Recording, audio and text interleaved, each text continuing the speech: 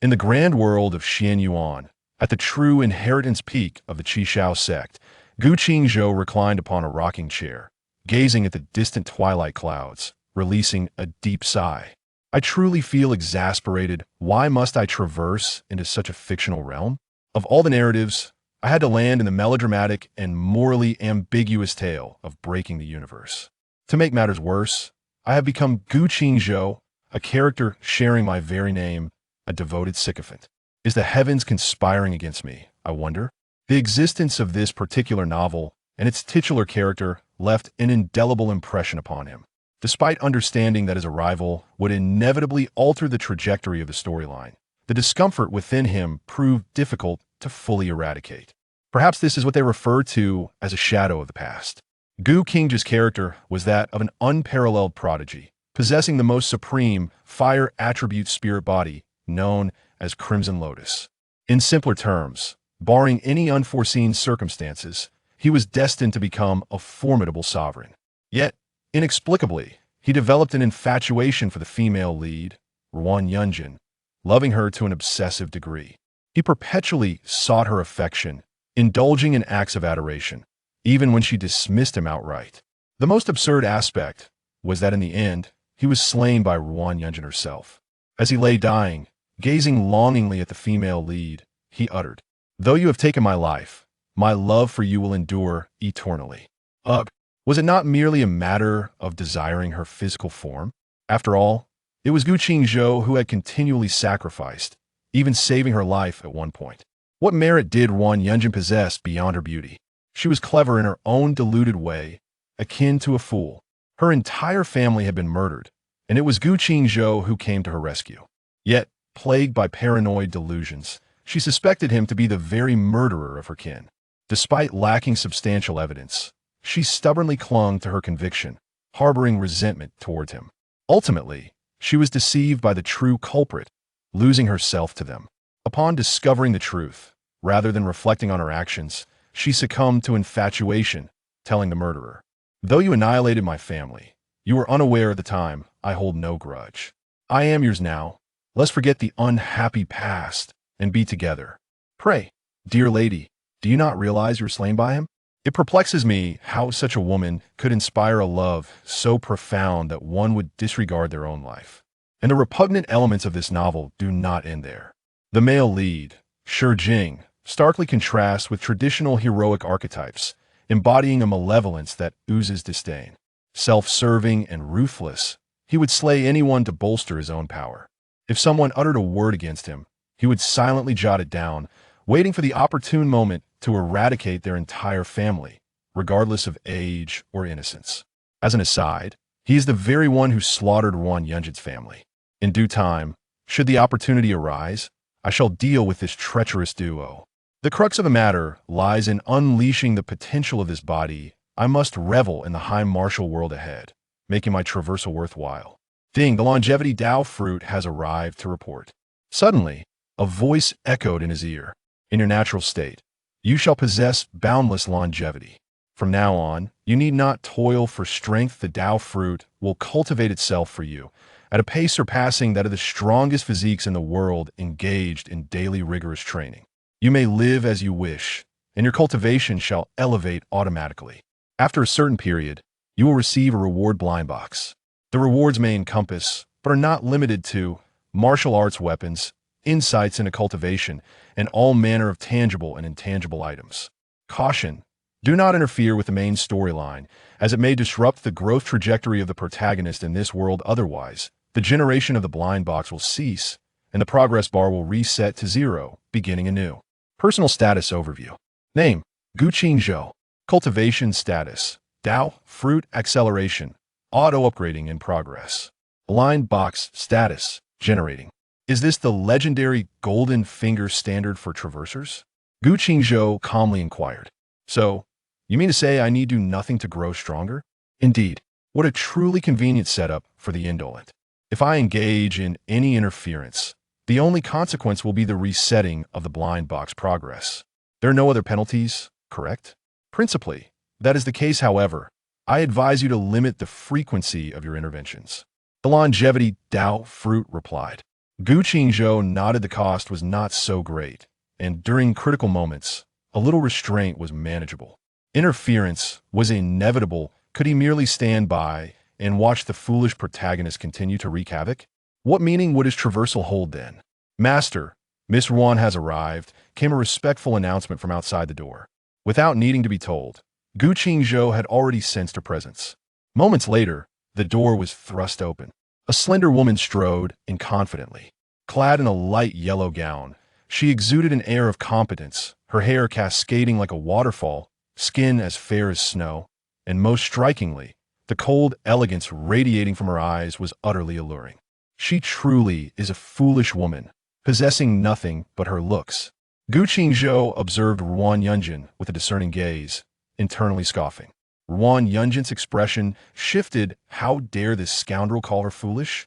Wait, he did not even move his lips. Could it be some form of telepathy? At that moment, Gu Qingzhou spoke in a dispassionate tone. Junior sister, your abrupt entrance into my abode seems rather impolite, does it not? Did I grant you permission to enter? I have no desire to engage in trivial conversations with you. I am here today to clarify certain matters. I do not harbor any affection for you. Your mere presence disgusts me. There is no possibility for us. Gu Qingzhou found her delusional and merely smiled. Indeed, if you had not come, I would have found time to tell you that we are indeed incompatible. Furthermore, since we are delineating our boundaries, let us do so clearly. I recall bestowing upon you numerous gifts in the past if convenient. Might you return them to me? In his memories, the items he had gifted were treasures of immeasurable worth. Such exquisite treasures are wasted on a fool who shares a bed with the murderer of her father. To ask for the gifts back? How shameless! She had expected him to plead pathetically once again. Yet, more critically, she heard Gu Qingzhou's thoughts. Damn, who sleeps with the murderer of their father? You're the real fool. A surge of fury welled within her, and she activated her storage ring, casting forth a multitude of items. Take them. They are all yours. Chapter 1. The Villain Script. In the grand world of Xianyuan, at the true inheritance peak of the Red Sky sect, Gu Qingzhou reclined in a rocking chair, gazing at the distant clouds at dusk, sighing deeply. I truly feel nauseated. Why must I traverse into such a novel world? Of all the narratives, I find myself ensnared in breaking the universe, a melodramatic tale devoid of moral integrity. And to make matters worse, I have become Gu Qingzhou, a character sharing my very name, a devoted sycophant. Is the heavens conspiring against me? This novel, along with the character that bears his name, left an indelible impression upon him.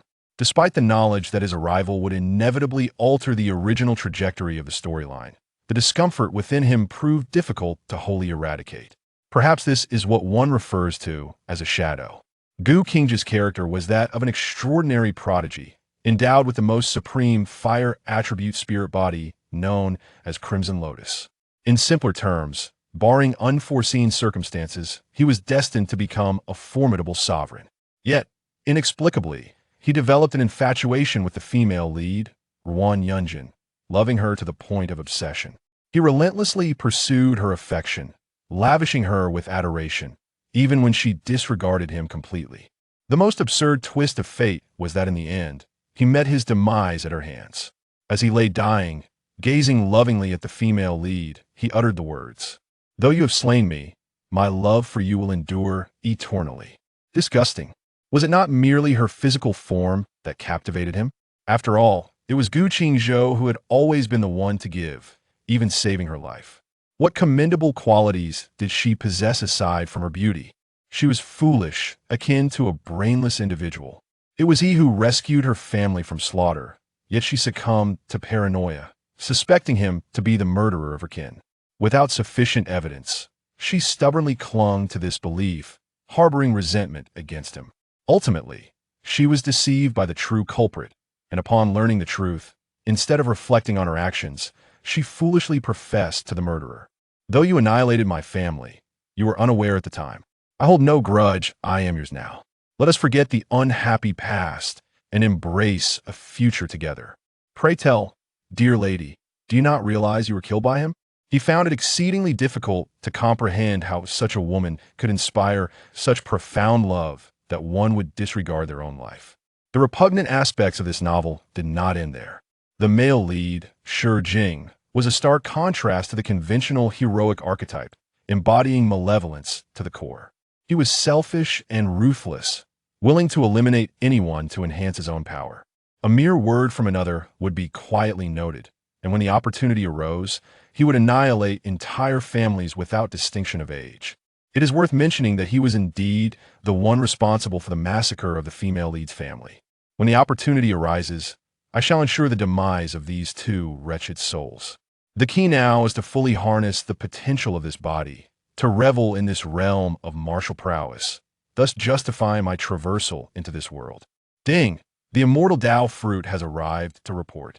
Suddenly, a voice echoed in his ear. In your natural state, you shall possess boundless longevity.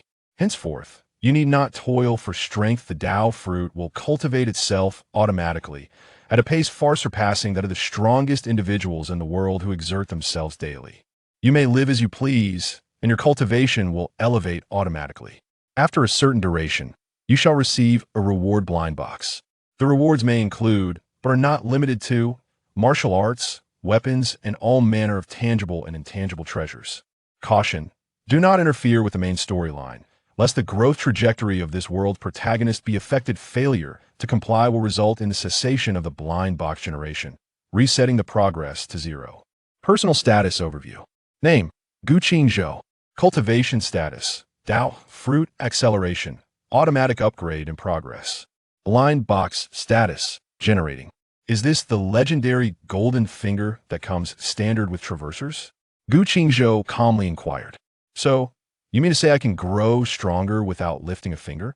Indeed, truly a hallmark of laziness. If I intervene, the only consequence will be the resetting of the blind box progress. There are no other penalties, correct? Principally, that is the case, but it is advisable to limit your interventions and not act too frequently, the immortal Dao Fruit replied. Qingzhou nodded. The cost was not excessively burdensome. At crucial moments, a little restraint was manageable. Interference was certainly unavoidable. Could he simply stand by and watch the protagonist continue to act with impunity? What meaning would his traversal hold then? Master, Miss Ruan has arrived, a respectful voice announced from outside the door. Without prompting, Qingzhou had already sensed her presence. In the next instant, the door swung open. A slender figure strode in with confidence. Clad in a light yellow gown, she exuded a crisp elegance, her hair cascading like a waterfall, skin as fair as snow, and most notably, the alluring aura emanating from her striking features. Truly a foolish woman, possessing nothing but this face, Qingzhou mused, regarding Ruan Yunjin with a discerning gaze. Instantly, Ruan Yunjin's expression shifted. This scoundrel dared to label her a foolish woman? No, he hadn't even moved his lips. Could he be employing some form of sound transmission technique? At that moment, Qingzhou spoke in a detached tone. Junior sister, is it not somewhat impolite for you to barge into my abode with such fervor? Did I grant you permission to enter? I have no desire to engage in trivial banter with you. I am here today to clarify a few matters. I do not harbor affection for you. Your mere presence disgusts me. Our paths are not meant to intertwine. Qingzhou found her behavior utterly nonsensical, offering a faint smile. Very well, in truth. Even had you not come, I would have found time to convey this to you. We are indeed ill-suited. Moreover, since we are delineating boundaries, let us do so clearly. I recall having gifted you many items in the past. If convenient, it would be best to return them to me. In his memory, the items he had given were all of considerable worth. Such treasures, wasted on a fool who would sleep with her father's murderer. To ask for them back? How shameless. She had anticipated that he would grovel for her forgiveness. Yet crucially, she heard Qingzhou's inner thoughts. How infuriating who sleeps with their father's murderer. You are the fool. A surge of indignation welled within her, and she activated her storage ring, releasing a multitude of items. Here, take them all. Chapter 2. Conflict. Who wants your filthy thing? What a farce. In the end, it's merely a matter of being duped by Shi Jing, leaving me in a haze of confusion for that goldenrod. The grudge of my annihilated kin can be easily cast aside. Humph, rubbish. Ruan Yunjin's face was as cold as frost, her delicate fist clenched tightly. This scoundrel, how dare he insult himself in his thoughts again? What a rascal. Furthermore, when have I ever been deceived by Shi Jing? Is he implying that Shi Jing is my enemy? But I don't even know this person. Unable to contain her displeasure any longer, she resembled a furious tigress as she demanded, "Do you know someone named Shi Jing?" Upon hearing this, Qingzhou couldn't help but express surprise. Why was this foolish woman suddenly inquiring about Shi Jing? They were not even acquainted yet. On the other hand, Shi Jing was well aware of Ruan Yunjin. Ever since he caught a glimpse of her beauty, he had become infatuated and resolved to claim her as his own. By now, Shi Jing had likely begun to orchestrate the scene for their first encounter. It was to occur in 7 days, as Ruan Yunjin ventured to the Wugao mountain range for training, providing them an opportunity to meet a cliché hero saving a damsel in distress, laden with numerous plot holes. Yet, this very rescue would inexplicably endear Ruan Yunjin to Shi Jing, sowing the seeds of their future calamity. Little did this foolish woman know that everything was merely a carefully crafted scheme by the cunning Shi Jing. She probably even reveled in the notion of having encountered her great hero. At this thought, Qingzhou suddenly felt an urge to curse the author behind this farce. Never mind. Let this pair of illicit lovers take their fateful step. After all, they were a match made in heaven, a perfect couple in their depravity. Ruan Yunjin fixed her gaze on Qingzhou, noticing his prolonged silence, which only fueled her impatience and anger. Simultaneously, Qingzhou's inner thoughts surged into her ears, driving her to the brink of despair. Who is the foolish one? Who is the harlot? Who could possibly be swayed by the tired trope of a hero rescuing a beauty, so adept at disparaging others, yet reluctant to speak candidly? What a farce for someone claiming to be the foremost in the Qingzhou sect. What kind of person is he? Mysterious and pretentious. She truly did not comprehend his intent. Or perhaps he was simply deranged, speaking with such conviction about future events. Who does he think he is? A great prophet? Speak, Ruan Yunjin demanded, her voice tinged with fury. Are you mute? This woman thinks she is conversing with someone of importance. Qingzhou remarked with a slight scowl, his demeanor indifferent. The Shi Jing you mention, I do not know. Ruan Yunjin was infuriated by his continued internal mockery, her tone dripping with impatience as she retorted. If you don't know him, then fine. But remember this, Qingzhou, from now on, we share no connection whatsoever. Qingzhou chuckled, relishing the prospect of never having to encounter this repugnant woman again. How self-important she was, believing that he could not survive without her. The world is vast, and there are countless beauties. With his looks and status, attracting admirers would be a trivial endeavor. How absurd. Qingzhou wore a serene expression, nearly broadcasting the words "how wonderful" across his face. Ruan Yunjin lightly bit her silver teeth, her graceful figure trembling slightly with anger as she lifted her foot to depart. Then, Qingzhou's voice echoed once more. Wait. Ruan Yunjin halted her steps, eager to hear what he wished to convey. If it was an apology, she would surely spit on the ground in disdain. However, the words that followed nearly rendered her faint with fury. Furthermore, in the future, should you wish to enter my home, you must first seek my consent. One ought to understand the rules. Understood. Ruan Yunjin gritted her teeth, her delicate visage flushed with indignation, evidently seething with rage.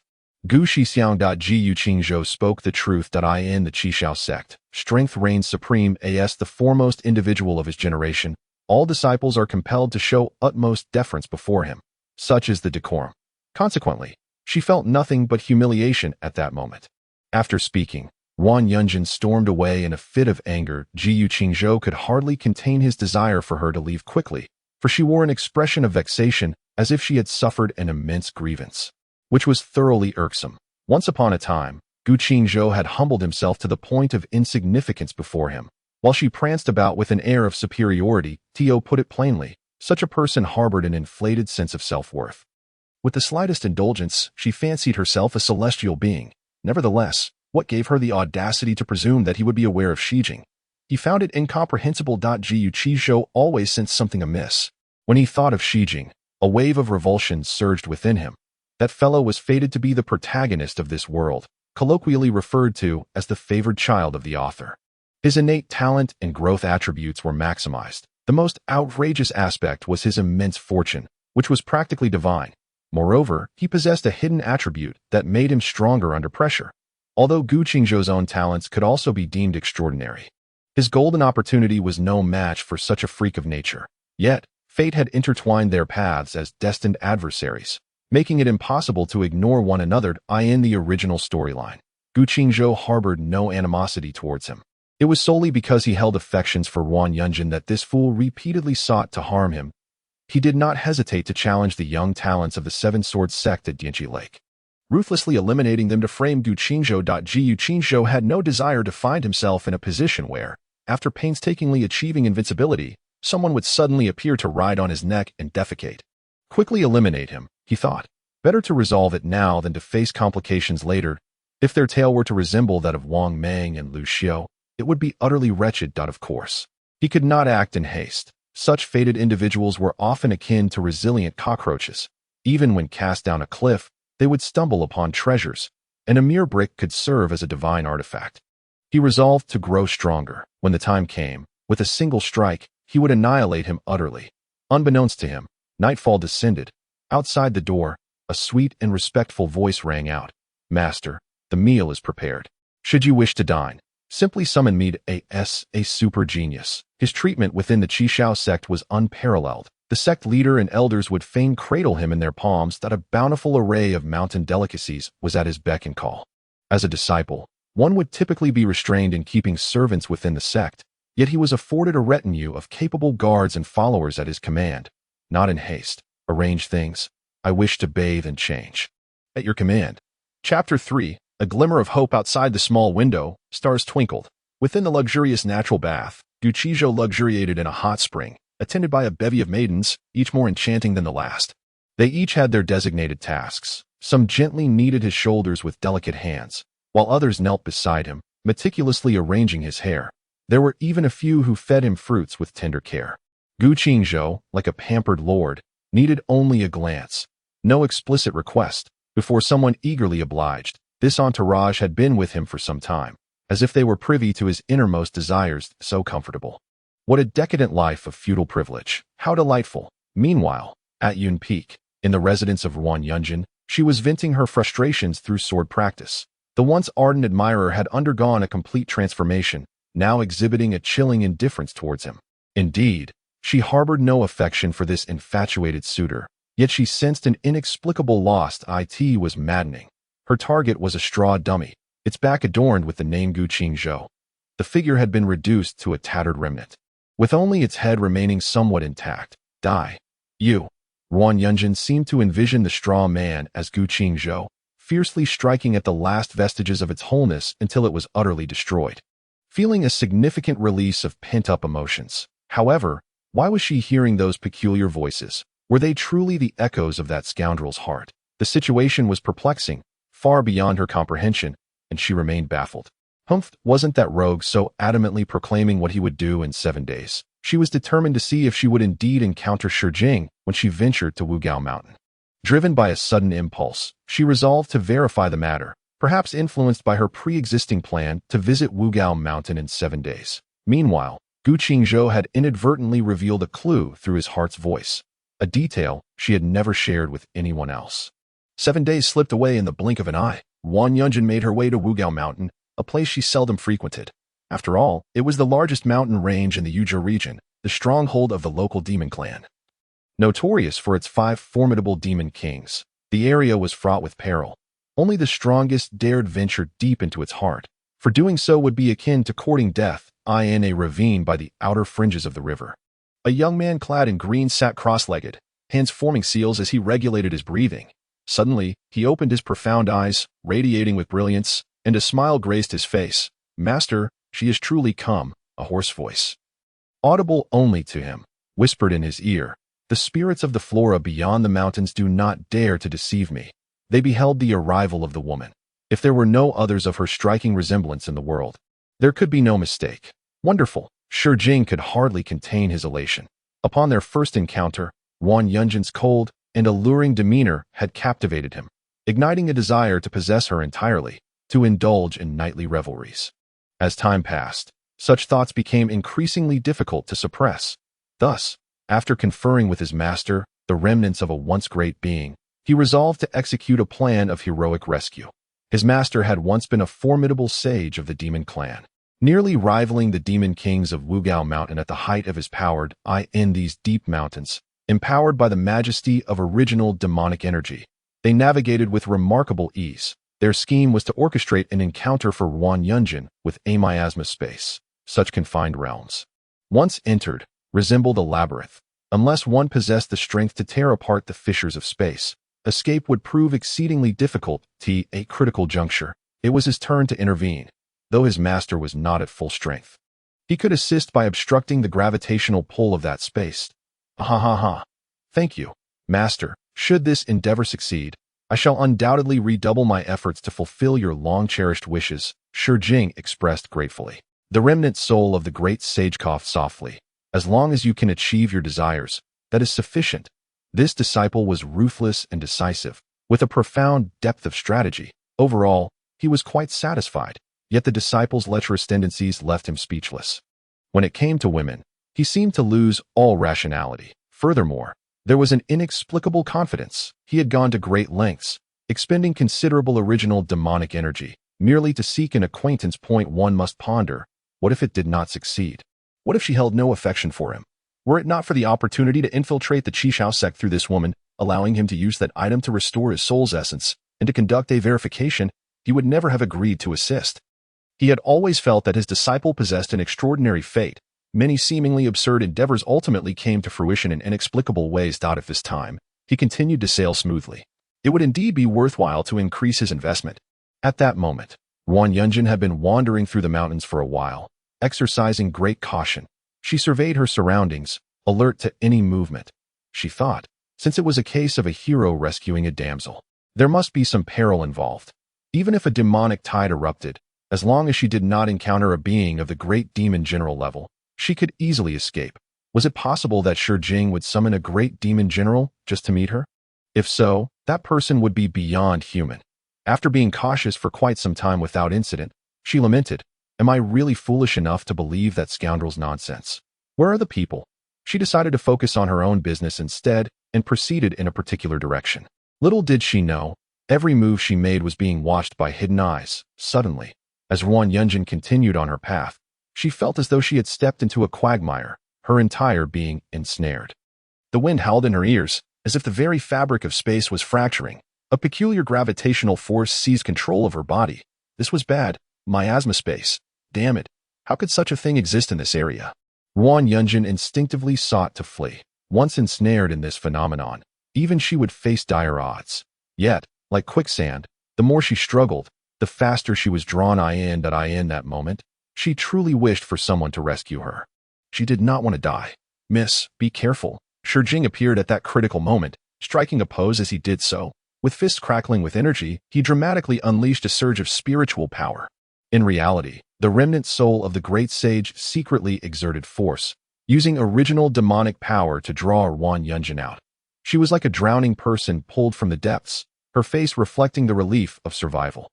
As her beautiful eyes turned to him, she noticed a handsome young man standing not far off, and felt a sense of affinity.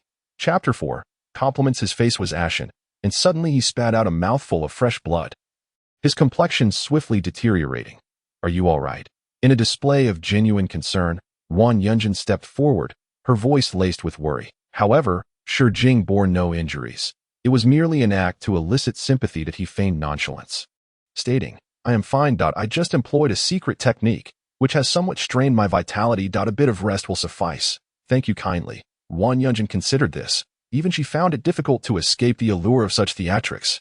The young man did not appear particularly formidable, and if he had indeed utilized some arcane method, it must have taken a toll on him. A flicker of remorse crossed her mind. Suddenly, an idea struck her, and she inquired, "By the way, what is your name, sir? Today, you have rendered me a great favor, and it would be prudent to know your name so that I may repay you in the future."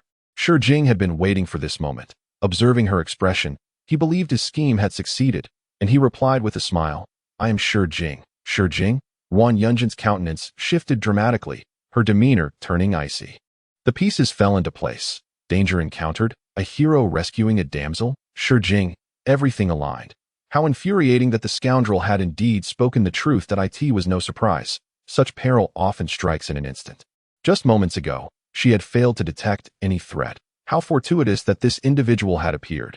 Most likely, he had orchestrated the entire scenario. If this were indeed the case, could it be that her family's murderer was not Qingzhou, but rather this Shi Jing? Had he schemed to meet her solely for this purpose? Might there be deeper intentions at play? With these thoughts swirling in her mind, Ruan Yunjin could hardly maintain a pleasant demeanor. She was reluctant to become the fool in Qingzhou's narrative. "What is it, miss?" Shi Jing inquired, bewildered that I risked severe injury to save you.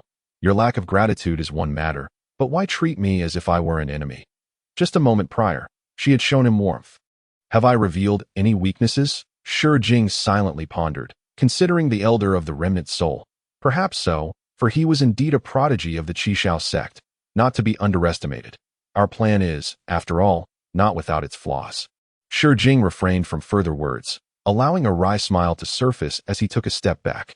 "Miss, there is no need to be afraid. I am not a villain." Ruan Yunjin feigned ignorance, her cold gaze scrutinizing him. Suddenly, the earth trembled, a tremendous roar emanating from the deep mountains, followed by a gust of fierce wind. The voice of the elder of the remnant soul reached Shi Jing's ears. "This is not good. It is the summoning call of the great demon leader of this cursed land. It seems a significant event is unfolding that we must take cover at once." With the demon leader's call, myriad beasts will gather. In such moments, my primal demon energy may not suffice. Shi Jing was taken aback but quickly turned his attention back to Ruan Yunjin, expressing his concern. "Miss, a beast tide is imminent. We cannot linger here. Just take care of yourself." Ruan Yunjin replied with a cold huff. In her perspective, this was likely yet another of Shi Jing's ploys. After all, what were the odds of encountering danger consecutively? Did he truly think her a fool? Shi Jing resolved to take one more gamble, stating, "Miss, come with me." Just then, a colossal eagle soared through the sky, comparable to a formidable demon of the spirit lake realm in human terms, and noticed something below, diving downwards. Caution was paramount. Without hesitation, Shi Jing positioned himself in front of Ruan Yunjin, only to be forcefully pushed aside by her. Subsequently, one beheld her ethereal figure drawing forth a 3-foot azure blade. A flurry of sword flowers ensued, reducing the massive eagle to mere fragments. Shi Jing stood dumbfounded. He had intended to feign injury under the guise of protection to elicit sympathy, yet the display of Ruan Yunjin's extraordinary prowess left him astounded. Perhaps it was best for him to mind his own affairs. Ruan Yunjin cast a disdainful glance in his direction, wiping the demon's blood from her blade. The voice of the remnant soul great sage echoed in his ears, advising, "Disciple, do not overexert yourself. Moderation is key. Execute the secondary plan." Shi Jing was engulfed by a profound sense of defeat. How had his scheme to ignite the flames of romance come to naught? Undeterred, he attempted to engage her once more. "Miss, might I inquire about your name? After all, we have crossed paths, and such fates are rare." Ruan Yunjin of the Qingzhou sect. The Qingzhou sect? You are indeed a distinguished disciple of that esteemed sect? Shi Jing displayed an exaggerated expression. Having failed one strategy, he was determined to conjure another. Since he could not play the gallant hero, he would resort to the path of adulation. Women, after all, are often easily swayed by flattery. How many can resist kind words? He resolved to adopt a humble demeanor, eschewing any semblance of arrogance. No wonder she was so exceptional that he reminisced. "In the past, I harbored a strong desire to join your illustrious sect. Yet various circumstances thwarted my aspirations. The Qingzhou sect must be quite grand, I presume." As he spoke, he deliberately allowed a look of longing to grace his features. Ruan Yunjin observed him, finding his antics amusing. Did he believe her to be naive? His acting was so clumsy it was as if he feared others might not recognize his charade. Additionally, she was curious about Qingzhou's potential reaction. The latter's sentiments towards Shi Jing were palpably unfavorable. Perhaps this would offer an opportunity to glean more intriguing thoughts. With this in mind, she smirked. Fortunately, after a while, one does not find it so impressive anymore. "By the way, you mentioned a desire to join our sect. Indeed, do you still wish to? Of course that I can assist you in gaining entry, as a means to repay your life-saving grace today. At this point, a bemused smile played on Ruan Yunjin's lips. Shi Jing was momentarily taken aback. Entering the Qingzhou sect had indeed been part of his plans, yet he had not even broached the subject. And here she was, anticipating his thoughts. "Miss Ruan, you are somewhat unpredictable." "Unwilling?" Noticing his prolonged silence, Ruan Yunjin raised an eyebrow. No, I am willing. Willing. Of course I am willing." Shi Jing nodded fervently. Only a fool would refuse such an opportunity. As the ancients say, the proximity to water allows one to reach the moon. Gaining entry into the Qingzhou sect would bring him closer to her. Sooner or later, Ruan Yunjin, this captivating enchantress, would find herself in his embrace. Ruan Yunjin then stamped her foot, soaring into the sky, her cold voice resonating. If you are willing, then follow swiftly. Throughout their return journey, Shi Jing lavished her with flattery. Miss, you are truly remarkable. Miss, you must be outstanding within your sect. Miss, I even believe you are the most exceptional disciple in your sect. His incessant chatter irked Ruan Yunjin. Why was this person so verbose? Much like the former Qingzhou, that individual, at the very least, is not so naive, and their prowess is far beyond what this person can compare to. Even someone as exceptional as she cannot help but acknowledge that he is truly remarkable. It is almost fair to say that he has single-handedly borne the banner of the younger generation of the Qingzhou sect to the outside world. With but a flick of his hand, he has rendered the talents of several other super sects in the eastern region unable to raise their heads in his presence. Chapter 5. Feeling good. At last, she could no longer endure it. Could he not utter so many meaningless words? Shi Jing fell silent at once, utterly bewildered by the state of the world. Sister, I am merely paying you a compliment. I saved you. What have I done to deserve such treatment from you? As the sun began to rise, radiating purple aura from the east, Qingzhou, having enjoyed a restful night, awoke early. A sudden inspiration struck her, prompting a decision to witness the sunrise. Thus, accompanied by a throng of attendants, she set forth in grand procession to the peak. He donned an exquisite white robe, flanked by a multitude of servants, the 4 spirit guards, and 12 Yuanshan envoys. His most devoted followers were all present, surrounded by this retinue. Qingzhou shone like a radiant moon amidst the night. He gazed quietly at the sun slowly ascending in the eastern sky, feeling an overwhelming surge of power coursing through him. He then summoned the personal information panel of the Longevity Dao Fruit. Name: Qingzhou. Age: 20. Realm: 7th transformation of the false body. Physique: Red Lotus Fiend body. Martial arts: Qishao Cannon, Hanhai swordsmanship, upside down infinite skill. True body of the great demon, 9 transformations of the Red Lotus scripture, Azure Dragon in the sleeve. Weapon: the legendary sword Tianwen wielded by ancient supreme beings. Eli the sword of the infamous emperor. Special items: fiery Red Lotus seed. Fragment of the devouring heart seal. His gaze was particularly drawn to the progress bar, symbolizing the blind box experience, which was now full, suggesting that a change was imminent. In the next moment, a chime sounded. Ding! The blind box has been generated and will automatically open. Reward: legendary divine ability dash, drawing boundaries. Qingzhou's heart trembled with excitement. After so many days, the reward had finally arrived. In an instant, he felt an influx of insights in his mind, as if muscle memory had been implanted within him. Upon closer examination, he discovered that the effect of this divine ability, as the name suggested, was to confine a person. However, the method was undoubtedly flamboyant. It allowed one to conjure a small space out of thin air, serving as a prison for the captive. The long wait had not been in vain, and Qingzhou was filled with immense joy. The so-called legendary divine abilities are generally assessed based on the creator's cultivation and various other factors. To be classified as a divine ability creator, one must be at least at the 9th level of tribulation. Legendary abilities, by their very name, correspond to the realm of legend. The divine abilities of a legendary being are considered superlative even within the broader context of the Xianyuan Great World. This particular divine ability was also renowned within the original narrative of the novel, rivaling even some path master-level divine abilities that involve the powers of time and space, shrouded in mystery. Those beside Qingzhou felt an overwhelming aura emanating from him in that instant, far more exaggerated than at any previous moment. Clearly, he had made significant strides in his cultivation, and the crowd exhibited expressions of admiration mixed with excitement. Truly, he is the esteemed young master whom we follow, a paragon of humility who predominantly resides in this eastern domain.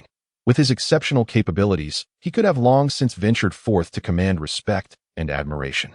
Among the prodigies of the desolate realms, he undoubtedly stands as a paragon of excellence, even rivaling those on the Qingyun ranking of the central continent. A middle-aged man, whose visage resembled that of a rat, knelt on one knee, fervently extolling praises. Congratulations, young master, on achieving great mastery. Observing this, the others hastily followed suit, kneeling as well. Congratulations, young master, unparalleled in eternity.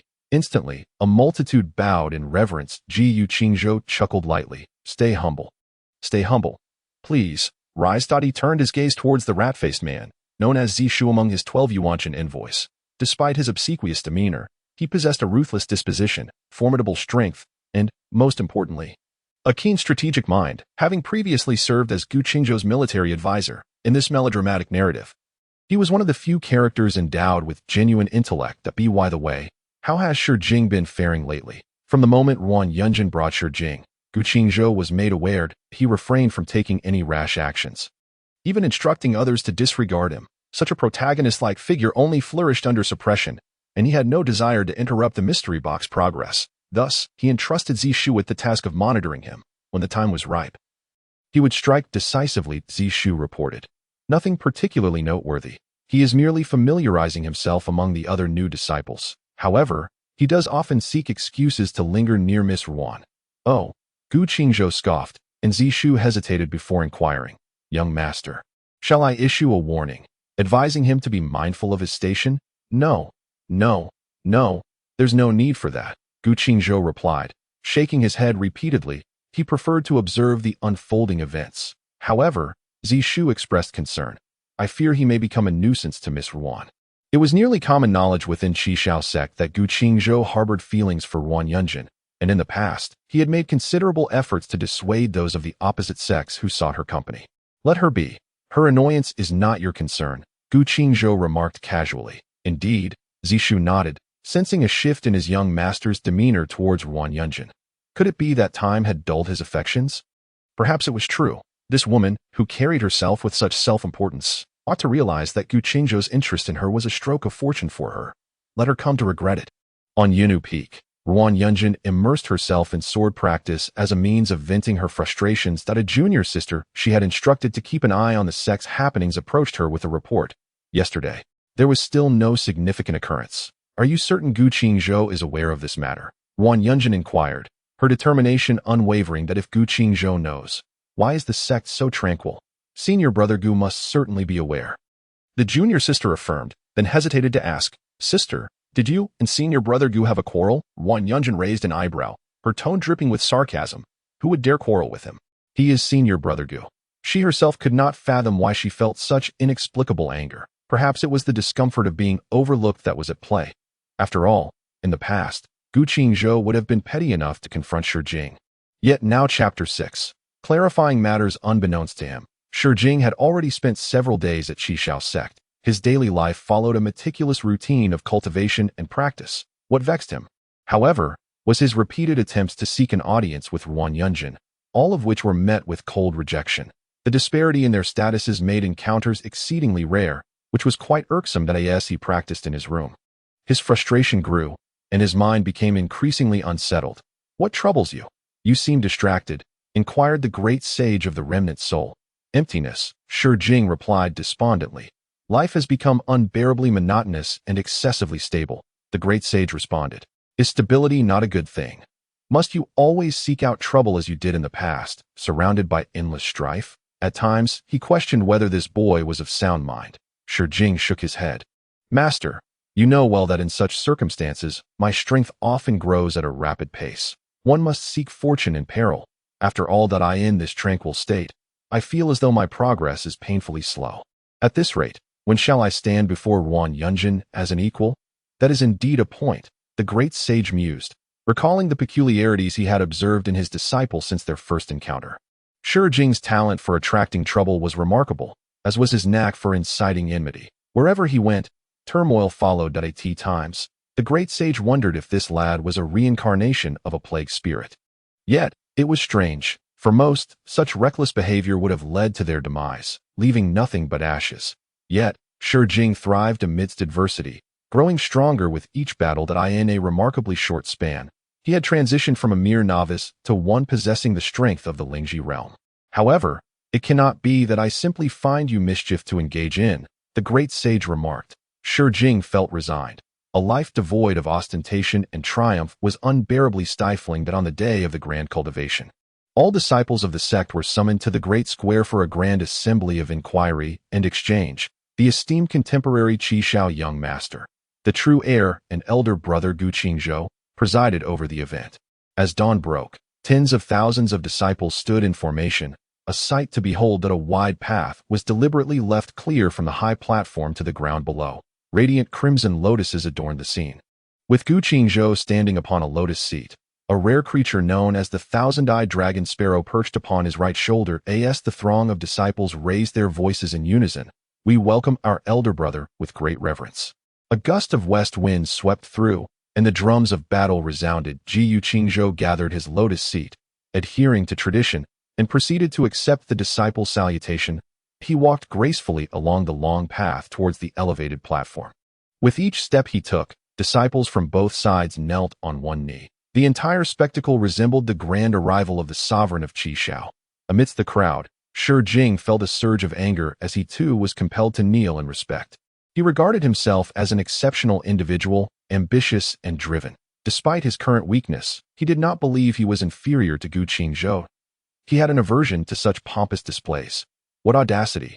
Who are you to demand my submission? Just wait. One day, everything you possess will belong to me. Shi Jing, that I shall dismantle you piece by piece, your soul eternally bound, leaving you to suffer in a state of limbo. Gu Qingzhou merely wished to expedite the proceedings and conclude the ceremony with minimal fuss. Upon reaching the realm of the One could be regarded as a formidable powerhouse even within the vast expanse of the Eastern domain. Casting a glance into the crowd, he fortuitously locked eyes with the resentful. Damn it, this is truly a fool. Did I kill his mother or something for him to stare at me like that? Not far from him, also pouted in his direction, a hint of confusion etched on her face. Listening to his thoughts, it seems this scoundrel harbors a deep disdain for. Why has he remained unresponsive for so long? Given his usual temperament, he should have acted against by now. Meanwhile, sat cross-legged upon the high platform, contemplating. The ancient ruin, as its name suggests, is a relic of antiquity, remnants of powerful beings or sections. This realm is rife with martial prowess, yet it has also witnessed countless cataclysms throughout history. Many once mighty beings have been buried by the passage of time. These most renowned for its a history that can be traced back to the era of the Buddha and the Taoist patriarch, claiming to be the cradle of martial arts in the world. The originating from the medieval period is a small space created by a legendary powerhouse known as, which almost laid the foundation for its meteoric rise. Most significantly, here, successfully laid claim to, and the two of them engaged in a clandestine affair. Should I intervene? After a moment of contemplation, decided against it. The treasures within the ancient ruin were tailored specifically for, rendering them of no use to him. If he were to meddle, he risked inadvertently enhancing his attributes and allowing him to obtain even greater rewards, which would be absurd. He resolved to continue following his own path. After all, it had only been a short while since he had attained such strength. Even if were to traverse the ancient ruin, the enhancement to his power would hardly match the speed at which cultivated his own Dao Fruit. With this thought in mind, he turned his head only to suddenly notice, gritting her teeth. Her face flushed with anger as she glared at him. This scoundrel's thoughts were utterly shameless. Did she truly possess such foolishness? Bah! How dare he? Were it not for the peculiar circumstances, she would have been unable to restrain herself from demanding clarification. At this moment, as thoughts had indeed crossed a line of prescience, she found it exceedingly hard to believe. Moreover, as one of the few large ruins available for disciples to undergo training, had an unpredictable opening schedule, determined by the upper echelons based on the stability of the spatial storms. It wasn't exactly a core secret. If it were to open, there was no reason for it to be unaware while was privy to such information. Additionally, who was the so-called lewd author penning such descriptions? She felt her mind teetering on the brink of chaos. In contrast, meeting her gaze, merely cast a cold glance away as the assembly was nearing its conclusion. An elder approached to announce that everyone should remain, as some prominent figures would soon arrive to convey an important message. It is likely related to the ancient ruin, mused silently. S mouth fell slightly agape. Could it be? Am I to be subjected to yet another prophecy from this scoundrel? Chapter 7. The clown. Moments later, the third elder of the lineage graced the gathering. He briefly spoke of the imminent opening of the, inviting interested disciples to register thereafter. The reason for Zhuang Kai's solitary visit was to seize the opportunity, while Gu Qingzhou and the others were present, to create a chance for the treasured gem of the entire sect to engage with his beloved goddess. He turned his gaze towards Gu Qingzhou, stroking his graying beard, and said, "Qingzhou, it is time for you to exert yourself a little, and you, Yunjin, you too shall lead the way." The implicit matchmaking intent in his words was unmistakable to all. Observing the two, one seated in meditation on the lotus platform, Qingzhou exuded an indescribable air of majesty and nobility. Standing beside her was a slender figure clad in a flowing azure gown reminiscent of celestial beings. Truly, they embodied the perfect match of talent and beauty, a union ordained by heaven. Meanwhile, beneath the stage, Shi Jing's fingers were nearly crushed from clenching so tightly, filled with a mix of resentment and fury. He mentally cursed the third elder and his ancestors for 8 generations. The old fool, with nothing better to do, meddling in such matters. Just wait. I shall deal with all of you in due time. Everyone else stood in stunned silence. This was not something one would expect Qingzhou to say in the past. It seemed that Qingzhou was utterly enamored with Ruan Yunjin. Had a rift occurred? Third elder Zhuang Kai was equally bemused. Qingzhou, are you certain? Absolutely. But why? His inquiry mirrored the curiosity of many gossip-mongers present. Ruan Yunjin was particularly displeased, feeling as though she was being dismissed alongside Qingzhou. How dare he? Shi Jing was equally vexed, pondering who granted Qingzhou the audacity to slight his goddess in such a manner. Just wait. I will make you pay dearly. Then, he reconsidered. Wasn't it actually beneficial for Qingzhou to refuse? At this moment, Sister Ruan must feel quite embarrassed, and it was the perfect opportunity for him to step in and bolster her spirits. He silently plotted. Gu Qishou found the elder rather bothersome. Why must there be so many questions? This dilapidated ancient ruin holds no significance for me. The only worthwhile item within is that precious herb, which is ensnared by the remnants of a legendary power. While the other items, like the 9-turn pill, are merely trifles for novices, since there are no benefits, why bother accompanying this foolish woman? Watching her embrace the enemy as kin, he had no time for it. Nor did he wish to see Ruan Yunjin. With that, he boldly strode away. Upon hearing Qingzhou's thoughts, Ruan Yunjin was filled with indignation. That scoundrel had the audacity to call her a foolish woman. Only a pig would mistake the enemy for a parent, and to claim he did not wish to see her, as if she longed for his presence. What sort of person was he? She resolved to investigate whether there was any truth to Qingzhou's claims. Elder, it matters not if he does not go. I shall. With that declaration, she promptly descended from the stage. The entire assembly was left in a state of shock. Was this truly an argument, or had Gu Shixiang finally lost patience with this woman? As Ruan Yunjin approached his side, Shi Jing instinctively stepped forward, only to be restrained by someone nearby. What are you doing? Can't you see sister is coming over? Do you not understand the rules? You must make way. Shi Jing let out a scoff, disregarding the warning and advancing forward. Someone explained, Shi Jing was brought up the mountain by sister. Their bond is close, and our circumstances are not the same. What of it? Just because there is a connection, does that make one exceptional? That individual fumed silently. Shi Jing shot him an irritated glare. Truly a small bird attempting to gauge the flight of a swan. What did it matter to Qingzhou? Did he fear him? On the contrary, he welcomed the challenge. The more he was suppressed, the stronger he would become. Subsequently, he paid no further heed and approached Ruan Yunjin, and he meticulously arranged his words, adopting the guise of a considerate elder brother, revealing a self-assured smile that he fancied charming, and said, Senior sister, get lost. Ruan Yunjin retorted with unrestrained severity, as if venting all her pent-up fury upon him. Shi Jing was taken aback, stammering an explanation. Senior sister, I merely wished to. Before he could finish, he found himself under Ruan Yunjin's imposing gaze. Did you not hear me? I told you to get lost, stay far away. Your presence is irksome. With that, Ruan Yunjin briskly departed. A quiet chuckle rippled through the crowd, with some voicing their sarcastic remarks. Oh dear, wasn't it said that someone had a close relationship with the senior sister? How has he become the punching bag instead? It is indeed vital to possess self-awareness.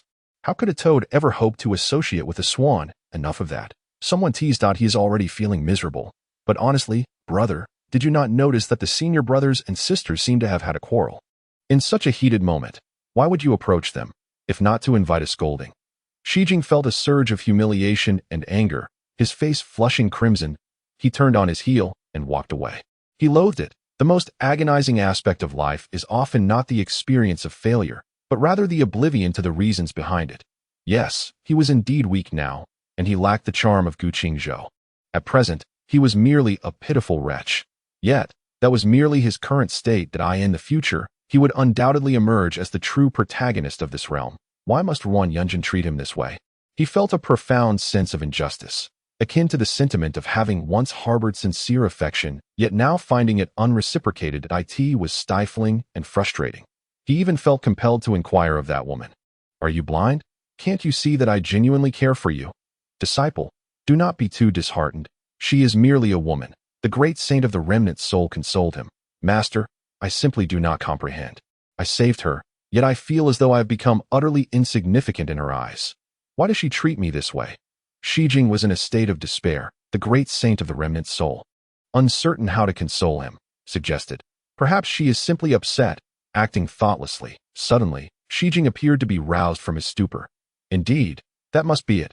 Master, I suspect it may not only be that you think she is testing me. After all, she has always maintained a cold demeanor. Such a person would never easily open up to another. Yet, once she does, it signifies a bond of life and death, unwavering and eternal. Shi Jing grew animated. I shall temper my arrogance and impatience, and continue to strive. Master, I wish to register for the ancient ruins. To accompany her, he found himself quite fond of such seemingly perilous places. Every visit to such locales brought him bountiful rewards, as it had always been the case. Chapter 8. Destiny. In the northern region of Yuzhou, beneath the waters lies the famed entrance to the Elysium ancient ruins. Ruan Yunjin had arrived here 2 days prior, leading a contingent from the Qingzhou sect. The opening of the ruins relies heavily on conditions such as spatial stability, making it impossible to pinpoint an exact date for their activation. Apart from the Qingzhou sect, the other two of the three great super sects of Yuzhou, the Jiue Beast God sect and the Bingmo sect, have all gathered here. The Bingmo sect is led by the master brother of the devil-worshipping lineage. Jiang Ziliu, Duan Hongjian, and Ruan Yunjin have always been rivals, as they are of similar age, both having achieved fame at a young age and possess comparable strength. Furthermore, their differing styles of beauty and demeanor often lead to comparisons between them. If Ruan Yunjin's beauty is characterized by an innate coolness and ethereal grace, today she dons a luxurious red gown and takes the initiative to approach the pensive Ruan Yunjin by the riverbank. What brings you here? Ruan Yunjin's expression is far from welcoming. Is this place your family's? Am I not allowed to come? Duan Hongjian does not indulge her, having just arrived and noticing Qingzhou's absence. She seeks out this woman. By the way, where is young Master Qingzhou? Aren't you two usually inseparable, like conjoined twins? Unbeknownst to her, a twinge of sourness stirs within her as she speaks. Who is conjoined with him? You think I am like you, lacking in self-awareness. Ruan Yunjin, irritated by her presence, wishes to leave. Could it be that someone is feigning reserve, causing others annoyance, and has chosen to ignore them? Surely not. Ruan Yunjin's beautiful eyes widen as she glares at her and swiftly departs. Duan Hongjian, perceptive as she is, instantly realizes her guess was correct. Indeed, that fellow Qingzhou has always been proud. Even if this woman descends to the mortal realm, she cannot captivate him forever. That a sense of inexplicable joy washes over her. To speak candidly, if one were to disregard their antagonistic identities, the prospect of Qingzhou becoming her partner would fulfill all her fantasies. Individuals as handsome and powerful as him are indeed rare in this world. Suddenly, the river water begins to rise and churn, as if a great cauldron has been set ablaze, with red mist swirling about. On the surface of the river, glimpses of blue lotuses and red lotus roots can be seen, accompanied by faint, alluring melodies, a cacophony of mingling voices from countless men and women. It is profoundly bizarre. Duan Hongjian's face brightens. At last, it has arrived. The imagery emerges, and the gates swing open. In the next moment, countless figures from both banks soar upwards. The banners are unfurled, and the waterways are set in motion. Today, in addition to the people from the three major sects, many outsiders and local minor sects, eager to seize their ambitions, have come to try their luck. Duan Hongjian is the first to dart into the fray, followed closely by Ruan Yunjin and the others, although she leads the group. She is not a caretaker. The purpose of their outing is to hone their skills, and she merely ensures that no large-scale casualties occur. While the ancient ruins are vast, the entrance is limited in space. A throng of people jostles and struggles to push forward. Soon, the three notorious figures from the Bingmo sect, greed, hatred, and delusion, arrive to maintain order. With a swift display of force, they drive away a multitude of insignificant individuals. Shi Jing, arriving slightly late due to the distance, approaches the entrance only to be obstructed by the sharp-featured greed. Halt. Only the strong may enter. Do you not understand? Greed's companions, hatred and delusion, chuckled derisively at the remark. You start a war? What do you think you are? Is there a hint of awareness in your heart? If you were the esteemed young master Qingzhou, I would kneel and slap my own face without a second thought today. But alas, you are not. It is evident that you are merely a newcomer, oblivious to the rules, daring to act recklessly, as if the king of hell has lent you his audacity, that I shall reiterate one final time. Remember this well.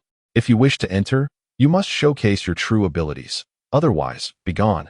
Seek your own demise. The spiritual power surged within Shi Jing's palm, and he struck fiercely. However, the old monster, greedy and cunning, moved with swiftness that belied his appearance.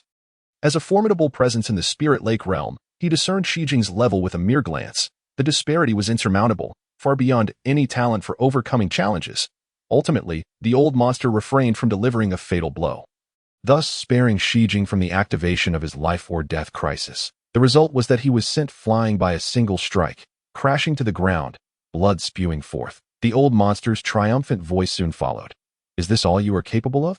I expected something more impressive than a mere spirit spring, daring to intrude upon the ancient ruins. How foolishly unaware you are of your own limitations. If only your strength matched your bravado. A jester. Indeed, by the way. Your Qingzhou sect seems to be deteriorating rapidly. What kind of newcomers are you recruiting? One of the Qingzhou sect members could no longer contain himself. Hey, if you're criticizing this kid, keep our sect out of it. All right. It's perfectly normal to have a few dregs among a batch of recruits. You make it sound as if your demonic plague sect is something formidable. In terms of talent, what does your young master of the demon even amount to? If I recall correctly, he challenged our brother Gu over 20 times in 1 year, each time facing utter defeat. This individual is a renowned senior disciple of the Qingzhou sect. The three monsters, seething with rage, remained silent, as it was an undeniable truth. Shi Jing clenched his fists, silently reassuring himself, be at ease. Be at ease. This is merely a trial for my growth. These wretches, I shall eventually make them pay for their ancestors' misdeeds. Today's grievances shall be repaid 100-fold in the future. Disciple, where do you intend to go? The great sage of the remnant soul inquired helplessly. Shi Jing walked downstream along the riverbank, seeking a body of water into which he could leap.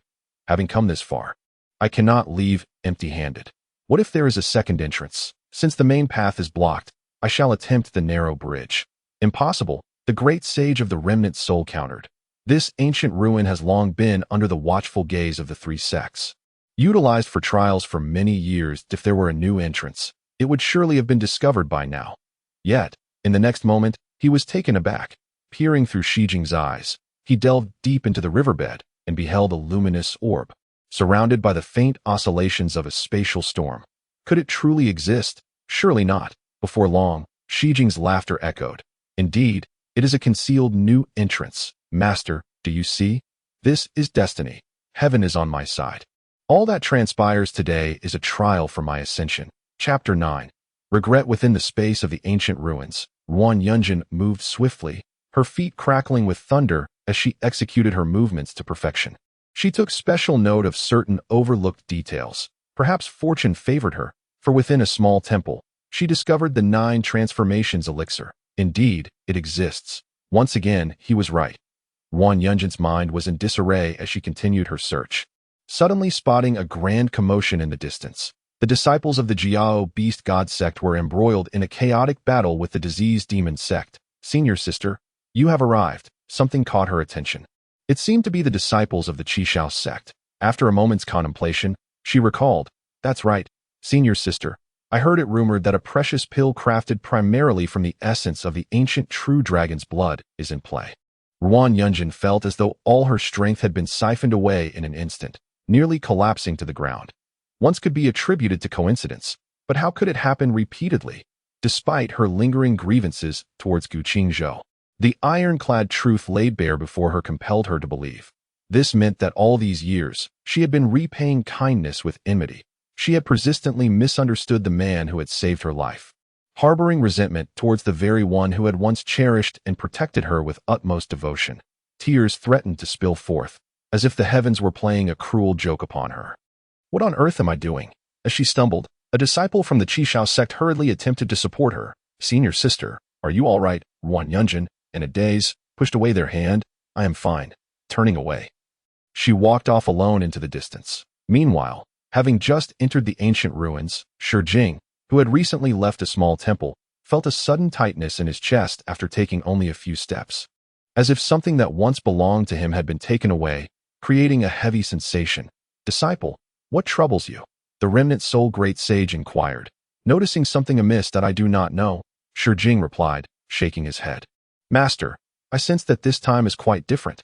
Although I have often faced misfortune, there has always been something good waiting for me. This time, however, it has been nothing short of convoluted, and yet I have not encountered anything of value for so long." The remnant soul great sage was at a loss for words. Perhaps if you search a bit longer, you may encounter something that he no longer dared to underestimate Shi Jing's fortune. At times, the boy seemed like a favored child of the heavens.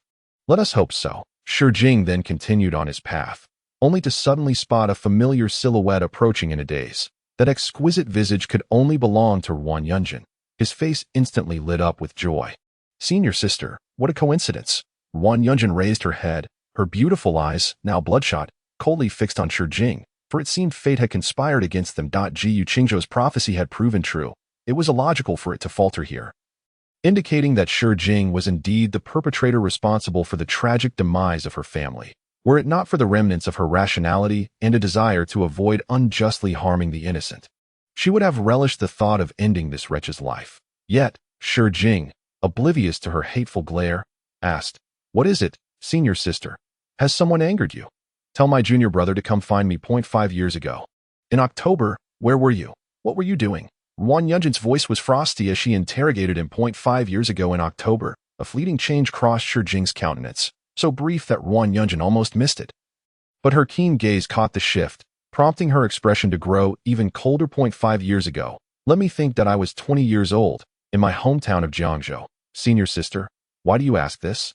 Shi Jing feigned ignorance, all the while calculating why Ruan Yunjin had suddenly broached such a sensitive moment in time. The sense of foreboding subtly gripped him, yet he was reluctant to accept it. At that moment, what was your level of cultivation? I was in the body tempering stage. Perhaps I had not even begun my practice. It has been so long that my memory fails me. Body tempering? What a farce. You mean to say that you reached your current level at the age of 20? What kind of genius could achieve such a feat? It is nearly impossible for anyone to become a formidable practitioner if they only commence their cultivation at 20, as their meridians would be entirely closed, and the path to the great Tao would be barred to them. This is common knowledge. The liar with a mouth full of deceit. The gaze of Ruan Yunjin grew increasingly frigid, her delicate hand resting upon her sword. "This is peerless, disciple. She intends to kill you. I suspect she is likely connected to that family, a remnant of theirs. Flee at once." A myriad of emotions swirled within Shi Jing. He had considered this possibility, yet was unwilling to accept it. Ruan Yunjin could very well be the vile spawn left behind by the man with whom he shared a deep-seated enmity. Is she not surnamed Ruan? He truly could not come to terms with it. He pondered why. No matter how earnestly he expressed his feelings for her, she remained unyielding, always retorting with harsh words. It turned out she was of lowly birth, her very essence tainted with ignoble blood. The two of them had never been suited for one another.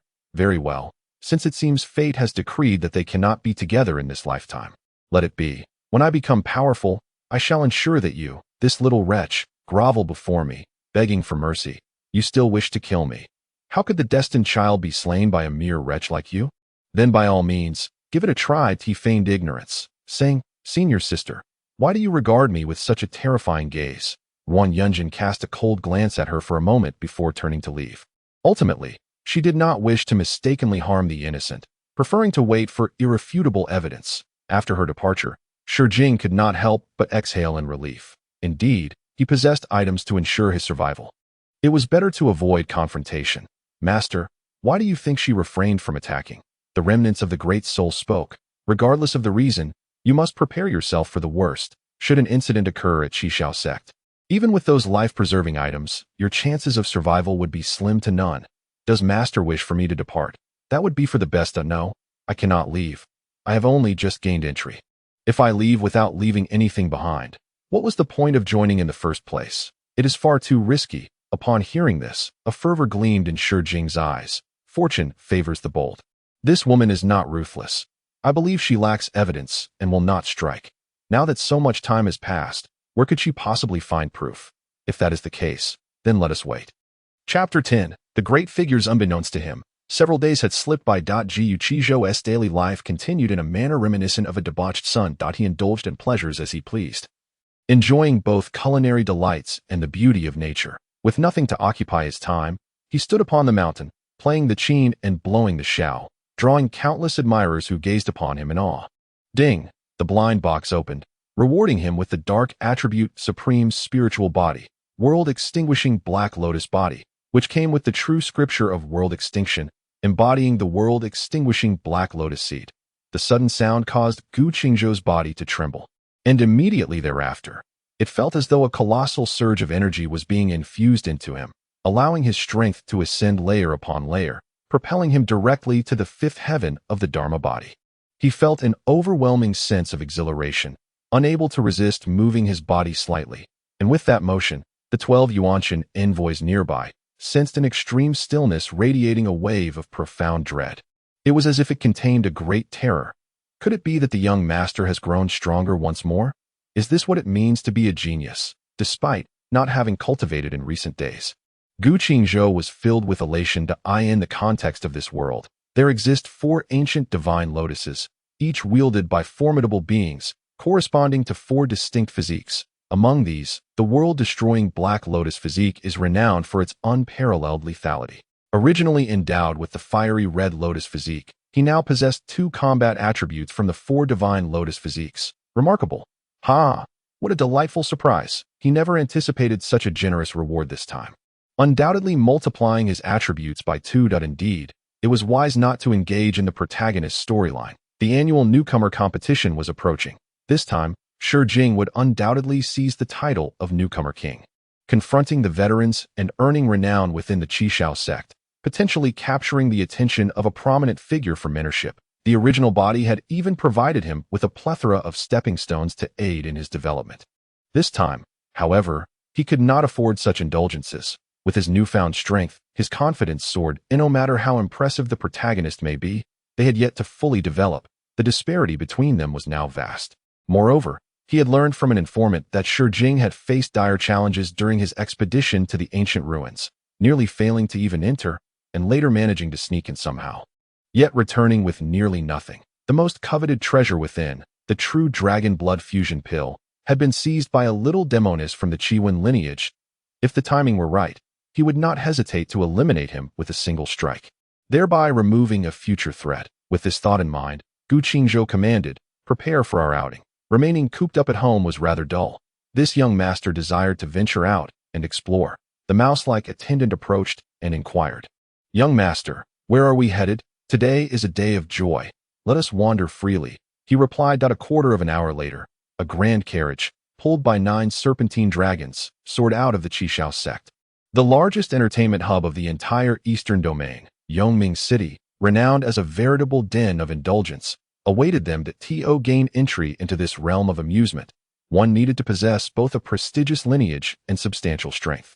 Otherwise, the city gates would remain firmly shut. From a distance, Qingzhou instructed his entourage to conceal their belongings. Having ventured out with great effort, he found ostentation rather tiresome. To truly enjoy, one must blend in with the common folk. Upon donning attire devoid of any distinguishing marks, they entered the city gates, and Qingzhou's excitement heightened. Addressing his retinue, he declared, "Today, we shall indulge freely. All expenses are on me." As they strolled through the bustling streets, they beheld an abundance of creatures, flying in the sky, crawling on the ground, and swimming in the sea. A myriad of beauties from various races and beast-eared maidens surrounded them, captivated by the splendid array of shops. One establishment, a treasure box shop, caught Qingzhou's attention. Treasure boxes were relics from the ancient ruins, dating back to an era known as the Epoch of Treasure Boxes.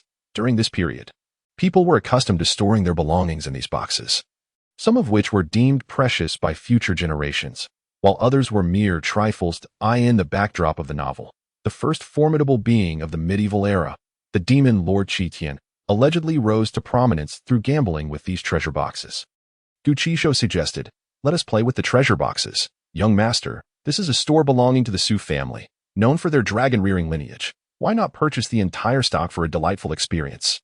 It wouldn't cost much," the mouse-like attendant proposed. Beside them, someone overheard and scoffed, "Where did this bumpkin come from? Do you even know how much one costs?" And you've bought them all. Gu Qingzhou shook his head, murmuring, forget it. Let's keep a low profile. Making such a ruckus is too much. He inquired of the plump vendor with small eyes. How much are you selling them for? 100 spirit crystals each, came the reply. The nearby Qianlong, a man of integrity who consistently looked out for Gu Qingzhou, interjected, why is it 3 times more expensive than usual? You aren't trying to take advantage of us outsiders, are you? There are plenty of outsiders here.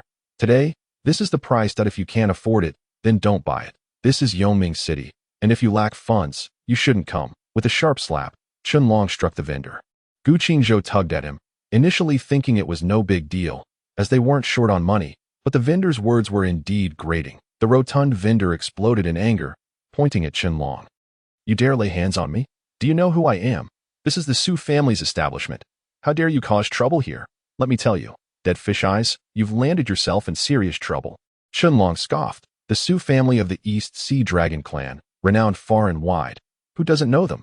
What now? Are you threatening us? You haven't even mentioned that your family's little dragon lord is like a grandson in front of his young master, frequently coming to deliver dragon meat and ingratiate himself. Ask your little dragon lord if he has the guts.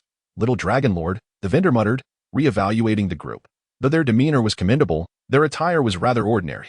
Immediately, he retorted, you lot think you can make me ask my little dragon lord, truly unaware of your own insignificance. However, in the next moment, the usually taciturn Hu took action. He noticed Gu Qingzhou frowning, seemingly growing impatient.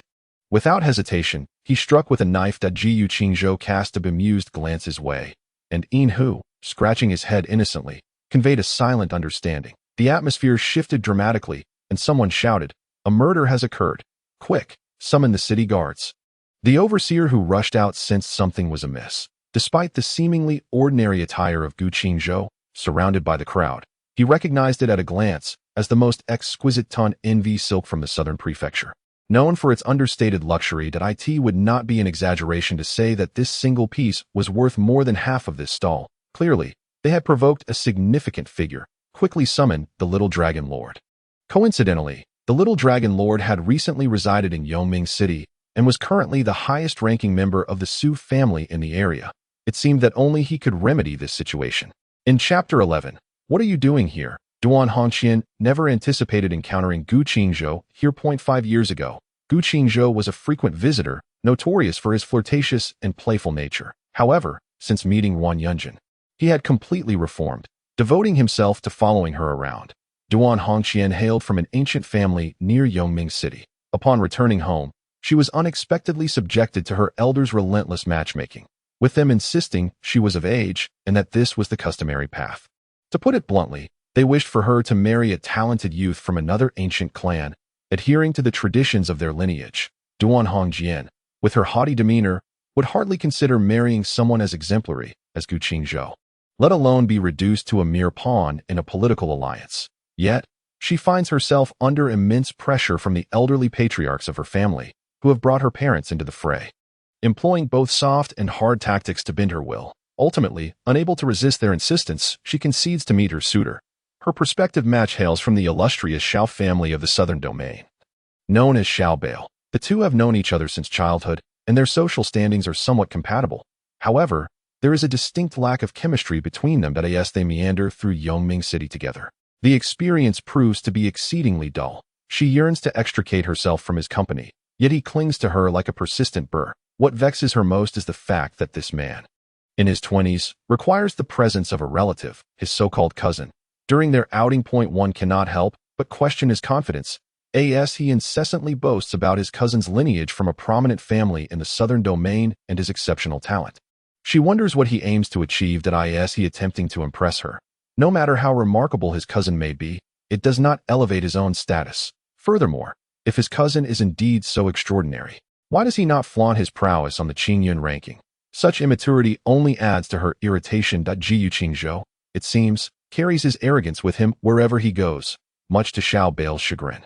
Shao Bale mutters resentfully to himself, recalling their past conflicts. When Shao Bale first ventured into the world, naively challenging Gu Qingzhou, he found himself swiftly humiliated in front of a crowd, nearly receiving a slap that could have ended him. Fortunately, other influential figures were present to mediate the situation. Otherwise, it is likely that Shao Bale would not have survived to tell the tale. holding on to his grudge for years. Xiao Bale's animosity towards Gu Qingzhou has only deepened. Leading Ruan Yunjin to regard him with increasing disdain, he dares to whisper slander behind her back, and she cannot fathom why her family would consider binding her to such a man. Xiao Bale continues to grumble about Gu Qingzhou's audacity that he may be bold, but today, he will soon learn the limits of his bravado. Didn't you always claim that he bullied you when you were young and weak? Xiao Bale feels the awkwardness settle in. Hongjin, we have finally ventured out today. Time is precious, and it should not be squandered on such individuals. I shall certainly avenge myself next time. At that moment, the city guards finally arrive. Today, the duty is led by a burly commander who, upon hearing of a disturbance involving unknown individuals, rushes to the scene, eager for the opportunity to fill his coffers. He is keen to discover the identity of the fool bold enough to cause such a ruckus in Yongming City. Before he even arrives, his voice precedes him. Who dares to commit murder in my Yongming City? Are they seeking death? Surrounded by a retinue of guards, the commander takes his seat on a throne borne by 16 men, prompting many to instinctively bow in respect. Those who have toiled here for years are well aware of this individual, known as the Butcher, a bearded figure who ranks among the 10 captains of the city guard of Yongming. He is undoubtedly one of the most powerful figures within the city. To everyone's surprise, he has personally arrived. It is common knowledge that he possesses a notoriously foul temper, often resorting to lethal punishment with a whip, earning him a fearsome reputation. In the eyes of some, pity was evident for Gu Qingzhou and his companions. This group of young men seemed destined for disaster. Remarkably, they did not flee. Truly, ignorance breeds fearlessness. Gu Qingzhou furrowed his brows slightly, his indifferent gaze sweeping across the scene. Just a single glance caused a dramatic change in the bearded man's expression. He sprang down from his throne with the agility of a monkey, trembling as he approached. When he reached Gu Qingzhou, he nearly collapsed to the ground, his eyes wide with terror. This individual had long been a familiar face in these parts, a veritable demon of chaos. Not to mention his later renown throughout the eastern territories, which he surely could not ignore. More crucially, the business of Yongming City was bolstered by several major sects, with the Qishao sect also playing a part. As the leader of the younger generation of the Qishao sect, Gu Qingzhou, in a sense, represented the interests of the shareholders. The so-called captain, while he could wield power and authority, was merely a servant in the presence of the true master, compelled to humble himself to the dust. Yet, he spoke with insolence. Overcome by fear and regret, he could scarcely utter a word, repeatedly bowing his head in supplication. Young master, forgive me. Young master, forgive me. Countless onlookers were taken aback. What manner of person could instill such fear in this captain? The 12 Yuanshan envoys exchanged knowing smirks. Gu Qingzhou coldly commanded, "Scram." "Thank you, young master. Thank you, young master," the bearded man exclaimed, as if granted a reprieve, nearly cracking his head as he bowed, retreating and prostrating himself as he left. Though he departed, the crowd buzzed with speculation. They were perplexed. Before leaving, this dog of a captain could at least have clarified the young man's identity. Although Gu Qingzhou's name resounded like thunder, not everyone recognized his visage. After all, few were privileged to meet him, and he had not made many public appearances in the past 5 years. Some astute individuals began to piece together the clues, suspecting connections to a few of the major sects or ancient clans. The little dragon lord has arrived. The little dragon lord has arrived. Excited exclamations erupted from the crowd. Suddenly, everyone parted ways, revealing a man in a brocade robe riding a 3-headed dragon. His face twisted in irritation as he descended. He appeared bleary-eyed and displeased, having finally ventured out from his family for a rare respite, only to be plagued by a slew of bothersome matters. He intended to ascertain who had dared to trouble him. However, before he could dismount from the dragon, the little dragon lord's eyes widened, and he quickened his pace, rushing over with a face contorted in a grimace, brimming with obsequiousness. "Brother, what brings you here?" Chapter 12. Young master of Qishao. Everyone was left in stunned silence. The illustrious little dragon lord of the Eastern Seas dragon-rearing clan displayed such a humble demeanor before this young man. The dragon-rearing clan was no ordinary ancient lineage. It ranked among the more formidable clans. With a legacy stretching back to the great calamity of the Middle Ages, they maintained intricate ties with the true dragon of the deep-sea lineage. Who, then, was this young man?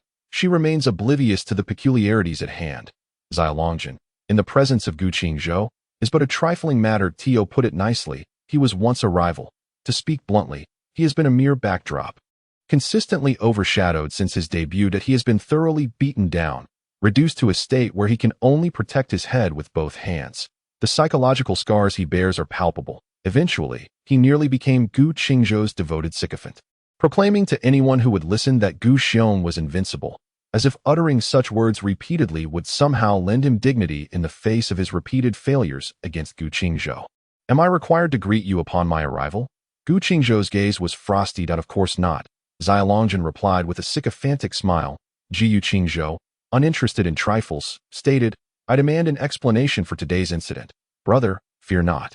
I understand. Zai Longjin nodded vigorously, pulling the steward aside and delivering a commanding gesture. You blind fool. Young master, he has slain our men, the steward protested. Clutching his face in confusion, Zai Longjin's expression turned ferocious. They deserved it. Surely that foolish creature brought this upon himself. Were it me, I would have done the same. Kneel before me. The steward, trembling in fear, complied. Zai Longjin grasped his neck, demanding, Do you comprehend the gravity of whom you have offended? In the presence of Lord Qishao, how dare you rabble act so brazenly? Bow and apologize. The steward, utterly bewildered, began to kowtow repeatedly. I was blind to the greatness before me.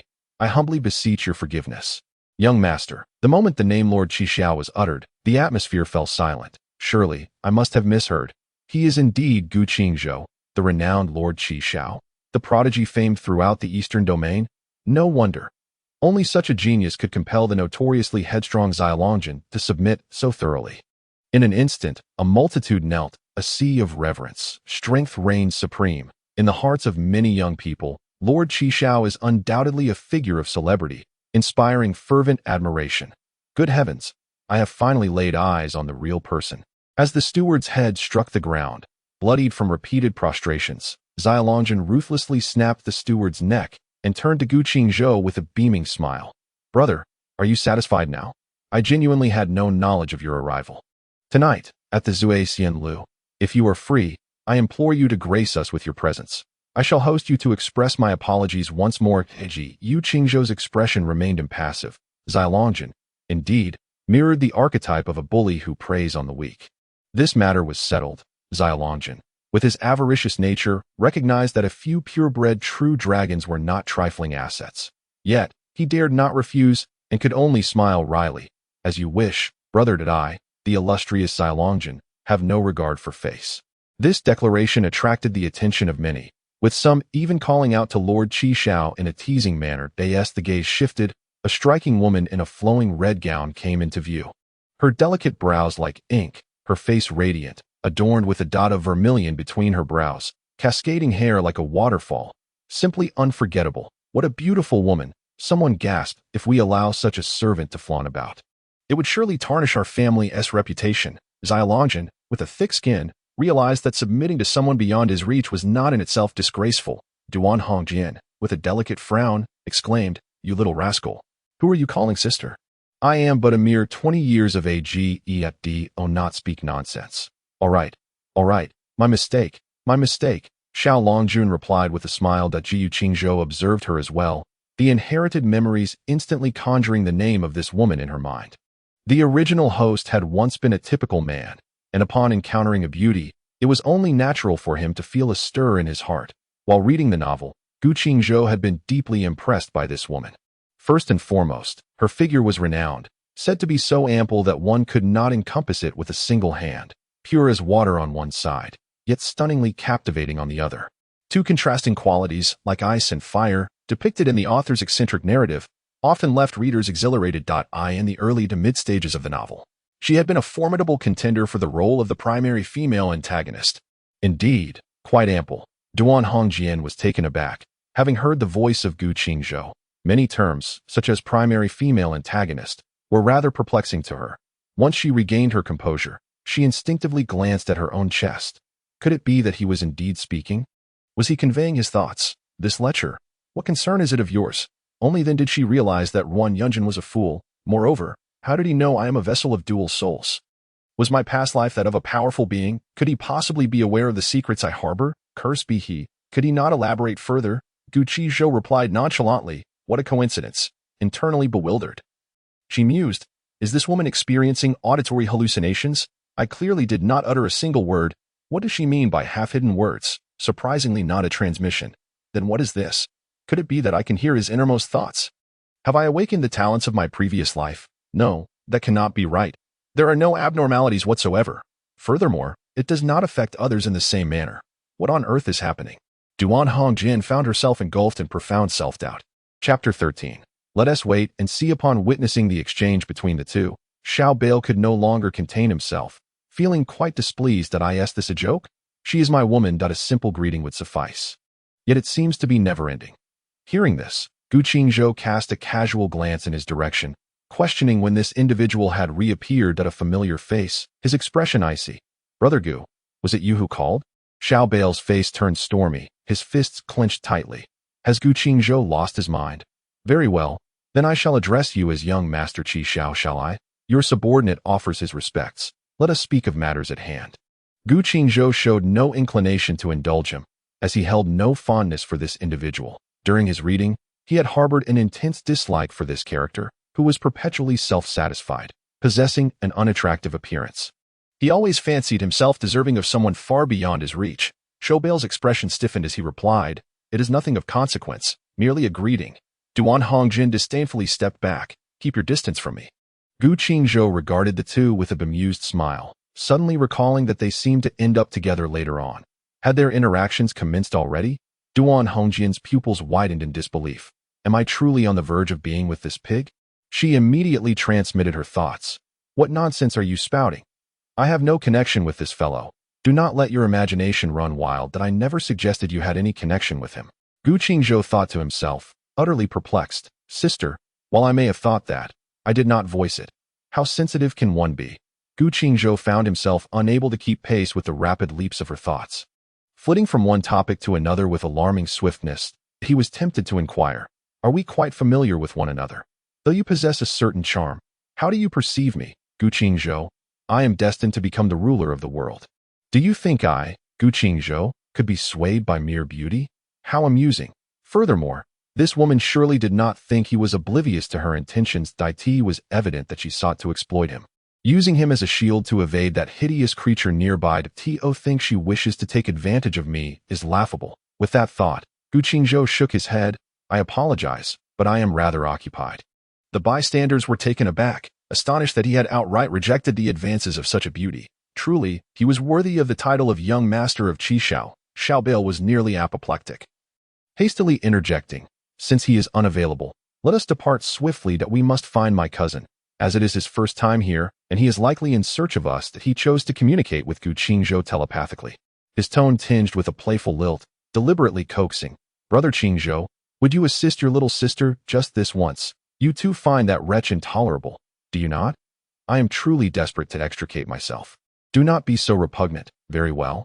I beg of you that I do not engage in matters that yield no benefit. What would you consider a suitable benefit? In any case, I am not one to be trifled with. How about this?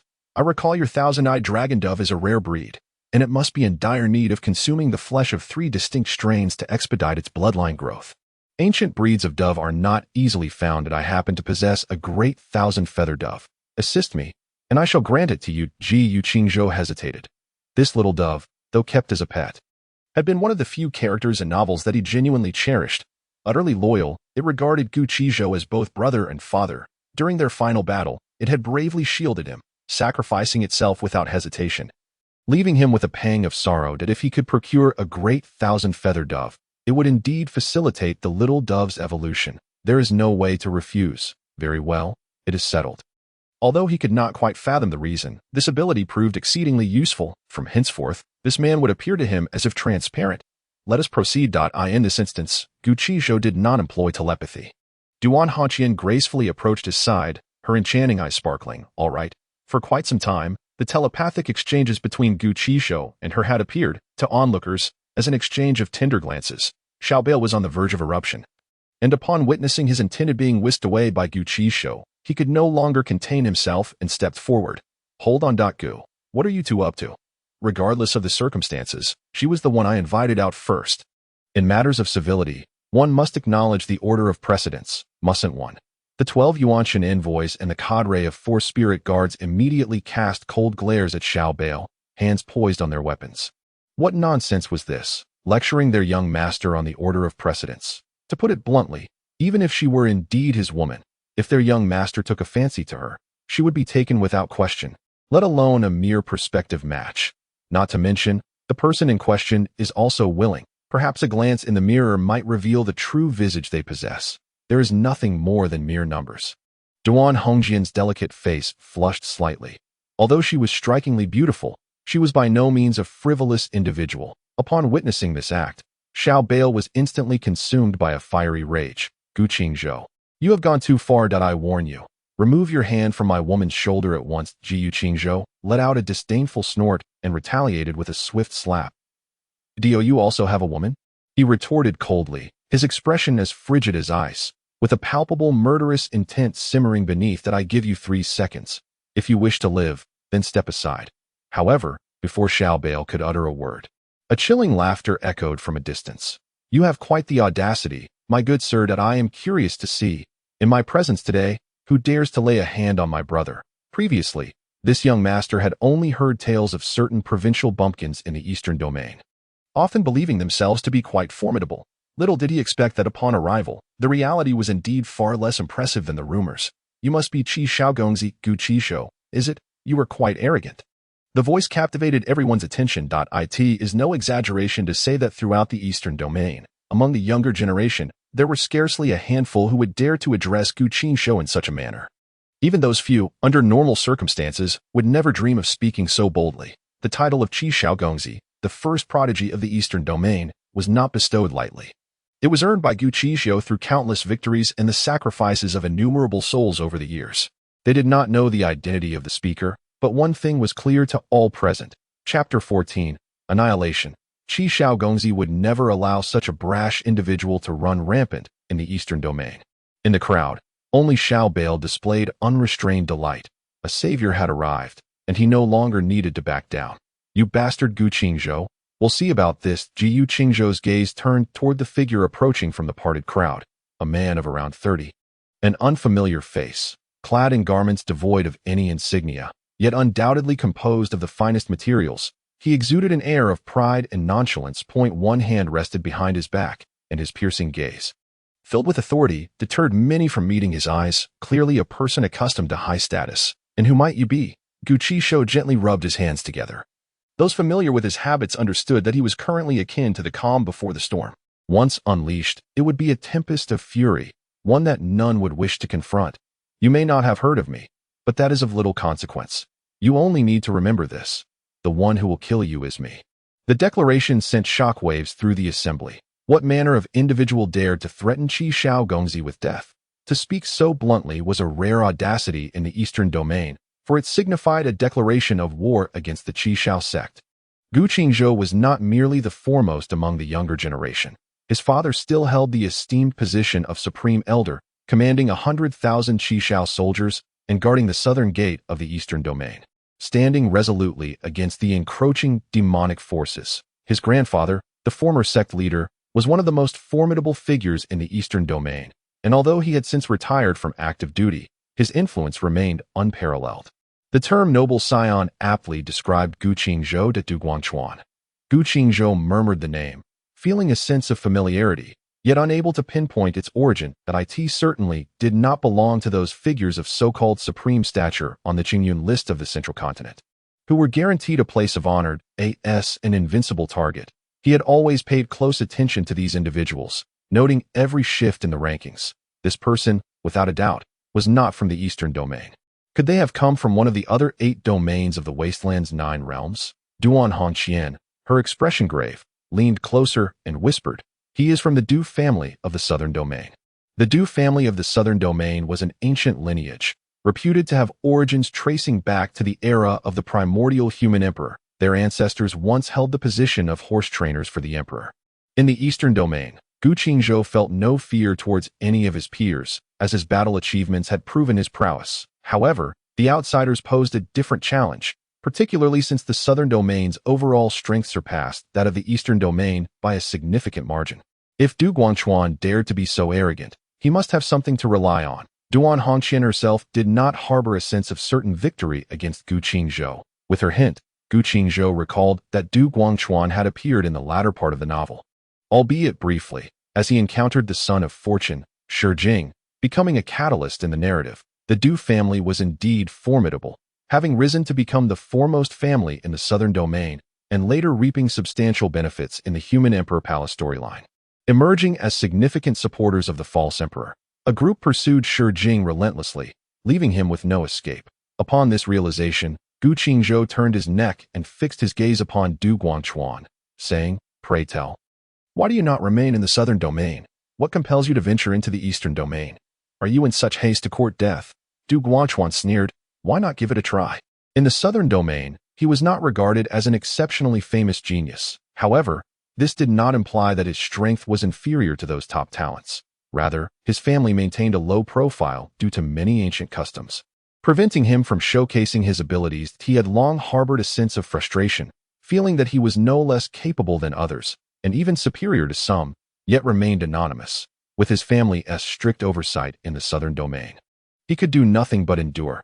Upon arriving in the eastern domain, should he continue to suppress himself, let this so-called young master of the Qingzhou serve as a stepping stone for his own rise to fame. He felt no trepidation about the consequences of killing. Did the Qingzhou sect still wish to initiate a battle in the Xian domain? Furthermore, even if his strength at the 8th turn of the hypothetical realm proved insufficient, he was unafraid, for he bore the protective imprint of his ancestors and the guardianship of elders in the law body realm. How could Gu Qingzhou, no matter how strong, penetrate these layers of protection? If it were possible, he would certainly claim a place on the Qingyun list. But could it truly be so? Though reluctant in his heart, he had to acknowledge that the real realm of the central continent was the very core of this vast world. Those on the Qingyun list were the prodigies of the most fiercely competitive domain. The remaining realms, aside from the Western Bliss realm, the Northern Yinluo realm, the Eastern Ancient Heavenly Court ruins, and the Northern Sanqing ruins, paled in comparison before the central continent's real realm. Meanwhile, beside him, Xiaobei leveraged his cousin's influence, his countenance darkening. The last words of Gu Qingzhou that reached their ears were but four, "As you wish." It resonated like the ominous toll of death. Gu Qingzhou gently raised his hand. In the next moment, before the gaze of all present, a magnificent and otherworldly crimson lotus unfurled silently as the petals twirled.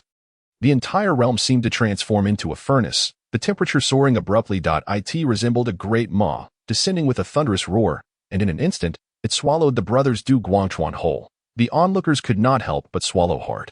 In that fleeting moment, a voice echoed from afar, filled with thunderous wrath. "You scoundrel, cease your actions. Do you wish to engage in a relentless feud with the Du clan of the southern domain?" Gu Qingzhou stood calmly in place, aware that this voice emanated from a spatial rift, and the speaker was likely at a considerable distance.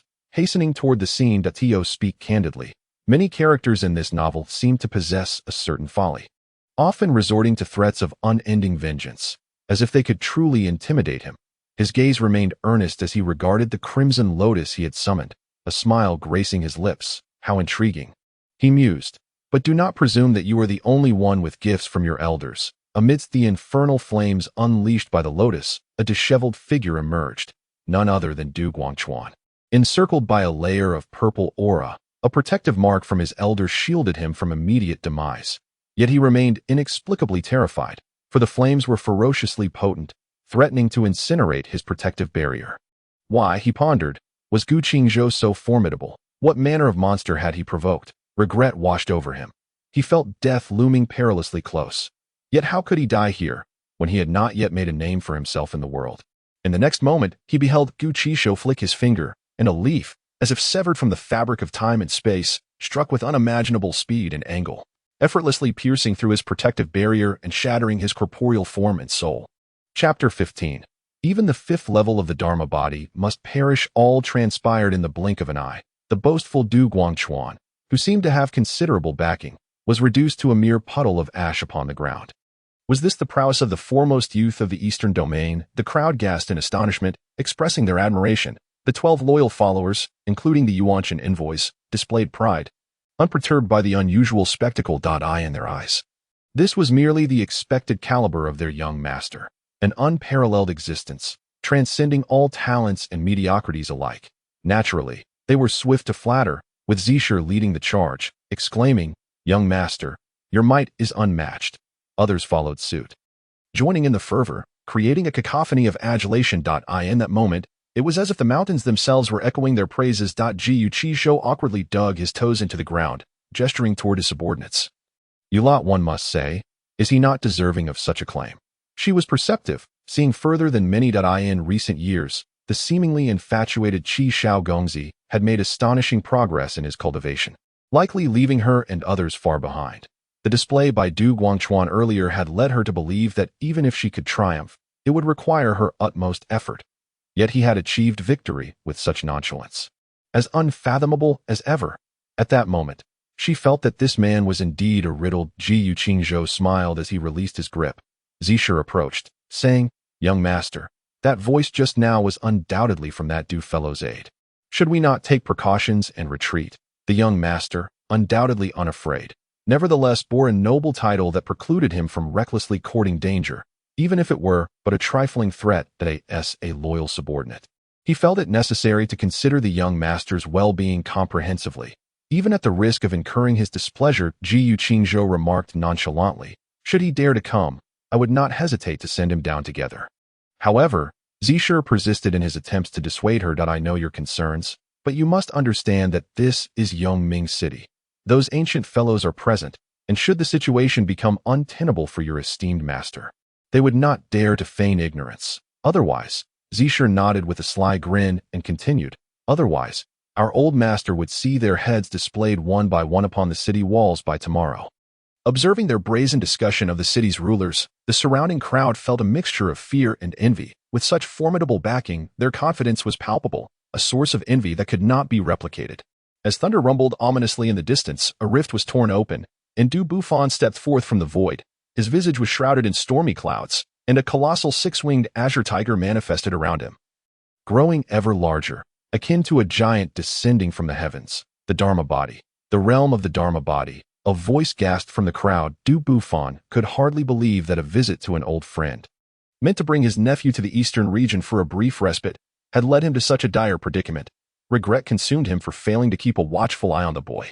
No matter who you are, today I shall exact vengeance upon your 9 clans for my nephew's life. His voice, filled with rage, reverberated, instilling dread in countless hearts. Qingzhou narrowed her eyes, regarding him with disdain. What do I care for a so-called expert, a mere 5th tier of the Dharma body? Indeed, to some extent, it could be considered formidable, she mused. After all, the Dharma body is not easily attained. Even the most talented may find themselves ensnared for an extended period. In the old era, it was even referred to as the land immortal. Was he truly so audacious as to dismiss a 5th-tier Dharma body practitioner as insignificant? How could he speak with such contempt? She could not help but caution, those old fellows may very well be waiting for you to falter before making their move. You undoubtedly possess something that can evade spatial locking. If all else fails, a strategic retreat may be prudent. Qingzhou shot her a sidelong glance, thinking to herself, Foolish girl.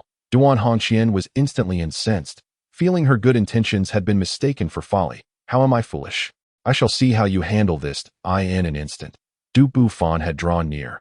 Each of his steps was deliberate and unhurried, yet an invisible pressure began to mount, creating an atmosphere of profound oppression among the crowd. He was gathering strength, honing his martial prowess. As he approached Qingzhou, now only 10 paces away, the azure tiger's manifestation around him loomed like a colossal deity, enveloping him in a tempestuous aura. With a single hand clenched, an overwhelming surge of spiritual energy coalesced. Many of the weaker individuals found themselves nearly prostrated by the force of his presence, while only a handful could stand firm amidst the turmoil. Yet, at the eye of the storm, Qingzhou, seemingly unfazed by the mounting pressure, merely turned her neck with a subtle smile. Gazing at Du Buffon, Oh, you truly believe yourself to be strong? She inquired, a hint of mockery lacing her tone. Is that so? In the next moment, Qingzhou waved his hand, unleashing a tremendous force that erupted like a volcano. The formidable Du Buffon was sent soaring hundreds of feet away, crashing to the ground like a fallen tree. Duan Hongqian, overwhelmed with astonishment, swallowed hard, yet witnessed Du Buffon rise from the earth. Turning on his heel to flee, he was no fool. The earlier display of bravado was merely a fade, for he understood that to slay Qingzhou, who possessed a treasure for protection, was no trivial matter. Hence, he had treated him as a formidable adversary, deliberately gathering his strength. However, upon confrontation, he realized that this individual's realm of law body surpassed his own.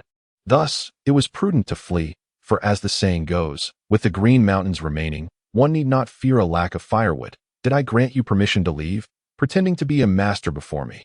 Do you believe you are worthy? As Gu Qingzhou's voice fell, Du Bufan felt his steps falter, as if a wall had materialized before him. No matter how he attacked, it remained immovable. Beads of sweat cascaded down his face. What in the world was this?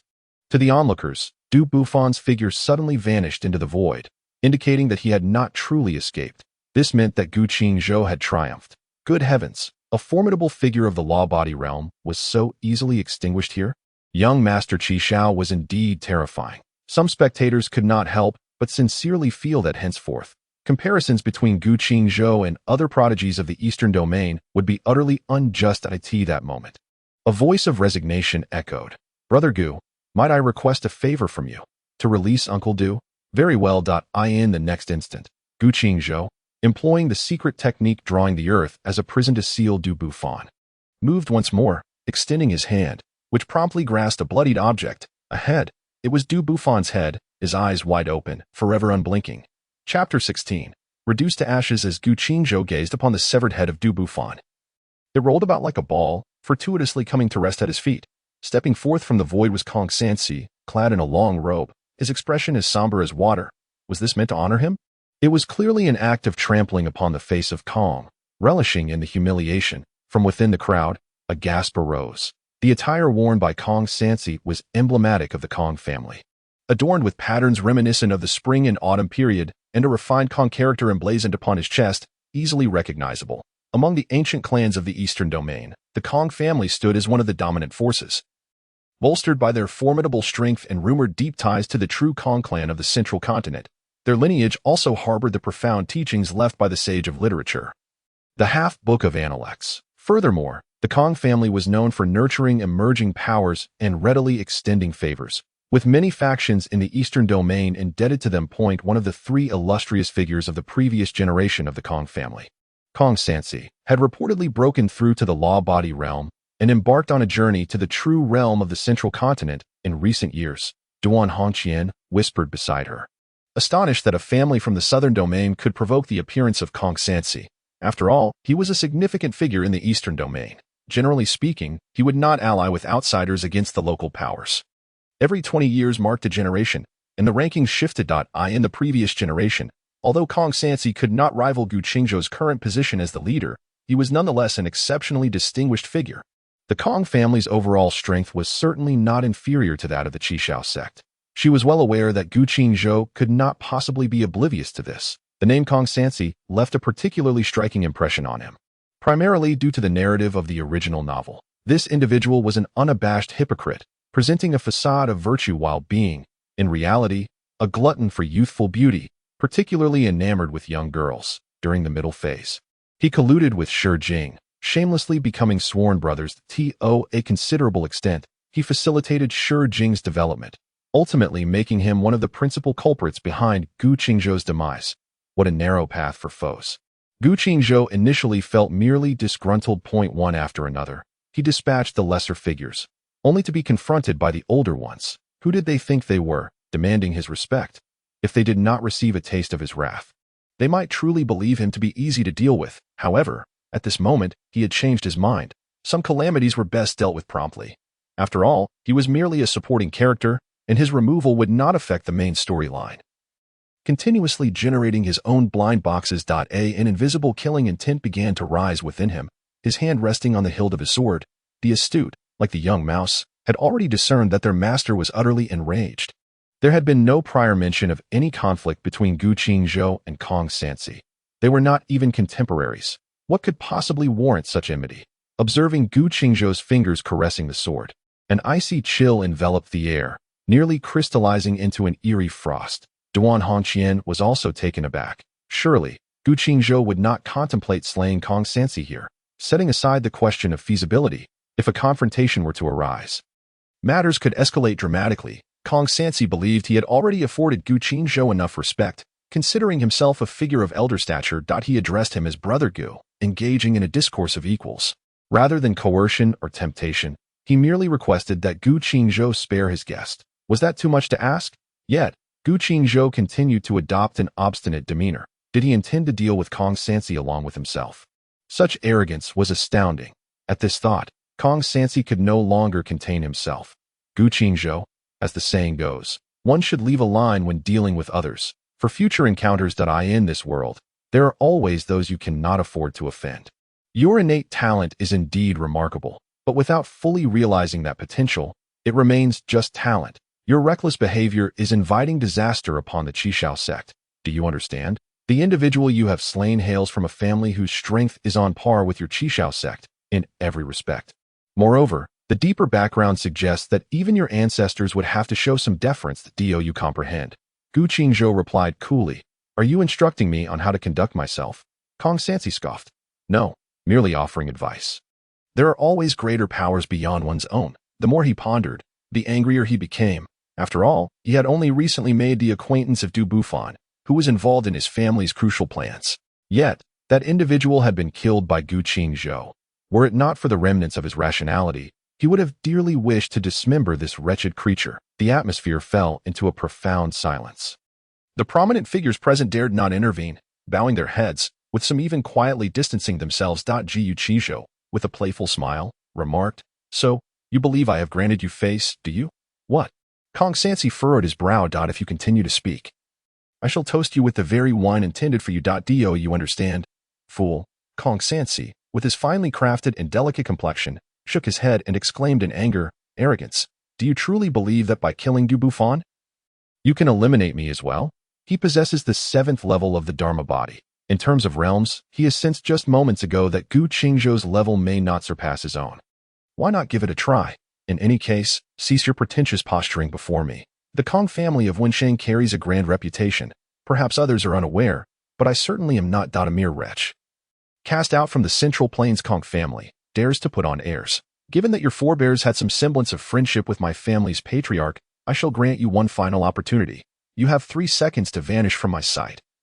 Otherwise, do not expect to leave unscathed." As these words fell, the surroundings fell into astonished silence. Duan Hongqian, with her striking beauty, was taken aback.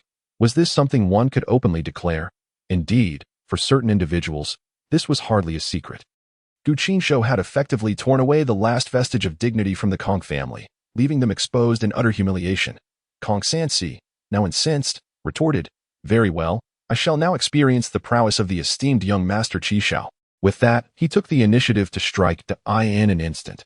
Countless golden characters, amounting to tens of thousands, flickered with divine light, enveloping his entire being. The sound of recitation echoed, as if the very essence of the Tao resonated directly within one's heart.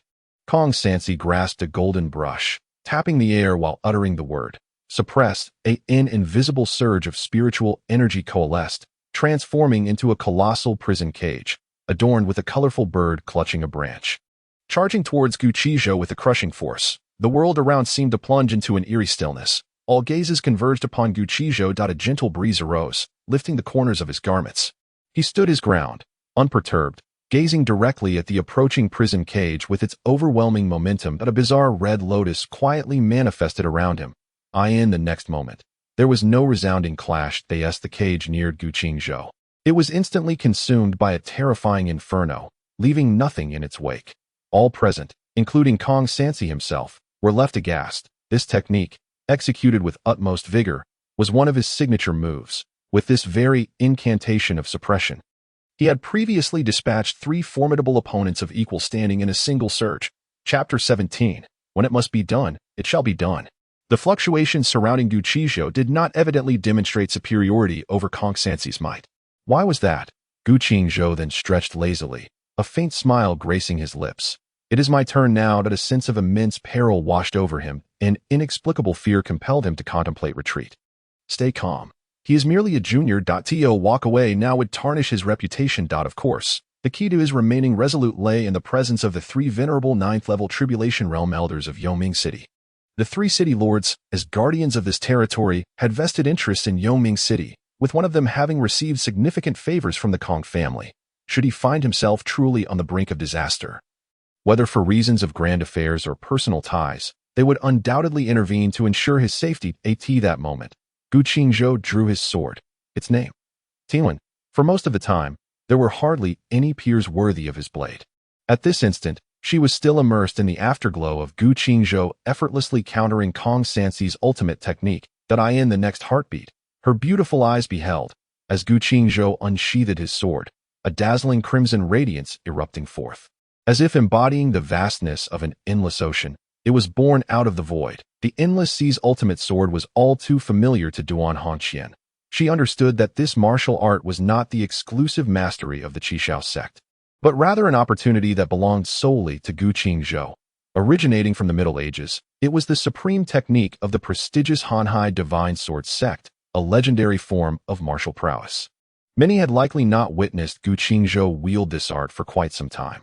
Should there be any peer prodigies who had once clashed with Gu Qingzhou present, they would undoubtedly be gripped by an involuntary dread. For this was Gu Qingzhou's sword of victory. Since her debut, it had proven to be an undefeated blade against her contemporaries, a testament forged through countless corpses and blood-soaked tragedies, establishing the fearsome reputation of this sword. When the divine sword emerged, celestial prodigies fell. With a mere flick, it seemed as though she exerted no more effort than slicing through tofu. Yet, the terrifying force that permeated the air was such that many found themselves unable to withstand it. Collapsing to their knees in uncontrollable submission, Kong Sanxi felt the overwhelming aura descending upon him, aware that he could not resist. Anxious and furious, he wondered how a mere junior could possess such terrifying power. Yes, he was indeed the foremost of the younger generation. Yet, such a monstrous talent was beyond comprehension that he cried out in desperation, "City Lord, save me." At that very moment, the void split open, and a dust whisk emerged. Interposing itself to dissipate the colossal sword light, Kong Sanxi could not help but breathe a sigh of relief. Yet, in the next instant, his expression contorted in agony as a searing pain pierced through him. Looking down, he saw the tip of a sword protruding from his heart.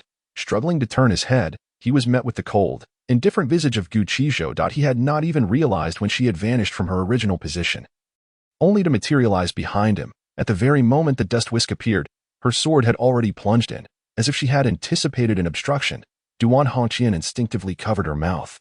Aware that the one who had just intervened was a formidable figure of the ninth tribulation realm. Although they had only transcended a few tribulations, they were still considered a strong man in the eastern region. After all, if the distinction of strength and weakness were marked by the arrival of the Dharma body. The ninth tribulation realm delineated the line between ordinary powerhouses and true titans. The fact that Gu Qingzhou could act despite the presence of such strong adversaries was nothing short of astonishing, clearly catching them off guard. The shock etched upon the faces of the onlookers was nearly palpable. In the void, the wielder of the dust whisk uttered a sound of surprise, which was quickly followed by a sigh of resignation. Another voice, tinged with anger, commanded, "Stop! How dare you act in such a manner?" Gu Qingzhou appeared to be oblivious to the admonition, gripping her sword and thrusting it several more times. Each strike elicited agonized screams from Kong Sanxi. Ensuring his demise was absolute. I dare. And what can you do about it? You truly have the audacity. Without needing to ponder too deeply, she surmised that it must be those old codgers from Yongming City. As expected, the next moment, three figures emerged from the void. They were all elderly, white-haired, with one bearing a kindly expression, another with a blank demeanor, and the last with a look of displeasure. The three city lords of Yongming City. Renowned figures within this domain. The kindly elder, the grand city lord, expressed a sense of helplessness. "Qingzhou, why must it come to this?" He remained impartial, neither favoring nor opposing anyone, yet the death of the Kong family members here would inevitably lead to trouble. A flicker of displeasure crossed the face of the third city lord as he spoke rather bluntly. "Gu Qingzhou, while I cannot do anything to you at present, do you truly believe that with the protection of the Qingzhou sect, the Kong family will simply let matters rest? If they seek vengeance, shall I fear? Moreover, I do not require your incessant prattling when I conduct my affairs. Just a moment ago, when an individual approached me with ill intent, where were the three of you? If you are truly displeased, you could take action against me." Gu Qingzhou's unapologetic demeanor left many in a state of astonishment. Was she truly so audacious as to confront the three great lords? And did she dare to issue a challenge? By lineage, they were contemporaries of her father, the third city lord. Infuriated, retorted. He appeared ready to take action, but the great city lord swiftly restrained him, expressing his disapproval, acting like a child. "What folly is this? The most crucial point is, even if you were to kill him, that temperamental old man would come for you, and what then? You must consider not only yourself but also your clan. The third city lord seemed to regain some composure. Although his expression remained grim, he ultimately refrained from further comment. The great city lord shook his head and said, Qingzhou, given the circumstances, you must take care of yourself. The three then vanished into the void. Qingzhou simply smiled at that moment. The usually invisible Longjun approached with a sheepish grin. Big brother, how impressive. So, what shall we do next? After all, it is not every day I get the chance to express my gratitude to my little brother. Next time, for sure, Qingzhou replied dismissively, thinking to herself, I can be audacious, but I am not foolish. The Kong family will undoubtedly seek retribution, even if they do not confront us directly. They will certainly engage in covert acts of vengeance, such as pursuing us. This family has always had a penchant for assassination. Even the previous leader of the Jiuyou Beast God sect dared to attempt a murder. We must remain vigilant. However, it was astonishing to learn that members of the Kong family had once attempted to assassinate their own former leader, a fact unknown even to the proud disciples of her sect. What else did he know? To her, he seemed like an enigma. Chapter 18. The enchantress with a retinue of followers, Qingzhou departed from Yongming City. Duan Hongqian, being straightforward, produced a spirit beast pouch and tossed it to Qingzhou, haughtily declaring, Here you go. Do you fear I might go back on my word? Qingzhou accepted it, inspecting it briefly before nodding in approval. Very well. Then, farewell. Wait a moment. May I visit your sect for a while? Qingzhou regarded her with an expression that conveyed disbelief, as if to say, Have you lost your mind? The Jiuyou Beast God sect was not precisely their mortal enemy, but they were certainly adversaries. To venture into the heart of the foe's territory, my dear girl, are you truly unafraid of death? And do we even know each other well enough for such familiarity? The 12 Yuanshan envoys and others wore expressions of discomfort. While Qingzhou chuckled, What have I taken from you? Besides, what do you intend to do at our sect? Duan Hongqian, somewhat sheepishly, replied, Is it not acceptable just to visit? I have friends at the Qingzhou sect as well. In truth, her intention was to remain close to Qingzhou, hoping to hear more of her thoughts. Qingzhou scrutinized her for a lengthy moment, making her cheeks flush crimson, as she became somewhat bashful. It is not that Qingzhou is self-absorbed, rather, he harbors a slight suspicion, pondering, could it be that this young lady does not harbor feelings for me? Logically, she should not. She is merely a bait. Or perhaps a buoy. Behind her, there is a figure holding the line, her previous incarnation, a rather enigmatic being of great power, among the ancient mighty. She could be considered a notable entity. Qingzhou possesses self-awareness and wishes to avoid becoming entangled in that troublesome affair. However, once this young lady's troubles have dissipated, it would not be unthinkable to share a bed with her. Initially, Duan Hongqian berated Qingzhou for his narcissism. Yet, the more she listened, the more she felt a chill of dread. What was this talk of bait, buoy, and powerful entities? Could it be that she had become a pawn in someone else's game? The final statement prompted her to scold him again, calling him a lecher. You wish to bed me, yet fear the consequences. What manner of person are you? I care not. I shall go regardless, Duan Hongqian declared earnestly. Qingzhou, unfazed, replied, Then do as you wish, your legs are your own. Whether you go or not is your affair. Whether I allow you entry is not my concern. He signaled to Zishu, who promptly summoned a grand chariot drawn by the 9-headed flood dragon from his storage space. Ah, how you revel in luxury, Duan Hongqian exclaimed, eager to board, only to be halted by Qingzhou. Hold on, this is my carriage, Duan Hongqian pouted, adopting a pitiful expression. Could you bear to make such a delicate lady walk? Qingzhou found it amusing. If you walk, do you lack means of transportation? Why must you join me? What is there to be compassionate about? He then proceeded to board the chariot himself. You are not beholden to me. Of course, but in that case, it would not merely be a matter of sitting. You must engage in other activities as well. Are you certain you wish to come? I can pay, can I? Qingzhou scoffed. Do I seem like someone in need of money? Yet, isn't your little sparrow still in need of further evolution?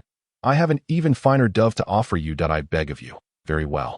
Very well. The colossal 9-headed flood dragon chariot smoothly entered the domain of the Qingzhou sect.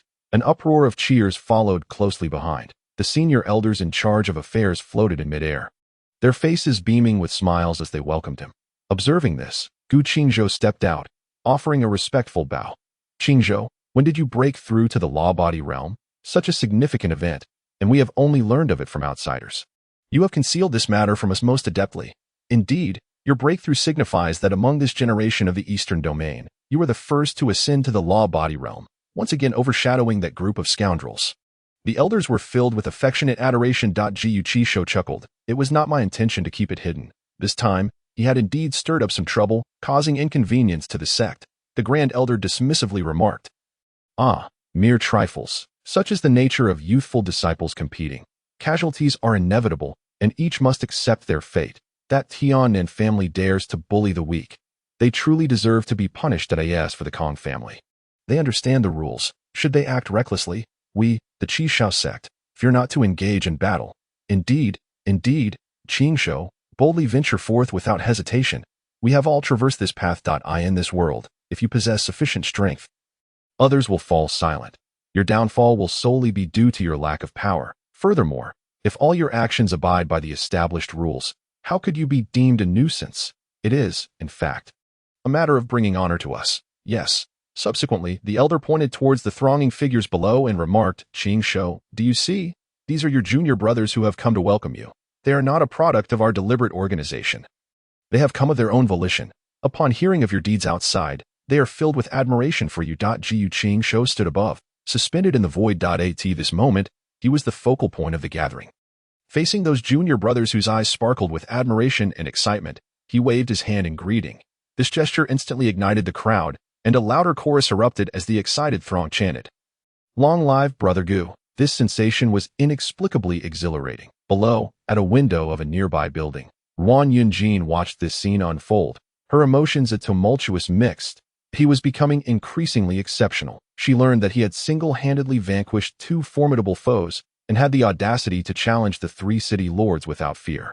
She was taken aback. Yet, all of this had been squandered by her own actions. Did she feel regret? Certainly. But was regret of any consequence? Some opportunities, once missed, are lost forever. She could only blame herself for not cherishing them in the past. One of her younger disciples, gazing up at Qingzhou with a face full of admiration, suddenly pointed and exclaimed, Sister, how did a woman emerge from Brother Gu's palanquin?" Ruan Yunjin immediately looked over, her expression instantly turning as cold as frost. There, atop the palanquin, a woman in a red dress elegantly descended, gracefully approaching Qingzhou. One hand entwined with his arm, the two appeared remarkably intimate. Akin to a couple in love, this woman was all too familiar to her. Chapter 19. The competition is cancelled. When did she become entwined with Brother Gu? That wretched girl. She noticed the look of surprise on Qingzhou's face, which confirmed her suspicions. It must be this enchantress, shamelessly seducing Brother Gu. The junior sister felt an overwhelming fear at her sister's expression, reminiscent of a protective mother beast. Upon hearing this, Nangong Yunyao was somewhat astonished. Usually, they consumed third-grade spirit wine, and now to suddenly leap to fifth grade. Her anticipation for the fifth-grade spirit wine surged. She lifted her glass, savoring it slowly. Could it be that they encountered an accident on the way to Liyang County and fell prey to bandits? Fu Gui Bao exclaimed that in Ningxiu's plan, should the Spanish offensive falter, they would pursue by sea, aiming to annihilate the entire Spanish fleet. Lin Gongyu wore an expression of glory, especially when uttering the phrase not to disgrace the mission, causing others to momentarily forget their grievances against El Shu, and they all erupted into laughter. These three trajectories recorded the formation of spatial rifts continuously emerging from chaos, due to the immense power of the laws coalescing within these trajectories. Any attack launched along them could resonate through space, producing formidable offensive strength. The intentions of Sun Wufan are crystal clear. Unless you elucidate why you agreed to engage in partnership management, I shall not readily invest my shares. The countenances of those present turned somewhat grim, and whispers began to circulate among them. Lin Qingqing chose not to interrupt, allowing them to converse, curious to see what conclusions they might reach. Very well. You may proceed. To everyone's astonishment, the chief minister responded affirmatively and waved a hand towards Du Jinshan. This spectacle is indeed tantalizing. In the annals of the UEFA Champions League, a final featuring a city derby has never transpired. Chun Lin found little to contribute. The outcome of the battlefield bore no relevance to him and held little significance for the surrounding populace. In a fleeting moment, ominous mists began to emanate from her being, rendering her form suddenly translucent. Unbeknownst to her, the missing half of her body was restored, with a slender waist and long legs, her alluring appearance and graceful demeanor unmistakably marking her as a rare beauty. She is the pinnacle of genius among the demon race. A disciple from Qingzhou stared in astonishment at the head in Lei Chang's grasp. Is it even necessary to articulate the reasons for choosing Xiaqi? Much like Ronaldo of Real Madrid and Messi of Barcelona, their excellence and destructive prowess are self-evident. The attendees, observing with stoic expressions, chose to feign blindness, respectfully lowering their heads as they entered. Stop daydreaming. It will soon be our turn to take the stage, Chun Sahan remarked, noticing Zhu Yuyo's distracted gaze. Instead, all elements are to be gathered for comparison, with results delivered in one fell swoop. In simpler terms, exotic items suitable for use below the Yuan Gang realm are uniformly categorized as grade 9, such as the previously mentioned ghost-tooth pig. Were they apart, she might have departed with grace. Yet after such a prolonged time together, if he were to suddenly retract his stance, she could not ascertain whether she would harbor resentment towards him at the moment of entry, as gazes intertwined. The foremost position was occupied by Yi Tianxun and Lu Yuhan of the misty rain-flowing years, with Shun Ji to the left and the War God Hall to the right, accompanied by the Righteous Alliance and the Supreme League, thus uniting the major factions of the entire realm. No intention remained to conceal that her counterpart was an expert in stealth. She was no mere rabbit. And such minimal ability to obscure her form could hardly elude Joshua's attention. His pink, mid-length hair billowing in the night breeze as Lucas spoke while stepping out from behind the tree's shadow. The venue fell into silence once more. Once Lu Suifeng locked onto the opponent's aura, he could discern their movements without the need for sight. On the surface, it seemed a clear dichotomy, with the opponent holding all the advantages. Yet in reality, this advantage had transformed into a perilous trap. Chapter 20. Just because of you when Qingzhou was soaking in the bath, he learned that Ruan Yunjin sought an audience. What does this foolish woman want with me? Do not meet with her. The servant who reported back merely indicated that the master was somewhat indisposed. Ruan Yunjin's expression shifted. Indisposed? Could it be that they were? In the academic realm, some posited that, based on geographical positioning, the site overwhelmed with wooden sculptures that Erdic invaded in 1900 could not possibly be the ancient city of Luan. Indeed, the regional budget competition posed no challenge whatsoever for the Ice Emperor. The two-day contest was effortlessly conquered, culminating in a resounding victory. Listening to the triumphant news of Ngu, the cold demeanor softened slightly, a mocking smile gracing his thin lips. The esteemed ladies present, aside from Mrs. Rong, who has yet to ascend to the role of grandmother, are all seasoned grandmothers, engaging in lively discussions regarding the romantic inclinations of their children. Who is this enigmatic individual? One might wonder, could he be a luminary in data tennis, akin to Qian from Qingzhou? One of the myriad advantages of traversing over 100,000 mountains lies in the ability to discover an abundance of exotic grasses at any moment. The verdant shade is lush, the gentle breeze is refreshing, and even the shimmering reflections from the man-made lake exude a warm hue. The sentiments of the others mirror this, although they are grateful that El Tianming did not flee in the face of danger. Confronting that formidable bloodbath alone would be tantamount to courting death. After shedding her nocturnal attire and placing it into a concealed compartment, Wu Mainyang's gaze drifted towards the direction of Yang Yuhuan. Prompting a soft chuckled, it seemed that within the night festival, she glimpsed some mountains, a hazy sky, and the vast expanse of earth. Subsequently, while observing the disc in her hand, she located a tape brought by Lu Qiao to insert into the player. Once the Godfather spoke, it was a decree. Being one step below the Emperor, his word was law. Should he attract the attention of a formidable human power, he would swiftly become a prime target. Listening to Lu Si, Situ Qing felt a stirring within, and after a brief period of contemplation, he acquiesced, the old witch employed her familiar tactics once more, sending forth a well-known talisman, yet Helion himself lacked defensive capabilities. If he were to evade the talisman by vanishing, it would merely incinerate the night festival behind him. That it would be far better to endure the flames himself. However, Lin Chen not only penned his thoughts boldly, but also presented compelling arguments that, in his discerning view, held substantial persuasive power. Very well, we are but grasshoppers on the same string. Let us delve into the matter of this temporal conundrum. Should her demands remain unmet, time will revert to its original trajectory, which would be detrimental to us all, Qian Rinxue remarked. Inside the elevator, it was as though a meat grinder had been at work. The towering figure of Ma Shi lay sprawled on the floor, his throat drenched in blood, while Lisa crouched in a corner, her eyes vacant. Meanwhile, David had been reduced to a heap of flesh and bone, piled in another corner of the elevator, his head resting atop the remains. A visage of sheer terror. Chapter 21.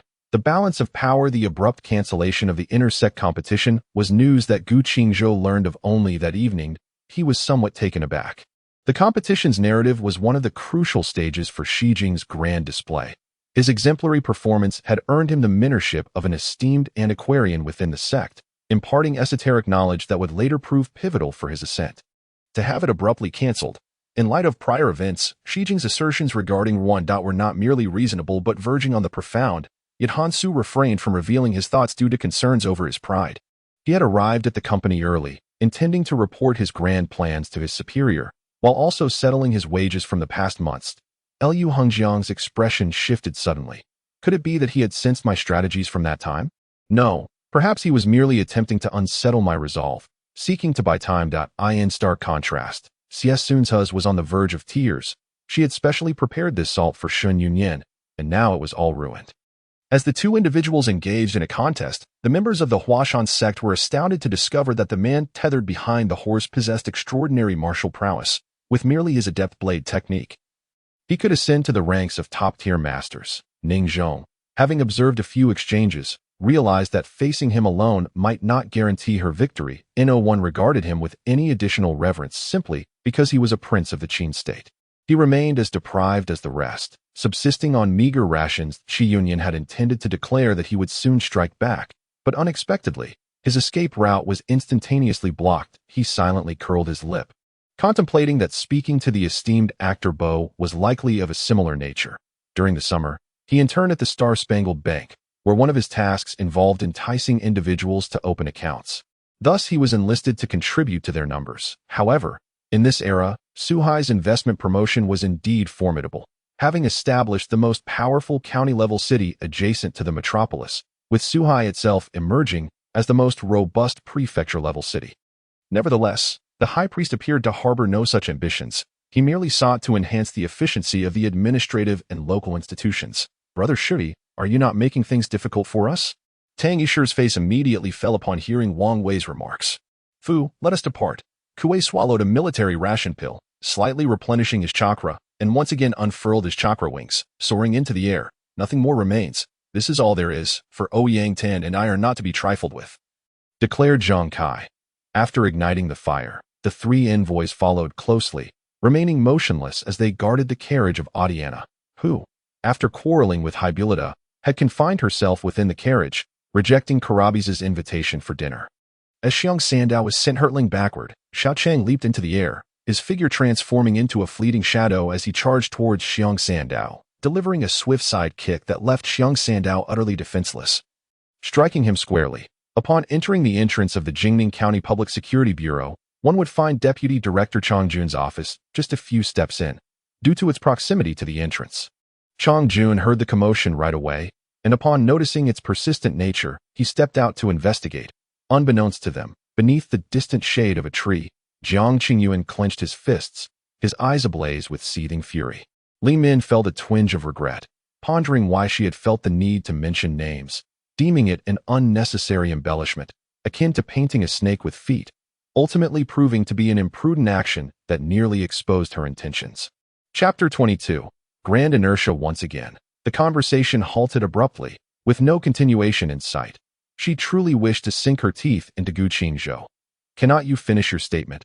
Although he could summon the forces of heaven and earth to restore himself, it was also a considerable drain on his energy. In other words, as long as Lin Xiao desired, he could currently dominate this world without the need for convoluted schemes and intricate maneuvers.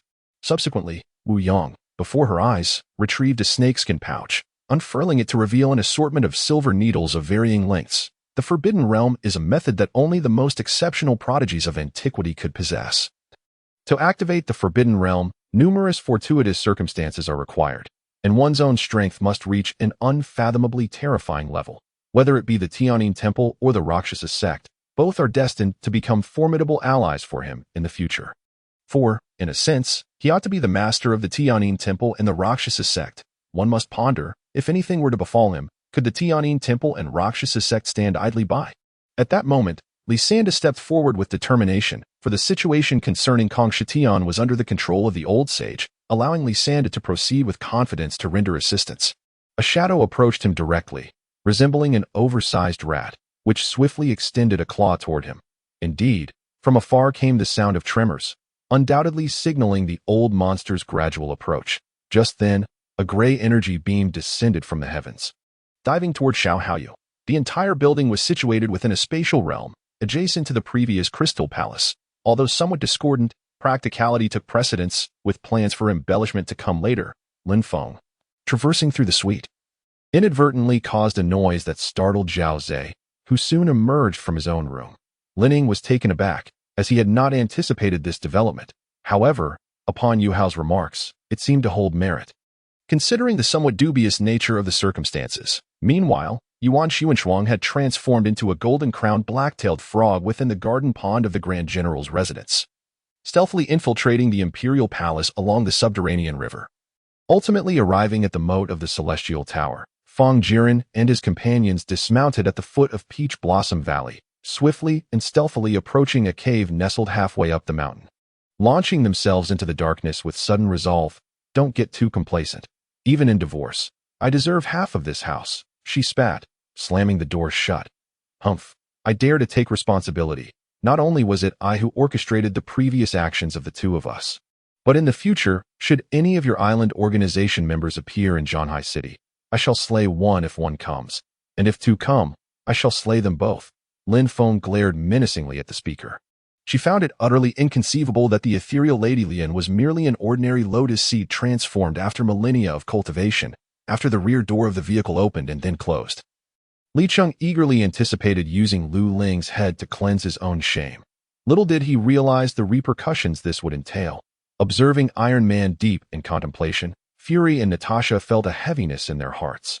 While Parker and Sam let out a sigh of relief, in the conference room upstairs, Lin Anxin sat beside Mo Fei for her first meeting, feeling the curious gazes of the attendees, which left her somewhat anxious.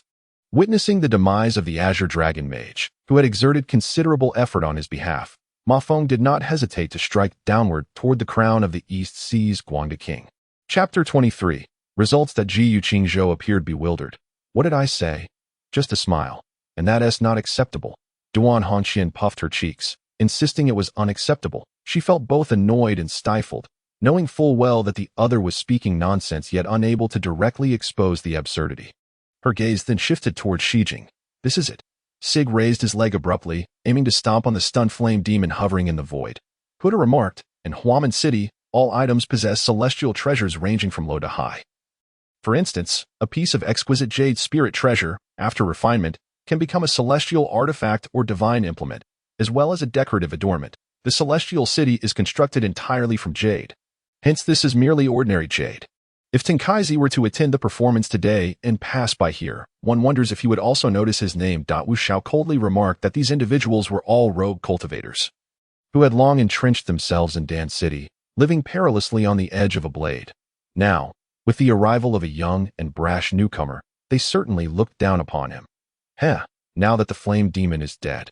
"I am the master here. Originally, Shi Gu had come to participate in the Flame Demon Festival in hopes of receiving greater rewards, but it now seemed unnecessary."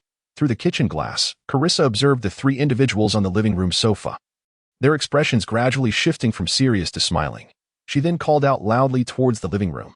Meanwhile, the old monk clad in black stared in disbelief, his pupils dilated, revealing an overwhelming sense of confusion. "I have heard your two songs. As for the arrangement, it can only be described as exceedingly crude, unmistakably amateurish." Masashi Akira gestured towards a nearby chair, indicating for Yi Zhao to sit down. In less than half an hour, Feng Tianwu had surpassed 500 rungs, a speed that even Luo Shan and Chun Chun could not achieve, and she came to a halt, seemingly waiting for Lin Xiao's a golden beam of light shot skyward. A powerful wave of energy rippled outward, and several golden tornadoes materialized out of thin air, sweeping through with a ferocious roar, causing all those on the pitch-black staff, including Song Fu himself, to uncontrollably plummet from mid-air.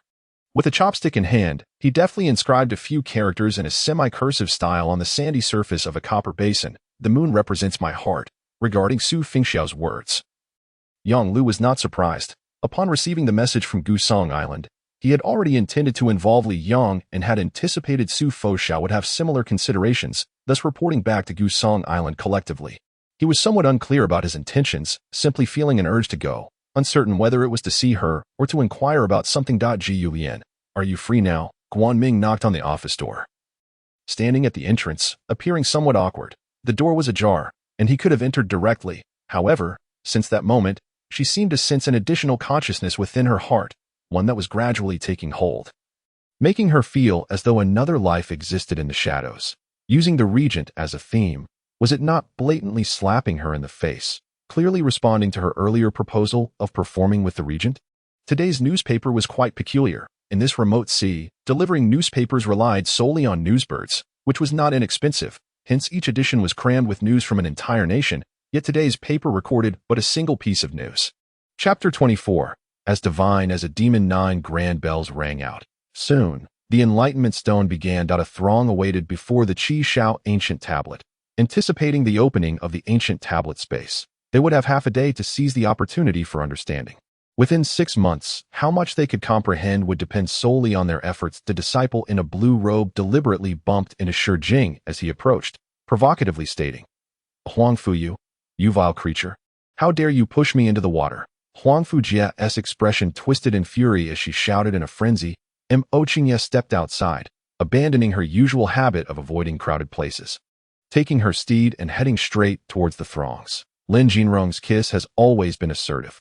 Even though Yu Unin initially possessed the strength to resist, she ultimately found herself helplessly enduring the fierce demands of Lin Jinrong. He could only watch as Jiang Yuan introduced toys to everyone, silently cheering 666 in his heart. Yet, when he glanced over, he noticed that the dagger, which Su Momo had deemed utterly useless, was firmly embedded 7/10 into the pillar, leaving only a grimy handle exposed. After all, Mo Qingye's complexion was exceedingly poor. At this juncture, Zhongli feared that he might impulsively strike Di Wang. Sacrifice was inevitable. Every battle spirit contract master from the northern district of Daxia had come to terms with this realization from the very first day of their enlistment. The door to Xia Sinyu's room was slightly ajar, undoubtedly indicating that she had not anticipated anyone's arrival at this moment. Relying on this ability, he astonishingly united all 7 major lords within the kingdom, emulating the 6 states banding together against Qin, exerting pressure on the Targaryen royalty. The hand that had once cradled her profile was now firmly grasped at the back of her head, the tongue penetrating deeply as it fervently kissed her own. Upon hearing Miro's words, the others fell silent, clearly wishing for him to first gauge my depth. I smiled coldly. If that were the case, then let me establish my authority over you. Growing up together, the two shared an unblemished bond. Even after days apart, they remained as close as siblings. In truth, the situation was not exceedingly dire. The 2 wolf demons held no substantial advantage over Lan Mei, for she had vanished from their sight. Yang Feng struggled valiantly against Zhang Ren and Ma Feng, as soldiers surged forth like a tidal wave behind him. The Han army unleashed a relentless barrage of powerful arrows, while the pitiful barbarian soldiers could only raise their rudimentary shields for protection, lacking any armor. Though their shields covered vital areas, countless arrows struck their limbs, and seeing they could not advance, the barbarian soldiers were compelled to retreat once more. The eunuch was already terrified to the point of despair, too frightened to lie, obediently blinking 3 times. Upon witnessing this, Lin murmured, "I will go in now. If anyone is present, you shall all perish." With that, she dragged the eunuch into the Henyuandian, and indeed, there was no one inside. He initially intended to empty the entire bottle, but hesitated midway and decided to keep the remainder. While he nodded, his expression impassive, saying, "I understand. You may continue with your tasks." He was well aware that Han Jin was reminding him. Li Zhuo recognized Guo He and knew of Lin Yin's connection to him. Yet Guo He was unafraid. Even if the Guo residents were investigated, he could simply deny any involvement, leaving them powerless against him. With major matters settled, it was time to take their leave, for the battle for supremacy among the Wan family could commence at any moment, necessitating that they remain in peak condition. Chapter 25. Ninefold Calamity. Are you all right? You seem quite audacious, coming to my doorstep. You and your son truly resemble each other. He is quite confident as well. By the way, do you know how he met his demise? I burned him alive. Gu Qizhou replied, extending. You all will kneel before him. Shi Mintingxue chuckled. Yu Xie was always so graceful, never revealing his assertive nature, leading many to question his strength. At this moment, Gu Sheng stood amidst the ranks of 2 armies, uncertain of which side to support. He glanced towards the demonic faction and then towards the righteous side, and with a resigned sigh, He withdrew his hands, choosing not to assist either. Song Chuyi and Zhang had previously been dispatched to the kingdom of Shu, with Song Chuyi spending a particularly lengthy stay of over half a year there. As the crowd's gazes converged, Song Chuyi approached a nearby individual, seizing their hair to compel them to raise their head. This action left Zhao Yining feeling increasingly restless. There were pressing matters at his club. Yet he found himself engaged in this rather trivial match, which caused him considerable unease. Ironically, during the battle at Yiqian town against the savage shark army, the cavalry units of the Demon Legion had not participated. Instead, it was the non-elite forces that took to the field.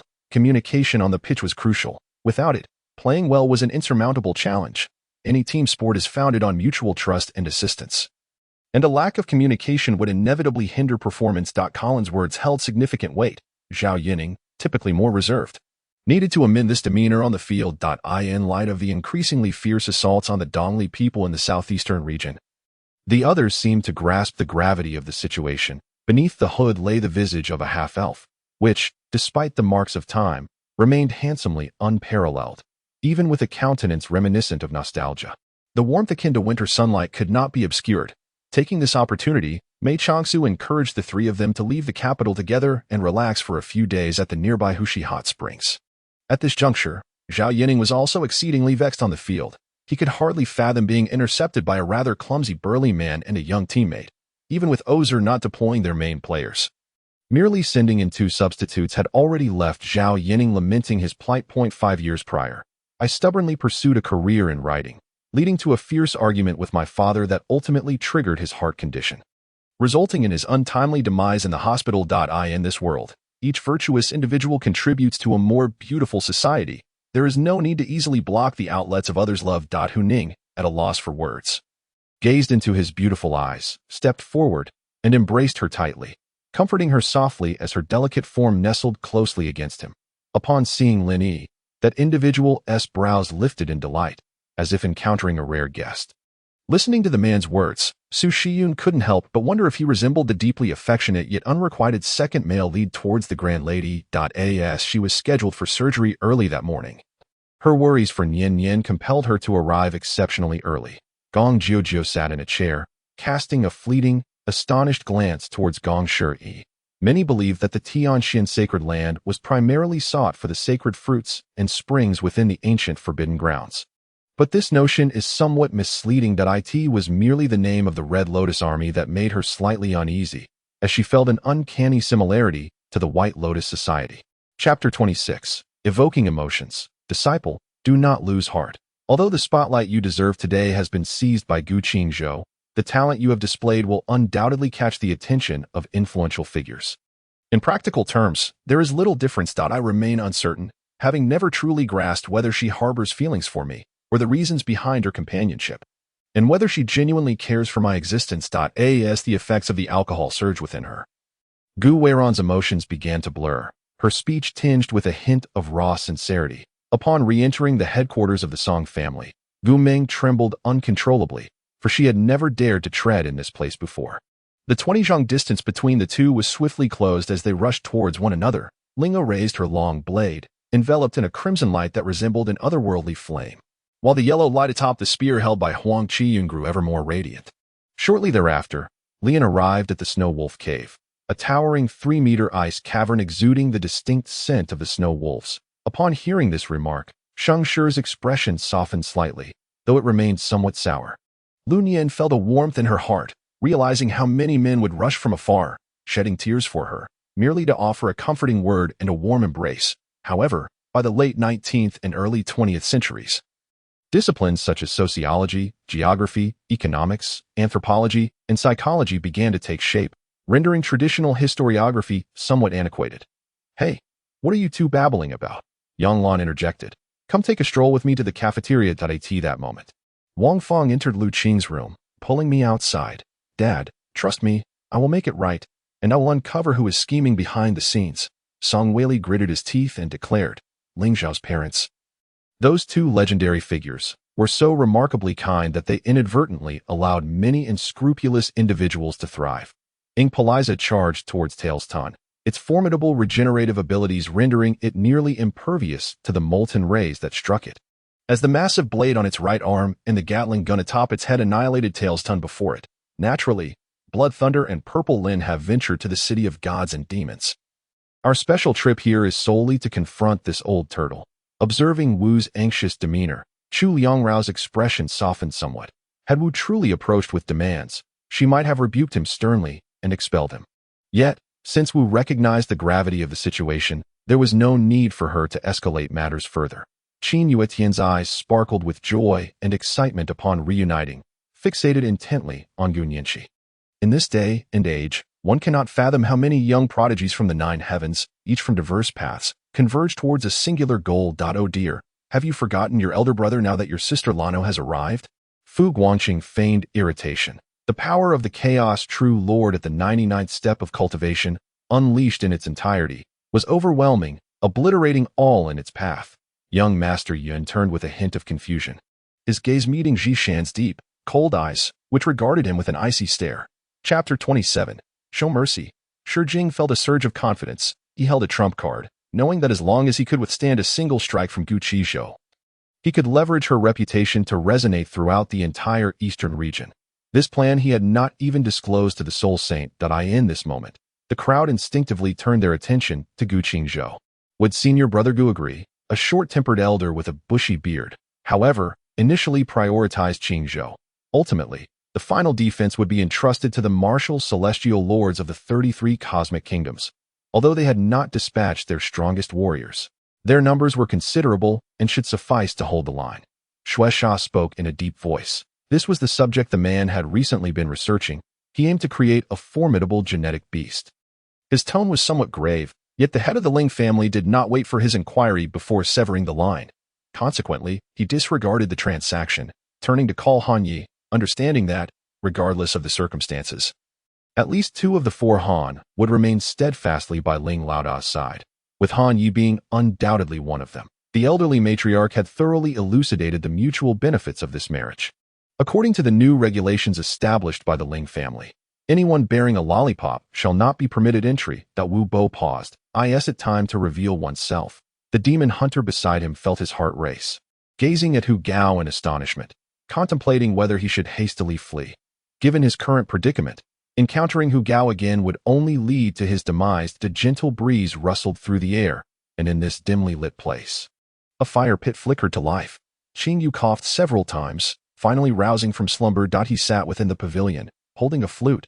This very flute, heavy and aged, yet how could it produce such mournful notes? From whence did it originate? Why could it resonate within the depths of the soul? Indeed, they were all friends. What need is there for formality? Mochi spoke generously, devoid of any arrogance befitting a deity, prompting laughter to erupt among the crowd, filling the air with mirth. Ning Bauer, burdened by her cumbersome attire, entered the director's trailer, where the director anxiously fixated on his phone. The dragon armor craft was gritting its teeth, resisting the shockwave from the explosion, though the armor's formidable defense could not shield Kraft's innards from sustaining injuries. It could be said that the dragon armor craft was barely managing to contend with Brother Miao. Zhang Qing pondered for a moment, unable to suppress a blush. Could it truly be as she imagined? Which audacious fiend dares to disrupt my court? Qi Gui thundered with rage. The 5 law guardians, 10 protector guardians, and the monks, along with the Buddhist faithful, gripped their weapons tightly, their expressions a mix of tension and indignation as they scanned their surroundings, as though facing a grave threat.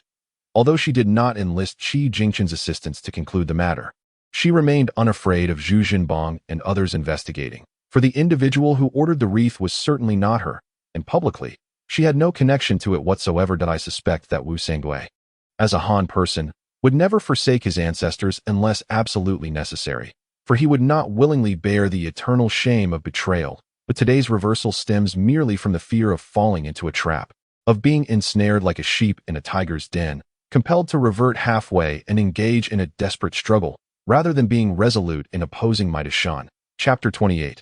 Why provoke him? Shi Jing felt his body fracturing, an all-encompassing pain engulfing him. It seemed as though he had lost dominion over his own form. He found himself at the bottom of a deep pit, his appearance pitiable in the extreme. His body was drenched in blood, each muscle akin to parched earth, cracking inch by inch. His already unremarkable visage had turned grotesque, barely resembling a human. Yet, despite the myriad of grievances within him. He felt utterly powerless, daunted and unwilling to advance another step. With a fierce glare, he could only fix his menacing gaze upon Lu Fei, exuding an air of deadly intent. Moreover, considering he was merely a newly appointed consultant, from where could he procure such a vast supply of rice and millet to assist the displaced, to distribute aid in such a manner, without reporting to the central authority or utilizing the granaries for distribution? Could only be interpreted as a personal expenditure to curry favor with the populace. Fixating his eyes on Huakuen, Angola Newman leaned down, gently caressing his face, while beneath the skin, tendrils of mycelium pierced through the blood vessels, extracting blood to prepare for the expansion into a new cluster of bloodthirsty mushrooms. After embracing Sun Yi and shedding tears for a while, Xiaoling finally recognized her loss of composure. Her haggard face suddenly flushed with embarrassment, and she awkwardly released her grip, lowering her head in shyness, casting furtive glances at the sea, awaiting the appearance of the second fairy. With a thud, a muffled sound echoed, and almost simultaneously, numerous beams of purple light began darting about the giant rock. Mother has drawn a picture book for Deng Deng. Shall we take a look together? Bai Ryu said with a smile, producing her newly created picture book from the past few days spent idly in the palace. Gently narrating it to her son, Chun Mo chuckled softly. This was still the normalized 33 heavens. With a sudden step on a vast floating island, two colossal mountains emerged from it. With a flick of his finger, he sent the earth fire pearl and the water pearl into the mountains, and with a twist of his wrist, the two towering peaks soared into the sky. That I whispered softly, hesitant to say much more. Li He cast me a sidelong glance, picked up the black ball, and walked out, leaving me to stare blankly as they departed. Thank you. Jiang Shao handed her a piece of silver, bowed respectfully, and then turned to leave. Yet, the situation was inherently unjustifiable. Recalling the Bodhisattva's words when bestowing the Wu Hook sword, which strictly permitted the slaying of demons while forbidding the wrongful harm of innocents. If only we could grant Emperor Chongping some time. Once he resolves the internal and external turmoil, the rebellion on Prince Dai's side would soon turn into a farce. Rather than harboring mutual suspicion, it would be wiser to have never accepted new partners for the pioneering group from the outset. However, Wang Wenyu seemingly did not perceive the fire in her eyes. Instead, he reached out to caress her cheek directly. That night, sleep was rather restless.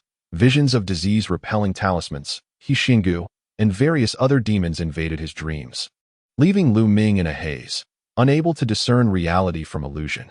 Yet, this place was akin to the streets outside, filled predominantly with clothing stores, shoe shops, and eateries. They could only gather some necessary garments. Nevertheless, when Lu Ming was fortunate to discover several concentrated children's clothing stores on the third floor, joyfully collecting all the children's attire, he was aware that his cousin did not regard him with much concern. Yet, as the elder brother, he could not disregard his own dignity. Suddenly, Mei Lin halted her steps. Before her stood the grand door, seemingly devoid of abnormalities. Yet Mei Lin dared not gamble on her luck. Chapter 29. The official rankings this month, for the entire Xian Yuan Great World, marked a significant occasion. Only the true prodigies were eligible to ascend the esteemed Qingyun list, which would be unveiled in the middle of the month. The official list comprised 500 individuals, with an additional 500 on the alternate list. The official ranks were traditionally dominated by the geniuses of Qingzhou, with individuals from those few relic sites able to compete as well. The headmaster spoke up, directly entrusting command to Chu Xian, a clear affirmation of his abilities. A person of great strength is not inherently fearsome. What truly instills dread is the combination of formidable power with a keen intellect. Lin Qingxian undoubtedly belongs to this category, and he was taken aback to discover such an individual in Yuhan City. The winds of change sweep through the Yang realm, where even rivers of blood may flow. Lin Feng could certainly foresee this turmoil, but remained relatively unconcerned. The vast expanse of the Yang realm could hardly be unable to withstand the likes of Yin Ziyuan and his companions. For she understood that Lin Zhao's assertions were entirely accurate. The challenges they faced on their path of cultivation would represent one of the most significant hurdles. If Wang Lin and the monkey were of a mighty cultivation level, they might have put up a stubborn resistance.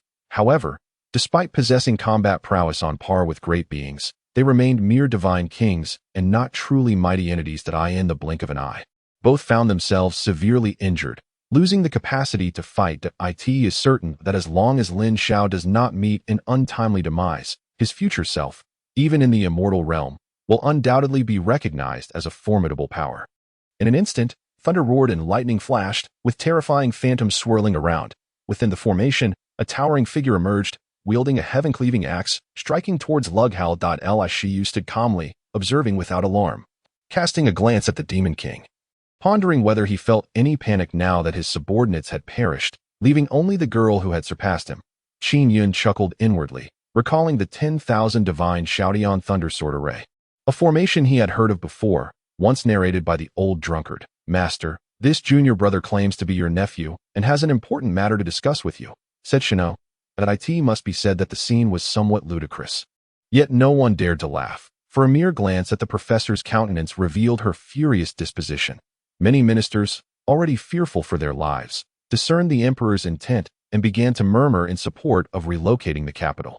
Li Qin completed his morning routine and then enjoyed a sandwich breakfast, sipping from a milk carton while watching a promotional video for Future Light. He had been closely observing Zhang Chang's movements when he rushed out, committing every step to memory. Hearing laughter around him, Ron urgently emphasized, "Really, it was my attack that gave Harry the opportunity to leap onto his head." Moreover, the presence of an exquisitely appealing beauty before him only further ignited Su Ye's inner flame. Li Chun and Tang Xiu Milk Tea exchanged a light high five, thus establishing their team, while Tang Xiu Milk Tea shared the task at hand.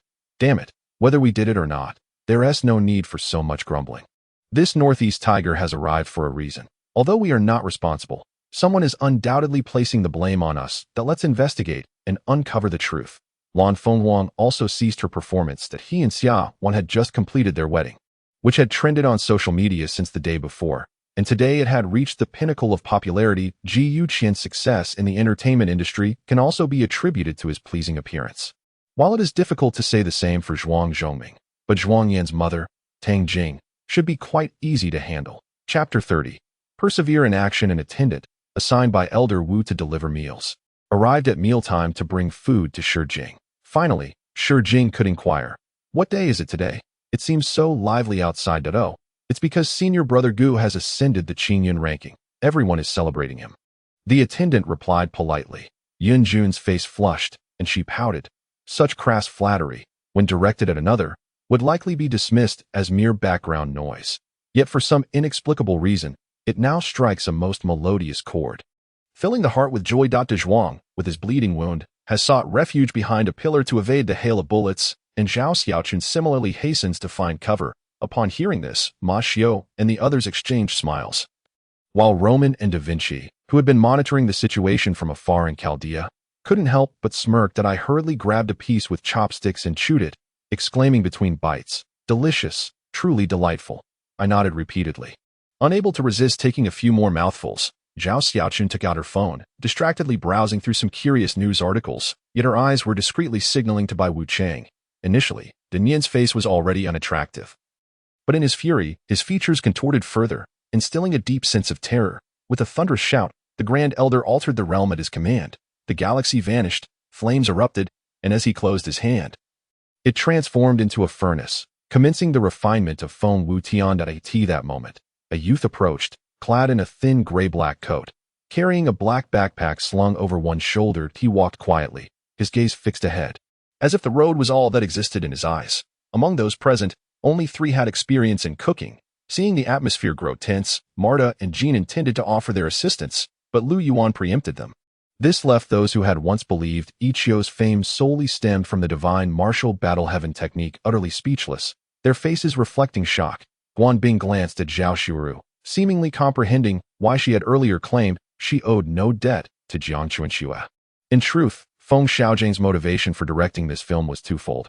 He genuinely wished to tell this story, and secondly, it was quite simple. He sought to prove himself. "You old scoundrel, what did you say?" Eagle Lao Lu's already grotesque visage twisted in fury, his face reddening as he shouted angrily.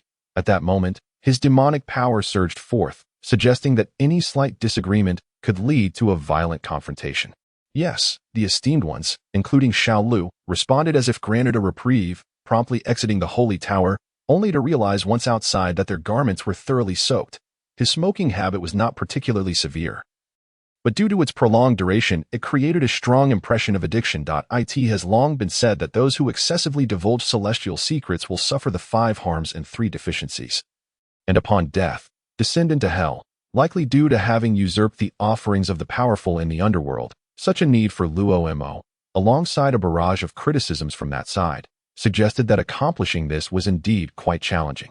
Moreover, the visual effects depicting a crumbling world, fierce battles on snow-capped mountains, and weightlessness in elevators were exceedingly difficult to produce, not to mention the requirement to create a 3D effect as per Luo-Mo's specifications.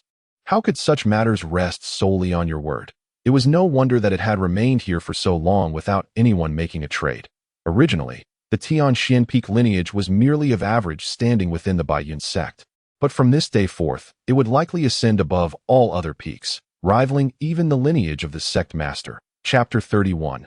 Resentment. Shi Jing had gone hungry for over 10 days. Ever since that day, he had berated the servant.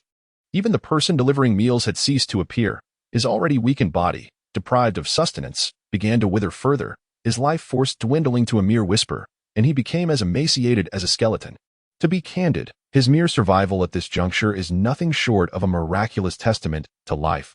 Is it truly necessary for him to perish? Little did Lin Huang realize that the factions of the Alliance and the forces of darkness would not breathe a sigh of relief until the final moments before the closing of the goddess fall.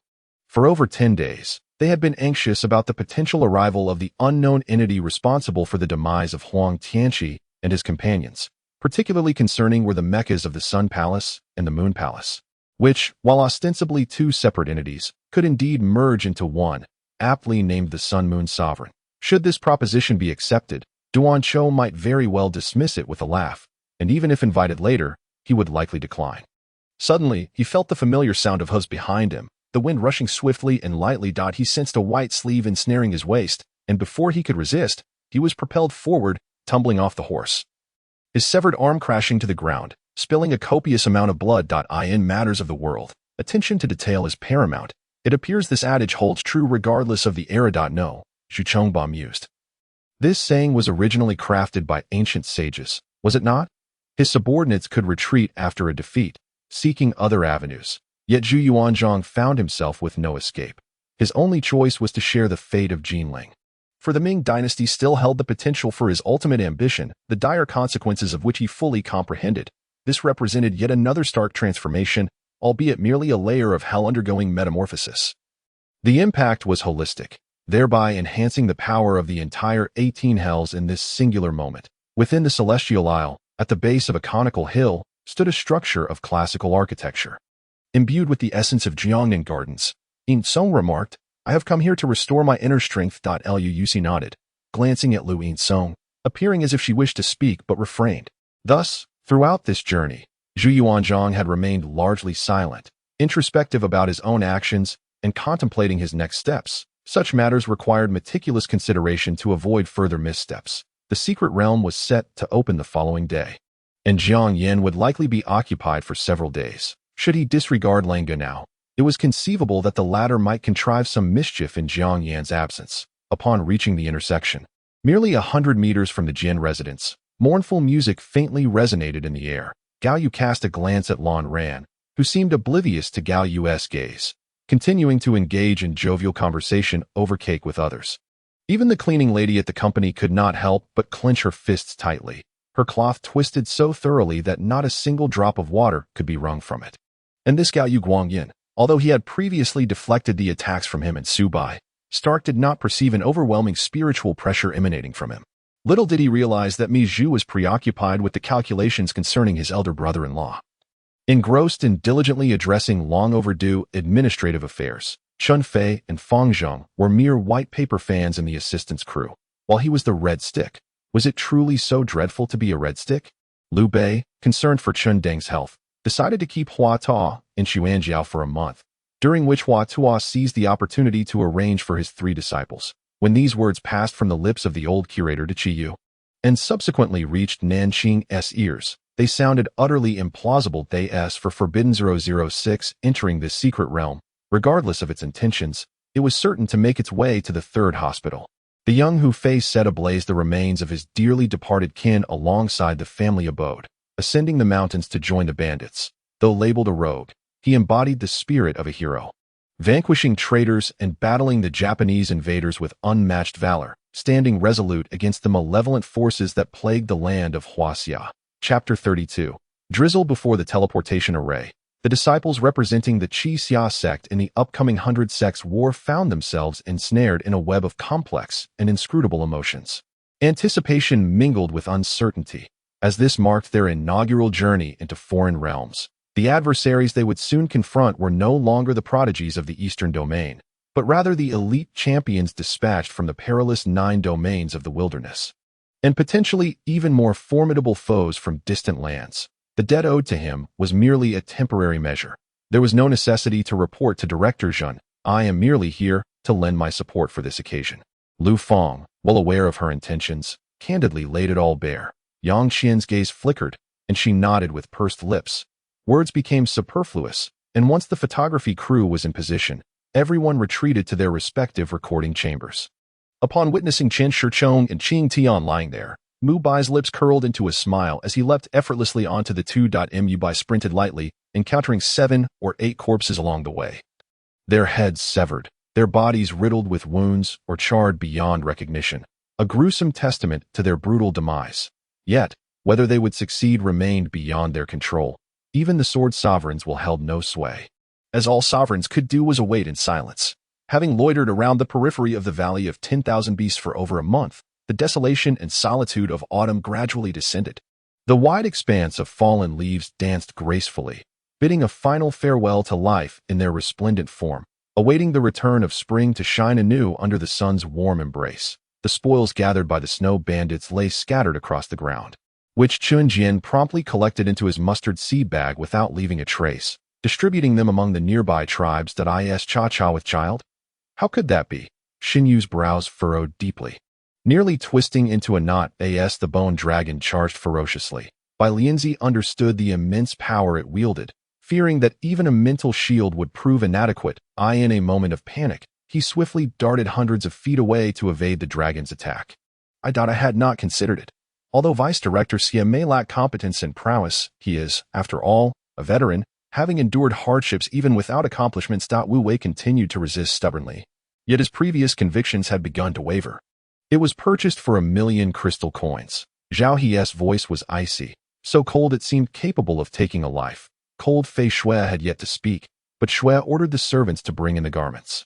Cold Fei Shui pouted, utterly bewildered by the purpose of that question, as she had not even uttered a word yet. However, this year, due to the lack of news from the western regions, they were now only aware of the good tidings regarding Zhang Chongxin's surrender. Yet, just yesterday, the eldest room had been dispatched, and now the princess had yet to rise.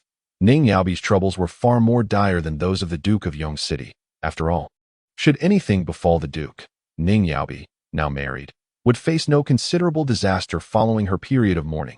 Yin Firen's arm was grasped by Yi Yuan. Though the grip was not heavy, it bore an undeniable force that rendered her unable to escape. All right. She cast a grateful glance at the director, yet Luna's people remained unmoved, their gaze trailing after Yin Si. Certainly, she also invited us to go out together in the afternoon. Would you be willing? Absolutely. I am more than willing. Without a second thought, I would raise my hand 100 times in agreement, but if my speculation proves incorrect, so be it. The worst that could happen is that Fan Yi would assist Guoyuru in transporting something and incur a minor financial loss. I would ask Fan Yi for a favor, considering it a repayment for the debt he owes me. However, if Guoyuru truly intends to exploit Fan Yi and is given an opportunity to smuggle drugs, the likelihood of her exposure would inevitably increase. Chapter 33. A formidable adversary. You are quite impressive. Senior Zhao playfully tousled his hair, drawing attention to the principal. You wish to enter, do you? Each person must pay 10,000 spirit stones. Zishu immediately. Just a few minutes. After Liao Kasha concluded his statement, he retrieved some tools from his backpack and began repairing the radio. Xiao Yin recalled Feng Wei's demeanor when she had summoned Li Yuzhong. At that time, Feng Wei answered Li Yuzhong's inquiries with great delicacy, yet her responses were riddled with inconsistencies, as if she were merely offering platitudes. Thus, Feng Wei's true intention was to undermine the Yu family. Prompting Li Yuzhong to bring them forth, Ji Yuqing felt a strong sense that this haunting incident might be linked to the peculiarities of this world, and indeed, It was the only abnormal occurrence he had encountered since arriving here. However, following the first monthly examination, positions would be determined based on performance. Although this school was quite humane, the traditional practices of Huaxia schools are not easily altered. While the two awaited an entertaining spectacle from Louis, Lu Qing suddenly changed the rules, turning the contest into a 3-on-1 match. Nevertheless, at that time, Xiongzhe's strength surpassed theirs. As the second-in-command of the Revolutionary Army, his power, while not on par with Long's, had already reached the pinnacle of the mid-general rank, merely a step away from the general tier. Gai Qingyang interceded on behalf of Gai Zi, hoping to persuade Xiao Yin to allow Gai Zi to emerge. However, Xiao Yin was not at Xiao Garden. Upon inquiry, it was discovered that he had gone to the governor's office, specifically to meet Gai Zi. The elderly lady was well preserved, her tears reminiscent of clear springs, and Li Hengyan discerned a hint of delicate charm. Xiao Qing's expression was equally grim as he firmly held Su Qian in his embrace, swung open the car door, and without hesitation, leapt onto the opposite side of the road. Although Cantonese is indeed a dialect of Chinese, it can be quite challenging to comprehend. Without a certain level of proficiency, one would struggle to understand Cantonese songs that I am referring to you. So what will you do about it? You flirtatious fox? Yi Fan paid no mind to the increasingly frigid expression of the other party, incessantly berating. While heading to the hotel, I glanced at the time and realized, quite unconsciously, that Lu and I had known each other for over 50 days. Aside from lamenting the swift passage of time, I felt utterly incapable of discerning this man's true nature. However, I am not particularly curious about their organization, as their very existence is dedicated to protecting the homeland. Much like the plainclothes guards one carries when venturing outside, making their presence all the more valuable as long as Wu Ping and Lu Dai remain unharmed and lead a happy life in their later years. I shall find peace of mind. Yin Wei, the eldest son of the emperor and the senior brother among the princes, stands as the most favored by the emperor, aside from the crown prince himself. The emperor has openly declared that Yin Wei is the bachelor of the great Qing, and within the palace, he is reverently referred to as the grand ancestor. In the midst of a tumultuous moment, Shanghai hurriedly approached to pick up the fallen vehicle and meticulously examined it, relieved to find that it appeared to be in working order, allowing the competition to continue. Should I not remain composed? Why does a warm current wash over my heart when he holds me in his embrace? In Chapter 34, titled Defying Fate, they settled in the largest inn within the city. Ruan Yunjin knocked on the door, and upon entering, she bit her crimson lip, expressing her concern. You were rather reckless just now that I have heard that the two leaders from the Wuji sect possess formidable strength. Qingzhou was momentarily taken aback. Pondering, is this woman actually concerned for me? Lin Feng was the first to leap from the back of the Black Emperor, and before his feet even touched the ground, he executed a flying kick towards an NPC wielding a crossbow. Lin Feng laughed heartily, for regardless of how his opponent struggled, a man who had been cooped up for 7 days could unleash chaos without restraint. Near Dolphin Bay, a multitude of dolphins lingered. Yet curiously, once approached, they would be assailed by great white sharks. Beneath this starry sky, not only were there aspiring monarchs, but also ancient rulers from various imperial clans and celestial tribes observing the scene.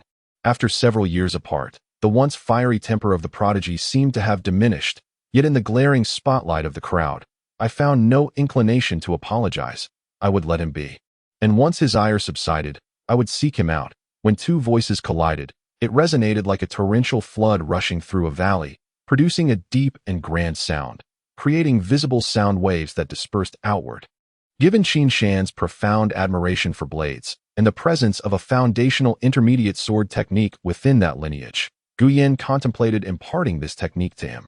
After all, for someone of Qin Shan's level, merely at the second tier of blood tempering, the opportunity to cultivate an intermediate technique was indeed a rare privilege. At that moment, a sudden uproar erupted outside, prompting Kai Zi and Guyi to rush to the door to discover the cause.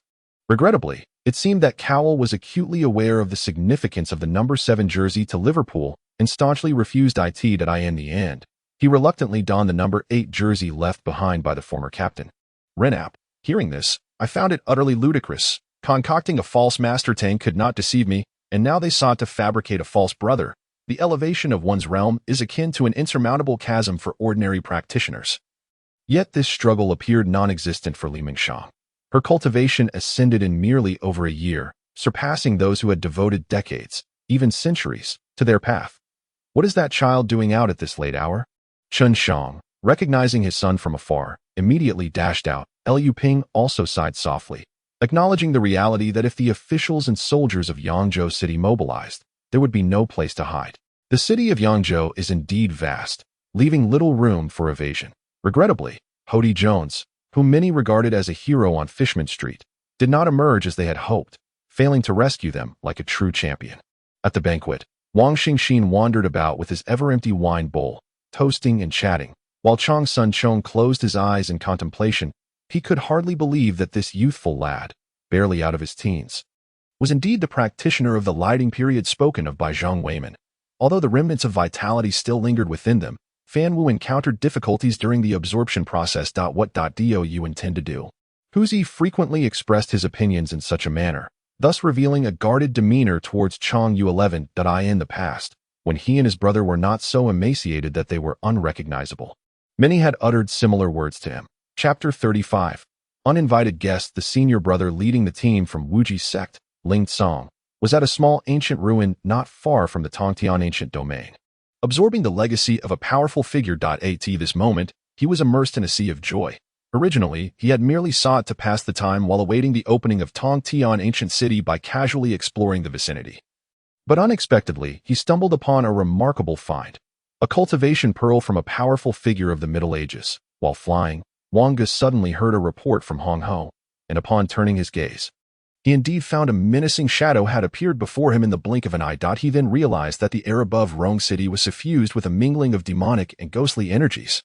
Yet he could not discern their origin, giving one the impression that the entire city was teeming with monsters and fiends. After exchanging a few words, Tang Xin seemed to recall something suddenly and turned to step into the main hall of a nearby villa. This vessel was renowned at sea as the most formidable legendary ship. Even the head of the Norwegian sea monster could not withstand a triadic barrage. Zizi, the force of Su Huang's axe was so ferocious that it compelled Tai Shirtzi to kneel on his right knee. His raised arms gradually succumbing under the relentless pressure, continually suppressed by Su Huang's might. The violent electric arcs, akin to roaring dragons and serpents, recklessly surged and spread over Tai Shirtzi. Upon hearing this, Yi Xingqian immediately exhaled in relief. If the flame man was indeed that formidable and had spoken thus, then it must be true. However, a shadow of tension and concern crossed Yi Xingqian's face for the first time, as he did not expect Yuan Air to wield the power of the city's defensive formation. Was it not said that during the city lord's challenge, no one was permitted to control the city's protective array? As he observed Zhang Yifeng limping towards him, the Mountain King emitted a violent mental wave, striking down with his tentacles, eager to reduce Zhang Yifeng to mere pulp, just as Zhang Yifeng sought to evade. A chilling voice from Bai Ling reached his ears. Conversely, before ascertaining the intentions of these individuals, he intended to impart a stern warning to the newcomers in his unique manner. Thank you, Taoist Jitian. Yang Chun expressed his gratitude to Jitian Dao after the task was accomplished. This moment, old Jiu had lost control, rendering his initial words meaningless. However, Zero's ultimate move could ensure he inflicted damage while remaining unharmed by others. In truth, on the objective of undermining Su Dong, Jing Jian and Xiaomu were aligned on the same front.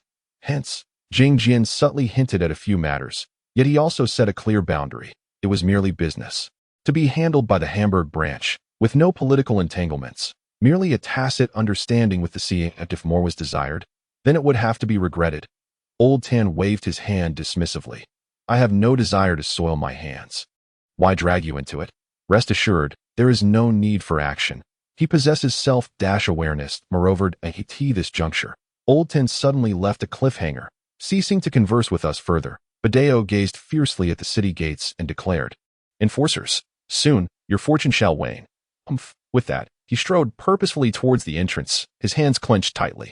His fervor intensified, engaging in animated conversation with his two clones, blissfully unaware that a significant event was about to unfold. Outrage surged within her. She frantically directed her soul towards the realm of life and death. Should her soul dissipate, her true self, currently lost in contemplation of mortality, would suffer severe repercussions, jeopardizing her chances of ascending to divinity. Plumbing and Old Jiu shared a close camaraderie, forged through their frequent duo endeavors, which allowed their banter to flow without restraint. Given the complexity of the situation, Shenlongju, deemed it unwise to elaborate to them, as it would only squander precious time. Chapter 36. The banquet at Hongmen Zishu expressed concern. My lord, perhaps we should simply ignore him. After all, we are encroaching upon his territory. Some powerful factions are known to strategically place lethal formations in critical locations, allowing the weaker individuals to exert immense power. Despite his slow pace, each step radiated the aura of a hero unafraid of death. You are simply toying with me. At that moment, the burly man finally grasped that Li Mu was merely jesting at his expense. If Suimin cast a shadow over the speed of rakage, then Mothing undoubtedly formed a part of that shadow. In an instant, a resolute glimmer ignited in Chiron's eyes. Mistakes are not terrifying, but the fear of confrontation is. Then take care of yourself. I shall take my leave. With that, Huang Zhenbo abandoned Li Mu and departed. Spare me. At that rate, I couldn't even afford a wheel. Just as Latangio was teasing her, they arrived at the restaurant. Su Yang was at a loss for how to console Alice, who was inherently a person of great inner strength. With a thunderous crash, he burst through the door, landing heavily on the ground. Limbs splayed, his body aching. His deep-set gaze could pierce through all, and the concerns that troubled Yi Zhixing were voiced by him.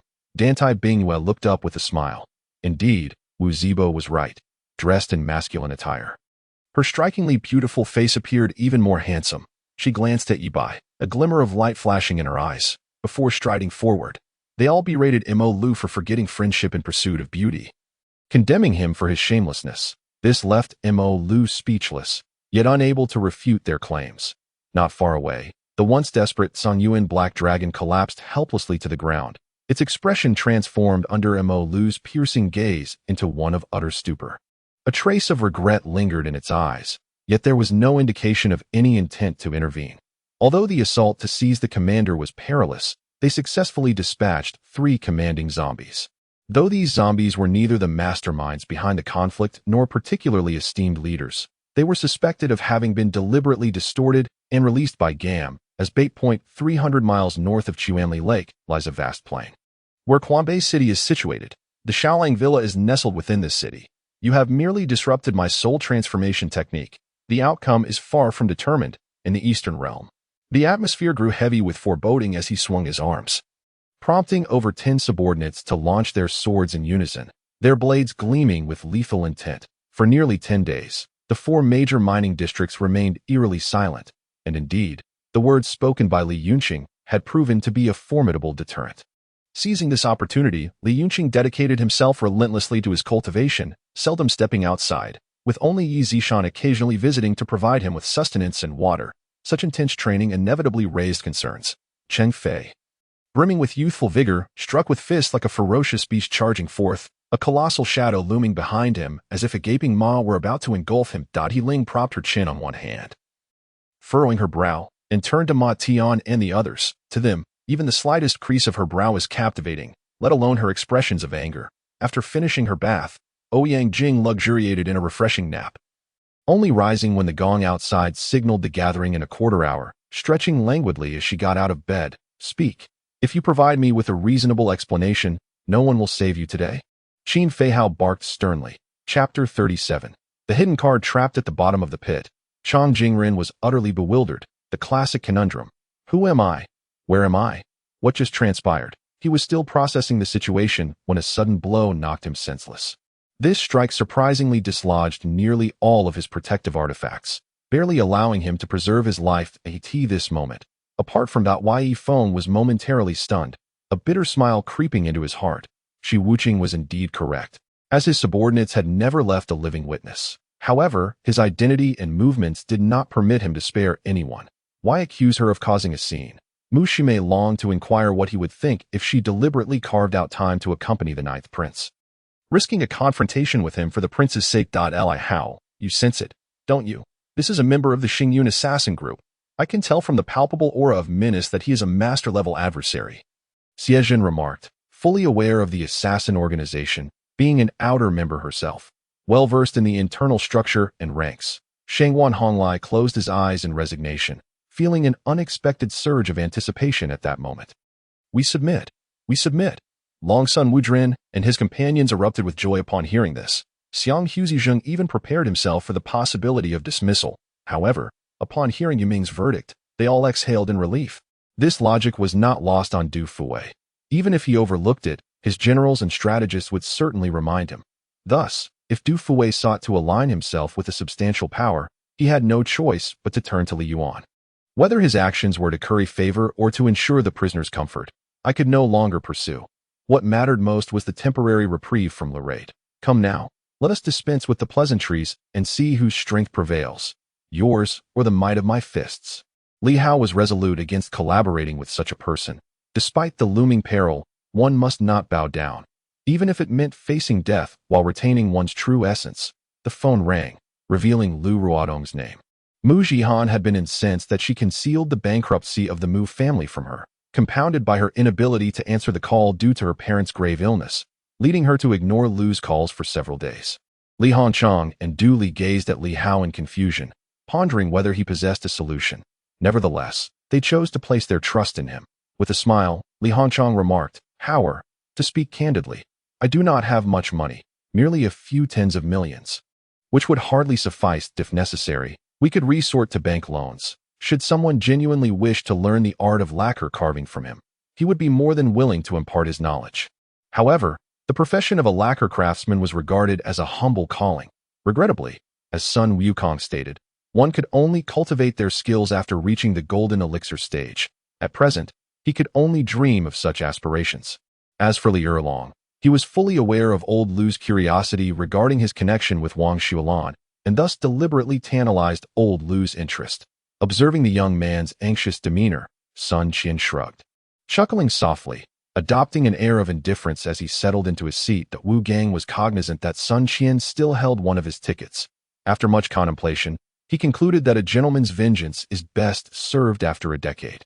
And the ability to endure and adapt is the hallmark of true manhood. At this moment, the most pressing concern was to avoid being thrown off the carriage. Was Finji truly so formidable that even the master's cultivation could not entirely mitigate the threat? Hong Yu appeared somewhat astonished. "Do not forget, the sect I have joined is also called the Azura Hall," Zhao Ziming quipped with a sly grin, speaking in an enigmatic tone. "Ineva, some things are not necessarily better when they are more complex. Often, one must remember that the path to enlightenment is remarkably simple," Chun Fan remarked lightly, striding into the Doshui Palace. Chapter 38. Concealment in the Third Realm. At the Chang family estate, a sudden roar echoed through the courtyard. An uncontrollable and terrifying aura erupted, causing the servants outside to tremble in fear, with the weaker ones spitting blood and collapsing on the spot. In the next moment, a young man clad in resplendent garments soared into the sky, his face contorted with rage and malice. The elders of the Chang clan were taken aback. "Who among you has provoked this young master?" The demon King Toby, ranked 5th in the fierce benevolence hall, became well known among the members of the Great Red Lotus Knight Order during Jonas's assault on Lanatini.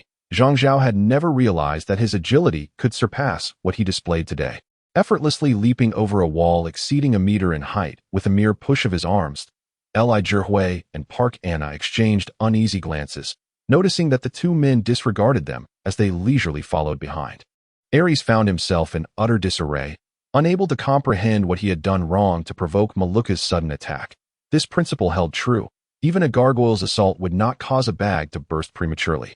And high-altitude throws had successfully evaded the grasp of the ground-dwelling Nilrub Spider-Man.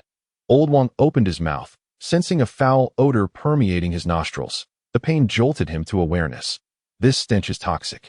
No sooner had he spoken than the zombie across from him visibly stiffened. Ren Zhuzhu ignited the oil lamp in the room, revealing the shredded remnants of clothing belonging to Wang Jin and another individual strewn across the floor and bed. Her own few intimate garments stood out starkly, prompting her to reminisce about recent events. However, she grasped a fragment of the elderly man's thoughts as he lay on the ground. He hoped Yitin could evolve into a person of responsibility, and if possible, also achieve success in other endeavors. As their lineage often aspired to do to this end, Fang Yu and Yu Yin decided to investigate further. The ground was saturated with moisture, making movement arduous, and a multitude of mosquitoes buzzed about, incessantly biting. Occasionally, inexplicable rustling sounds could be heard. The two quickly retreated, realizing that this path was impassable.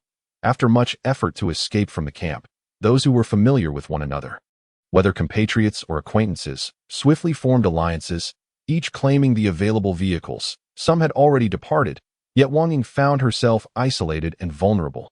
Now, the Covenant card lay in her possession that as long as she affixed her soul mark.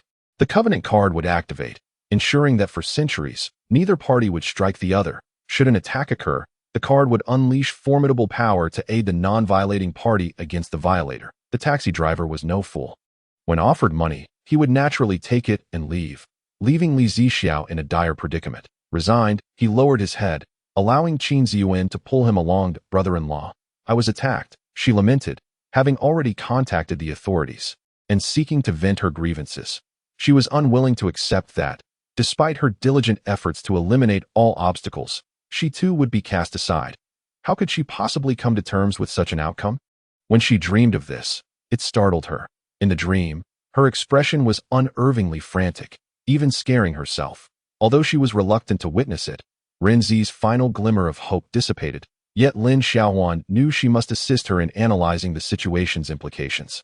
Yang Jiahua looked directly into Qian Chiyue's eyes, which reflected a serene demeanor, as if the matter were trivial, akin to a casual inquiry about dinner. Yang Jiahua suddenly felt an unease in her heart. But the thought of letting go was utterly impossible. Chapter 39. What difficulty lies ahead? Upon hearing the account, Ling Song's expression shifted between gloom and brightness. Even with his current strength, he could not guarantee a swift kill. Yet, he fell effortlessly to Gu Qingzhou's hand. The prowess of this individual was evident. The rankings of the bottom 5 on the alternative list had indeed underestimated him. After a long pause, Ling Song sneered.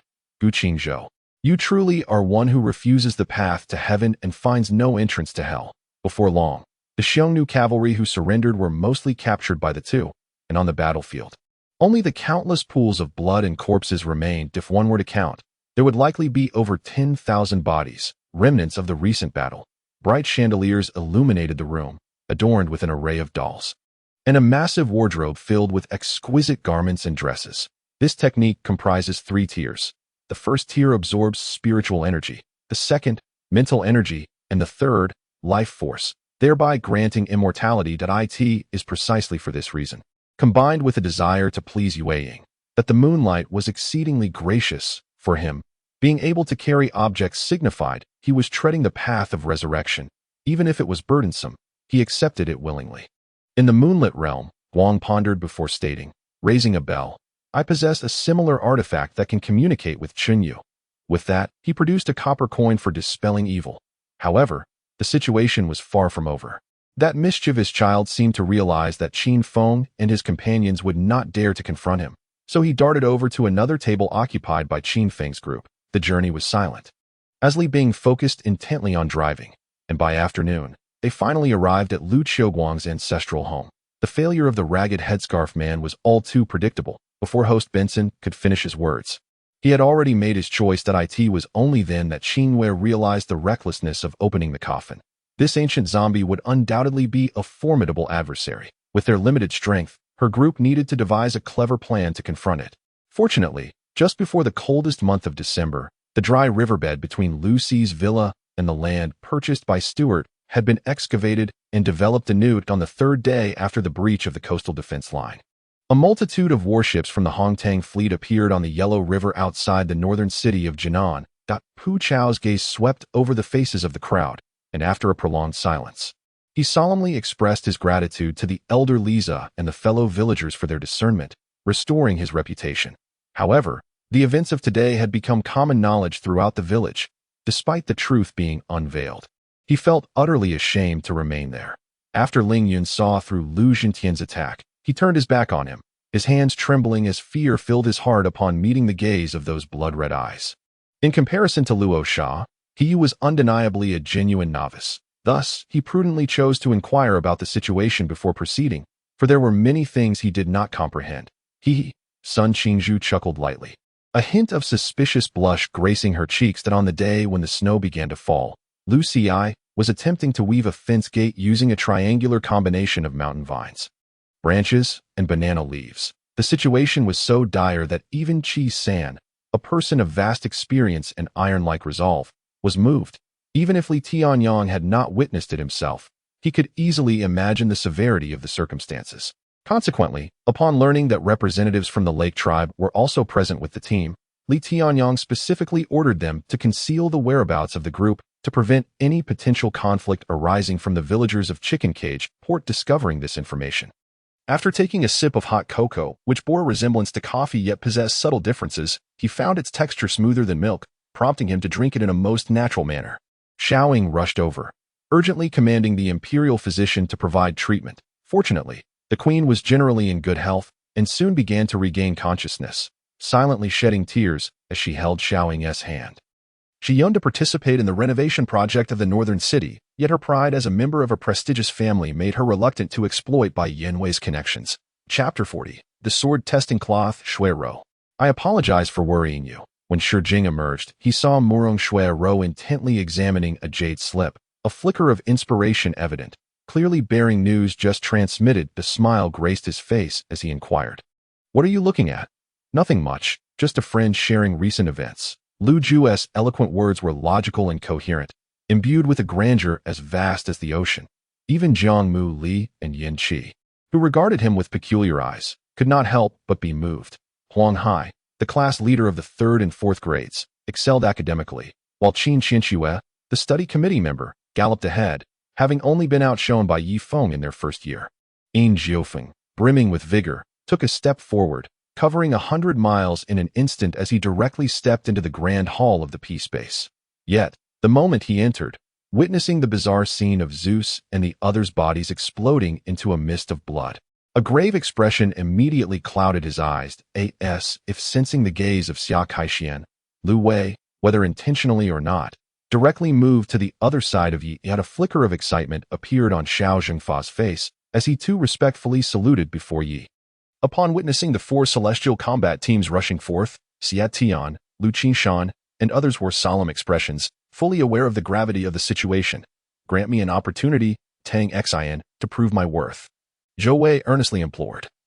Gazing at Tang Xin, Tianzhan, once the most detested alumnus of the academy, had subsequently risen to become the most beloved figure. Yi Feng let out a thunderous roar, his black hair standing on end. His stature formidable and majestic. In the midst of his laughter, he raised his right hand and, with a single punch, struck directly at the impending heavenly tribulation with a newfound exuberance. He had no intention of allowing the status quo of the 4 prominent families to persist. The battles among the 4 sovereign-level beings were extraordinarily fierce and domineering, with their combat visible from Earth, depicted in the cosmos. Meanwhile, at Lin Xiu's chest, a dragon's claw was embedded, the source of his longsword's thrust. The formation created by the gathered crowd was quite sophisticated, with the power of rules coalescing above their heads into the silhouette of a figure clad in armor, wielding a green dragon crescent blade, resembling a valiant general. Even the venerable sage was left astounded, pondering what kind of terrifying flame could instill such fear within him. He dared not imagine. Sun Cheng's expression shifted, unwilling to hold back even slightly. Unleashing the great sun blade technique and the 5 elements blade arts in their entirety. 5 uniquely colored 5 elements true dragon blade lights surged forth, instantly obliterating the second wave of 9 black mist sharks. The first palm struck down fiercely, followed by the second and third palms in succession, causing the ground to tremble violently. Since this body was a manifestation of the power of rules, it possessed no inherent weaknesses. As long as the energy was sufficient, it could be sustained indefinitely. Having grown accustomed to her presence, Su Ming found it somewhat disconcerting at the thought of her abruptly departing without a word. Luo Xiaoxiao felt that the matter was directed towards Su Ming. She had merely been a spectator throughout. The shadow collided with the magical seal, stirring a tempest of spiritual energy, with countless beams of light shooting forth, wreaking havoc across the terrain, leaving nothing unscathed. Hello? Who is this? I am Huang Guodong, came the magnetic voice of a middle-aged man over the phone. In an instant, he leaped behind Zhu Ling, transforming his palm into a blade, striking the back of her head, causing her to collapse to the ground upon being hit. Chapter 41. Terrifyingly, so the sun shone brightly, and the wind swept away the clouds. Ling Tsong rode upon a magnificent steed, dressed splendidly and leading the way. Behind him followed a multitude of aides on various mounts. An entire entourage had gathered, drawing attention from many onlookers, creating an imposing spectacle. The group's progress was slow, with pairs engaged in light-hearted conversation, not resembling a force preparing for significant action. Just as the words left his lips, Jiang Qin's hands emanated strange luminous powers, and before the light could fully manifest, the pitch-black infinite measure absorbed it entirely. Hua Qian, accompanied by Chang Yao's avatar Shi Jing, launched an assault on the Nightmare Clan. This day, the Nightmare Clan possesses only that hastily awakened, potential advancing Grandmaster, thus making Hua Qian, who is considered the weakest in combat within the hall, the one to confront them. Nevertheless, for the sake of caution, Cheng Yao's avatar, Xianjun, followed closely beside. In an instant, the villagers charging from behind became fervently excited, desperately scrambling in hopes of seizing the momentum to completely breach the stronghold's walls. Without further ado, a doppelganger was conjured, instantly teleporting to Lu Yifun's residence, where the latter was leisurely enjoying grapes. The Jade Emperor erupted in a fit of rage, exclaiming, "How dare you eat grapes at a time like this? This outcome is absolutely false. I demand a re-evaluation." Waduan remained obstinately unconvinced, particularly with Japan, the nation closest to Huagua, and the global police, the United States, frantically dispatching agents into Huagua's territory. After a brief standoff between man and beast, the leading jackal issued an attack command. At that critical moment, a cacophony of distressing sounds erupted from the woods, causing the two brothers, Xiao Ruaju, to faint from sheer unbearable shock. However, upon observing Qin Ku's current state, one might surmise that he was overthinking. In light of Qin Ku's predicament, he was utterly powerless. Presently, Qin Ku was akin to fish on a chopping board, entirely at the mercy of others. Last night, while dining at the Ji residence, Han Xiufeng, aware that Ji Yunfei would accompany Ao Tongqin to the Hanlin Academy today, opted not to venture to Beihanji, but rather made a beeline for the Hanlin Academy to seek out Ji Yunfei. After changing, the nurse promptly exited, not lingering in the ward. Casting a glance at Qingzhou as she did so, I noted that when the figure in the black suit uttered these words, they appeared noticeably distracted, their eyes betraying a hint of anxiety and restlessness. Her hair was disheveled, her attire disarrayed, and her delicate garments bore splashes of crimson, reminiscent of whip marks. She quickly recoiled, relieved to find a railing behind her, grasping it tightly as she gazed at an E in terror. This production was indeed grand in scale, with an estimated investment of 800 million, resolutely aiming to create a classic epic masterpiece. Take Daichun, for instance. He harbored a deep-seated hatred for his elder brother Jing Shan. If it meant incarcerating Jing Shan, Daichun would undoubtedly prefer to sacrifice every penny to ensure his brother's imprisonment. Upon lifting Nyonyo's pant leg, a dark bruise became visible, causing a sudden jolt in the heart of the Zhou matriarch, though her face betrayed nothing. Chapter 42, Posturing. Witnessing his pretentious demeanor was quite revealing. Beside him, Shi Jing could hardly conceal his emotions. Morong Shuro couldn't help but frown slightly. Speaking ill of others was inherently improper, and she found it somewhat irksome. Yet, considering the animosity between Shi Jing and Gu Qingzhou, she felt a sense of relief. Had she been in his shoes, she too would likely harbor a profound hatred for Gu Qingzhou. Ling Tsong's expression turned icy. Gu Qingzhou's appearance was already to at this thought. Qingshu Daoist halted abruptly, turning to gaze in the direction of Changxi, only to see a divine light enveloping the immortal Changxi, ascending toward the lunar stars. Is it truly possible to unleash a massacre without concern? Hua Lin revealed a bloodthirsty smile under the moonlit night. In the Tianlong Empire, most martial artists are well versed in archery and horsemanship. Yet, archery skills as exquisite as Qin Lai's are rare to the point of being 1 in 1,000. Among millions, one would be hard-pressed to find another.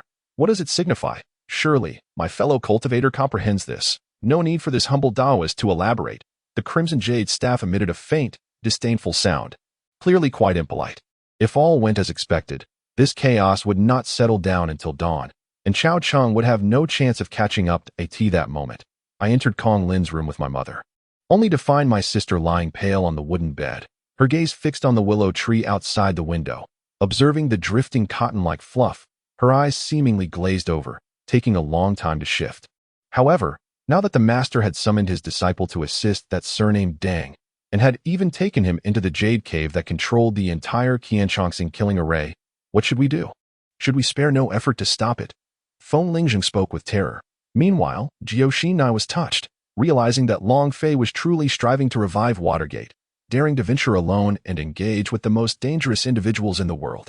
Suddenly, a force emanated from the Haotian mirror, drawing the surrounding crimson mist into it. Yet each time the amount was negligible, merely maintaining a 3-foot radius around the two of them free from the mist's encroachment. He activated his abilities, a black formation unfurling behind him, from the center of which emerged a massive tentacle adorned with numerous eyes and a mouth. After collecting the registration form for the high school entrance examination from the cicada baby, Liu began browsing coal mining equipment on the procurement website. While large-scale machinery was unavailable, handheld devices like electric drills were entirely feasible. Indeed, it was my father. As for you people, as long as you do not provoke me, I have no business with you. But since you have angered me today, you shall pay the price. Who is that Li Xiao? Su Yang retorted coldly. Outside the Zen courtyard, there was a great commotion. The clashing of swords, shouts, and a cacophony that sent a chill through the heart. Noticing that Liang Jini remained oblivious, he sprang to his feet, approached the window, turning his back to the conference table, arms crossed, gazing outside. As soon as Leng Xiao ascended the stairs, he dealt with the surveillance capable of capturing her room. Whether someone truly hid within remained a mystery. The Lingyun sect need not be mentioned. The Qi family was one of the 3 prominent aristocratic families of Weijun, known for their fierce customs and formidable cultivation powers that in the original text, Yin Wenjiao, to preserve Chun Guangrue's offspring, reluctantly submitted to the bandit Lu Hong. The proprietor of the tavern believed that the nation's prosperity allowed for such splendid fireworks. Having come to a complete understanding that Hui Ziju was not her son, concubine Xian's maternal affection for him had entirely dissipated. From a distance, Finji Yutong lingered for a moment, ultimately resolute in turning away, leaving all of this behind. Chapter 43.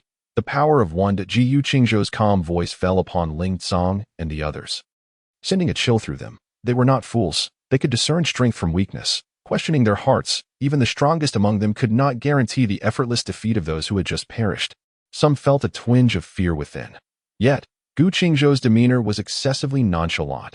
You are indeed powerful, but in this manner, the elven folk, previously unclear about Li Yan's strength, no longer considered Joyce's challenge to be reckless upon witnessing Li Yan's mastery of mobile spellcasting.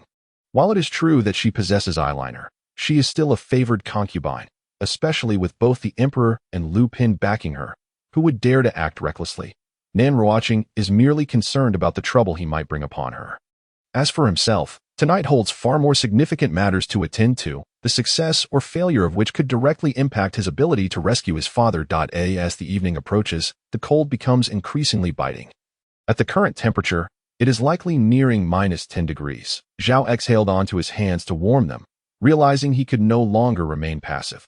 Although the essence of the sentiment remains unchanged, the tone and severity of the speech differ vastly. However, since Zhongli is able to deny the identity of the old master, it proves that she need not concern herself with his authority at all. With that said, the two departed from the hall, just as Xia Haitong entered through the main door. Upon her arrival, a security guard attempted to stop her, but Asen intervened, gesturing for Xia Haitong to take the elevator. After such extensive training, shouldn't we engage in some practical combat? He rubbed his fists together, seemingly eager for a vigorous bout. Due to Li Xiang's reaction, Huilina also became aware of the impropriety of her recent actions, her cheeks flushing slightly as she hastily straightened her posture. Yuan instructed me to visit the other ladies tomorrow and also to take a look at the various princes, who are all my brothers-in-law. Accompanied by this chilling voice, the young man felt all his pride crushed. He tumbled down the 90,000 steps, crashing violently into the summit of heaven, nearly losing his mind. Upon reaching the designated location, Song Ji advised Wu Yong not to follow, assuring him that arrangements would be made. Wu Yong, however, appeared reluctant as he bid farewell to Bo Hang, insisting that he could be found at the government office should there be any matters to discuss. Nonetheless, there existed a more subtle understanding. Among peers of the same rank, skill is inferior to technique, technique to method, and method to doctrine. Uncle Yu disregarded Yuan's fury. Stepping forward once more, I warily raised my blade towards the approaching Uncle Yu. Boom! The long spear ignited with the flames of the 9 provinces, particularly effective against malevolent entities. The corpses and spirits fought with trepidation, fearing the flames of the 9 provinces would invade their bodies. After much contemplation, Yuan Tan had not yet made a decisive choice. Without certainty, it would be unwise to act rashly and risk embarrassment. Thus, he resolved to observe further. The divine might of the dense forest excels at executing first-strike lethal techniques, extending its woody arms to firmly lock onto multiple targets. After years of arduous practice, he had nearly achieved instantaneous execution of this maneuver, leaving the unsuspecting members of the enemy alliance unable to react. With none escaping unscathed as he strolled through the campus under the night sky, Li Xiang was engrossed in the nocturnal scenery when he unexpectedly received a phone call. The caller ID displayed an unfamiliar number. After a moment's thought, Li Xiang pressed the green answer button. Li Yunfei was certainly aware that this sensation was merely an illusion. However, the intensity of the feeling brought him immense satisfaction, filling his heart with confidence. Li Yunfei stood aloft, gently stepping towards the floating island. Yet this seemingly simple step covered a distance of several dozen meters. Chapter 44. Stop her. Murong Shuiro indeed harbored a favorable impression of Shi Jing, though it had not yet blossomed into affection. After all, their acquaintance was still too recent. True to her nature, even within the original narrative, she was quite late to engage with Shi Jing. Shi Jing was not in a hurry, but he harbored a fear. He feared that having finally encountered a woman who captured his heart, she might be taken away by Qingzhou. The glance exchanged between the two moments ago felt like a piercing thorn. Master, the concentration of the Qian Kuan Hun Yuan true fire here is simply too low. I must seek another location to subdue it. Lu Chuan promptly relayed this situation to Lu Ding. To quell his suspicions, Zhao Yan arrived at the village entrance. Standing before a villager's humble abode, he raised his foot and forcefully kicked open the door, then entered in a single file. Zhao Yuanrong was filled with joy, his dark, glistening eyes radiating light as he walked along the bustling lantern-lit street, one hand clutching his father and the other his uncle, following the crowd towards the Confucius temple. Zhao Jingyi, holding a position of great power and favored by the emperor, desired little, yet whenever he wished for something, it was invariably within his grasp. He pondered how the mere Yongning Marquis house could possibly contend with the princely residence. It was akin to an ant attempting to shake a mighty tree. Thus, at this moment, Lin Yu seized the opportunity to make a swift escape. Naturally, those soldiers, along with Wang Hongjun, would not permit Lin Yu to succeed, tightly ensnaring him and denying him any chance of escape. The troops of the punitive expedition were carefully selected by Cao Cao and Lu Dai, comprised of individuals with exceptional martial prowess, despite the fact that Dongzhu's army outnumbered the punitive forces by over 1,000. The disparity in strength rendered numerical advantages utterly inconsequential. R.Suda, a renowned poet of the Northern Song dynasty, truly embodied wisdom within his verses, evoking profound admiration. Countless frigid, piercing sword energies erupted from the pristine white sword, swiftly coalescing into an ice wall before Lu Chongshao. The pre-competition turmoil ultimately subsided, allowing Qi Ling the opportunity to converse with Black Panther and the green-ringed serpent. He had not anticipated encountering them here. Logically, they should have been fervently assisting the golden leopard with the Kunming branch. Why were they present at this moment? Huta furrowed her brows in disappointment, lamenting that if her strength were fully restored, she might have found a way to contend with the current celestial emperors. However, having slept since the primordial era, she had lost much of her cultivation and could hardly maintain her true form for long. It was indeed a source of frustration. Lin Yu inhaled sharply, indicating that his physical body was damaged, and to resurrect himself, he could only resort to the soul-returning technique to transform into a ghost and seek another's body to inhabit. Zhang Fengyan understood that these words were merely the old turtle's pearls of wisdom, so he remained silent, simply listening. "Vini, can you speak a bit of Japanese?" Gu Qingyue asked earnestly, still unwilling to give up. Emperor Kangxi nodded in appreciation upon hearing this. That it seemed that Nalen Mingzhu understood my nature well, aware that I do not easily trust anyone, hence this deliberate arrangement. The emperor mused silently. "You?" Fong Xian was thoroughly incensed by the Tyrannosaurus's words. Raising his hand to point, his fingers trembling with fury. Tang Kuer, let go of the boss. She will die like this, Aki exclaimed, tugging at Tang Kuer's arms. Chapter 45. Truly potent, can this be revealed to you? Am I to say that I have witnessed your joys and sorrows, even the sounds of your intimate moments? The cries were utterly pitiful. Reflecting on this, Gu Qingzhou smiled lightly, her expression calm as she replied. A secret. Mu Rongshiro's face flushed crimson. Shameless, in her 17 years of life, apart from her father, she had never even touched a man's hand. He could discern the profound animosity that Ding Mei held towards Mai Zi. She was resolute in her determination to confront him at any cost.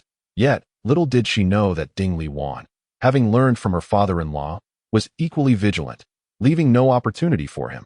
The seductive allure on Feng Di's face evaporated in an instant with the resounding thud of the wooden door closing. Causing her to grip the wine glass, she held so tightly that the liquid splashed onto her hand. The Empress had stated that Miss Ji Lu's injury was caused by slipping and colliding with a sharp stone. A detail he must remember. When Feng Di inquired, fear gripped her, causing her legs to weaken and forcing her to kneel, her heart filled with an almost murderous disdain for Chunhua. Murong Qianxian's expression shifted slightly, prompting her to hastily summon the sacred garment of balance at that moment. A thunderous roar echoed from below, and a radiant array of colors surged forth from the pit, instantly pushing the white mist downward. While simultaneously, the enormous offering table returned to its place with a deep rumble. Madame Lu's expression soured immediately. She had only one son, Lu Ping, whom she hoped would achieve greatness and marry well. Yet unexpectedly, he had set his sights on a poor girl. Now, faced with Madame Lin's revelation, her anger flared. With a sigh, she lamented, although the Su family was numerous and troublesome, and her mother-in-law was quite difficult. The fourth son of the Su family was indeed commendable. She had initially rejected him for his excessive strength and martial prowess, claiming her frail constitution as a reason not to marry. However, after being attacked by bandits and saved by Madame Ning, she recognized his merits. Now, after 4 long years of arduous training in martial arts to win the heart of his beloved, he had yet to see any results. A truly lamentable situation for Jun Shenxi. Family Chun and Yang Santong quickly grasped the situation, hastily waving off their retainers to investigate the nearest wolf clan settlement. Qian Yuhi took flight, only to return shortly thereafter, accompanied by Qi Xianyi, the two descending upon Qian Yuhi before soaring into the distance. However, once Han Lianyi boarded the carriage, she realized she was still clutching the cross-stitch keychain tightly in her hand.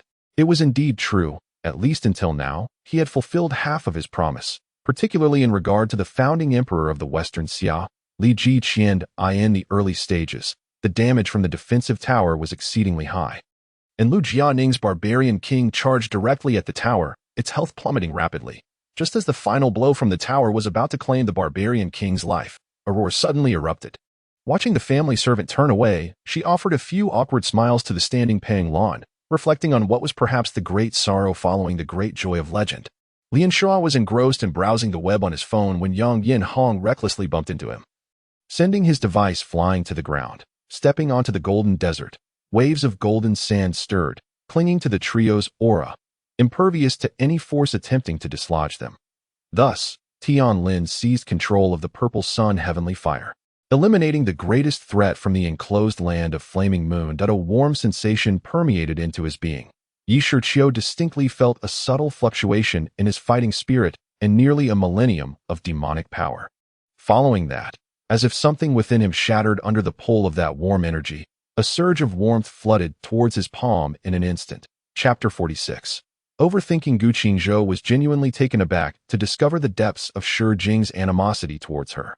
How could he dare to utter such blatant lies in front of Murong Shuero, which were bound to be exposed? With a barely concealed smile, Gu Qingzhou gestured towards Ruan Yunjin, suggesting, "Let her speak for herself." Ruan Yunjin had long been seething with indignation. What nonsense is this? To claim that she still harbored feelings for Shi Jing. Enough of this. With a thunderous roar, she swept her gun across the room, unleashing a terrifying force that caused everyone present to stagger violently. Once Yin Shixiangu had distanced herself, Fei Yang cautiously surveyed the surroundings, waiting for quite some time before stealthily making her way towards the forbidden area. That sealed stone chamber, my lord. We should leave swiftly. We cannot contend with Cao Cao, Xiang'er exclaimed urgently upon hearing this. Meanwhile, after acquiring the Rui Jinggu Bang, the Monkey King naturally wished to prevent further calamity from befalling the Wujidian continent. Thus, he forged the Hanhai Divine Formation, which not only continued to support the East Sea, but also maintained the seal on the ancient continent. I stumbled forward, crawling towards the door, having consumed the medicated flatbread. I found it a struggle to even stand, relying precariously on the wall for support. But I'll go check. Ma Long remarked to Ahau, freeing his arm from the girl's grasp and striding past the bodyguard he had just toyed with. Soaring through the skies, Taisu was distractedly attempting to sense Feng Wei's location, causing his cloud's pace to be somewhat slower than usual. Yet this allowed certain creatures to seize the opportunity. It was said that he was originally a retainer of the Dei family, tasked with performing donkey shadow plays for celestial guests. After 300,000 years of companionship, the bond between Huang Rong and Bai Yao had undoubtedly reached its zenith. At that moment, the dark one-eyed giant was entirely under the control of the Salome aliens. Lacking any semblance of autonomous consciousness, during this time, Sihong Jingzhai and the Yingguopai also attempted to reach out to Shifijuan, but their efforts proved fruitless, leaving them feeling helpless.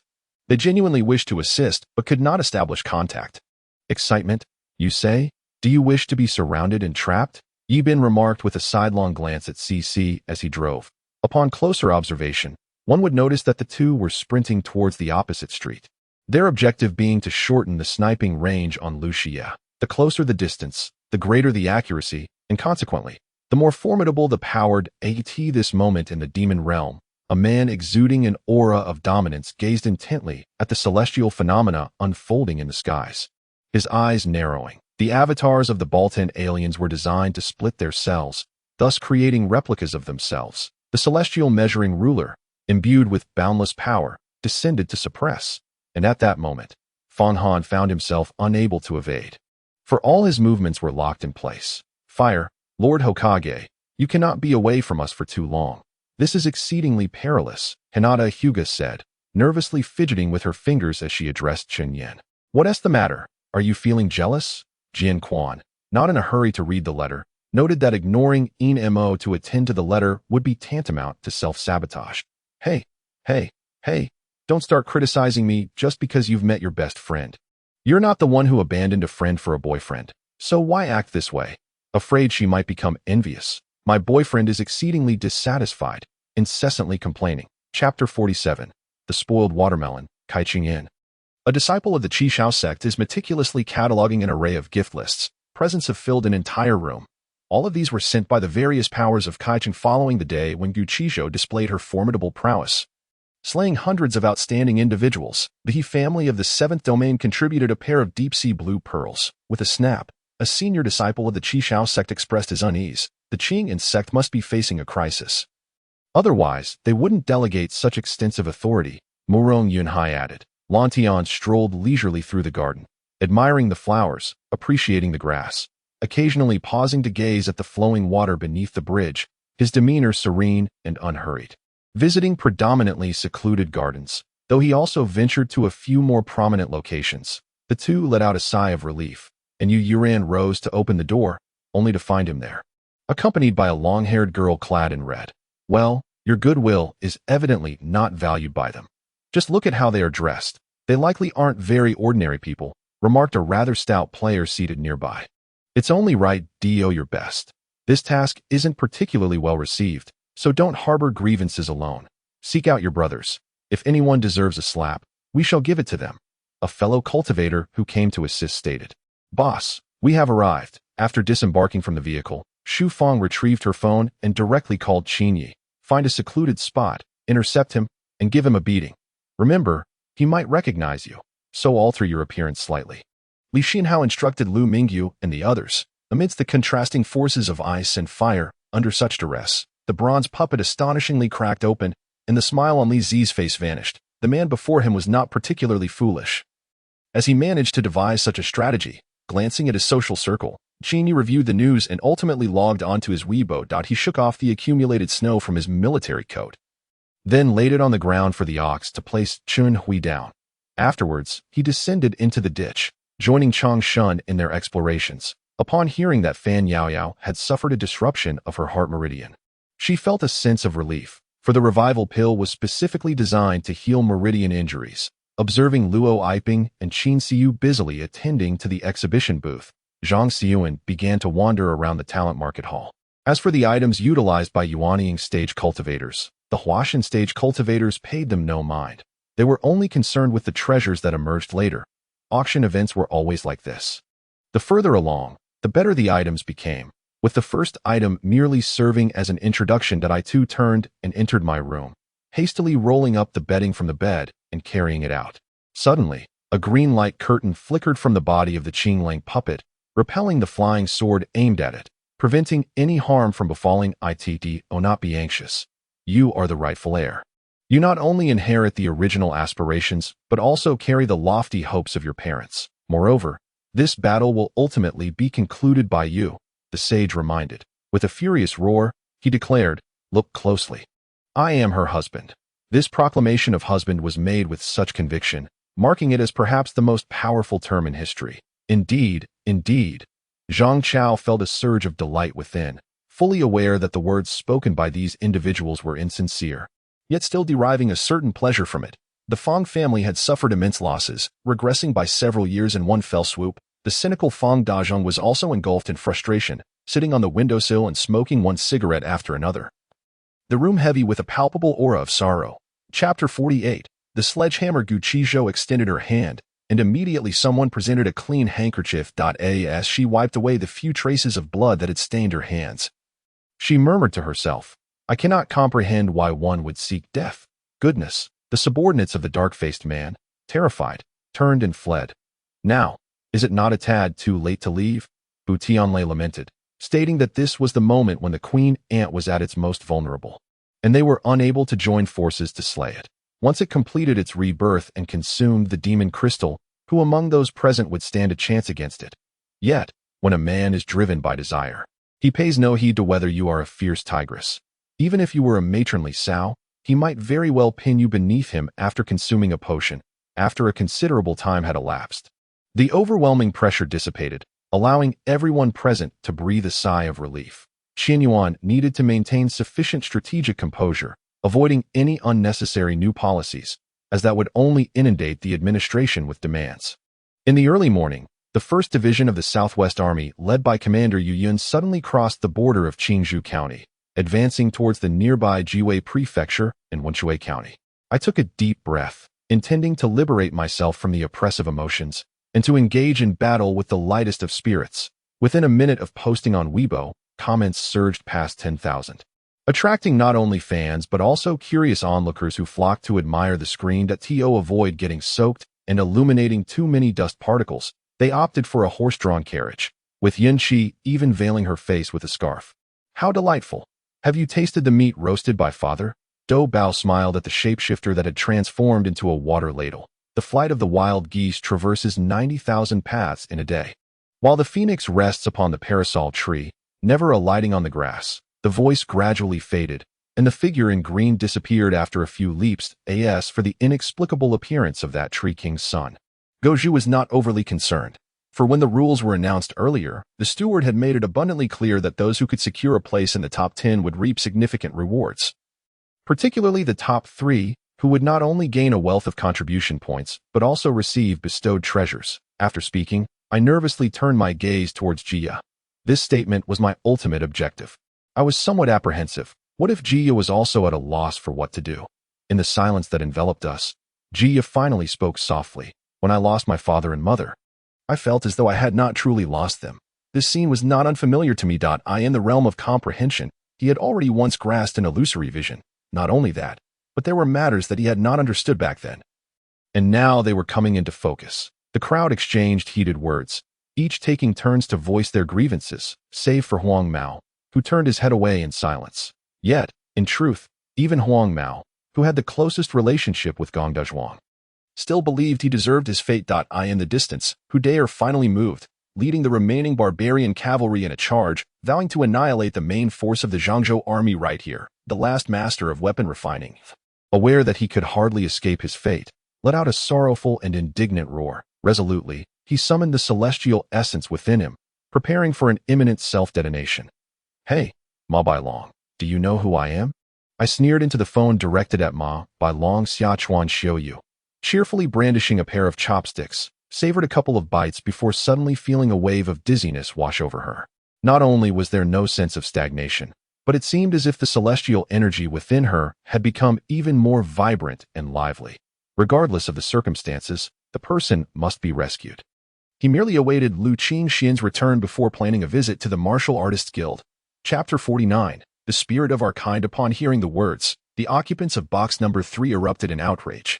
What insolence, daring to act like a lord before him, bestowed by heaven. To give you a chance is to grant you a path to survival. It is one thing to lack gratitude, but to be so brazen is unacceptable. It seems that blood must be shed. He brandished his knife and was about to step out, only to be restrained by a few individuals. "Xiang, calm down. Remain composed." In the meantime, He had called Ziyu several times.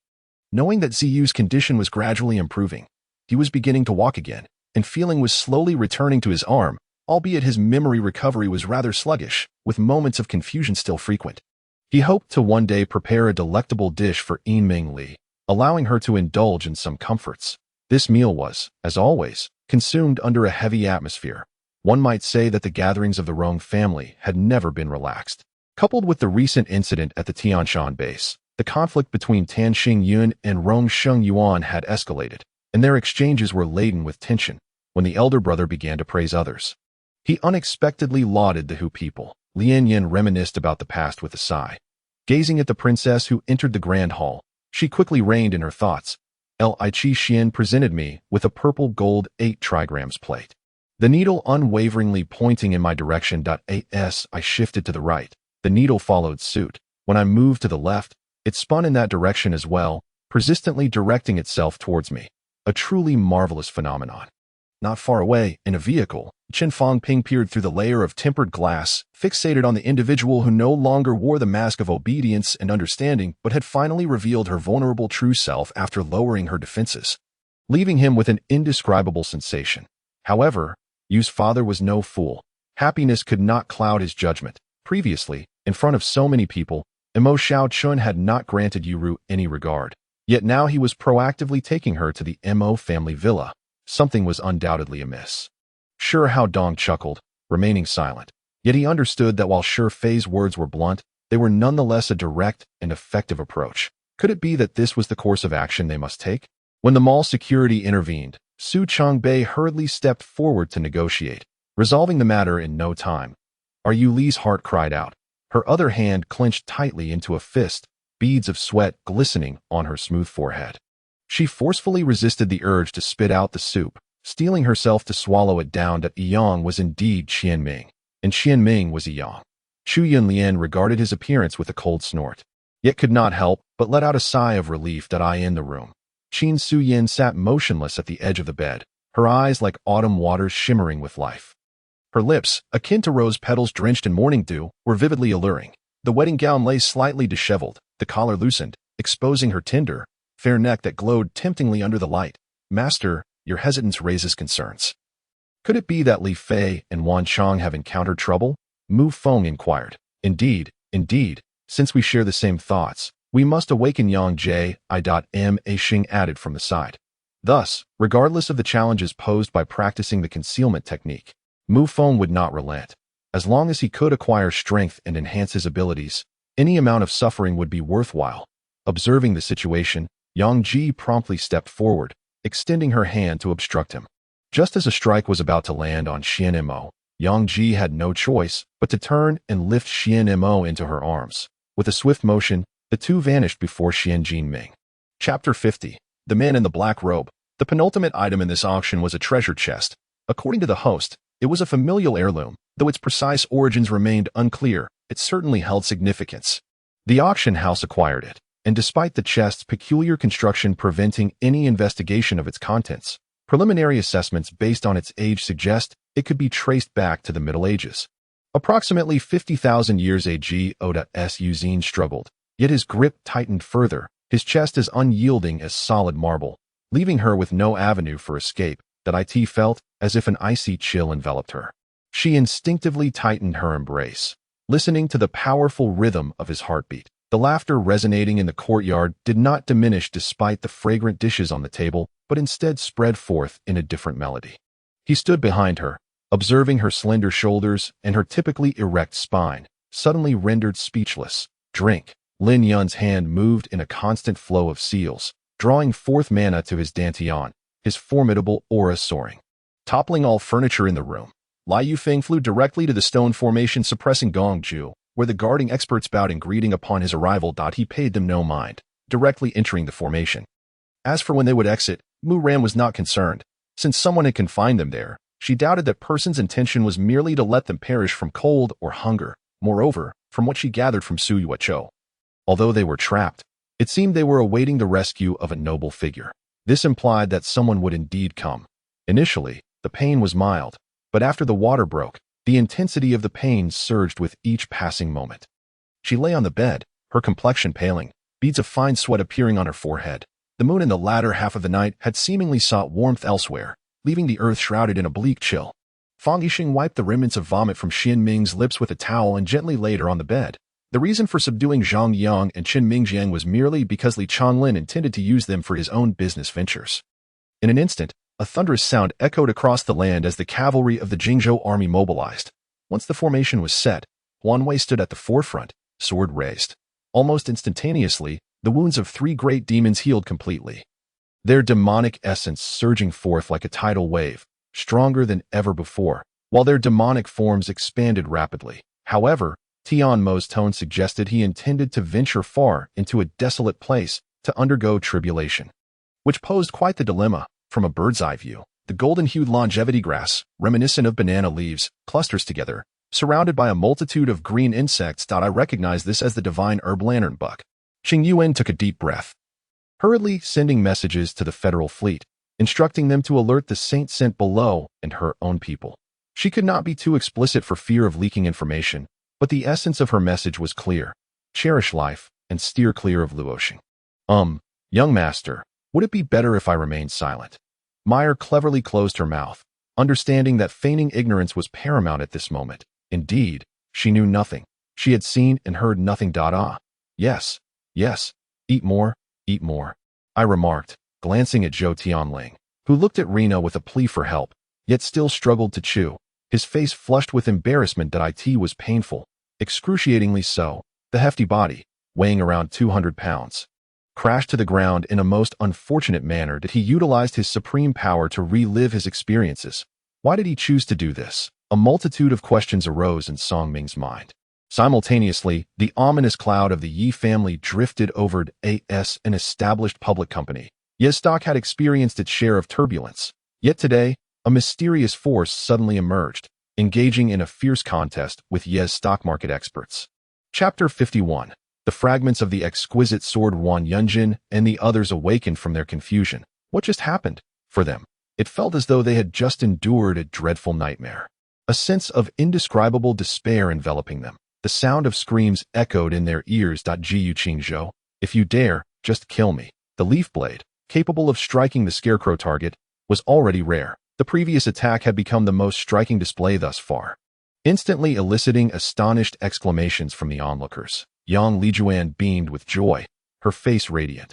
Leaf Yuntian and Tong Yuqing shared an extraordinary connection, easily discernible to someone with her experience. I wish you good fortune. Li Yi chuckled softly. His time was too limited to wait for the new drug to be developed, and he had already garnered sufficient gains in this world. He planned to wait another month before voluntarily departing. He stated that he could no longer assist the Public Security Bureau in navigating the ship, and upon reflecting on his age, which was fit for a peaceful retirement, Han Yu could only nod in agreement. Jinghong and the others observed Leaf Yuntian's strength surge after absorbing the overwhelming blood-red malevolence, their hearts trembling uncontrollably. The meaning inscribed was clear: one could only choose a single goo worm.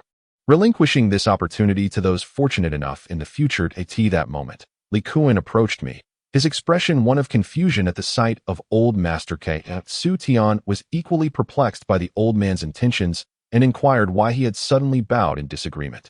This prompted laughter among the crowd, momentarily alleviating the tension that had pervaded the atmosphere.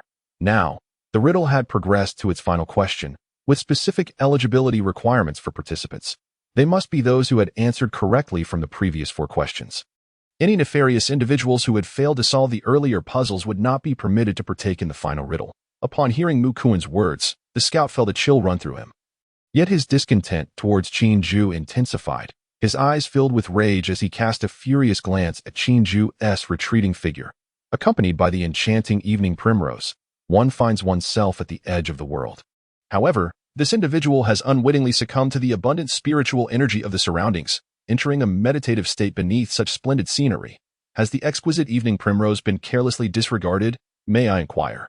Director, whether the detained students of Huaxia University have engaged in collusion with the Japanese aggressors and conspired with the Wang puppet regime? Are there any actions of spreading rumors to mislead the public and schemes to overthrow the government? Lu Sixiao inquired. Before the onlookers, a grand stone gate, towering over 50 meters, emerged into view. The massive stone structure, weathered by the passage of time, or the marks of history, the traces of wind and rain revealing the gate's lengthy past. As night fell, and all personnel at the guest house had concluded their work. Song Kaishun approached building number 3 and gently rapped on the door of Yamamoto Juro. That a slightly blinding light pierced through Li Nan's pupils, and suddenly, they widened before gradually returning to normalcy. The Supreme Songhong cast a glance at Tang Chuefeng.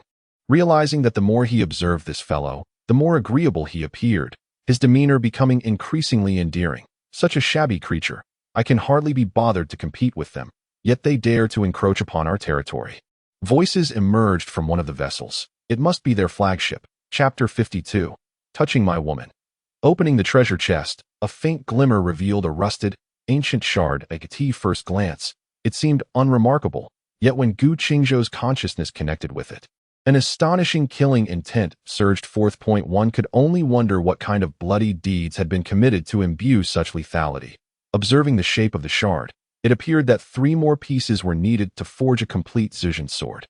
His greatest combat prowess did not stem from supernatural abilities but from the sword techniques enhanced by spiritual energy. For Chu Qingya, supernatural powers and technological artifacts merely served as aids. This man appeared to be a few years older than Chu Qingya. Clearly having undergone several tests already, Chengzi gazed at the scene before her, feeling an overwhelming sense of discomfort. Despite her considerable efforts, she ultimately allowed Xiao Yu to slip away. Why did fate treat her so favorably? With such a significant influx of funds, I believe I can amass great wealth from this. Lang Ting looked on with satisfaction as they handed over their money, yet her words provoked fierce glares from the 4.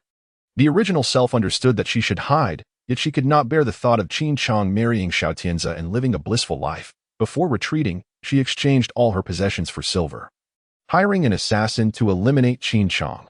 Thunderous applause erupted, followed by the award ceremony for other distinguished students. This particular award ceremony left an indelible mark on everyone's hearts, as it celebrated the first-place champion of the International League. A dual title victor who was, without a doubt, the world's #1. Excelling in both competitions globally, an exceptionally rare feat. She feared his zombification and hesitated to approach, yet showed no fear towards a stranger undergoing the same transformation, thereby sealing her own fate. Once they boarded the ship and ventured into the open sea, nightfall would render them impossible to locate. By the time the night had passed, they had long since evaded capture. Anisha happened to witness this.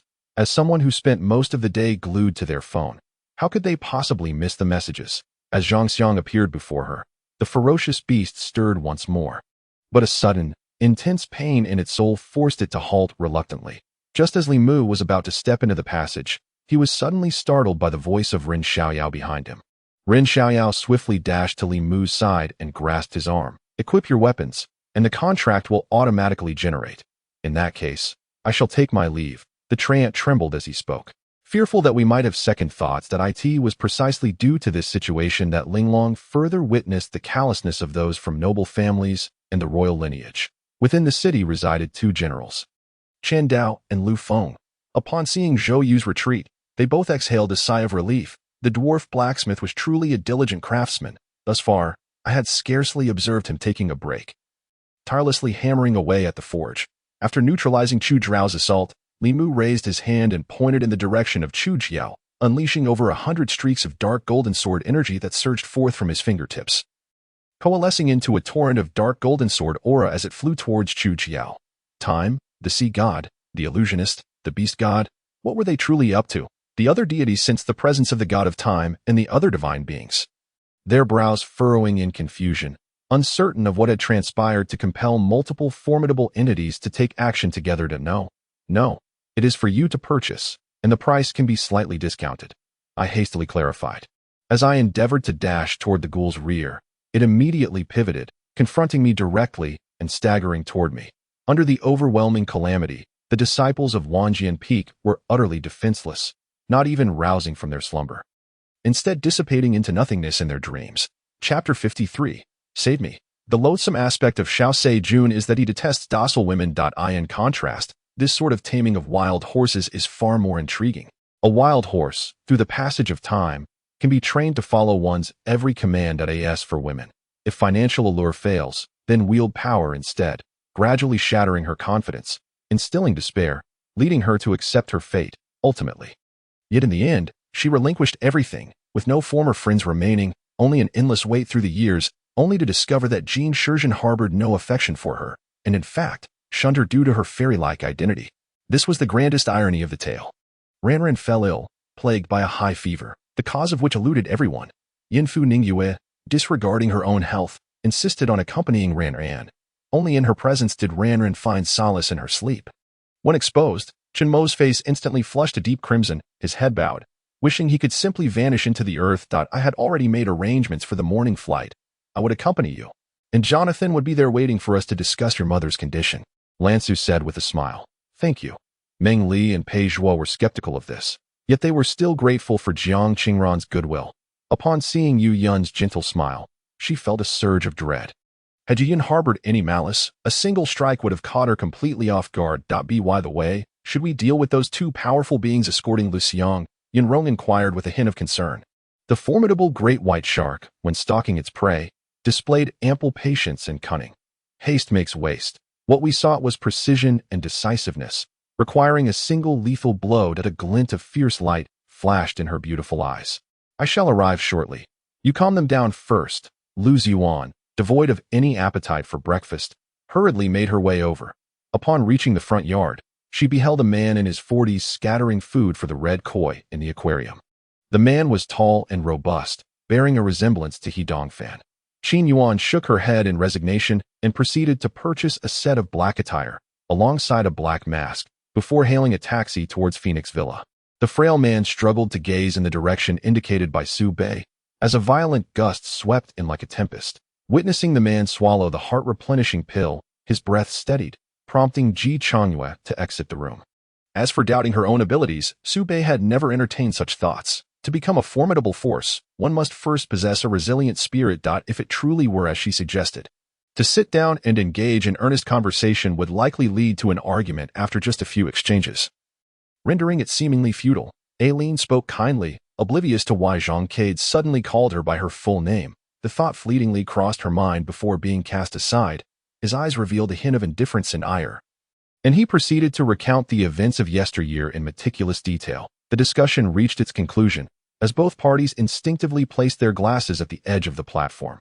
Esther stepped into the corridor adorned with tapestries on the right, while Benjamin made his way towards the staircase at the end of the left corridor. Wallacheng, Yu Rong was instantly alert, though she dared not stare too intently at Bishingtang. Instead, she lowered her head and silently strained her ears to listen. Chapter 54. A counter-strike. Gu Qingzhou casually waved her hand, and a conflagration engulfed the helpers, turning them to ashes. In excruciating pain, Xiao Sijuan was momentarily dazed. The path of joy and the art of desire compelled him to immediately invoke a powerful divine technique. Confusion of heart and mind, in a desperate attempt to distract Gu Qingzhou, hoping for a moment to escape. However, the sound of a sword's cry shattered his resolve. Goodbye, Aunt Su Su. Goodbye, Uncle Gu Yingchen. Thank you for your hospitality these past few days. Yao said politely. Jiang Huanqiu, at 2 years old, could not comprehend the words of Jiang Laodai. Yet even at such a tender age, she stumbled about, already eager to assist her mother. Meanwhile, the gazes of Situzha and the white fox were decidedly peculiar. Particularly the white fox, which bore an expression of disdain mixed with the contempt of the impoverished for the affluent. The second floor housed not only accommodations for staff, but also several private rooms designated for more distinguished guests. However, I was not adept in politics, and at that moment, I could hardly discern the intricacies of what transpired within. Yu Mu raised the spear in his hand, its tip aimed directly at Long Chun. A formidable surge of primordial energy erupting from the spear's point, swiftly colliding with the divine beast's battle soul and the myriad stars. Gently, he extracted a white gourd bottle from his sleeve, producing a fine powder from within. Brother, do you think our parents in heaven might not like me? Yang Luqing questioned, her face etched with concern. It was known that Miss Biyun was the empress chosen by Sun Wuji. Having departed, she must be in a frenzy, desperately searching for him. Chu Yu, do we know each other? Upon hearing Chu Yu's introduction, Qin Hao's tone was laden with confusion. Then let it be.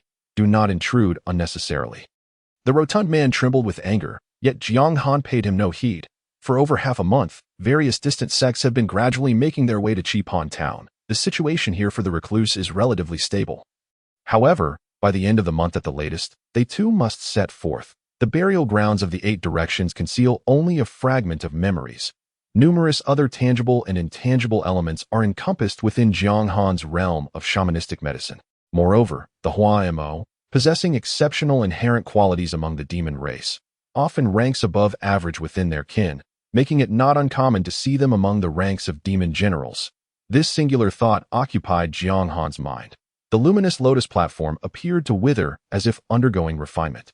Should it collapse entirely, he would be ensnared in an endless void, and with his current prowess, escape would be nearly impossible. A smile graced the face shrouded in dark mist as she conversed with Chen Feng while eating. Reminiscent of casual dinnertime chatter, sending shivers down the spines of those present, Luo Lai produced a cigarette case, extracted a cigarette, and handed it to Bai Yunfei. Upon igniting it and taking a couple of puffs, Bai Yunfei soon realized it was far from a quality smoke, reminiscent of something he would have disdainfully rejected just the day before, thus evoking a sense of pity for his current predicament. Harnessing his spiritual consciousness alongside his spiritual power, Jiang Han deftly steadied the large vessel upon the water's surface and leapt directly to the bow. The silhouettes beyond the ripples appeared robust and vigorous, likely belonging to a relatively youthful individual, not exceeding 40 years of age, their formidable strength seemingly untouched by the passage of time. Suddenly, a sharp sound pierced the air as the blade struck flesh. Yu Hongxiu let out a piercing scream. Her shoulder was slashed, blood gushing forth. Chapter 55. Rhythm in the blink of an eye. Several days swiftly passed out on this day. The entire ancient realm seemed to tremble, as if the heavens and earth were in upheaval. A colossal sound erupted, akin to the detonation of 10,000 kilograms of explosives. The shadow of a grand city appeared to be refracted by the mirror of space, radiating an ethereal brilliance as it descended majestically. Those waiting nearby could not help but exclaim with laughter, "It has finally arrived." Lang Sisi could not restrain her curiosity and inquired of Lu Maoyan, "What kind of places are the Chang'e sect and the Tang sect? They seem remarkably renowned. How do they compare to our Tianzi mansion?" In truth, Yi Sui-yun also wished to pose the question but refrained out of concern that excessive inquiry might incite Lu Maoyun's suspicion, thus choosing to remain silent or speak in hushed tones. Qingyu had intended to refine the inner core of a mysterious beast to enhance her cultivation. However, such refinement is not a task accomplished in a day. She reluctantly abandoned this notion and opted instead to absorb the surrounding spiritual energy. The rattan chair above, the teacup at hand, and even the patterns on her dress were almost flawlessly replicated. This place is indeed peculiar. Its inhabitants possess a striking array of hair colors and eye hues, and even her own hair had suddenly transformed into a silvery white. Furthermore, this realm exudes a profound tranquility, devoid of smoke and warfare, and free from artificial beings. Shin Manyun laughed heartily, her expression oscillating between jest and a hint of grievance, appearing as if she were putting forth the utmost effort to feign sincerity. The nouveau riche inhaled a puff of smoke and turned to gaze at Wang Jian, then brazenly exhaled the smoke directly towards him, tilting his head in a show of pride, wearing an expression of blatant provocation. It is precisely this ambivalent attitude, neither too close nor too distant, neither too cold nor too warm, that instills in her a sense of trepidation. Bu Air let out a faint sigh, her subtle motion causing the chestnut strands of her hair to gently sway, tracing delicate patterns in the air. Beneath the play of light, her trembling eyelashes cast a faint shadow on her eyelids, creating an ethereal mist that evokes a profound sense of solitude. The soldiers, upon receiving orders, dutifully turned their steeds towards the emperor's encampment. Despite enduring a barrage of reprimands, they undeniably found today's escapade quite exhilarating, but a malevolent energy surged into the ghost jar, and in an instant, ethereal blue flames erupted from within. Uncertain whether it was hunger or something else, I discovered that my lips were inexplicably moist, saliva trickling forth, an intriguing adversary indeed. No wonder a sniper had gone undetected in the courtyard. After observing, Chun Mo reached for the red wine on the coffee table, pouring it into a stemmed glass and intentionally spilling some on the assassin's coat. Qing Shui gasped, realizing it was none other than Prince Rue. Judging by his demeanor, he had evidently been waiting for them since dawn. As Wei Lan gained notoriety, her mindset gradually shifted. To put it simply, she became rather inflated with pride. A dark line sliced through the air, soaring over 100 meters high before descending in a parabolic arc toward the ground, resembling a blazing fireball, as if the very air itself were on the verge of ignition. However, he was acutely aware that Lan Xianyu would not utter falsehoods. After all, the young lady's true form was presently stationed within the royal capital alongside the three sisters of the Yu family, the two elders, Chu Guyun and Luo Jiotian. She would be the first to know of any developments. She intermittently reported these situations to Qi Ruyu, only to receive a sharp slap in return. Just as she had managed to nurture a flicker of hope, it was utterly shattered, prompting Wen Rinqi to sarcastically remark, "Does the heir truly believe that dismantling the 5 elements confinement array, which has already claimed hundreds of lives, is akin to a child's game, something one can simply declare to resolve? Moreover, we are already ensnared within the array. To think of breaking free is nothing short of a delusion. For 3 years, he would have unconditionally agreed to assist him in any endeavor, even if a year prior he had commanded him to personally slay Yili, he would not have hesitated for a moment." Chapter 56, Collapse. Having narrowly escaped, Shi Jing, utilizing the great Qiankuan runes, found himself in a strange land. With treasures lost, he was consumed by feelings of resentment and dejection. Yet, in his ear, he could hear the remnants of the soul sage muttering, "It shouldn't be this way. Why is that? Teacher, what is the matter?" Shi Jing. Typically, these tasks were handled by Cheng Xian. Now, as she picked up the mop, she finally grasped the burdens Cheng Xian had borne. Zhang Lao cast a glance at Yin Feng, threateningly noting that it was evident his mood was particularly foul at that moment. Another stroke of fate. Monastics often attributed what seems insurmountable to destiny, claiming that if resolved in the future, it signifies that fate has arrived. Conversely, if unresolved, it implies that fate has not yet come, leaving one with no room for rebuttal. Han Gu shook the copper bell in his hand, unleashing a terrifying wave of energy, causing a disciple of the upper clear Miao Ling sect, who stood relatively close, to be sent hurtling away. Growing frantic, he was the first to strike. Ouyang Yu Ting stiffened. "Your Majesty? What do you mean by Your Majesty? Could it be the Emperor? Are they people of the Emperor? So they are spies from the inner court?" Fang Jinyu, startled by the gunfire, let out a roar. Zhuang Xiao, having once served as a scout, responded with remarkable swiftness. He applied a slight brake, downshifted, and deftly maneuvered the steering wheel to the left. With a creaking sound, the Cherokee plummeted down the embankment beside the road. The internal conflict that plagued Li Feier was undeniably rooted in Yin Feng's words, which wielded an immense impact. It was essential to recognize that Neifeng was a gathering place for the elite of the Qingqi sword sect. Fu Baobei chased after Fu Wuyo's form, witnessing him tumble into the ruins of the Zicheng Hall, recklessly searching for Fu Wuyo amidst the flames. Someone is attempting to intrude. The leader, having noticed the arrows that had just been loosed on the ground, furrowed his brow. Astonishingly, not a single person had been struck by the arrows, despite countless lives lost to this trap in the past. Xian Wei, unable to obtain Tang Yuan's contract, would undoubtedly be irate. Should Su Peijin utter any further provocative or manipulative remarks, Xian Wei might very well fall prey to such enticements. "Mom, where is Mu Chen? Are you all at home? What about Chairman Shi?" Shu Ran anxiously inquired, concerned that she might again be ensnared by Shi Li's schemes, fearing that Mu Chen could once more be forcibly taken by Shi Li. Just as Qiao Shuyan collapsed, the Empress Dowager subtly nodded at Granny Lin. Consequently, Granny Lin sprang into action, swiftly delivering a chop that rendered the false Lu Sahan unconscious. Little did this imposter Lu Sahan anticipate, having just executed a stealthy attack, he would immediately become the target of another subterfuge. Lu Sahan exchanged a nod with Murong Tianyu, who reciprocated the gesture. Although Murong Tianyu remained silent, he had long begun to harbor doubts about whether Gu Hanyin was indeed Xiao Xin. Upon hearing this, Bei Yihan probed into Chu Xin's cultivation level, and indeed, it had long surpassed its former state. Chapter 57. The Directive Disciple. You are truly destined by heaven. Fear not, you shall soon be free of him. The voice of the great sage of the remnant soul could not conceal his astonishment. He had pondered for quite some time, and finally conceived a secret method capable of dispelling 90% of the powerful imprints in the world, though it required numerous medicinal herbs as assistance. Meanwhile, a convoy of trucks and SUVs swiftly approached the meteorite crater as dozens disembarked, unloading various equipment and tools, hastily erecting a barrier around the crater. For instance, the most fundamental 2 realms of cultivation temporarily established by Chu Nanming were the acquired realm and the innate realm.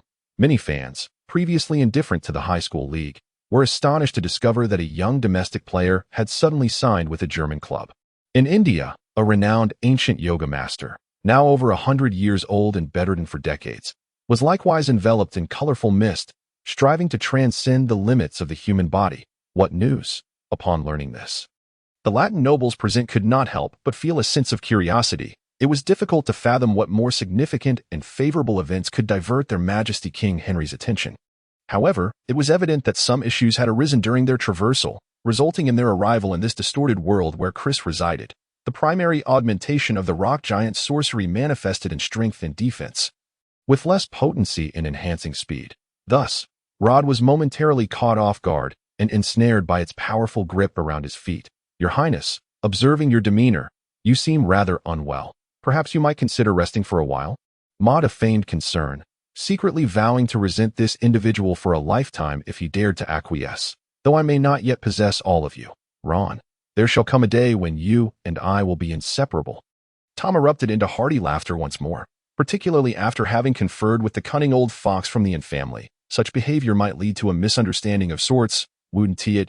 They were acutely aware that under such terrifying missiles, even if they were forewarned, they could not defend against them. For instance, Mount Hua, while not particularly high in elevation, is a prime example of treacherous verticality, capable of causing serious injury. Nevertheless, everyone appeared to have grown accustomed to it, gazing with keen interest at the competition below. Although hoisting the national flag does not signify that the moon belongs to our Huagua, it serves as the finest testament. Upon hearing this, the Garuda paused in surprise. Glancing in the direction indicated by the other S finger, his expression suddenly turning grave, while the other Garuda present fell into an immediate silence. Contemplating this, the two conferred on how to partake in the grand event.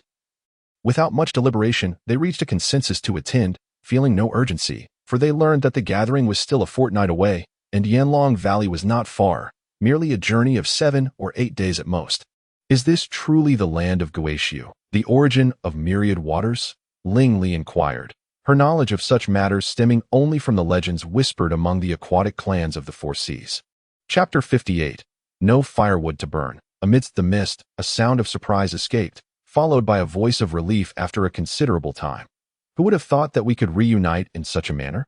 Since you have arrived, feel free to take what is rightfully yours. From the head of the institution to the nurses below, none were aware of the individuals who had come to their hospital, continuing their duties within. Subsequently, the Dark Warrior fought with remarkable ease, having previously defeated one foe. Thus, facing the second opponent posed little pressured pa.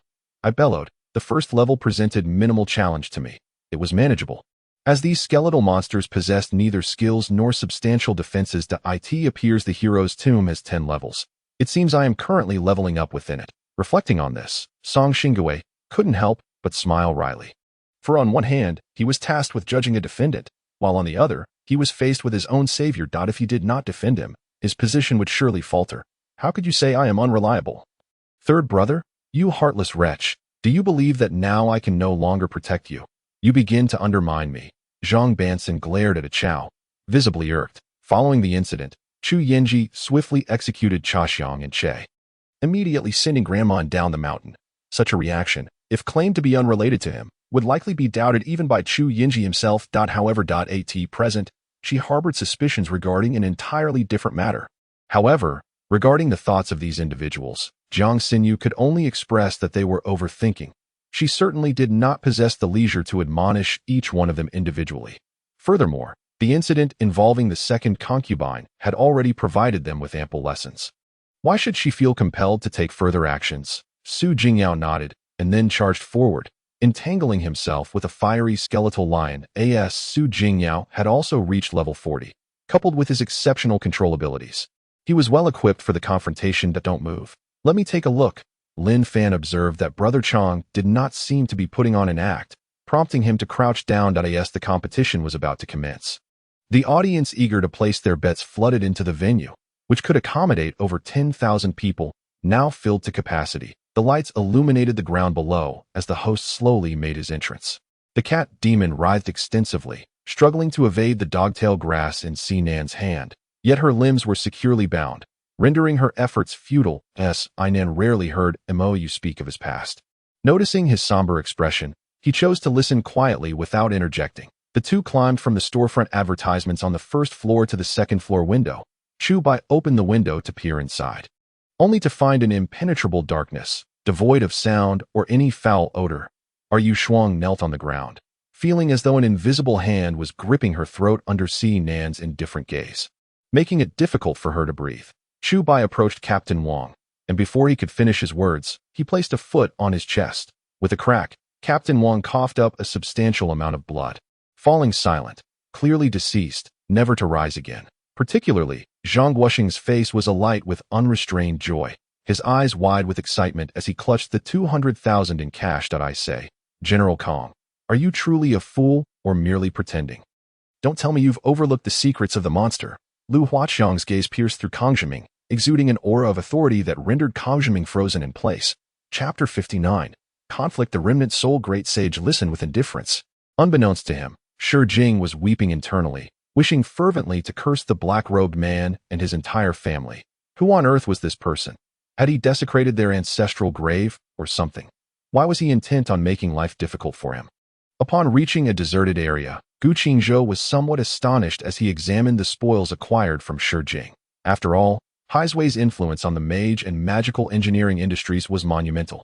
The commercial temple had even intervened, and the Ted family had guaranteed their unwavering loyalty to the empire, pledging full support in terms of magical technology and products. This fellow was nothing short of a scientific madman, faced with a bottleneck in his experiments. It was impossible for him to feel any joy. The three of them were old acquaintances, and encountering each other in such a place elicited an indescribable joy. Many young women preparing for marriage strolled through the town, unable to resist pausing for various reasons upon seeing the three men. The next day, the Moon Dream Army of the Yueyue Kingdom, numbering 400,000, assembled beneath the walls of Shijiqing, forming their ranks early. I can't be bothered to engage in idle chatter. I am about to launch an attack. With that, Aldrich charged forward with great force. Having already wasted time speaking with Lin Yi, he had no intention of prolonging the delay. As the time drew near, Zhang Yang and Wolong made their way directly to the conference hall, which was already filled to capacity. The monotony of school life drove me to take leave in the afternoons. My homeroom teacher never objected, for she understood that my primary pursuits did not lie in being a mere student. Thus, I typically spent my afternoons in the company of Chen Zhe, Jing Yuqing, and Sheng Xiaolong, indulging in frivolities. Meanwhile, the maids, including Shi Chai, needed to tidy themselves, leaving the preparations for Li Piener's bath to the other attendants. After much commotion, Li Piener finally succumbed to slumber well into the third watch of the night. For the ancient ministers of the underworld, who had lived for millennia, the stillness of the night was not unfamiliar. Rather, it birthed a deeper sense of trepidation within their hearts that I boldly confronted the one-armed specter, parrying his broken blade with my heated sword, and with a swift horizontal strike of my hawk beak blade, the ghostly head fell to the ground. Giving birth is akin to crossing the threshold of the underworld. Shen Jihan had studied extensively in advance, yet he still felt inadequately prepared, especially as Luo Qixi showed no inclination towards engaging in any form of exercise, which was indeed a source of great frustration. Don't be hasty in hanging up. There are matters I wish to discuss with you.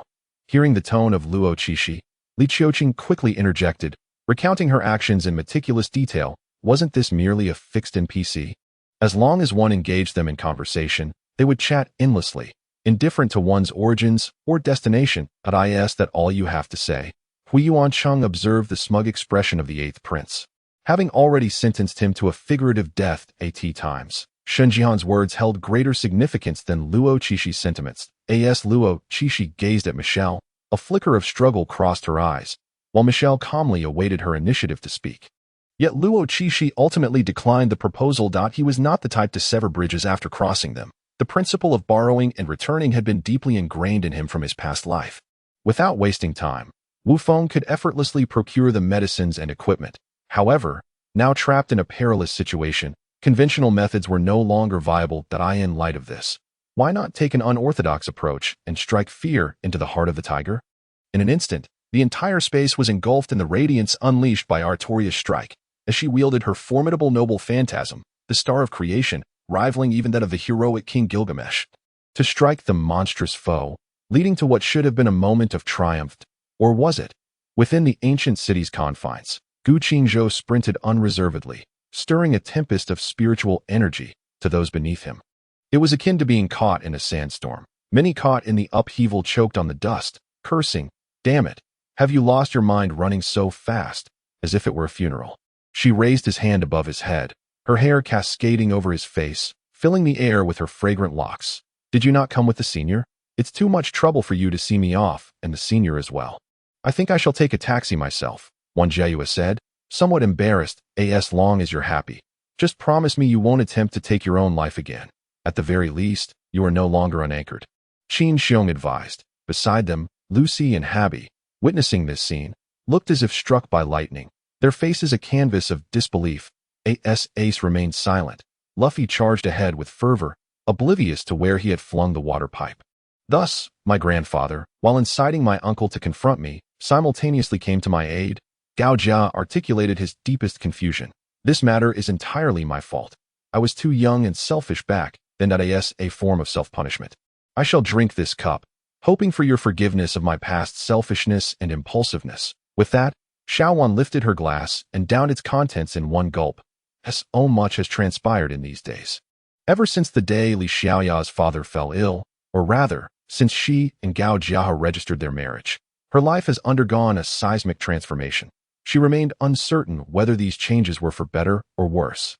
But one thing was certain, she accepted them willingly. He felt a sense of trepidation towards his brother-in-law, the current emperor, particularly upon hearing rumors of his capricious temperament, which seemed to bear the hallmarks of imperial disposition. Amplifying his anxiety, even Lu Rong, the chief of the Eastern Depot, had faced numerous constraints, indicating that despite being a military official, his standing in the court was indeed formidable, further solidified by his royal lineage. Yu lit a cigarette and gazed towards the direction of the penguin, unaware that it had stealthily departed at some point. He approached Wu Fan, instantly accentuating Wu Fan's height. The two entered Wu Yunji's office simultaneously. The valley was shrouded in dense shadows cast by trees, with faint animal calls echoing in the distance. The atmosphere felt simultaneously tranquil, yet cacophonous, imbued with a sense of eeriness. Xian Tong understood that Pic's apology was directed towards Jiayu on her behalf. However, Jiayu was distinct from Pic. Earlier, Xian Tong merely intended to jest with him, yet she stumbled upon some unsettling matters. "Though, I understand now. Brother Xia Yan, you must visit Xianer often." Jin Xian looked up at Xia Yan with an imploring gaze. "What does this signify?" "It indicates that Mu Jin is capable of detecting illness in its nascent stages, allowing for timely treatment, sparing the patient much suffering. It remains unclear whether a naval force was intentionally summoned or if Lulan Nuawei herself possesses a multitude of admirers." As the video garnered a staggering number of shares, tens of thousands, within mere minutes of being uploaded online. "All right, I shall inform a Kuf first," Shi Jing stated, promptly sending a private message to Lan Ku, advising her to disregard Lulan Nuawei for the time being. The fetus in development has an exceedingly weak immune system, making it vulnerable to viral invasions. Awakening extraordinary abilities may result in a significant portion transforming into aberrant forms. After a moment's deliberation, he pressed no, continuing with the original plan to subdue the slippery spirit as a Shikigami. Ever since they repelled Liang Shursen Yang, they have shadowed Qingzhou daily under the pretext of potential assassins from the Jianghu. Ensuring the prince's safety. Chapter 61. A sense of discomfort. This person opened his mouth. Before he could finish speaking, the green-hatted lord delivered a resounding slap. "Silence. I know what you are about to say. Spare me your morale-boosting tales of others. You lack your own prestige." His words grew increasingly. When Yin Yuan received the call, he once more made a request on behalf of his son, yet the other party remained unyielding. However, he was aware that, sooner or later, the other party would grant him what he desired, as long as he still held some value for them. Was it truly that simple? Lu Jinyu found it hard to believe. From her understanding, other systems required one to complete tasks to earn points. Even if one did not engage in tasks, they still needed to exchange silver or lifespan for rewards. Yet her system appeared to demand nothing at all. The emperor had already learned of Xiao Qinglin's ambitions for rebellion and usurpation. Thus, it was unlikely he would wait for long. So, what of it? Had the meeting been arranged? Had Lin Xingxin agreed to celebrate Nuanyuan's birthday? Lu Xiheng seemed to relish the unfolding drama. When confronted with formidable foes, it was Yu Luo who would take charge, while the weaker opponents would be dealt with by Huibishu showing off. There had even been an occasion when Rihang Xia was forcefully encouraged to join in, allowing her a taste of being a valiant warrior. The emperor, now advanced in years, likely found that most officials in the court had already covertly chosen their sides, selecting the princes and lords they deemed worthy of support. If one day Peiyu were to discover that he had approached her under a false identity, would she become furious and shun him thereafter? The dragon has its reverse scale. To touch it is to invoke its wrath. Is that not exclusive to dragons? Do you possess one as well? Yu Luo was somewhat astonished. Only weapons of the sacred grade. Those that have nurtured sentience can articulate speech. Moreover, even sacred weapons may not possess the ability to speak, though they can communicate with their contract holders through spiritual connection. Huowu smiled slightly. Do you like it? Perhaps, but it may just be my one-sided affection. If these individuals were to exhaust themselves in this battle, one could only wonder what the West Wilderness would become thereafter. A few days later, Mu Qingxian stood before a colossal teleportation array, holding Yin Age's hand. Someone, bring a bucket of bathwater. Mo coldly commanded, his tone imbued with an air of unassailable authority. Let us depart. The elder took Wu Yaolong's hand and stepped forward, while Li Changzhu lacked the courage to intervene. Observing the expressions of joy rising on the faces of the Su family members, Xue Liue's gaze flickered. I know you seek vengeance. Act on your own accord. I grant you this opportunity. By the way, just don't kill them for now. She, unaware, abruptly seized Chunmei, forcefully pinning her down. Feeling the cool, tender skin beneath her own was quite refreshing. Zhui Yifan regarded her with a foolish grin. Having tucked in the quilt, he prepared to take a bath. One could only wonder where the young lady intended to go. Lacking that oppressive aura, the man reverted to his refined demeanor, smiling at Xia Zihan and Xue Luoyue. A group of drowsy reporters perked up upon hearing the fans' voices. Though too distant to discern Yi Xiaohua's face, they yearned to raise cameras and microphones for an interview. When she spotted Hong Yu, a genuine smile, rare and unmasked, graced her face. Albeit still faint, it was nonetheless easy to perceive the joy of reunion. Upon hearing the names Qiu Yue and Qiu Shui, the two could not help but chuckle, amused by their mistress's sorrowful demeanor. Chapter 62. Arrogance. In the gameplay of the Tongtian Road, the original plot was set along the perilous path where a myriad of troops traversed a narrow bridge. There were a total of 36 positions, and only individuals from 36 factions could ascend. Awaiting activation, they prepared to enter the hidden treasures of Tongtian. At this moment, the throng waiting before the Tongtian Road numbered in the millions. Aside from a select few individuals of formidable strength who immediately secure their positions, the most effective course of action would be to confine them directly into the human detention center of Maple City in the realm of the otherworld. In fact, during Lin's era, fatalities due to tetanus had become exceedingly rare, a testament to the increasingly advanced and refined state of modern medical technology. Since he was self-funding his trip to New York, Leisha could opt for a first-class ticket to travel alone. However, considering the necessity of future collaboration, he deemed it unnecessary to create a rift in their relationship, and thus chose to embark alongside Deng Liwei, Bale, and another teaching assistant, Jean Hughes. Regardless of the presence of fugitives, you must first open the door to allow us to conduct a search, Du Kai asserted with an authoritative tone. As the Bucks launched another offensive. Facing the abysmal defense of Novak, Reed had no reason to refrain from taking on the challenge one-on-one. Yet, perhaps due to his previous unsatisfactory shooting performance, Reed opted to forego a three-point attempt in favor of charging into the paint. Du Kai ascended the stairs, knocked on the door, and upon hearing Gong Shi respond from within, he pushed the door open to enter, although the extraction of 30% left many feeling disgruntled. The prospect of reaping 70% without having to labor for it brought a sense of balance to their minds, especially when contemplating their lands far surpassing those of the common folk. Would it truly not lead to deeper entanglements? Er mused with a bitter smile, astonished that he found himself doubting his master, pondering what could have shaken the foundations of his steadfast efforts. The third elder meticulously reviewed the entire projection, a look of growing delight evident upon his countenance, suggesting a state of considerable excitement at that moment. In the room, Li Xiang observed everything outside, noting Yu Longtian's demeanor, and couldn't help but steal a few more glances, inwardly reflecting upon her previous assumption that he was merely a brute, only to discover a hint of wisdom beneath. Remaining composed, Chu Tian endeavored to rein in his thoughts. He dared not delve further, nor was he willing to, as he wished to avoid wasting time on the matter, for the outcome would remain unchanged regardless of his contemplation. The only imperative now was to promptly execute his plan. Initially perceiving the matter as significant, causing him to worry for an extended period, He now realized that the fact he could entrust this task to him suggested he no longer regarded him as an outsider. In a moment of elation, he served him an abundance of dishes, feeling somewhat bashful, yet he found joy in such intimate gestures. After speaking, she opened the window and attempted to fire a machine gun outside. Her proficient movements left Yuhan utterly astonished. When his phone rang, he nearly dropped it. Upon seeing the number belonging to Dong Zhuo, he felt a wave of relief, contemplating that if it had fallen, he would have no choice but to follow suit. Such easy money was tempting, and despite harboring some reservations about Ahua, Ruan Yunjin ultimately decided to give it a shot. Boss, upon the monk's arrival, Daoga naturally dared not continue sitting with an air of bravado. He quickly stood with his head bowed, lacking the nonchalance of Hellion Inu Odi in the presence of the one who commanded the entirety of hell. His fear outweighed his respect. Chapter 63. The name I am eager to see what you can do to me. Die?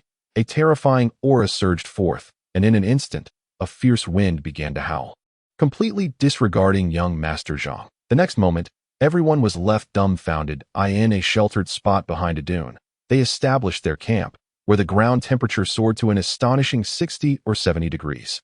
The entire desert shimmered under the sun's relentless glare, radiating an enigmatic golden light. Ji Yuryun felt a sudden pang in her heart. She raised her hand and gently patted Gulin's shoulder, her brow furrowed in concern.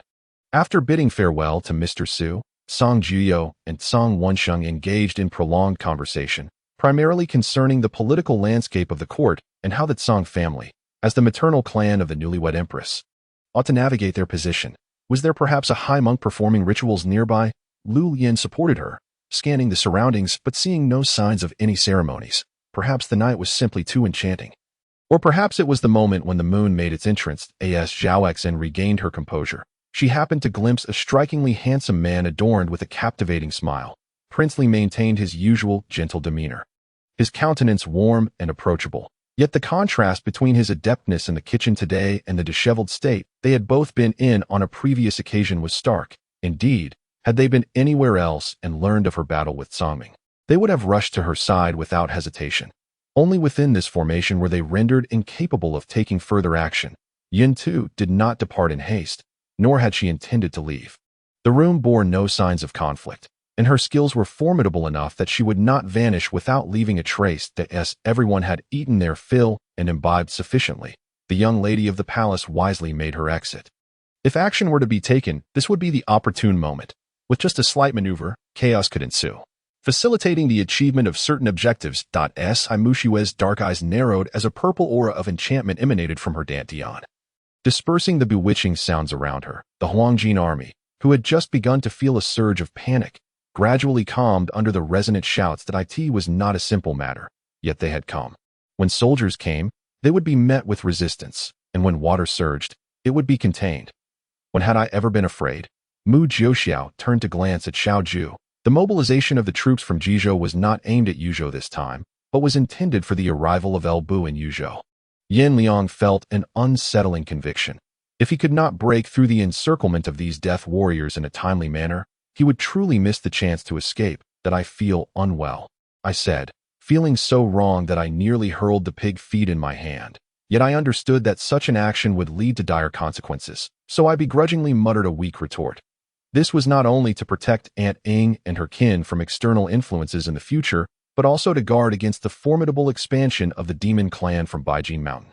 This time, sending envoys to Yuzhou to meet Zhao Hui was not a favorable task, and so it naturally fell upon his shoulders. One could not deny that Yi Lingfeng had inadvertently saved several lives by halting thousands from seizing treasures at the Duanhuan Tianke. It proved that Du Bian no longer needed to capture the Duanhuan beast or extract its eyes to consume the Duanhuan shadow energy. The dragon rebirth is one of the miraculous reincarnation techniques within the ninja world, a unique bloodline limit of the Rizoka clan, predicated on the transformation of solar properties. Through the act of kissing, one could transfer their life to another, but this could only be done once. Chapter 64. Secret Techniques. This time, Shi Jing truly felt an overwhelming sense of longing. Mu Xiao appears as though every inch of her skin is perfectly aligned with his aesthetic sensibilities, rendering him utterly captivated.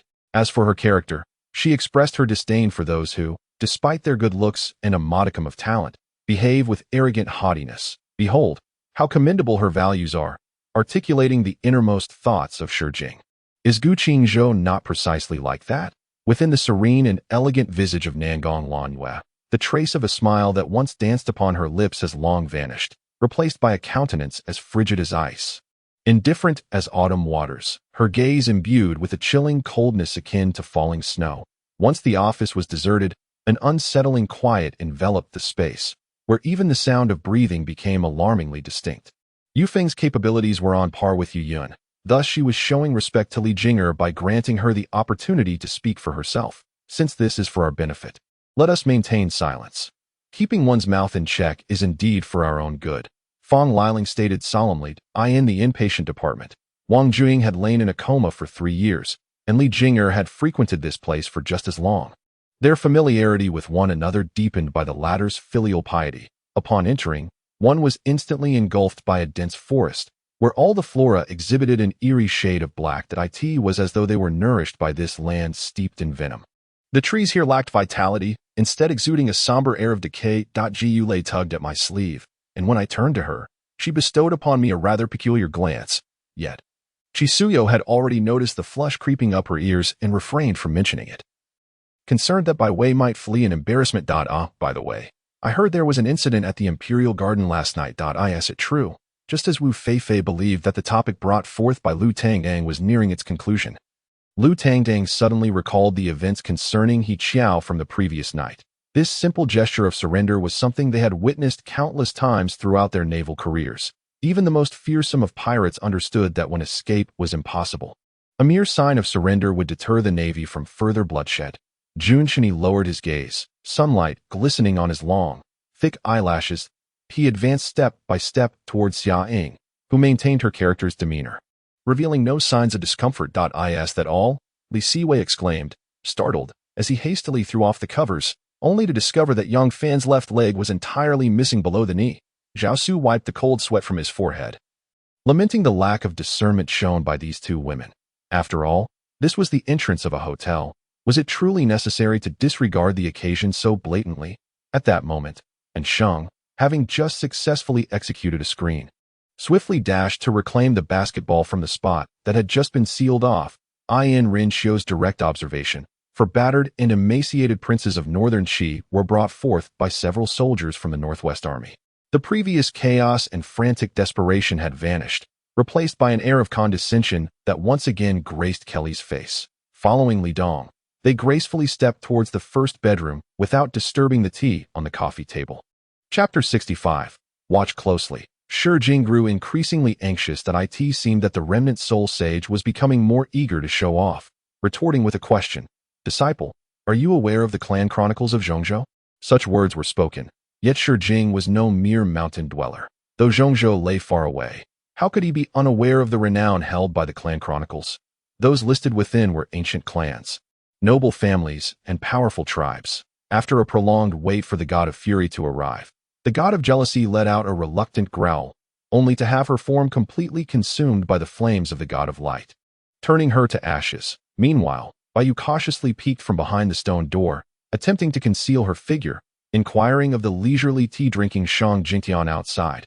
How does one wear this attire? Bai Yu felt an overwhelming urge to find a burrow to hide in. The golden cup slowed down, seemingly preparing to exit the expressway. Noticing this, the BYD driver furrowed his brow and quietly addressed the young man in the passenger seat. Upon hearing this, Xia Ji felt a flicker of interest. Although she lacked for nothing, it would be prudent to familiarize herself with the route in case she needed something in the future. Without hesitation, the god of fire charged forth to confront the god of thunder. For even a fool could ascertain that the latter was undoubtedly orchestrating mischief from the shadows. With your assurance, I feel at ease. Thank you, I shall take my leave. The second princess smiled gently, nodding at the verdant leaves of the celestial herb before soaring away. Buffed, brother, how can she be a white lotus? Isn't that an insult to the white lotus? Jing Muya's words dripped with sarcasm. Especially those martial artists lacking substantial backing were particularly hesitant to step into the treacherous dealings of the transaction assembly. With a single strike, Lin Yun obliterated a stone figure, and within mere moments, the remaining 6 were effortlessly dispatched. Qin Yang gazed at the suddenly appeared cultivators. The lowest among them was at the first level of the stellar realm, while the leading man reached the 7th level. Unbeknownst to her, Yuaner had also appeared beside Qingzhou Yulan, her expression one of curiosity as she gazed at the crimson egg in the latter's hand. That a chill ran through the hearts of me and the old tricksters. The horned man was none other than Sha Hunqiyu, a devilish figure indeed, who had evidently come with a plan, all the while feigning disdain for engaging us in battle. Was his disdain merely a fade while he secretly plotted against us? This sum, even for the elders of Longevity Academy, constituted a staggering amount, not something everyone could readily produce, within just a few seconds. 8 or 9 frenzied wild bulls inexplicably met their demise at the hands of Rod and his companions. Foolishness! What benefits has that young man offered you? To disregard your very life. He is surely doomed in the valley now, Old Stone exclaimed. Meanwhile, Yifeng once again retrieved another item from the evolution box. A device measuring 1 meter in both length and width, its shape flat and oval, resembling a flying saucer. The Dragon Leopard King unleashed his monstrous powers for an entire hour, transforming all soldiers surrounding the invincible Han Long into human-beast hybrids, each losing their sanity and beginning to obey the Dragon Leopard King's commands, weapons in hand as they charged towards the invincible Han Long. Chapter 66.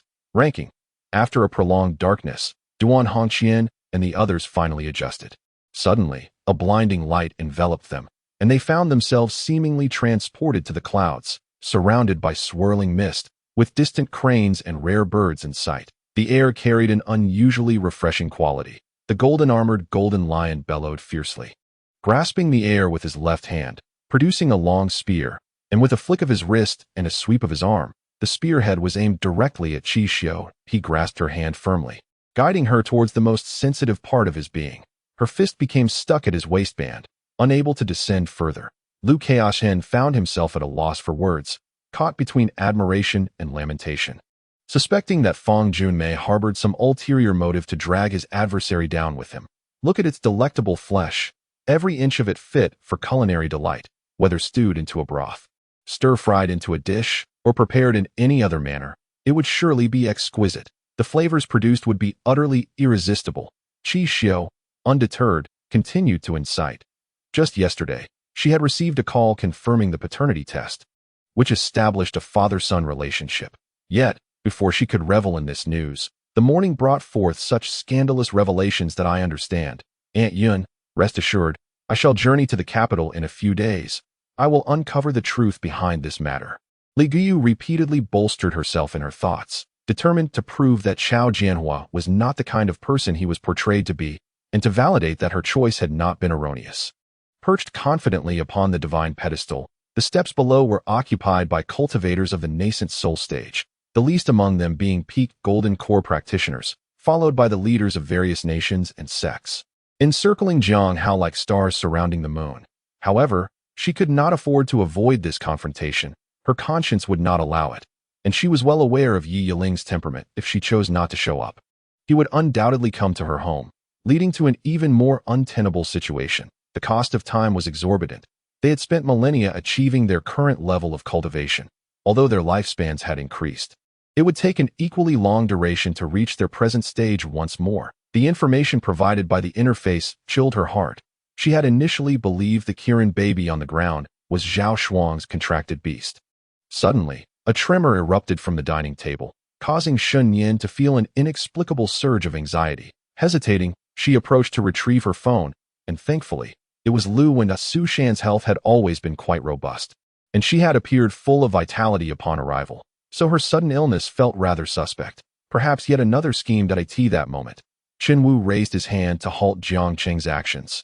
Lu Jun, witnessing this, drew his knife and lunged at Qin Wu repeatedly, the blade now stained crimson.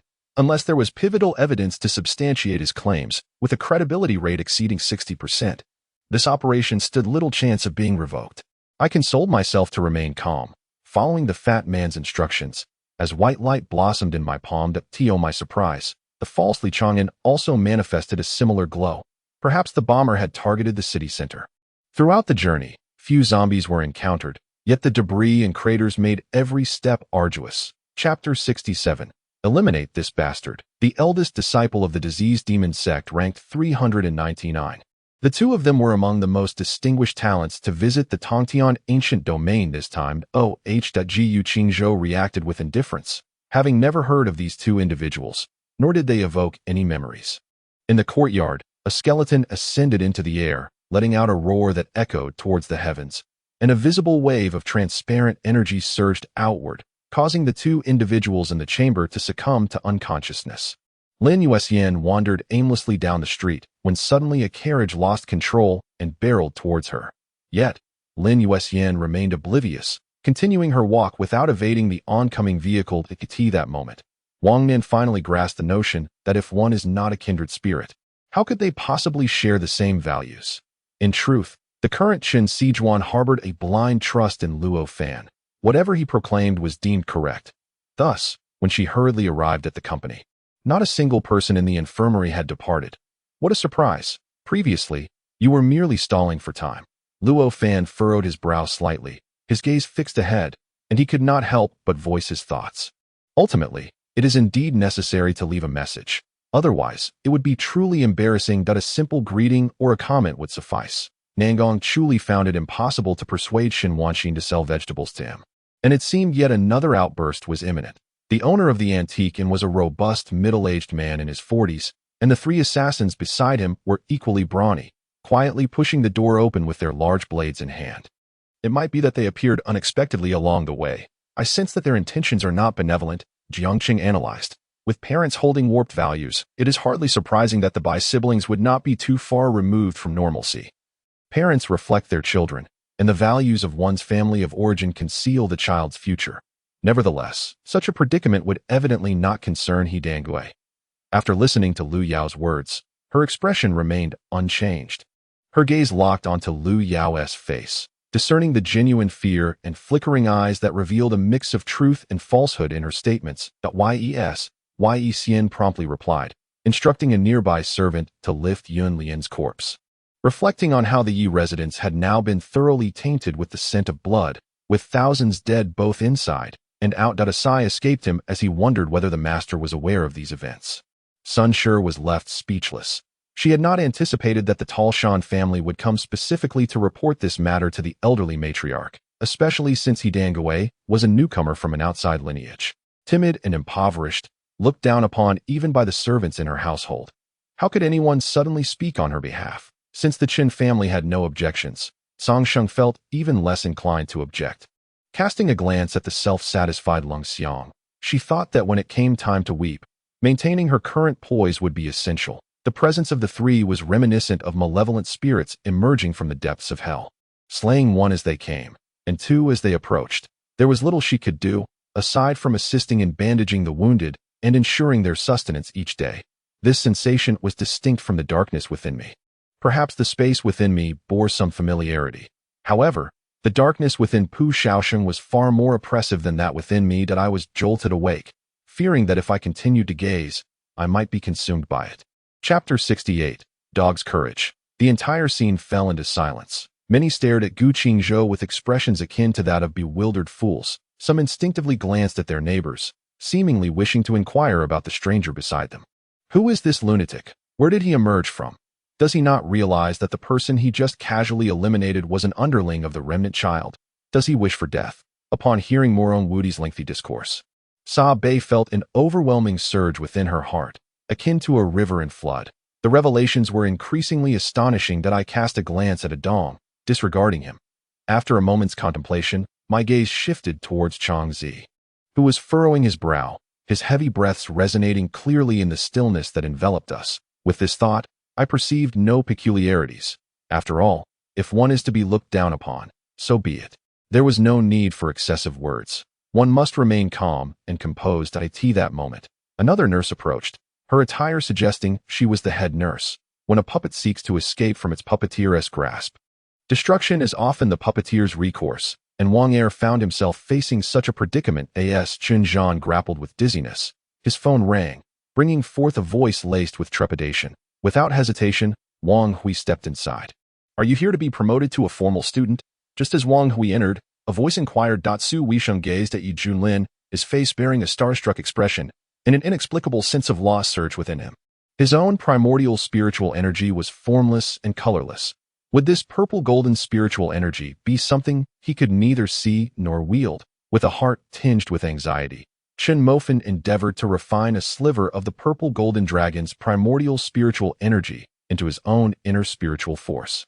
Akin to what outsiders vaguely refer to as internal strength, that a contingent of over 10,000 troops, besieged by the Boy Scouts and the arriving pirates from Golden Continent, had crumbled into disarray. Now a mere relic of the past, at this juncture, the three prominent families simultaneously received a disc. Thereafter, they withdrew their organizations, ushering in a period of tranquility along the borders of Dachun. Junior brother, cease your nonsensical entanglements. How could the Wu Yao and Yao clans be compared to the Xian men? Admonished Yu Qing Dao Run, his countenance filled with ire. His desire to proceed thus is not a result of my coercion. Mo Qianyuan shrugged, an expression of resignation gracing his features. What does it matter? As long as it is detrimental to us, we shall eliminate it. Besides, she is eager to test the sword in her grasp. I am in robust health. No need for your concern. The old matron's voice boomed like thunder as she emerged slowly from her chamber. Had she lingered in a stupor any longer, the power in her hands would have been usurped by those with insidious intentions. After all, a gem can easily obliterate a soul, unlike the malevolent spirit knight, who must first bind the evil spirit with chains, a cumbersome endeavor. However, this time it was not just the villagers. Even the White Ape's subordinates were witnessing such a multitude for the first time. Yet their thoughts revolved around the prospect of engaging in a battle. Lu Xing, too, was filled to the brim. He ordinarily abstained from alcohol, yet at this moment, he downed a full glass of baijiu in tribute to Qi Haiyang. Lu Xing found it perplexing. Some events were inherently mysterious, unknown, and unpredictable. Heng Shui observed the entire affair from the sidelines, his mind brimming with questions. This ghostly technique had not been heard of in years. How could this individual have mastered such sorcery? Chapter 69. The moment of action. The departing young boy left in serene tranquility. He stood resolutely in the very spot he had occupied moments ago. His rigid form resembling a pillar firmly embedded in the earth. The peculiar smile danced upon his countenance, accompanied by a fleeting shadow of unspent rage. Should anyone dare to touch him, they would experience a visceral sensation of vitality surging frantically from within him. Meanwhile, a multitude of onlookers fixated intently on the neck of the young boy being led away. Xinjiang's gaze fell upon Shen Tianhao's head. Despite his well-maintained appearance, strands of silver had already woven themselves into his hair. They had aged at why Yanin's expression was equally composed, mirroring her tranquil state of mind. She had envisioned countless scenarios for her meeting with Yi Huayan, yet never anticipated that she would remain so serene. Even in the face of potential fury or hysteria. It is indeed true that men often think with their lower halves. In mere moments, they can commit acts of bestiality. Lu Xiao and Yang Zihan. The power of the hairpin seemed negligible, merely because it could not compare to the supreme resonance of a bell. However, none of the criminals realized that upon reaching the final cell, they would find Tai Saw imprisoned within. Shackled with heavy iron cuffs on both hands and feet, and a collar affixed to the wall behind him. What the benefactor does not know is that my disciple has been practicing martial arts since childhood and possesses formidable skills. Keeping him by your side serves as your protection, Master Linghui continued, noting Feng Qingyu's hesitation. Uncle, I've begun to sing, and you must join me, Jia Jia declared before launching into the theme song of Pleasant Goat and Big Big Wolf. By late May, news arrived from Beijing's Ningbo that the short film Legendary World had been completely finalized, prompting an inquiry to Lu Wei about which television stations would air the advertisements. The smiles of Lu Jieyu and her companions froze upon their faces, while Zhou Ruolin's expression darkened, her lips pressing together in discomfort as she struggled to maintain her composure. Thus, he made his way to the spirit value tower of the Longyin sect's outer disciples, intending to exchange for the sword techniques he required. Mother, what has happened? Ying Jie inquired, bewildered, as he approached Xie. When Xu Yan arrived, Yun Ge was in the midst of taking her medicine, its bitterness overwhelming her senses. Making it nearly impossible to swallow. To master the natural fist, one must achieve a state of utter spontaneity, a feat that requires the mastery of numerous techniques. Practicing the walking method and lightness skill is an indispensable step in this process. He behaved like an utterly ordinary father, fully aware of her culinary preferences, his eyes brimming with indulgence that could easily ensnare one's heart. Nowadays, some Taoists practicing the stepping technique, akin to certain performance martial arts, are mere displays. The stepping technique popularized online a couple of years ago, attributed to Lier, was similarly superficial. Go inform the prince. The eldest son is in the capital. Spread the word and ensure his return. Yin Lian commanded sharply. It's your fault for constantly pinching me. If such delectable food goes uneaten, it would be a shameful waste. The energies of the 5 elements began to stir slowly. The combined strength of dozens of 4th-level practitioners capable of influencing the fluctuations of elemental energy in ethereal atmosphere began to rise from Tian's hyphing, infusing the scene with a touch of mystery. Yet, the expression of Bien Boyan conveyed an entirely different sentiment. He was laughing, a joyous, uninhibited laughter that echoed around him. Although he had been restrained by security, he seemed utterly indifferent, laughing with reckless abandon. Chapter 70. How did he know? As a mere observer, Shi Jing found it exceedingly difficult to articulate his emotions at that moment. The tumult of fear and astonishment surged within him. He simply could not fathom how. No matter where he was, Qingzhou remained so strikingly brilliant, or perhaps it was that these so-called prodigies of the Qingyuan ranking were simply inept. Shi Jing felt a wavering of resolve creeping upon him. While Yi Qianhu pondered how to contend with the heavenly network, Lucius entered the room without knocking, for this was his office. Despite the revelry, these individuals exhibited a commendable decorum. Si Wuxia paid them no mind, focusing intently on roasting her food, occasionally exchanging a few words with them. The savory aroma wafted from the corner, drawing the gaze of some passers-by, yet they feigned ignorance, indulging in their meals and drinks as usual. Typically, it was Wang Yi who would call Chen Anping, but this was the first instance of Chen Anping reaching out to him, causing Wang Yi's heart to tighten as he swiftly answered the call. The promised rendezvous was nowhere to be seen. As the competition commenced, the opponents had vanished without a trace, and he was left pondering whether he had lived a past life as a fool. Quite a spectacle, was it not? Eva Pega gazed out of the cockpit window at the familiar city below, murmuring softly. Not long after Guani had left, she indeed returned with a bearded man and a few neighbors. Likely feeling a pang of guilt for not showing up as initially promised, compelled by Guani's call to come over. With the arrival of guests, the atmosphere became lively, and even the cat demon, who had wished to speak with Qingzhou, found no opportunity to do so. Zhao Changyi successfully quelled the rebellion alone. His reputation in the realm of Daliang would soon elevate him to the ranks of another prime minister or Yu Pingchuan, far surpassing the crown prince of the Eastern Palace. Even those involved in real estate speculation must believe that property prices still held the potential to rise further when everyone heard Qin Long's anguished cries. Their hearts quivered slightly, contracting sharply, for Qin Long's screams were indeed chillingly horrific. Mei Jia lounged on a wooden couch, inhaling the atmosphere suffused with Su Wu's essence, contemplating that this matter could not be rushed. It required a patient approach. The others swiftly mounted their raptors, taking off in waves towards the direction of Huaxia. The energy beams that traversed the past continued forward, striking the blood-red earth below. And suddenly, the entire world fell into an eerie silence, followed by a terrifying explosion that erupted from the ground, suffocating in its intensity. Chun Hao marked off items on his list, and the representatives from the park, seated on the sofa, began to tremble slightly. The soldiers of the Kuomintang, caught off guard by the sudden assault, fell into disarray, shouting commands as they scattered, seeking refuge behind the roadside cover, trembling in fear. Their American-made carbines firing wildly at the slopes on either side. Such words bore a heavy weight for a deity. Even slight admonitions from the Buddha merit contemplation. It is akin to the interactions among high-ranking officials in the mortal realm.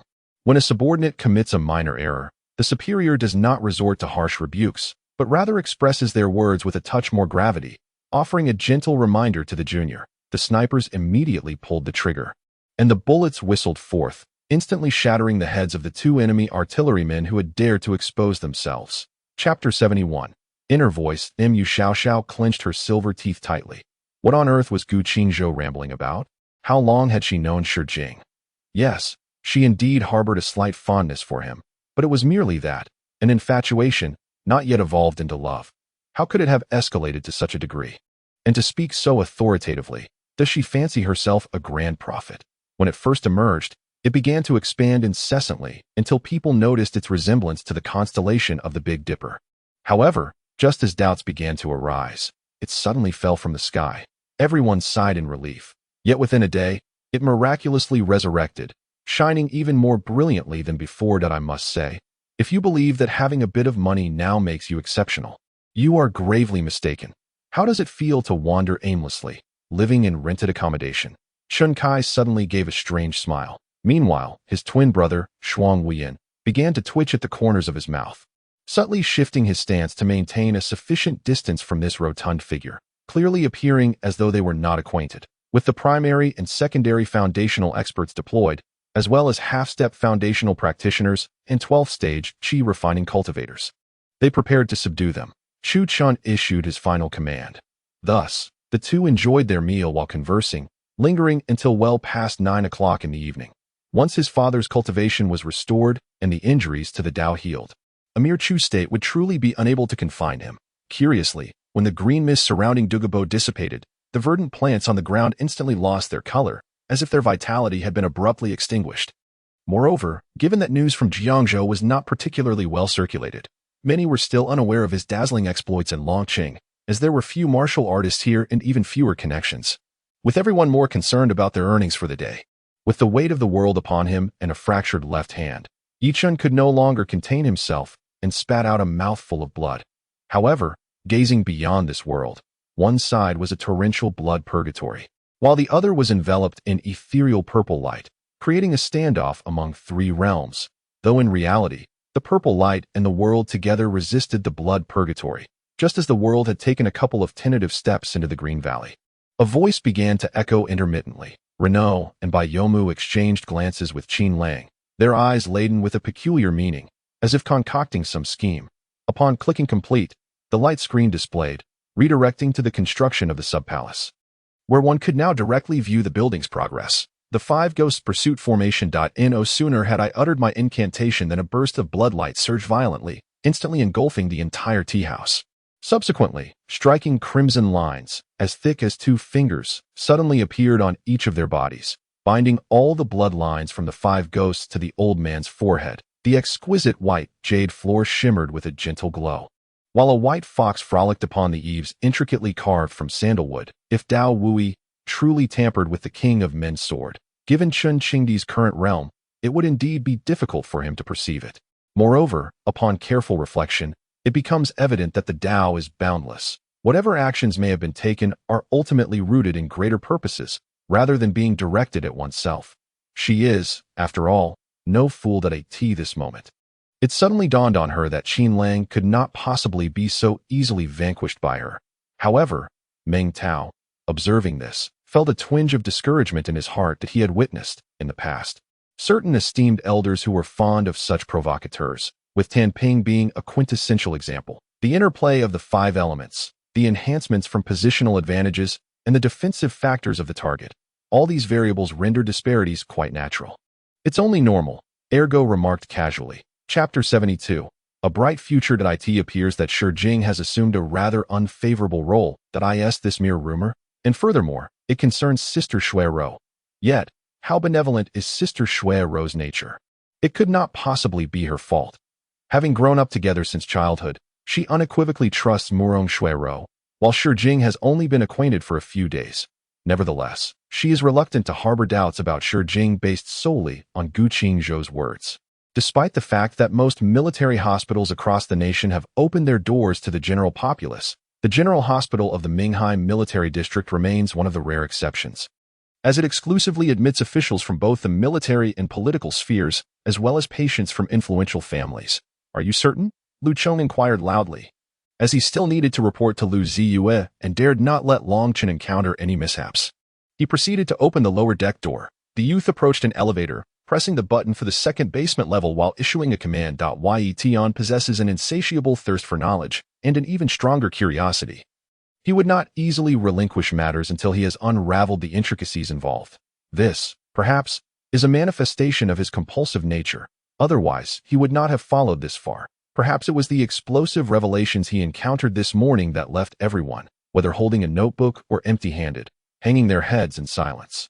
Newton curled his lip disdainfully, slowly making his way outside to observe the ongoing clash among the crowd. On one hand, no one wished to lose. On the other, everyone seemed intent on buying time, rendering the scene utterly chaotic. There's a private area in the back for my use. Go ahead. It's nearby, Chef Li called out, noticing Yunping's urgency. In the blink of an eye, 3 days have elapsed. Now, the patrol forces on Bibo Island have more than doubled, with most comprising security personnel from the Longting group, who patrol the coastline throughout the night. The minion lines are undoubtedly the most crucial defensive barrier within the Summoner's Canyon. Sometimes, even if annihilated, if the enemy possesses no minion lines, they cannot hope to seize the high ground in a single wave. Xing Ling arose, and Wang Lei's long robe that had draped over her slipped away, warming her heart. Yet, she could not catch a glimpse of Wang Lei's figure. As for Chu Fei Yin, although she too had nearly reached the threshold of divine realm, there remained a noticeable gap in strength compared to her opponent. Had she not acted suddenly before, she might not have been able to defeat that smith at all. Recalling the young scions at the yoga studio, the wealthy second generation rushed over like wolves upon learning of their mother's illness. Seizing the opportunity to seek financial support, after arranging matters for Yuanqin, Tianxi has been fixated on this sword, pondering whether it truly is the Blood Moon sword. Yet, why does it not evoke any sensation of being a formidable weapon upon contact? The myriad of uncertainties surrounding Molaner is simply overwhelming, so much so that Long Jun finds it impossible to refrain from harboring suspicions about her. After using the restroom, he hesitated briefly before retrieving his phone, contemplating a call to Shun Mei. However, at this juncture, Lin Han would certainly not allow him to escape. She swiftly brought her palm down with a decisive force. The two of them pondered deeply, waiting for the concert to commence while envisioning an infinitely beautiful future. Jean Ning's assistant burst in, panic etched across his face. Presently, Long Jun's realm and prowess are still far inferior to that of Lady Zijou. Should a confrontation arise, it would yield no advantages for him, which is why he graciously declined her goodwill. Mo Li's body trembled violently. A mouthful of fresh blood erupted forth, and he plummeted like a kite severed from its string, crashing onto the plaza within the inner gates. Chapter 73. Regrettably, Shi Jing heeded the advice given. He was reluctant to part ways, yet the turmoil within his heart proved difficult to suppress at times. He felt compelled to question the heavens. Why must the path of his affections be so convoluted? 3 consecutive women, each of whom he cherished, yet none followed the inclinations of his heart. Was he not striving hard enough? Above, the Ming Emperor scrutinized without restraint, his gaze laden with desire, as if he wished to strip her of her garments. Zhu Ningyan shrank back in fear. Theo put it another way. Even if it were not Zhu Qizhen but another individual from the Ming, unassociated with Walla, and Zhe would still harbor trepidation and regret. The current rift between the two children left her at a loss for solutions. She could only hope that time would mend all wounds. The wanderer who caught wind of such events marveled, knowing he would likely boast of this for the better part of his life. Adjacent to the compartment was a reception room, separated by a curtain of golden threads and pearls, where the national master occasionally summoned his confidants. Originally, Wen Wan thought that due to those matters and their first nights spent in each other's embrace, her slumber would be disturbed. However, she closed her eyes and drifted into a peaceful sleep within 5 minutes, dreaming sweetly until dawn. Feng Wei watched in trepidation as the two repeatedly fell and rose, their exposed arms and faces marred by abrasions. With only 2 days remaining until October 28th, Shi and Ayan tentatively planned to depart 3 days hence, perfectly timed. But what if we lose? Hudson's voice quivered slightly. Should he fail, it would not merely entail financial loss. It could cost him his life. Just as Shun Ma and the Pinnacle were about to sprint forward, 6 figures suddenly materialized, blocking their path in an instant, and a hoarse, anguished voice began to echo. At that moment, the girl retrieved a jade pot from her waist, uncapped it, and from the corpse emerged a cloud of black smoke, all of which was drawn into the pot. The jade vessel, initially a vibrant green, transformed into a deep crimson, resembling the finest blood agate after the smoke was fully absorbed. This vintage handgun remained aimed at Ling Ke, and no other members intervened. Even Hao Jia remained silent. Ling Ke began to comprehend that a consensus had likely been reached within the arbitration committee, with roles assigned for the performance that awaited him. Upon opening this storage ring, one is immediately struck by the immense space contained within. It is a grand hall soaring to a height of 20 zhang, with dimensions nearly 100 zhang in both length and width, vastly surpassing the few storage rings in the possession of Di Xiaoyan. Without the stringent protection of magnetic bullet screens, the losses of mechanical entities surged dramatically. Within mere minutes, the alien warships annihilated the majority of the vanguard. However, due to the accelerated impact of the mechanical entities, the front line of battle advanced over 100,000 kilometers towards Shankastar, while the alien warships suffered minimal losses. Li Wei, where are Zhang Xiaoyu and the others now? I deliberately shifted the topic, attempting to distract his attention, while feigning fear by shrinking back slightly, my palm perfectly gripping the ashtray behind me. Chapter 74. The True Treasure Vault. As the group moved forward, they sensed something amiss. The treasure vault was clearly behind them, yet this direction seemed like an exit. Upon reaching their destination, they found themselves in a rather unremarkable place. The only notable aspect was the woman who followed closely behind them. It was evident she was not intentionally trailing Qingzhou and her companions as she approached from another direction. This person was none other than Mu Xiaoxiao. The two had never shared any significant bond, at most maintaining a subordinate boss relationship. Yet now, Ning Weiyu intended to sever ties, burning bridges, which further fueled Wei Ya's disdain for him. The group exchanged nods and glances, then turned their eyes toward the 9th-level demon beast beneath the talons of the rock. Smiles flickering in their eyes. In light of this, she felt compelled to speak openly, or rather, it was crucial that Shi Jing was informed at the earliest opportunity. If Shi Jing were to discover that she was carrying Zheng Chenhong's child, regardless of any grievances he might harbor against her, the matter between her and Zheng Chenhang would be beyond his interference. Chen Jun trailed behind the two, appearing rather unwell, particularly upon witnessing Qiao Bo blowing a kiss to Shi Jing, which elicited a resigned sigh from him. The moment Zheng Chenhang observed their demeanor, he realized that Qiao Bo must have stayed over at their place last night, consequently vexing Chen Jun throughout the evening.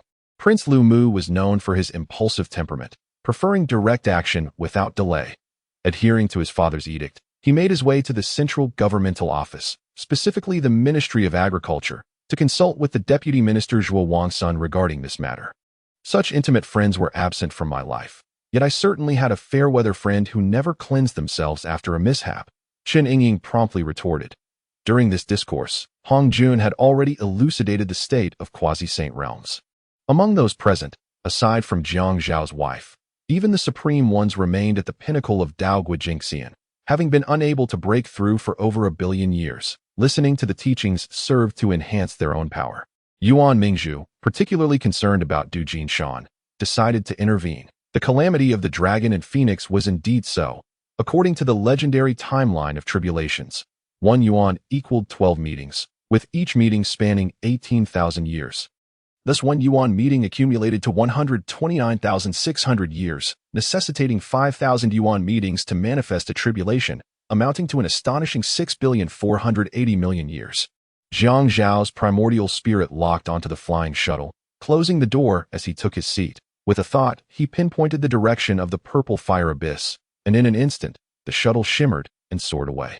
However, there were still individuals atop the mast brandishing offensive signal flags, a clarion call for attack, urging for yet another assault.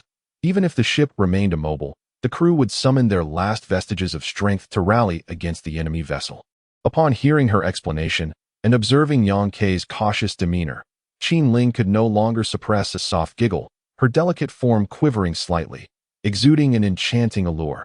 Such enchanted artifacts could be effectively employed in the marshes of Hei's, yielding a remarkably potent magical elixir. Though these potions were somewhat inferior to the more powerful magical potions, they excelled in production efficiency, offering considerable profits, should 1 or 2 of the 3 sword attendants, who were still fiercely engaged in battle around him, be diverted to confront Su Yang. The pressure he endured would be significantly alleviated. The three-eyed giant blinked, sensing Di Shi's emotional turmoil. His eyes glistened with unshed tears. The fury that Qin Yuan had restrained to its limits was now threatening to burst forth uncontrollably, his voice revealing an unsettling calmness. Yunji. The moment I recognized the visage of the opponent, I involuntarily gasped in astonishment. How could this be? Wasn't Yunji sealed away? Why had she suddenly appeared? Though I was slightly tardy, it mattered little. My failure to meet her at her doorstep was indeed my oversight. I had been naively optimistic, believing that Osora's inherent nature would ensure her punctuality. Chapter 75. A desperate situation. Jiyu Qingzhou was perplexed by the unfolding events and inquired, "What's the matter? Why are you looking at me like that?" Duan Hongqian and the other woman simultaneously shook their heads, remaining silent. Duan Hongqian, in particular, was somewhat unique. She failed to perceive the subtle tremor within her, emanating from that formidable entity. Shui checked his wallet, casually glancing inside to confirm the presence of numerous black cards. Before gentlemanly opening the door, he himself floated high above, his body faintly adorned with the ethereal silhouette of trees, resembling a genuine oak growing amidst the void. Lin Ku instructed her to take good care of her health over the next few days, avoiding cold fruits and other such items, urging her to nourish her body. He also left her several pills to take daily. And after imparting his advice, he chose not to concern himself with their handling of subsequent matters and took his leave. Initially, the divine race had united 5 8-winged archangels to collectively vanquish the Demon King. These archangels were akin to the destroyers and elementals among humanity. Their combined might could obliterate even the strongest war gods and sorcerers among mortals. He was slightly nearsighted and thus struggled to discern Lin Ningjin from such a distance, awkwardly greeting her before moving closer. While it was Lin Ningjin who recognized him first. Humph, perhaps it's not that she hasn't risen, but rather that she isn't even in the house, he remarked, pushing aside Si Li and stepping inside. When Su Jinli arrived at the venue, she first bowed to the guests in the southern section before kneeling in the west. Yet, I have never truly concerned myself with being a deity. My only preoccupation lies with Bai Jing Hong, that I ponder whether not being a celestial being means I shall never see him again, and whether engaging with mortals in a union signifies an irrevocable betrayal of him. The ethereal presence that surrounded her rendered the audience silent, all awaiting her entrance. Zhai Qihan is well aware of the situation. Although he is rather introverted, his current demeanor is not characteristic of him. His present state undoubtedly suggests that he harbors unspoken troubles within. I have also enlisted Yi Yao's assistance to prepare some items that appear valuable yet are, in reality, quite ordinary. Then, with the support of those around me, I struggled to navigate my way towards the Dragon Palace.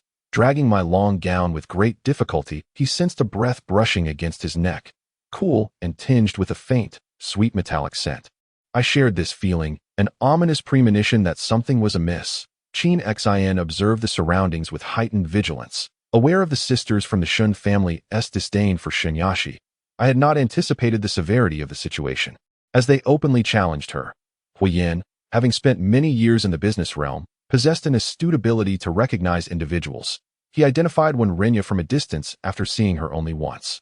As the situation escalated, tensions among the core factions became palpable, with the 3 opposing powers directing their hostility towards the City Lord's faction. Team leader, this is our custom when a senior family member passes. The filial children must kneel and bow before the guests who come to pay their respects, Zhang San explained. Shangwan Lungi adhered to this custom, and at least Xian understood what a deep kiss entailed. As she nearly lost her breath, however, she could sense that this formidable presence bore no ill will towards her, thus she maintained her meditative state without interruption. Chapter 76. Dilly-dallying Shi Jing's frantic escape drew the attention of many. However, when they realized he was heading towards the Thunder Pool, the very place they dared not approach even before entering, concern arose. Indeed, given Daio's current strength, encountering Bader would likely prove challenging. While he could not hope to win, he still possessed the means to defend himself. The crowd nodded in agreement with Tan Jianyun, acknowledging the validity of his reasoning. Xiao Cheng had become the greatest obstacle to the annihilation of Tai Palace, making his removal imperative. The sight of Yusho Shifeng, who spoke with a bruise atop his head, was rather comical, yet he remained blissfully unaware. With a smile, the bustling noise from below invigorated him that a new day promised to be more exciting. The members of the Dark faction exchanged glances in silence. Truth be told, everyone preferred to operate externally, who would willingly wait alone in this dim underground chamber. Not to mention, Aji's actions had effectively removed the most significant hindrance, rendering the subsequent elite rocket team no match for them. It had also interfered under the pretext of obstructing official duties, ruthlessly taking down the rocket team that blocked their path. Upon hearing this, the rotund man couldn't help but feel a sense of admiration rather than anger. With a gentle wave of his left hand, a radiant passage of multicolored light appeared before him. He had opened a spatial portal within the demon refining pot. Violent Carp Dragon, use water prison. The ever-evolving Violent Carp Dragon swiftly executed the command, ensnaring the fire butterfly within a cube of crystalline water. The fire butterfly flailed like a traveler trapped in quicksand, struggling to beat its wings, but its flames dwindled, eventually extinguishing into nothingness. Han Feng, filled with urgency, ran swiftly, seeking an open space to allow the Qingling bird to land, so he could mount it and soar directly to the Great Xia Kingdom. Lin Hai let out a sharp command, and the fire crystal flew up in an instant. Seemingly on the verge of landing in his grasp, the two wolf-like guards knelt on the ground, greedily basking in the moonlight, their expressions radiating sheer delight. "Master, shall I escort you?" At that moment, Lu Qiao's gentle voice slowly echoed. Han Xiangzi, however, remained profoundly silent, unwilling to utter a word, as he wrestled with intense inner turmoil that had rendered him restless over the past few days. Meanwhile, Shi Jing, out of the corner of her eye, caught a glimpse of Jiang Mingyue, and, upon noticing the contemplative look in her eyes, silently felt a sense of foreboding if Sun Qian were to witness the unexpected encounter between these two seemingly unrelated individuals. One could only wonder what his reaction would be. Back at the Luo family's villa, Sun Qian's mind was still clouded with confusion. He resolved to have Bai Xiaobai inquire with Gao Qianan about Nie Jingyuan's whereabouts tomorrow. Intent on capturing him and subjecting him to rigorous interrogation, convinced he would eventually divulge the truth. Alas, words failed to express the situation. "My grandmother's health is deteriorating, and my uncle is causing quite a ruckus. During your absence, I have also been pursued by assassins. Had it not been for the carefully selected bodyguards by my side, I fear the worst," Luo Yan confided. Feeling she had said too much and fearing to cause Sun Qian undue worry, she hastily fell silent that if that is the case, then Xing Mingzi not only spared me harm, but inadvertently saved my life. Had he not shattered my soul, I would not have discovered the remnants of the Sumi immortal emperor's spirit, nor could I have integrated it into my own soul. Qin Yu murmured, his brow furrowed in contemplation. According to the information he had gathered, the various realms of the divine heavens had little to no interaction. Yet he was astonished to find a passage token here. Chapter 77. Stirring restlessness, Gu Qingzhou was engrossed in a book titled The Diary of Tongtian, which she had unearthed from a corner of the treasure vault. She never expected that the Tongtian elder was also a diary keeper. This book had not been mentioned in the original storyline, thus piquing Gu Qingzhou's curiosity about its contents. Once she began reading, she found it impossible to stop. The antics of the Tongtian elder were truly outrageous. "I am the corporate lawyer for the capsule company. I came to Dr. Brief's residence for business. What brings you here?" Bai Minglei's father inquired with curiosity. Subsequently, the sect leader dispatched a message, summoning Shi Gantang and the others, who had long awaited at the Martial Dao Immortal Island, to gather the disciples, ready for immediate action. Observing Wang Kaishuan's inquisitive demeanor, Hu Bai felt compelled to enlighten him about feng shui knowledge, leaving the latter in a state of bewilderment. Several concealed weapons crafted by the Tang sect were embedded around the area. The expressions of the deceased ranging from disbelief to sheer terror. Upon witnessing old Zhang's actions at that moment, Ming realized that old Zhang would undoubtedly seek trouble with Lin Yan in private later on.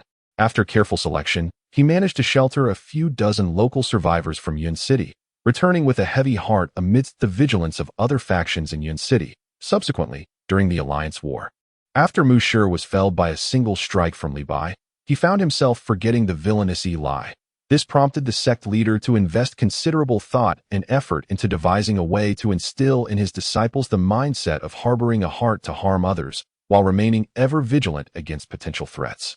Having endured so many retaliatory strikes from Fang Jin, one can only imagine the current plight of the headless swordsman. His already shattered body now appeared even more pitiable and wretched, trapped by the ancient darkness. The entity that could no longer sense Fang Jin's existence finally harbored a desire to retreat. A bone struck its head, instantly creating a gaping wound from which blood gushed forth like a fountain. What is happening? What is happening? Outside the door, Guan Yu, hearing the sounds of struggle within, was the first to rush in, only to be met with the sight of Diao Chan's injured delicate hand, prompting him to dart forward in an instant. Upon seeing Zhao Lingxi once more, Gai Nye understood that debts incurred must inevitably be repaid. Thus, he was not surprised. He had to accept everything with equanimity, for it was a consequence he must bear. "Hush, do not speak. It seems someone is here," Brock instructed them, and after uttering this, he and the others concealed themselves. "The Sima Manor is not my domain. The Wahou Manor is not my home. Chang'an City is not my homeland, and the Eastern Han Dynasty is not my love." It was evident that the target of Guguzi had been firmly established. What others dared not touch, he relished the most. For him, all could be approached, yet for the world, He was untouchable. Enough. You may leave now. There are those waiting for you outside. Zhou Yunyu was efficient in her tasks. Upon hearing his single command, she resolved the matter. In this nation, rife with rampant firearms, yet lacking restraint, the likelihood of being caught in crossfire while sitting outside remained alarmingly high, despite the vehicle's paint job mimicking that of an ambulance. The 6-barrel 30mm rotary cannon was all too evident in the darkness. Mo Langyue carefully navigated the stone wall, advancing inch by inch. He discerned that he was in a narrow passage. Thus he believed that the other end of the passage must lead somewhere. Otherwise, Hua Tianxiang would not have imprisoned him here. Chapter 78. Immobilize those who referred to him as General spoke in a tone of cold indifference. Execute. The implication was to leave no survivors. This was also because the general understood that the old man of Tongtian had been thorough in his actions. Even if there were minor loopholes, they could not rescue the suppressed king in the short term. Hence, it was futile to expend effort on such a task. Understood that a flicker of mockery flashed in Su Yuan's eyes. How foolish she had been to initially feel pity for Lu Milan, urging Lu Tingxian to spare her a life, for it now seemed she had raised a tiger that would harm her. What reception of guests? It is merely a gathering with friends. Li Hong corrected Gao Qiu's statement. She had long been acquainted with Tang Jiu through Tang Enian's introduction, and the Tang family had long-standing ties with the Hua family. Even if Ji Xiao had conflicts with her brother, it was inconceivable that he would send someone to abduct her, right? Similar to other game streamers, the streamer's video area occupied only the lower left corner, albeit slightly larger and clearer, which Yoding's brow furrowed. A subtle chill rising within his gaze, though it had yet to crystallize into frost. Suddenly, a thought swept through his mind, causing all his fury to dissipate in an instant. Both 11 years old. Harry appeared rather constrained, whereas Zhang Hao exuded an air of grandeur. Roar. Humble humans, do not you dare submit to my might, and if you obediently allow me to devour you, you might escape a torment. The crocodile lord looked down on Lu Qingshan, its true form now revealed in a menacing display. Glancing at the text message, Sibei coolly curled the corner of his lips and unhesitatingly deleted the message. In other words, they merely need to bring their technology and a modest amount of capital to establish a factory in this locale, thus eliminating the necessity of expending excessive effort and resources to construct a facility. Yonghe adorned herself with a camouflage-patterned swimsuit, unlike her previous one that was deliberately oversized. This new attire embraced her form perfectly, accentuating her tall and alluring physique. As it became evident that penetrating the dark web was impossible. Yanfei ceased his futile quest for its secrets and instead sought to leverage the dark web as a platform to achieve his own objectives, utilizing his vaping account to issue a new bounty task. Presently, Lin Jun had removed his ghostly mask and was engaged in a confrontation against the golden energy within the boundary space. However, the mutual gaze between the two parties elicited a peculiar sensation among the emperors of the Nine Heavens celestial realm. This is the realm of cultivation, where one often hears exclamations of astonishment, a phrase that eventually made its way to the mortal realm, becoming a mere slang among the common folk. A truly lamentable development. Lin Jun observed the scene with a detached demeanor. He had intended to guide Susanna and her companions, yet they opted for a different path. It became apparent that Lu Yu was intent on promoting mainland actors such as Li Lianjia and Su Xiao alongside Hong Kong stars like Tony Leung, Stephen Chow, and Guan Zhilin. She was akin to a sister or motherly figure, and he fondly recalled lying on the grass, hand in hand, counting stars with a beautiful girl, a thought that brought a smile to his face. A myriad of experiences followed, until he was discovered by his compatriots who healed his wounds. Pistons believed that Sunjwa's role as a defensive guard posed no threat to them, even with the Lakers leading by a few points. They felt no concern, for they were well aware of Kobe's shooting percentage against the Pistons. One man alone could not vanquish them. Chapter 79. A favor to borrow your head. Young brother, we bear no grudges of the past, nor enmity of the present. Might you spare my life? Within my storage ring lies my life savings, which I am willing to bestow upon you. I shall not let your journey be in vain. Moro possessed a character that was both supple and resilient. At this moment, Lu Xiaomong surged into the Hahuan sect, encountering no obstacles in his path. With Lu Xiaomong's current prowess, few within the sect could withstand him. They all shall perish. In the early hours, Ling Chun, as if possessed, with crimson eyes and an aura of murderous intent, lunged at the two mercenaries. To be candid, Su Mo harbored a deep curiosity and longed to discern the true appearance of Yi Jimu. If she were indeed lacking in admirable qualities, then he would have to commend the courage of Yi Xian and Fu Jianchen for their affections. Your adversary is I, upon seeing Tang Chuan. The sixth phantom surged forward with a jolt, positioning itself squarely before him, intoning sternly. The two wood-eating beasts were both Soul Saint-level magical creatures. Facing over 30 individuals averaging Soul King-level strength posed no immediate challenge. Yet Luo she had no time to continue this entanglement. Humph. Ilian rolled her eyes as she surveyed the surrounding men, dismissing them as mere lecherous fools, before adjusting her attire and proceeding into the city. No matter how one puts it, the venerable Jiang is merely a grandfather. Could it be that he harbors thoughts of Yi Jinmu as a member of the Jiang clan? Before her, a piece of colorful jade floated, emanating threads of multicolored light that formed ripples, radiating outward in concentric circles, a truly captivating sight. In recent days, Lan Bing has endeavored to calm her restless heart, yet tranquility eludes her. She finds herself devoid of spirit in all her endeavors. Still haunted by a man, a certain Feng Xiaoming. She has already uncovered his name, and given the strength of the Lan family, acquiring information about Feng Xiaoming is a trivial matter. Such occurrences are commonplace in that realm. It is likely that those so-called relocation fees were merely pilfered by the one in charge. For what logic is there in pocketing what should be returned? Yi quietly observed He Qingyi's profile. Under the moonlight, He Qingyi's sharply defined features appeared somewhat cold. His dark eyes, even from the side, conveyed a palpable burden of pressure and desolation. The enemy is in the narrow passage Liang Tianzhengang, responsible for intelligence gathering, gasped in exhaustion. Yet Mu Haochen seemed to squander his energy as if it were of no consequence, sprinting with fervor. Regarding the Yanhuang Qi vein, Mu Haochen had much yet to learn. And Shui Feng divulged all that he knew. A noteworthy aspect of the system is that anyone who has come into contact with Nanshu will automatically have their information archived. What brings him here? Surely, a person of his caliber should be accommodated within the sect, Jiang Yu inquired. Without further ado, he rolled up his pant legs, drew a dagger from his bosom, and fashioned a suitable wooden stick into a sharp point for fishing. He initially intended to declare that this piece was not for sale, but recalling that the sword spirit had previously informed him that the spiritual energy within the dragon bloodstone was nearly depleted, its color having turned a dark hue, and that he would find no use for it in his future cultivation, he reconsidered and thought it inconsequential to sell it together. Xian Fei collapsed into the dragon chair, his lips turning blue with rage.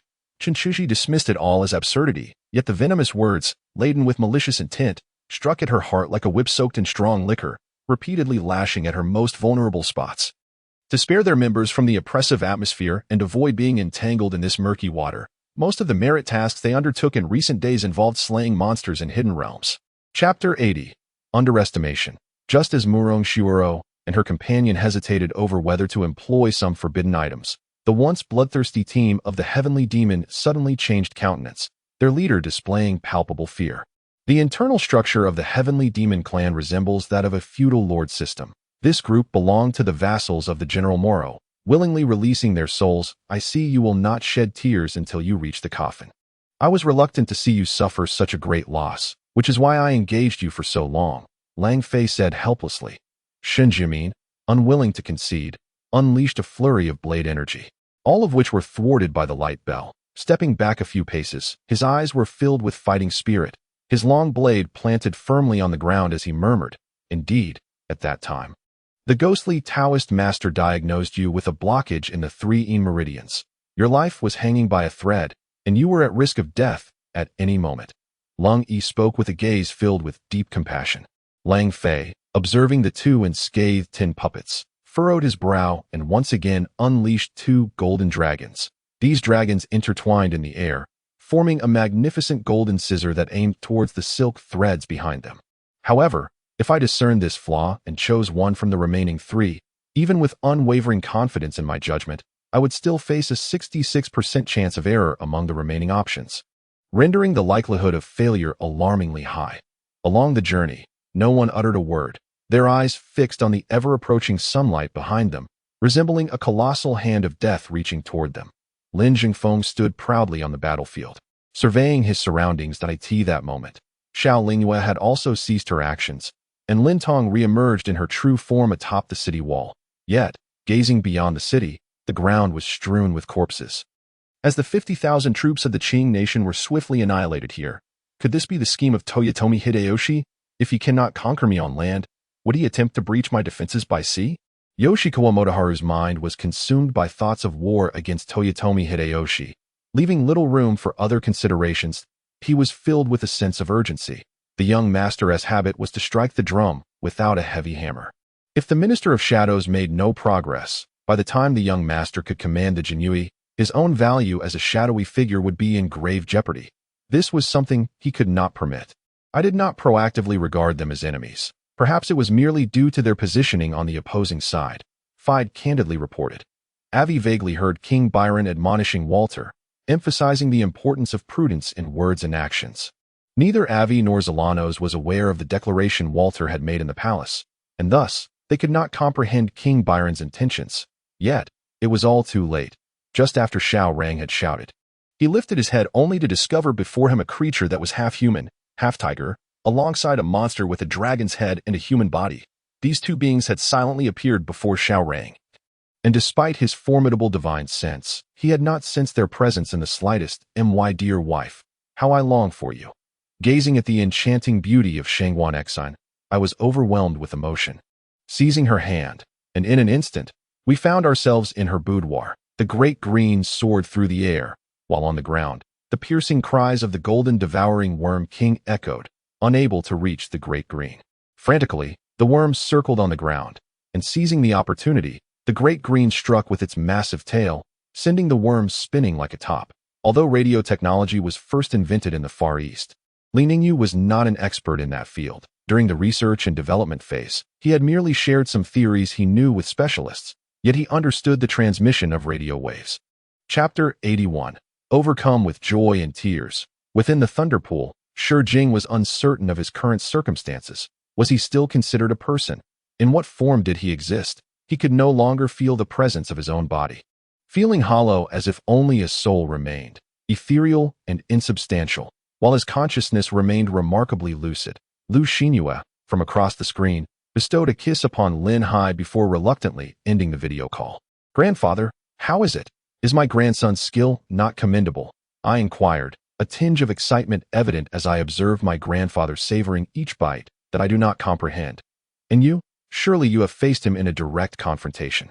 Speak, for we share a common adversary, and your insights may prove invaluable," smiled Sun Qian. "I am a disciple of the stargazing sect, sent on a mission to vanquish demons and assist the city lord," Xiantian Xuandi declared, clasping his hands in a single salute upon meeting the city lord. Chun Fan responded with a cold smile, preparing to strike, when an unexpected surge of white light enveloped him, transporting him into an extraordinary realm where an elderly man awaited him with a smile. Though this soul energy flowed like a slender stream, faint and tenuous, had Lin Hai not refined the ghostly fury, he might not have perceived its presence at all. "Surely you do not speak of yourself, General? In the campaign against the Great Liang, you and General Zhou are indispensable to this king," Li Tsinxiu remarked. The overwhelming military might instilled a sense of helplessness among the aristocratic families, whose fears of retribution loomed large as they grappled with the prospect of inevitable reckoning. The lotus lantern gradually expanded, emanating an unmatched gravitational pull. Chun Fan's expression shifted as he transformed into a streak of light, drawn irresistibly into the lantern. It is common knowledge that tuberculosis is an incurable affliction. If a doctor were to emerge claiming to cure such a disease, would that not render them a charlatan? Bai Fan murmured softly, momentarily enlightened. As he approached the stone tower, stepping into the mist, Bai Fan's eyes sparkled with a chilling intensity akin to an icy blade as he surged forward. Raising his right hand to grasp the void, and a green sword materialized before him. It is precisely for this reason that Zhuolan need only adhere to the research of Masaki Yoshimura to facilitate the transformation into Ultraman. "Brother Zhuangxia, how can we allow them to escape?" Jiang Henlong clenched his fists. Beside him, Situ Air remained silent, seemingly in tacit agreement with Zhuangxia's course of action, not merely confined to the British magical community. The influence of the Malfoy family had expanded in tandem with the trajectory of this nation across much of the world. Once the ranks had thinned, Zhao Gao seized an opportunity and forcefully pushed aside Zhao Exine's spear. This revelation indicates that Voldemort began altering his physical form shortly after departing from Hogwarts. "Xiaoyu, as long as you understand, Xiang Liang nodded, about to say more, yet upon a closer look, there was no trace left of Xiang Xiaoyu. Equipped with 16 main cannons and numerous secondary ones, while not on par with the Shield class, the enhanced maneuverability marked it as a second-generation space cruiser, evolving from the Aihua, under the command of the Peggy siblings. Nearly 30 armed drones ascended, their propellers buzzing as they infiltrated the Benning Fortress Army base, dispersing throughout the skies and spreading across various locations within the base. As before, the best approach to opening treasure chests was in conjunction with the lucky dice. He planned to wait until he had acquired all 5 chests before proceeding. Chapter 82. Faced. No. Shi Jing suddenly raised his head, his crimson-rimmed eyes filled with defiance and resentment. The remnant soul sage appeared somewhat bewildered. What? Did I say something incorrect? Observing the graceful movements of Shi Jing, an ominous premonition began to stir within him. The next moment, Shi Jing pronounced each word with deliberate clarity. I cannot wait any longer. All present could only behold a delicate jade-like hand gently parting the curtain of the carriage, followed by the emergence of a charming and elegant figure stepping down from the palanquin. The individual standing by the window was Lu Zhou, a companion of Lu Feng, who had established an organization named Buzhou Tuan. Ostensibly referencing Buzhou Mountain, the true implication lay in the presence of the character Zhou within his name, revealing a rather self-absorbed nature, albeit well-concealed. Ge Air received the notice from Xiao Rong, recognizing the handwriting, a familiar script, albeit differing from what he had seen before. The bold, square, and flowing characters caught his eye. Were it not for the continued existence of Bai Weiwei, every time a Xia beheld the faint, almost dissipating glow emanating from her, he would be convinced she was but a specter, discovering her body was achingly weak. She felt a surge of inner frustration. When had her stamina dwindled to such a degree, ignoring his sentiments, she had unilaterally added a surprise element after the school celebration, while she understood and accepted his displeasure. She could never have anticipated his heartlessness would reach such extremes. Jiang Yin shot him a glance, remarking, You come to see me like this, unafraid of being misunderstood by Mengming's mother? Or do you simply not care about her misconceptions? With that, Jiang Yin regarded Wu Wei with a look imbued with profound meaning, her double entendre akin to a minefield. To be frank, Sun Yun truly did not embody the essence of a man. Not only could he cook exquisitely, but he also maintained the household in immaculate order, with even the blankets and clothes folded with precision akin to tofu blocks. Captain Shi continued to report to Qin Yundong that the fire at the Shishui distillery had been investigated, revealing intentional arson in the basement of the office building. The deceased on the scene was the factory director, Lu Xuanxi, whose autopsy results indicated he had been murdered and then cast into the flames in an attempt to destroy evidence. However, even he remained oblivious to the fact that within such a brief span, he had progressed from merely being able to blink to achieving his current state, nor did he notice the flicker of astonishment in the old gentleman's eyes as he observed himself sitting up. The fellow felt a sudden gust of wind at the back of his head. Before he could react, darkness enveloped him, and he lost consciousness. His body lurched forward and crashed heavily to the ground. Emitting a dull thud, Ding Dong observed the fallen colleague, his taut nerves easing slightly, a hint of barely perceptible triumph glimmering in his gaze. Liu Long shuddered. It was only now he recognized Tang Taihan as a truly reckless individual, cornered yet still willing to take desperate risks for self-preservation. Li Shimin paced anxiously within the Taiji Hall, frequently stretching his neck to peer outside. Lying here was Hao Lamei from the original Anren camp. Her husband had perished in the Battle of Guangming City, and she had met her end in Phoenix City. Students sat scattered in a circle, with easels before them, as a space in the center of the classroom was cleared for lectures or to accommodate models. Chapter 83. Turning passivity into initiative. As they awaited the moment to depart, Qingzhou and her companions arrived at a picturesque location to rest. Although Tongtian Lauren's establishment was modest, its aesthetic sensibilities were quite acceptable. Even after such a considerable passage of time, the scenery here still faintly suggests an earnest endeavor to emulate a celestial paradise, a utopia beyond the mundane world. The effect, I must say, is quite commendable. At this very moment, Yifeng, having inadvertently created a pit in the ground with his foot, gazes in bewilderment and astonishment at his own shoe. Xia Yuan, with an unusually grave expression, scrutinizes Qindai, his mind brimming with speculation regarding Qindai's true nature. Observing Li Yinyang's slight tremor, whether from anger or fear, Bao Biao offers a subtle smile. Since you have not concealed your libertine behavior in my presence, why then, Do you appear so pitiful now? Yang Lei and Guzun aside, he inquires, could you enlighten me on the peculiar names of De Qiao and De Bai? Xia Yuan, filled with suspicion, directs his query towards Wang Mingrong. He had heard tales of parents bestowing nonsensical names upon their offspring. Yet this is utterly absurd. De Qiao, Kongming, surely, they have indulged too much in the romance of the three kingdoms. Above Jiang Dongyu's head, a scroll crafted from 3 lifetime paper continuously ignites, eventually transforming into ashes that scatter across the galaxy. He desires neither the scroll nor its frame. Devoid of boundaries and shackles, his art embodies the cosmos. And this cosmos is his creation. Indeed, only spirit herbs imbued with the essence of wind can evoke such imagery. After a stick of incense had burned, Yi placed down a vibrant red spirit herb and sighed aloud. In the Soul Path Immortal Palace, the grand door of a palace creaked open from within, as Yi Feng, adorned with the visage of Master Wang Tong, stepped through. Master, this is my wife, Lin Tiao introduced.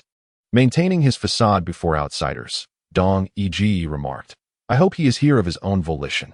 Pausing momentarily, she added, I require your assistance, or rest assured, you shall not wed in peace. It was a desperate measure taken by Dong Yi to threaten Dong Yi Miao Yi. The onlookers were left in awe, momentarily oblivious to her attire. Yet, this dream somewhat aligned with my sentiments. At least in the dream, the revered celestial lord disregarded the ethereal disturbance, gazing longingly at this divine being throughout the night. In light of this, he resolved that his intention to refrain from seeing me for a month would balance matters. I find myself unoccupied and plan to seek him once more after the month has passed. The clan leader, named Ho Ji, is the current head of the Lion clan, a formidable figure to whom all demon clans within the territory must bow. Dong Yi Miao Yi accurately surmised that the 9th prince was contemplating what his inaugural words to her should be. After the windowing flying serpent king consumed Lin Ao, he had no desire to depart. He also beheld the thunderous array arranged by Pan Shun at Tiangang. The sensation of happiness surged upon me like a sudden tsunami. With my alcohol-fueled mind spiraling out of control, I leaned down and stealthily placed a kiss upon his forehead. Gao Zhu merely observed the retreating figure of Dong Yi Miao Yi, despite his nature urging him to distance himself from this tumultuous world. He found it hard to part from her. He had never harbored extravagant desires, only wishing to quietly gaze upon her from afar. Was even this too much to ask? After these events unfolded, the Wanyan clan found itself 3 months into pregnancy. The child secured, prompting Dong Yi Miao Yi to consider entering the palace to inform consort Yi of this development, as it marked the 9th prince's first child. Sun Quan and the ministers had already learned of the Qin army's landing. Though lacking further details, they inquired urgently. Lu Fangqing's relentless inquiries erupted like a firecracker that had been stifled for far too long, creating a tremendous wave in Xingluo's heart. Chapter 84. The Celestial Ancient Steel. Even if he may not care about you at all, even if he has no desire to understand your feelings, even if watching him with other women brings you immense pain. But, is this not what you owe him? Who told you to love him? Had out a self-deprecating smile, a series of comforting words from Ruan Yunjin. Though such matters are commonplace in the entertainment industry, he was thoroughly displeased with Gao Songyun's attitude, deliberately clearing his throat. In response, Ling Yu merely scoffed, as now that he had learned the location of the Holy Master, he had no intention of sparing A Fu and the others. The cataclysmic King Cannon, while fearsome, stood powerless against the immense national fortune coalescing into a grand formation. The Peace One Stadium remained enveloped in an atmosphere of optimism, as the home crowd cheered in unison, with Sevilla continuing to dominate the field. The moment the bag was opened, Zhou Fei felt a powerful, almost malevolent aura wash over him, unsettlingly unstable. Subsequently, Ouyang Tingting would no longer be as despondent as before. She would no longer forget herself, consumed by thoughts of others. This artifact was perfectly suited for Shi Fei, granting her a unique devouring talent. For the enhancement system of refining abilities was, after all, merely an external tool. The 9 pearls of the ancestral dragon possess 9 types of pseudo-great powers, which could not be wielded flexibly without communication.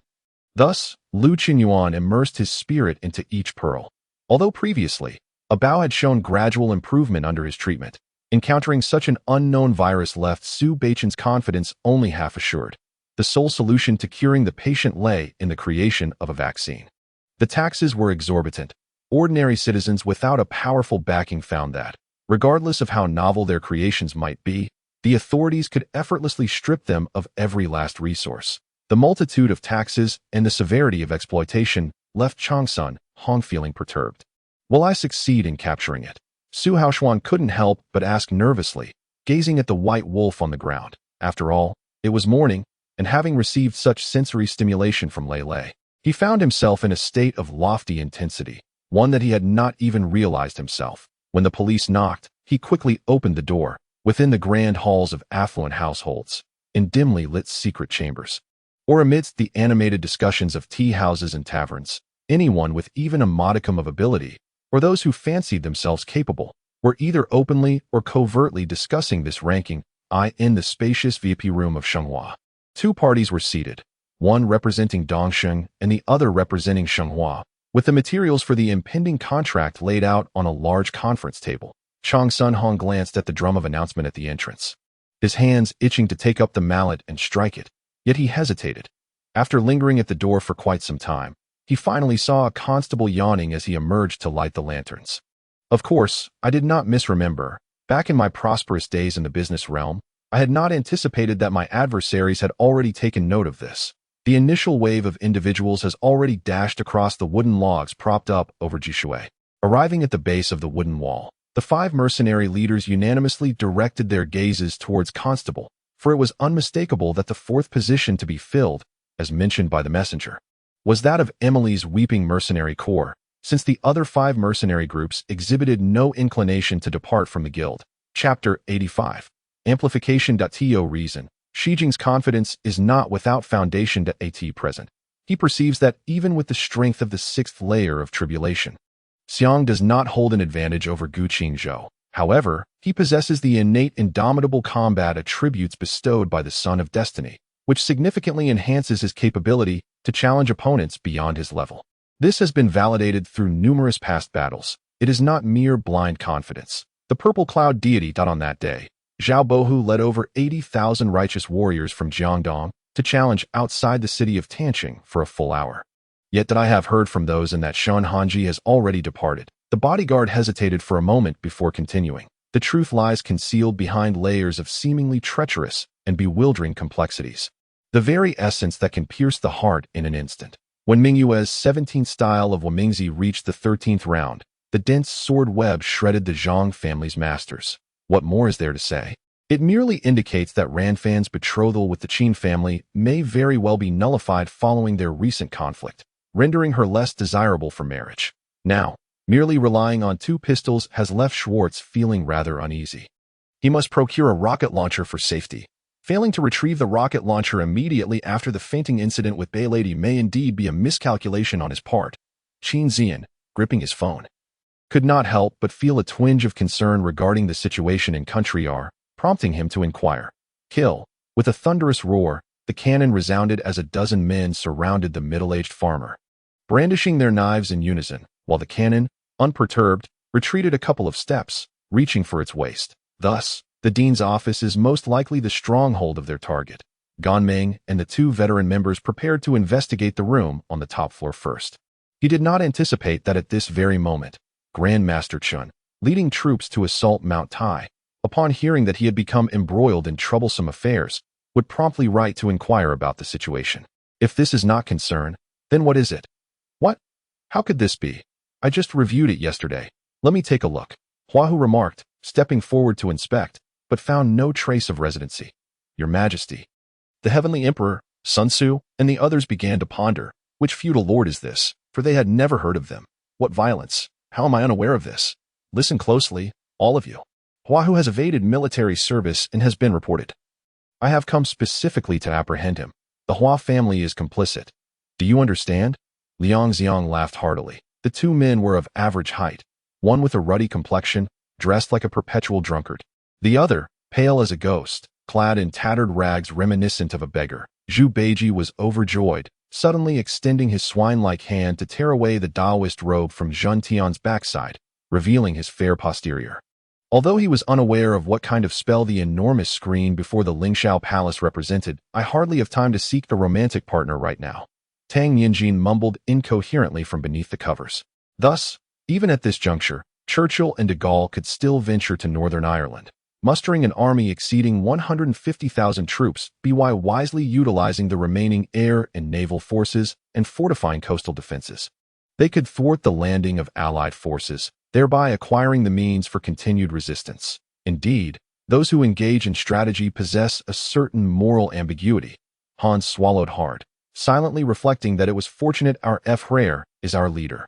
If one desires death, let them perish. However, let it not be in a manner too unsightly, lest it attract the news. Gu's eyes remained as frosty as ever. Lu Xing, may I devour them? The feline instructor squinted, fixing her gaze on Cam Xin, speaking in a tone only Lu Xing could hear. Dong Saihuan, ever eager to stir chaos, chimed in, precisely. Brother Cui is lacking in that regard. In truth, she had no understanding of what that regard entailed. Chapter 86. Reluctance to accept. Shi Jing reveled in the astonished gazes directed towards him. Did you not expect this? This time, your astonishment is yet to unfold. I shall demonstrate who truly holds the mandate of heaven, who possesses strength. This was his inner voice, resonating clearly in Gu Qingzhou's ears. What a confidence he harbored. His aim was to observe the survival conditions of those around him. The path taken was the main thoroughfare, hoping to connect the gathering place with other scattered settlements. Wei Chongfeng's Qingfeng sword was a quintessential longsword, the most commonly used sword type among sword cultivators. That a tremendous sound reverberated through the heavens and earth. And Qin Wentian's voice, as well as his expression, exuded derision. This was not only a mockery directed at the elite disciples before him, but seemingly a satire aimed at the disciples of the entire Dongxing Xianmen. This exemplified the vast disparities among powerful figures of different celestial phenomena, and Qin Wentian had the opportunity to condense various formidable stellar manifestations, just as Deputy Minister Liu fell into contemplation. Director Kai was already impatiently retrieving his phone, eager to make a congratulatory call. The Yuno Legion showcased its might, with Hanzhou Shaichu returning victorious, adorned with the bloodied heads of numerous samurai tied to his saddle. His entire being, from man to horse, was splattered with the gore of battle, instilling terror in the Dabe Temple lineage, who dared not move in the face of such overwhelming martial prowess and ruthless brutality. Pray tell, which remark was audacious? Qin Wentian inquired of the one who had reprimanded him, his tone nonchalant. Had his Taishu Jiutian Jingyang Heart Sutra regained its former glory, healing such injuries would be a trivial matter. However, he now had to seek alternative paths, relying on fortune. After a while, others too had caught some fish, although not as substantial as Lin Yuanshan's catch. Collectively, they amounted to over 10 jin, sufficient for a meal. Li Mu grinned with pride, his mind already envisioning the scenario once he mastered the divine needle technique, and he could hardly part with the ancient beast skin scroll in his hands. Leaving Hun Yuan in a state of bewilderment at Li Mu's demeanor, torn between laughter and tears, Sun Qitian, feeling a surge of determination from Li Mu's teasing, promptly plucked a strand of his own hair. With a swift exhalation, it transformed mid-air into a golden iron cage, enveloping the purple scissors at an imperceptible speed. Celine, plummeting down the cliff, could not endure this sudden turn of events and ultimately lost consciousness. Unaware of when she reached the bottom. I was still contemplating, yet reassured her, glancing at Zaiwa with a faint smile. The crackling sounds intensified, and in the blink of an eye, crimson thunder erupted from the body of the black wolf bird king. Wherever the red lightning struck, an exotic fragrance wafted through the air, while the earth became riddled with craters, the grass turning to ash as if in a dead zone. After all this time, were these the only items present? And she wore a disappointed expression, evidently having failed to find what he sought. The onset of the apocalypse. Many believed it was the folly of a nation experimenting with biological viruses that led to the chaos. However, the truth was that humanity had yet to reach the level required to engineer a virus that could animate corpses. With a single move, akin to autumn winds sweeping away leaves, it surged towards Gong Yunhao. Unperturbed, Gong Yunhao effortlessly defended against the icy flames that resembled falling leaves, simultaneously darting across the arena and soon appearing beside Qigua, his hands imbued with a layer of purple lightning, aimed directly at Qigua's heart, who met the challenge with composure. Chapter 87. Vitality. Gu Qingzhou's voice resonated with a petrifying enchantment. The moment he heard it, Shi Jing realized he was rendered immobile. Fear surged uncontrollably within him. Is it some sort of secret technique? He queried, to which the remnant soul sage replied helplessly. But Qiu Yin was the first to take the stage. compared to her attire in the previous round. She now appeared markedly more reserved. Adorned in a pink strapless gown, her bare shoulders were unabashedly exposed. With long tassels from her hairpin cascading down her shoulders, I had never seen my mother so frenzied before. I suspected she must have been deeply affected. I anticipated she would approach to comfort me, but to my surprise, she merely sat in her chair, laughing loudly at me. Her laughter intertwined with the sound of the rain outside, creating a most eerie atmosphere. A series of blunders, compounded by Wang Jingwu's audacious decision to lead the troops in a direct assault on Yexian, disregarding Song Wei's orders, had thoroughly disrupted Song Wei's comprehensive plan. Two fierce energies collided, and before long, a golden-haired figure was sent flying from this energy vortex. It was Lele, in his Super Saiyan second stage. Does Prime Minister Li possess any means to persuade the Emperor to suppress the Empress? The Empress Dowager, seated regally in her principal position, inquired with a serious demeanor. The Crown Prince, Shang Wanhong, had just risen from the grass when he beheld a resplendently dressed man before him. Tentatively, he called out the man's title and then rose to pay his respects. Yet, he was filled with profound doubt, wondering why Zhong Lishu had sought him out at this moment. How can you still speak? Who was it last night that held on to this general so tightly, all the while singing that dreadful song? Were it not for your attempt to console this general, you would have already met your end. His temper seemed to have flared considerably as he sprang up from the ground, furiously pointing at me with wide eyes. Li took a few bites of the delectable dish and remarked, "This matter cannot be elucidated clearly. As the saying goes, seeing is believing, while hearing may deceive. There exists a room of this nature in this building. Once my lady has completed her preparations, I shall escort her upstairs for a look." Luli looked up and noticed not only the purple ice crystal but also the long fingers of Hao Tian, which were marred with numerous scratches, several of which were oozing blood. "You heard me correctly. That is indeed what he said. It remains a mystery what has transpired." Jiyu Xiaotong gazed at Mi Tsai and spoke. Qin Xiao, the ancient being of a millennium, understood, yet regrettably, she chose not to reveal her thoughts, patiently awaiting his gradual understanding of the wonders of love and its unwavering nature. Her patience had always been commendable, as her millennia of cultivation transformed into a tender affection that entwined around her fingers. Subsequently, many individuals began to berate the Tai Bai. The majority of these were venerable figures of the Golden Core who harbored malevolent spirits, with a few appearing to be affiliated with the Qinghua sect. Wow! Typically, upon encountering a serpent, these individuals either drive it away or slay it outright. None have ever managed to instantly tame a snake into a companion. After fleeing for half a day, Bei Mingyu and his companions finally discovered a cave to settle in. Kanglin forcefully pulled open the door, while Su Yin unleashed his demonic energy to form a fiery chain that tightly bound her hands, with the Flame Emperor already poised at her delicate neck. Chapter 88. Rescuing a Person. Shi Jing was utterly bewildered. What on earth was happening?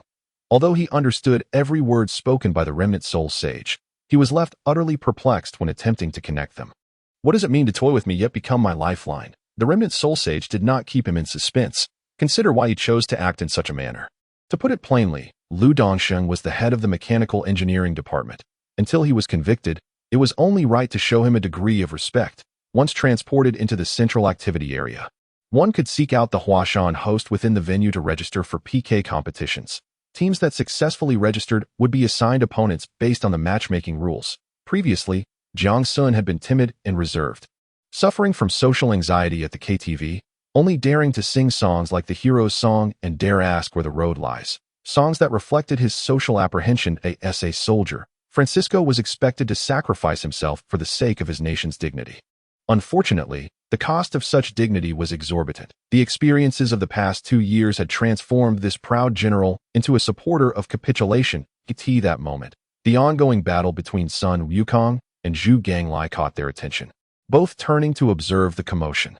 Regrettably, the Energy Sea still exhibited issues, yet this did not hinder his cultivation progress. As for the heart-eating willow, it need not be said that it inherently possessed the cultivation level of a Deluo true immortal. However, what of that young man in white?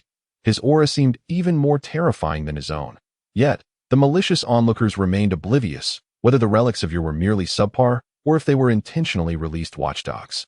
Jiang Sun had only absorbed a meager 5 or 6 points of spiritual energy, leaving him profoundly disappointed. My lord, a few young heroes have arrived outside, specifically stating that they wish to find The unbeatable cow lice said this while swallowing hard. Upon contemplating this, a sudden inspiration struck her, and she instinctively let out a sound reminiscent of a dog as barked at that very moment. Hui Min, who had been charging toward them, was momentarily taken aback, her pupils widening in shock, causing her entire body to tremble in fright. Zhang Ling, in his mid-20s, though youthful, possessed remarkable abilities, having served in noble households since childhood. He was well-versed and had a broad perspective, coupled with exceptional eloquence. A few months prior, Zhang Ling had allied himself with Zhu Xian and sought refuge with Tao Bei, becoming a retainer of his. Lu Ping suddenly realized the paramount importance of maintaining authority within this den of bandits. Otherwise, how could one hope to control such ferocious individuals? He was a strikingly handsome young man, adorned in scholarly robes and a scholar-esque cap, presenting a harmonious appearance. His complexion was fair yet lively, embodying the archetype of a talented youth. Vlad exuded an air of pride, seemingly taking personal satisfaction in Pajuo's work, smiling as he casually tossed the bottle of his phone to Beibois. Wang Xingxin rode his mare toward Chang'an City, first visiting the residence of Changsun Wuji, where he promptly conveyed his intentions to the doorman. Shortly thereafter, the steward came to invite Wang Xingxin to the main hall. "Laugh at your sister," Gao Sherman cursed under her breath, lowering her head once more. This matter had been instigated by her own efforts, with Xin Lixing reluctantly acquiescing under her pressure. Today, no matter what, she was determined to have Xin Lixing selected. Chapter 89. All gone. Murong Shuoro was left speechless, murmuring, "Isn't this called liking? It's escalated to this extent." "It truly is not," she replied, "that I don't even know how to articulate it." But after this, regardless of his fate, she pondered. Ali Mu and Mulin, positioned before the shadow of the sword, had no time for contemplation and swiftly drew their weapons to parry the attack. This holy son was shrouded in mystery. No one was privy to his past or present thoughts, making it all the more challenging to predict his next move. After hearing Ashu's words, Zhao Haining also fell into introspection. Having never considered such matters before, the winds shifted and the thunder roared as silver arcs of lightning flashed across the sky, illuminating the earth below. Yang Yang lowered his short rifle, assuming the initial stance of military boxing, as if preparing for close combat. All performers would applaud, for this reality show demanded an authentic portrayal of the stars' truest selves, as Jiang Ning explained. Within the Sun and Moon sect, she could rectify any displeasing aspects at any time. Gradually pondering this facet thereafter, upon hearing this, Kong Wanli was incensed, immediately withdrawing his long sword and coldly addressing Jiang the priest. "What do you mean by that?" Noticing Kong Wanli draw his treasured sword, Yu Qiu and others swiftly produced their weapons, standing at the ready. It turned out that when Lu Yuanshan uttered his own name, a tremendous shockwave reverberated within Ashu's mind, leaving him unable to regain his composure. For in terms of combat prowess, without the power of the holy sword, no one dared claim they could defeat that Song's sword, let alone slay it. Such a notion seemed rather unrealistic. Kyle Walker, a player from the relegated Sheffield United youth team this season, was acquired by Leeds United for £1 million. Not only Yi Chun and Lucia are focused on this battle, but also the Lion Camel King and others. High above in the celestial realm, within the Lingxiao Palace, the Jade Emperor and the assembled immortals are also spectating. Naturally, Jiang Xingyuan is aware that nearly a century has passed, and significant changes must have occurred outside. Although Lien Xin is pleased that the child is not Jiang Yu's, upon further reflection, it seems illogical. Yanran would not be so foolish as to threaten her with another's child if Jiang Yu were to discover this. Yanran would undoubtedly face dire consequences. She has no need to take such a considerable risk. His suggestion, though undeniably ruthless, is, without doubt, the most prudent course of action at this juncture. On that day, with sufficient skill and performance, Lu Yingying, in her display of the magnanimity befitting a victor, has restored my status as the envoy of the Yin family, and I eagerly anticipate the scene that will unfold once this haze dissipates. I wonder whether the elder with the staff will still be alive. Lin Qingchun, upon perceiving their wariness towards him, was quick to articulate the purpose of his visit. Hence, even if his concealment led to the demise of that old man from the Qingwan clan, it would still be worthwhile. Is it truly that simple? Lin Feng was somewhat astonished. In order to avoid harming the Nine Heavens purple Shin Lotus, he had refrained from releasing any spiritual energy during this encounter. Yet he did not expect this attribute-laden creature to be so fragile that it was scattered with a single shot. Lin Feng was acutely aware that he had not lost weight. He understood that this was a common affliction of motherhood, and he could only accept it silently. Upon hearing Qingzhou's words, Li Yin and shot him an irritated glare before striding into the car. Her high heels clicking sharply against the ground, as night fell within the inn. The moonlight, as pale as frost, gently streamed through the small window in the southeast corner, and on the wooden bed, Mu Xiaoxiao lay in a deep slumber. Her face and neck were flushed as if adorned with a generous application of rouge, resembling a rosy dawn, utterly captivating. Despite being in a state of unconsciousness, her breathing was heavy, and she tossed and turned restlessly. Moreover, most believed that the third prince of Nanyue would certainly be no match for Lin Yunfei. Facing him with no chance of victory, that Yi Feng was indifferent. His sole purpose for coming here was to ascertain what significant discoveries Su Yun had made. Wu Kaishan's palm struck the ancient earthen temple, impacting the yellowish defensive formation at this moment. Lin Yunfei felt an overwhelming sense of frustration. The last time he secluded himself, both Li Ruffing and Hu Tong had also sustained injuries. Simply because they were his friends, that if Zhou Nen had not encountered Chu Feng, there would have been no issues, and he would have remained unaffected. The horse's gentle steps left a trail of prints in the snow, soon to be covered by the new snowfall as they approached the city. What a commendable feat by Yang Wei and the Northwest Army, who have dealt a decisive blow to the enemy. A rare smile graced Wu Ho's face as she handed the report in her hand to Shangwan Junhua. Chu Feng understood that if he did not acquiesce, the members of the Yao family would likely feel a profound sense of unease. Online, a campaign to find the national male idol and the national husband swiftly commenced. Tai Yanzhao and Tai Xingfeng tightly grasped their mother's hand, their eyes reddened yet devoid of tears. Their mother remarked that they had become men. Real men do not shed tears lightly. They must be strong and refrain from weeping at the slightest provocation, for her peace of mind depended on it. Regardless of the circumstances, she had exerted considerable effort this time, and Sikong Yanfei would surely not forget her kindness. Upon returning home, another young lady expressed her desire to contribute to the protection of the nation. Perhaps having witnessed similar intense scenes in a past life, she felt that the difference between cold weapons and gunfire was negligible. There was no need to dread such confrontations. Most importantly, as the Dark Guards fought 3 against 1, there was nothing for her to fear, and no matter what, Xiao Zitian was innocent, and she believed that Mu Yingchun's methods of vengeance were excessively extreme. For reasons unknown, El Shining suddenly stumbled, his feet tangling, causing him to fall toward the side of the sea arena. His meridians had long since been connected, and the spiritual energy flowed through them, gradually permeating his bones. He could even distinctly sense the subtle changes in his skeleton. Though they were minuscule, this sensation filled him with euphoric delight, as if he were a sponge greedily absorbing the energies of heaven and earth. Rather than feeling threatened by my presence, he found my restraint quite normal. Thus, he struck out toward me with a palm, and even I, despite my naivety, understood the necessity to evade. His opponent undoubtedly hailed from a prestigious background, likely one of the second generation from the continent. Possibly even someone with significant influence. Only Bei Wanchong could possess such capabilities, yet they were currently within the borders of Huagua. Surely this individual could not be so lacking in composure.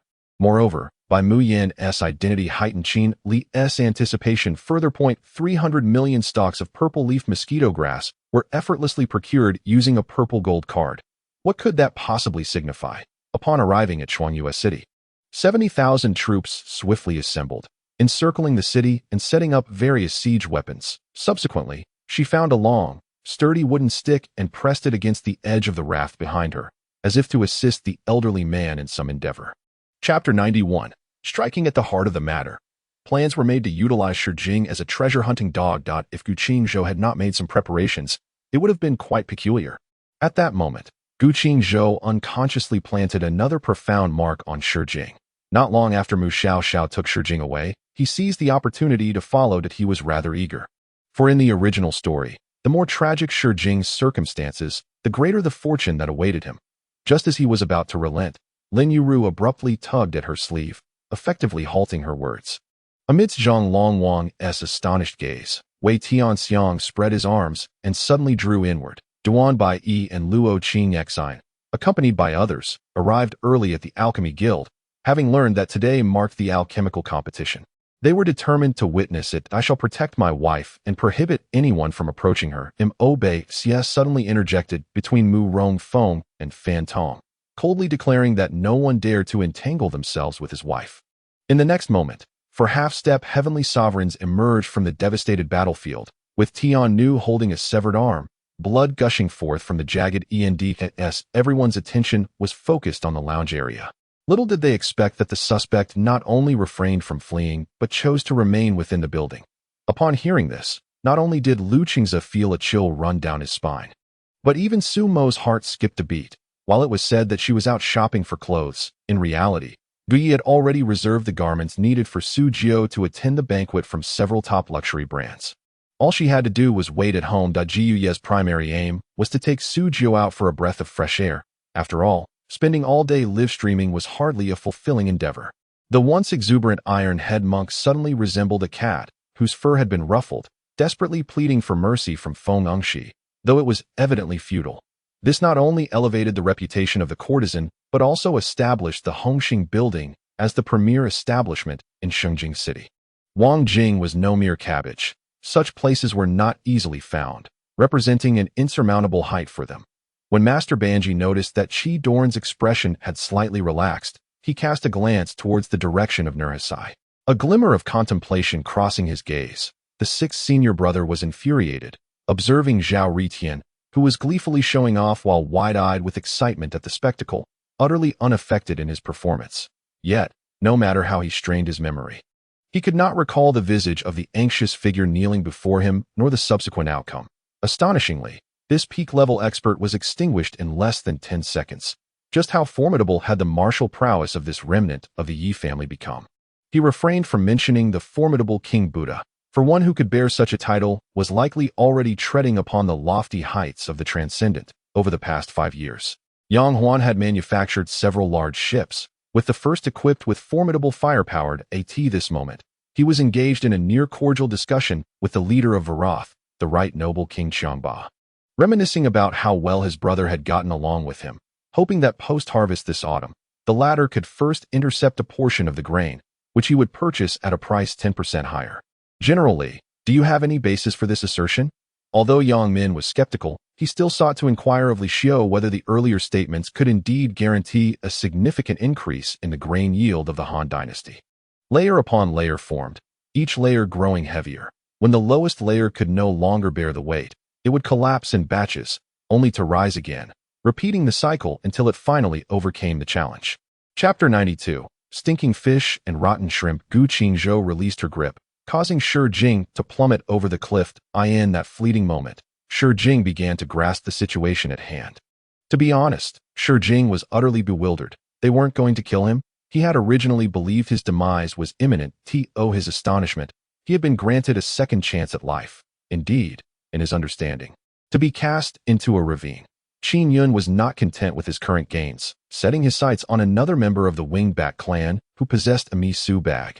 Observing the situation before him, Wang Yi was acutely aware that since so many had voiced their support for Li Ruodong, should he express opposition at such a moment, it would appear as though he were intentionally suppressing the youth. If the previous remarks were akin to an earthquake, then Li Dong's words were nothing short of a colossal tsunami, an absolute tidal wave. Such a matter could swiftly incite the wrath of Napoleon III. However, it is evident that much of his fury is feigned. If he were to drop the pretense, the situation would become quite precarious. Could nourishment be lacking in richness? After all, it pertains to dear father's sustenance. This is precisely how Li Tong perceives the situation. He too desires to partake in father's bounty, yet unfortunately, he finds himself unable to digest it. What course of action does the leader intend to take? At this juncture, the only one bold enough to speak is Oh Hao, a steadfast adherent of the Sanqiuji. Indeed, they are all within the castle, as long as my spirit does not enter. Peril shall be averted. I expressed my sentiments, though I refrained from claiming possession of a steed that chases the Sun. Lord. This copper coin belongs to me. Sun is acutely aware that Helan has undoubtedly set her sights on this coin. Yet it bears ties to Zhou and the Red Robe, and Su Wan is reluctant to relinquish it so easily. This habit is one that Lu Wen has consistently urged him to cultivate, thus preventing others from exploiting any vulnerabilities that it serves as a form of protection. One might say, if Li Huanin can effect a cure, then Do's situation is manageable. However, should Li Huanin prove incapable, we must seek an alternative for Dou. In accordance with the prior plan, Zhang Wei intends to enroll his son Junjun in kindergarten ahead of schedule, allowing him to acclimatize to the environment in a semi-boarding capacity. A comrade has prepared a firebomb, a throwable incendiary device, distinct from a Molotov cocktail that I promptly seized this grenade-like firebomb, pulled the pin, and hurled it towards the mountain wolf. Concurrently, Zhou Ji was also out and about. Unlike Wang Manli, who achieved swift success, his quest for individuals has not been as fortuitous that a few men, who had taken to the boats, emerged from below, gazing apprehensively at the devastation on the deck. Silent for fear of provoking the ire of the Black Dragon gang, knowing full well that none would be spared, that I am truly well, and furthermore, I am married. Years of emotional turmoil have been alleviated by her heart-wrenching sobs. Yin Fu Ningyue joyfully extended her right hand to display it to her. It is worth noting that these individuals seldom undergo routine health examinations when alive, should any unusual circumstances arise. They would immediately be aware. As for why it is impossible to evade all confrontations, the reason is quite straightforward. They are here to rescue others. If they circumvent the combat zones, it essentially implies they are also evading the rescue areas, making encounters nearly impossible. Why would they act in such a manner? At that moment, Chen Fan made his move once more, tightening his fist and fiercely grasping the man's arm. However, with such a substantial influx of population, Wang Shufa finds himself burdened with daily concerns regarding their sustenance and attire. Clearly, the instrumental array remains operational, yet the quality of the anvil has not been determined. Master Huang prematurely declared the assessment concluded. A blatant affront to fairness. Chapter 93. Woes. Esteemed seniors, may I request permission to inquire a few questions of this group? Amidst the crowd, a young man with a visage as exquisite as jade stepped forward, courteously addressing all directions. Most gazes lingered on the elderly figure behind him, who remained silent, his face resembling the roughness of tree bark. The garments worn by the elder bore a distinctive symbol, recognizable to those in the know. I share the sentiment. The second princess is likely not an ordinary individual, that we shall observe further before drawing conclusions. For discussing such matters now is futile. Mo Bingshuang nodded in agreement. Having long harbored doubts about this so-called second princess, though uncertain of the reasons, she felt an inherent dissonance. Zhao Pai and Wu Bo exchanged glances, their amusement at Nan Kurui's expression causing them to erupt into laughter. Do you believe I have erred in my judgment? Nan Kurui remarked with a faint smile, his tone nonchalant. Despite the considerable distance between him and Mo Bingshuang, her subtle shifts in expression did not escape his keen awareness, allowing him to capture her change in demeanor. Countless azure spiritual energies exploded from her form, transforming into waves of wooded tribute Taoist essence that surged towards Xia Zheng. Luo Lin clenched his fists tightly, as if intent on shattering the very air, his gaze directed at Su Fan brimming with intense murderous intent. If this endeavor were to succeed, gratitude must first be extended to the understanding of one's spouse. Lu Yao, possessing a gentle disposition, having weathered numerous storms, quickly regained composure, appearing all the more steadfast. She refrained from participating in their post-battle boasting contest, instead scrutinizing the two items he had acquired. Yet, the more Xia Zheng spoke, the more curious the assembly of elders became. Moreover, the sum of 300,000 spirit crystals was not exorbitant. Glances were exchanged, and nods of agreement were made. Ironically, such remarks, whether meticulously crafted or spontaneously uttered, rendered them all the more admirable. My dear brother, we are merely executing the directives from above. We hope you will not place us in a difficult position. A foreman from the construction team furrowed his brow and called out to Zhao Degu. The soldiers, well trained, responded to a command to reform their ranks, and with a clatter, the shield wall was re-established. Swords extended forward, yet their steadfast defense rendered them hesitant to advance further. Ha ha. She can hardly express her gratitude. Lian's eyes glistened with a hint of moisture. Truth be told, over the years, Lin Huijia had uncomplainingly shouldered all household expenses, solely to enable him to hone his abilities, ultimately pursuing a career in filmmaking. Now that the opportunity had finally arrived, how could she possibly feel anger? Before him stood a middle-aged man he had only glimpsed in newspapers and on television. You still haven't helped me win over Miao Lexia. You scoundrel. Li Yin's eyes were surprisingly reddened. The cacophony of the insurgents marching into the city faintly reached his ears, as the fierce battles of the previous night had largely subsided. The insurgents were mobilizing en masse towards the Lord's manor, the tide of fortune appearing to favor Qiao Gu and Mei Fu.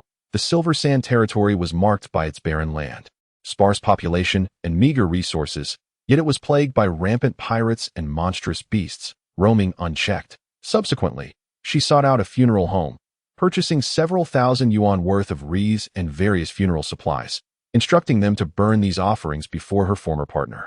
After all, he had previously been in charge of business for the company, and when encountering peers of similar age, addressing them as brother was a certainty. Chapter 94. Ants. Morong Shuro pondered in perplexity. Some, less involved in the matter, scoffed. This young lad, despite his youth, possesses quite an admirable appearance. I find myself feeling somewhat mentally unfit. Is it truly audacious to come here? Ah, the youth, the soldiers, naturally, were elated, thinking that someone had come to serve as the vanguard. Sparing them from peril, Shihuyu, with her eyes closed, leaned against Tang Shou's warm chest, her hands tightly clutching the hem of his garment. At this moment, the Wufeng Wang was no longer in a state of panic. Having witnessed Wu Fengzi's transformation, it was acutely aware of the necessary actions. With a sudden leap, it enveloped the newly formed skeletal figure, utilizing flesh and blood to create a protective shield, while perfectly merging them with the skeletal structure through the last remnants of heavenly fire. The Pezhuang Dan was a superior elixir, aiding innate warriors in breaking through barriers, exceedingly rare, and once it appeared in the world, it would be swiftly snatched up. The soldiers rushed into the underground cavern, and soon, numerous gray figures arrived to assist them. Jishan was over 1,000 miles from Taishan. Tianhua set out in full gear, journeying day and night, unyielding in her efforts, traversing mountains and valleys, enduring hardships. With a travel period of a month to reach Taishan, battling wind and snow, ascending Taishan, seeking amidst the steep cliffs, the heavens do not forsake those who toil. Ultimately, the snowflower penetrating the heart's grass was found. Upon interrogation, it was revealed that the old woman's family name was Wei. Her husband having passed away, she had but one son, named Wei Buluan, who was nearing 40 and yet to marry. Li County Magistrate further examined the main chamber, but found nothing amiss. Thus he led Lu Yu and the other officers away. The surroundings were in disarray, people incessantly crying out and running about. Some claimed that a great fire had descended from the heavens, one that could not be extinguished except by the blood of mortals. Perhaps because of the last incident that almost harmed Song Ershing, Zhou Haixia today completely ignored Meng Weirong, regardless of what he said. Lu Gong smiled and remarked, "It is but a common name. Why should the mundane trouble themselves?" With that, he departed contentedly. Tio put it plainly, it was to send the person undertaking this task to serve as a scapegoat. This aligned perfectly with the character of the malicious wolf. He still had many matters left unresolved. How could he possibly allow himself to be captured so easily? Excellent. Haisong, perceiving the mirth in Bo Jin's eyes, having lived with her for many years, understood that she was not truly angry, and thus nodded immediately. Bo Jin began to delve into her role, having resolved to see it through to the end. She was determined to present the audience with the most complete and authentic portrayal of the peach spirit. Deng Long, have the brothers clear away the corpses of the enemies, and gather their weapons. We shall make use of them. Han Lai instructed. Deng Long nodded and set to work. It seems that the Empress Dowager had sensed something on that day, prompting her to engage in conversation with Feng Qingchun, which led to her current statements. Just as Chong Lu prepared to closely observe whether the Z-shaped zombie had been blown to smithereens, that peculiar sound echoed once more, this time persisting for a notably extended duration, lasting nearly 10 seconds. Chapter 95. Ruthless. In an instant, the entire venue seemed frozen, as if everyone had lost the ability to speak. Nearly all gazes were fixated upon the dashing young man, whose robe was lifted slightly by the breeze. Their faces were etched with disbelief, some even exclaiming, "How is this possible? A supreme being, unleashing their wrath." Not to mention the extent of their power, Yuan Tan was acutely aware that the most pressing matter at hand was securing the support of Liu Bei in order to stabilize the situation in Yuzhou. Qi Feibai reluctantly called out to the Empress, yet it was evident that Mu Lin's gaze did not rest upon him. Upon learning of this development, Feng Yuan promptly contacted the director, realizing that there was no longer any necessity for Ruan Xiao to remain in that place. It is crucial to understand that his affliction was not merely an illness, but rather something related to mutation, rendering any hope of recovery improbable. Nic, on the other hand, felt a profound disappointment in Benson. It was largely due to his efforts that Benson had attained the position of commander of the 17th Legion, Yet it was disheartening to witness the Legion nearly face annihilation this time. This man could undoubtedly be considered exceptional, possessing almost all virtues aside from a slight tendency towards infidelity. However, as he departed from the church to head towards the city wall defenses, he was taken aback to discover that the fortifications had already succumbed to the assault of the metallic puppets. Those who ventured to collect debts in this black mountain town were fortunate if they left unscathed. For those who did not fare no better than enduring a bit of humiliation like you. My inquiry was whether you enjoyed it? Jin Yang disregarded Lin Shinshen's remarks and repeated his question with unwavering persistence. The housekeeper, fearing that Xing Shi might not believe her, hastily turned to the kitchen. Fetching a plate and chopsticks to present to Sheng Shi. Qingyi's face was filled with excitement. Though her tears had yet to cascade down, she merely widened her eyes forcefully, determined not to blink. Even underwater, through program adjustments, one could still maintain a high degree of precision. Of course, the speed of the shells would diminish, yet correspondingly, the movement speed of the machines would also slow, resulting in no substantial difference in essence. Prime Minister Gui, I am leagues apart from them. The rejuvenated Long Taizi gazed skyward and declared. Otherwise, even if the regulations allowed him to become the leader of the southern frontier, Ruan would not accompany him to witness it. For that was the empire he had built for her. Rumors circulated that the emperor requested the celestial master Shinjizi to eradicate the Black Heaven sect in light of the general's assassination. Yet Shinjizi remained in seclusion, only commanding the elite disciples within the sect to take action. She had but one fellow townsman. How could she possibly wish for her demise? Although she had acquired new friends, a fellow townsman was unique, and even if Yin Duo wished to perish, it ultimately depended on her consent at this juncture. After examining the Yin Yang Snow Empress with ennui, Yuan Bin's gaze fell upon a plate of lychees, causing his mouth to water as he lunged forward without regard for being a guest. Your Majesty, the Empress and the Dowager Empress rose to admire the painting, expressing their admiration with exclamations, just as the Dowager Empress intended to have it put away. Upon seeing the painting, Eugene felt a profound sense of melancholy. The artwork had been a gift to the esteemed scholar Xie, and she remembered its details vividly. She had depicted her elder brother, Cha Qing, smiling as he watched Feng Ronghua play the lute, his eyes filled with admiration. Jiang Inian trembled as she unveiled the image, revealing a portrait of a man. The artwork. Gong Juling gazed into the distance with profound eyes, one hand resting behind him while the other held a fan, a smile gracing his lips. Eugene had not anticipated that she would fall asleep during the day. Upon awakening, darkness had already enveloped the sky, and the rain continued to fall in a soft drizzle. It seemed they had encountered a stretch of overcast days, rendering travel impossible, and they would have to wait for the skies to clear and dry for 2 days before setting out. Chapter 96. A joint assassination among those present. There were some who felt that their own offspring had perished completely, while a group of Eastern region bumpkins had managed to survive, which left them somewhat disgruntled. Thus, they sought an opportunity to stir trouble, devoid of any profound enmity. Even the esteemed leader of the great demon sect, whose disciples had truly perished at the hands of Qingzhou, was beginning to waver in his resolve at this moment. Qinshin, why have you not yet arrived? We are rehearsing today, with the concert set to commence tomorrow. Do not tell me you have forgotten. The voice of a man emanated from the receiver as Pei Zhichen switched to speakerphone. Just as the third brother spoke, the first and second brothers, who were leisurely sipping from their wine glasses, directed their gazes towards Du Mingwei. Their expressions momentarily stunned. The second brother even grasped a bottle of wine with one hand. Chu Xian meticulously searched, and indeed discovered a dirty and unsightly iron lump, covered in dust, tucked away in a corner. Ruan Yunjin glanced at the motionless young man beside him, tears cascading from the corners of his eyes, before he succumbed to unconsciousness, closing his eyes. That Wei Su had intended to oppose any suggestion he proposed. However, this particular idea was worth considering. Extracting the token and issuing commands to reactivate the trial grounds. Rage burned through her battered heart in waves, her trembling fingers tightening as she aimed a slap at that face she both loved and loathed. Yet when it came to demons, Pan Zhun was one to avoid them at all costs.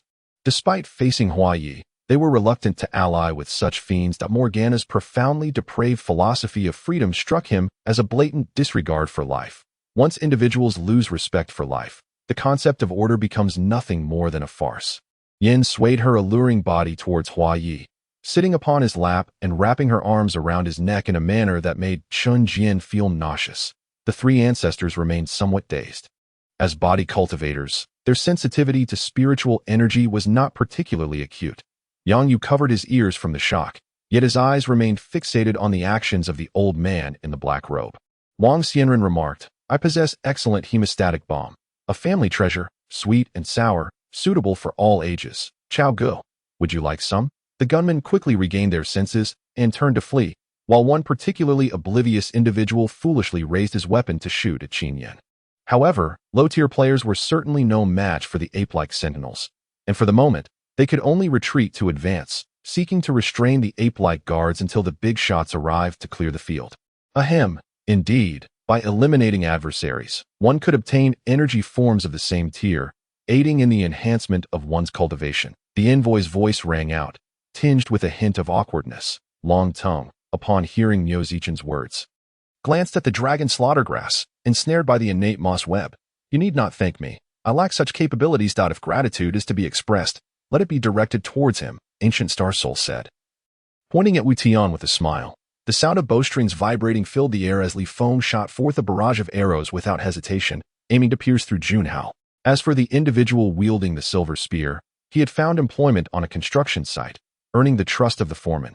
Hou Zhao immediately scoffed derisively, angrily rebuking, "Do you hold me in such high regard?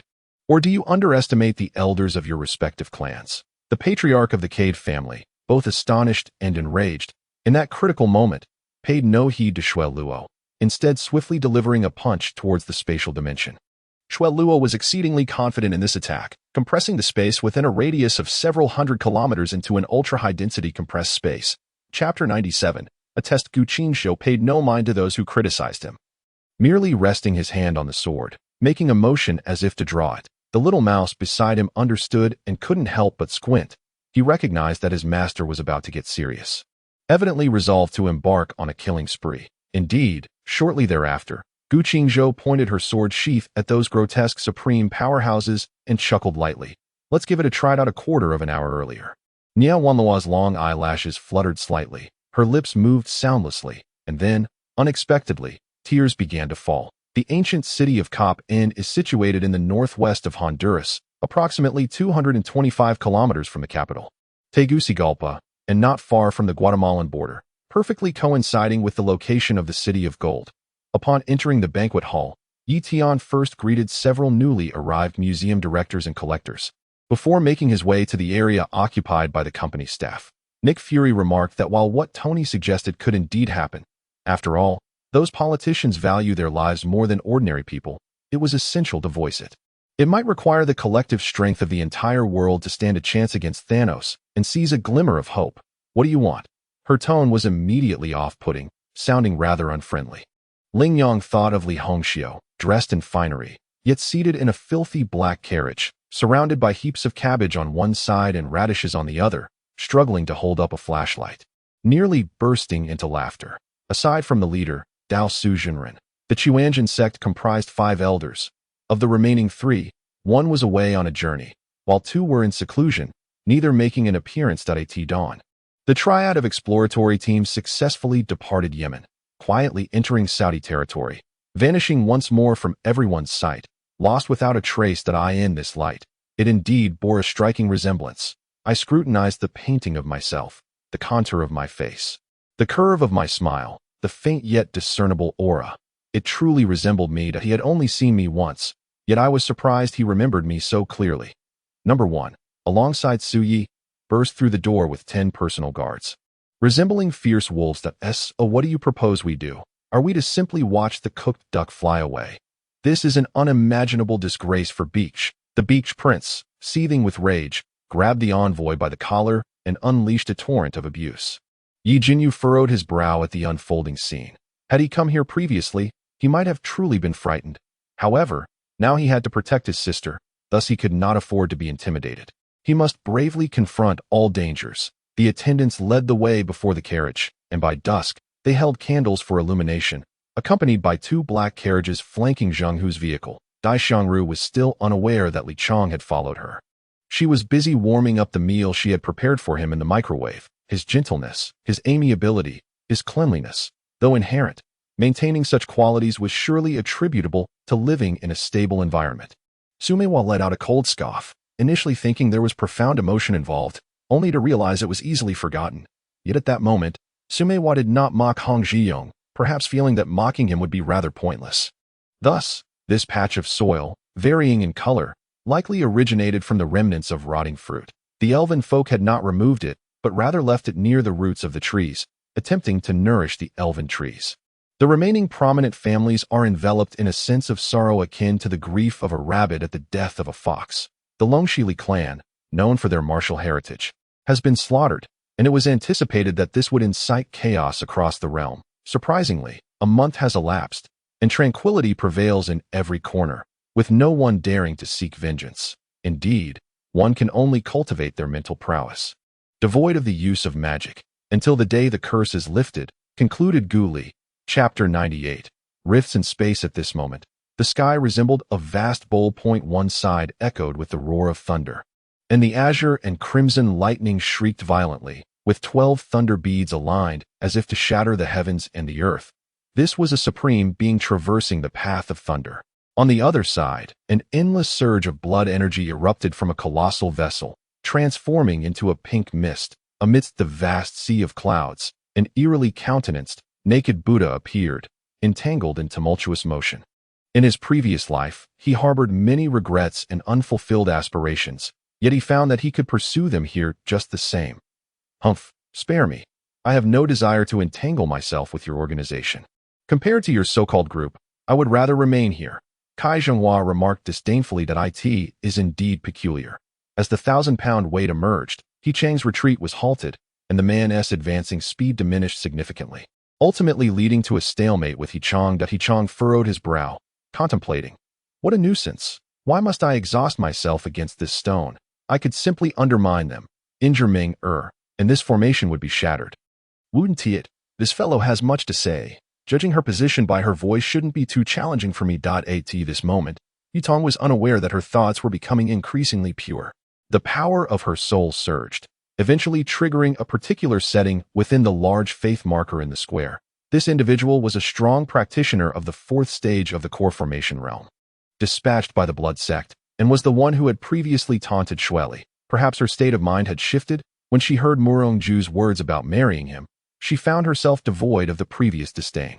Humph, the glory of the celestial clan has been built by your ancestors over generations. It is not a capital for you juniors to flaunt. No wonder you are so weak, Li Feiyu remarked. Li Feiyu gazed into the distance, spotting a colossal creature atop a distant mountain, resembling a mountain itself. Astonishingly, it was a 2-headed monster, a massive lion, with dual heads. Indeed, they were divine beings, and more so, sword attendants of the sword saints of the divine realm. However, they had previously intimidated Yang Yun by claiming to be sword saints. Much to Yang Yun's clear understanding, Lie surmised that they would not turn against him until they found provisions. Hence Yang Guodong and the others would not approach. And what of Ling Na? If you proceed in this manner, she will not forgive you. Moreover, she is of the silver-haired clan, which forbids such actions. I still cannot believe Master would be so heartless towards Ling Na. Their fates are intertwined, which is indeed a double-edged sword. The atmosphere exudes an essence reminiscent of the water towns in Jiangnan, with music embodying the sounds of silk and bamboo. My parents have arrived, dressed unusually formally today. My mother has even donned her qipao, though she worries it may burst, yet her elegance remains vibrant and alluring. At this moment, Yaya was also cast into the excavator by the original sect master, standing suspended in midair, as if awaiting someone. As 2 streaks of light traversed the horizon, a peculiar smile graced his lips. After inputting a series of numerical codes on the heavy metallic gates, 2 vampires managed to open the doors with a resounding click. Kong Ingli seemed to sense something amiss, resolutely refusing to depart, fearing that after finally witnessing her brother awaken, she might never see him again. However, Hua Tianlin had already taken the considerate step of urging them to leave, and the 2 were reluctantly escorted away. In the spirit realm, the emergence of life unique to its domain would undoubtedly be a significant boon for Shi Jing. Chapter 99. Have they gone mad? The sky to the south was the first to split open, revealing a segment of a robe woven with gold and silver threads, from which emerged a portly middle-aged man of generous stature. Beneath him sat a massive golden leopard, hovering in the air as if even the clouds yielded to its formidable presence. The gluttonous Taoist of the golden and silver trading house, Sun Kinahem, upon hearing his petulant remarks, everyone could only chuckle in resignation. Indeed, this was the most entertaining auction in recent years, when modifying the age robot. The device lacked sufficient power storage, and under intense exertion, the consumption was even greater. Thus, Anna conveniently added quick-drying cement blocks. Behold, this is a market analysis I conducted. In my estimation, as long as we develop properly. Age lay there like a plump pig, awaiting its fate, just waiting for Anna to plunge a knife into its neck. Nonetheless, one could not place their life solely in the hands of old chum. For he had stated that if one lacked self-preservation abilities, he could depart at any moment, seeking another pawn. Fitz returned the bomb, which had been dismantled by Dr. Hall, and Anna repaired it, as the bomb was indeed the fruit of her labor. Fu Feng and Di Jiu Tian, led by Qin Li Shui, entered the courtyard. The deity King Yu appeared to be in his 40s, at the prime of his life, exuding a powerful vitality and immense authority. Lu Qingsu nodded, smiling as she remarked, while the individual realms summoned by these 20 are relatively singular, when they summon together, their realms possess numerous remarkable applications. Shall we take a look inside? Wang Dan pretended not to hear, while Xiao was more than eager for me to depart the following day. Yes, I will monitor their movements closely and report to you promptly. Luo Xing Chao nodded in acknowledgement. Wang Yi suddenly felt a wave of relief. Thankfully, it accepted the revised rules for acquiring the 4-leaf clover. Otherwise, being a boss would be exceedingly stifling. Illusory magic could serve as a fade. Yet it merely constituted a disguise and an illusion, with no actual change in individual attributes. As for the druid, they were not an arcanist. Their reliance lay on the forces of nature and the blessings of demigods of the wild. Time is the most ruthless entity in this world, for as one lives longer, they become increasingly indifferent and numb. The flames and smoke before him gradually dissipated, revealing Lan Luosi, clad in black gloves. Aiming his palm at Kelgash, the dirt on his face and the crimson blood at the corner of his mouth rendered him quite disheveled. Yet those azure eyes, reminiscent of the sea, seemed to conceal a tumultuous undercurrent, sharp and impossible to ignore. A minister, both capable and indifferent to power, devoid of any ambition, is precisely the kind favored by the emperor. Despite having lost face in Yuan City, Cui Yuan felt a tinge of dissatisfaction, to be candid. Had it not been for Zhang Juling's proposal, he would have long since expelled him. Nonetheless, Cui Yuan harbored great hopes for Zhang Juling's future, thus treating him with exceptional courtesy, in a moment of joy. One should endeavor to hone their performance skills, practicing before a mirror, and perhaps even allowing Dandan to observe. If both of you practice together, you may spur one another on. Wang Yi chuckled. Surprisingly, Tang Finfin's speed was not to be underestimated. The previously lagging third group gradually closed the gap, albeit marginally, yet it was undeniably Tang Finfin's merit. The Holy Emperor of the Ninefold Perfection, blocking Zhang Jichen's path, unleashed a chilling roar, conjuring a terrifyingly boundless offensive. The two acted in perfect synchrony, charging towards Li Yang, executing their most formidable techniques. Lu Fei, like a leopard, aimed his claws at Li Yang's face and throat, while Lu Bo targeted Li Yang's lower body with a crane-like kick. In Chapter 100, Feigning Expertise, the three powerful figures exchanged glances, each discerning a semblance of amusement in the other's eyes, particularly the gluttonous Taoist, chosen by Gu Qingzhou as the first opponent, felt his robe of golden hues tremble with laughter. Why did no one charge first, instead directing their focus inward, as if they considered themselves the weakest among the trio? He couldn't help but reflect on how it seemed he hadn't felt this way in many years. Upon hearing this promise, Jayad made a display of delight. After exchanging a few casual remarks, he rose to take his leave. Not a bother, not a bother. Both parties chuckled in astonishment, waving their hands. Such a wealthy and amiable employer was a joy to serve. The paramount task at hand was to obtain the guiding stone, so Luca refrained from further inquiries. After a brief discussion, everyone retreated to rest, preparing to rejuvenate for the morrow. The last words faded. The two simultaneously soared into the air, rushing towards the Du Lang demon ape that was rampaging beside the great chasm. I understand that this entrance examination is indeed quite formidable. It is said that the magical exam questions surpass even those of the first-year apprentice mage assessments. With a haughty leap to the coffee table, He resumed his offensive against the salted peanuts. Luca had barely begun to make his next move when a voice suddenly resonated nearby. It was the gentle and soothing tone of Lu Qin, as if softly whispering in one's ear, instantly calming the tumult within. Not a problem. With the nether stone in hand, matters will proceed smoothly, Modu replied nonchalantly. Strangely, the jade pendant was not merely draped over Lin Dayu's attire, but appeared as if it were an extension of her very being, vanishing in the blink of an eye into her waist. Yet, this was not reflected on her face. She feared that the two guardians might catch a glimpse of any telltale signs, which would spell trouble for her efforts. Dumbfounded, I gazed ahead, where the space was filled with shimmering, crystalline radiance, transforming the grand hall into a veritable masterpiece. No one dared to take a step forward, evidently sharing the sentiment of Yu, pondering whether treading upon such pure ground might constitute a desecration. With a loud crash, a Ruyao porcelain medicine bowl shattered upon the floor, its pristine shards scattering in all directions. Lu Kairin was taken aback, her footing faltering, and she stumbled, falling before the imperial couch of Emperor Jingtai. A few shards of porcelain grazed her delicate hand, causing blood to drip down in a steady trickle. Marshal Xi's words were indeed not without merit. Furthermore, it is imperative that His Highness the Crown Prince considers carefully, as the naval forces under his command are scheduled to transport supplies to Suzhou on the 15th of the coming month to replenish the provisions for the three great kings. Li Tianrun also joined in the council. The sharp ceramic fragments, while not entirely crippling Zhou Bingren's hand, would undoubtedly transform it into a bloody hand in an instant, not to mention the embarrassment and disgrace of failing to hold a teacup. How shall we deliver the goods to you, and how will you return the favor? Young Master Sun pondered for a moment before calling out into the air, his tone tinged with anger. Upon hearing such a remark, He Chuan frowned slightly, a smile creeping onto his face as he kicked another one away. There's still a day when the dragon's body can be nurtured?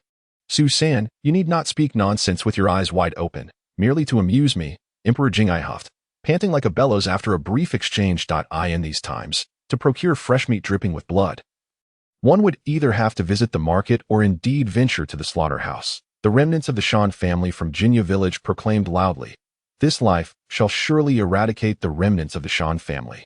Matsushita Yoshimitsu, witnessing the uncontrollable anger of Jinya Jiaping, hurriedly advised him to calm down for fear of losing his reason. Chapter 101. A brief pause due to Gu Qingzhou's decisive action, as she shattered flesh with a single stroke. The formidable sword aura simultaneously extinguished his very soul. He was left with no possibility of fleeing even his spirit. When Gu Qingzhou cast her stern gaze upon the angry demon general, it appeared that the old demon's body beneath the black robe shuddered slightly. In this vast world, wonders abound. For 5,000 years, the illustrious land of Huaxia has seen many things, and some remnants from ancient times still endure, or else how could they have been passed down to the present?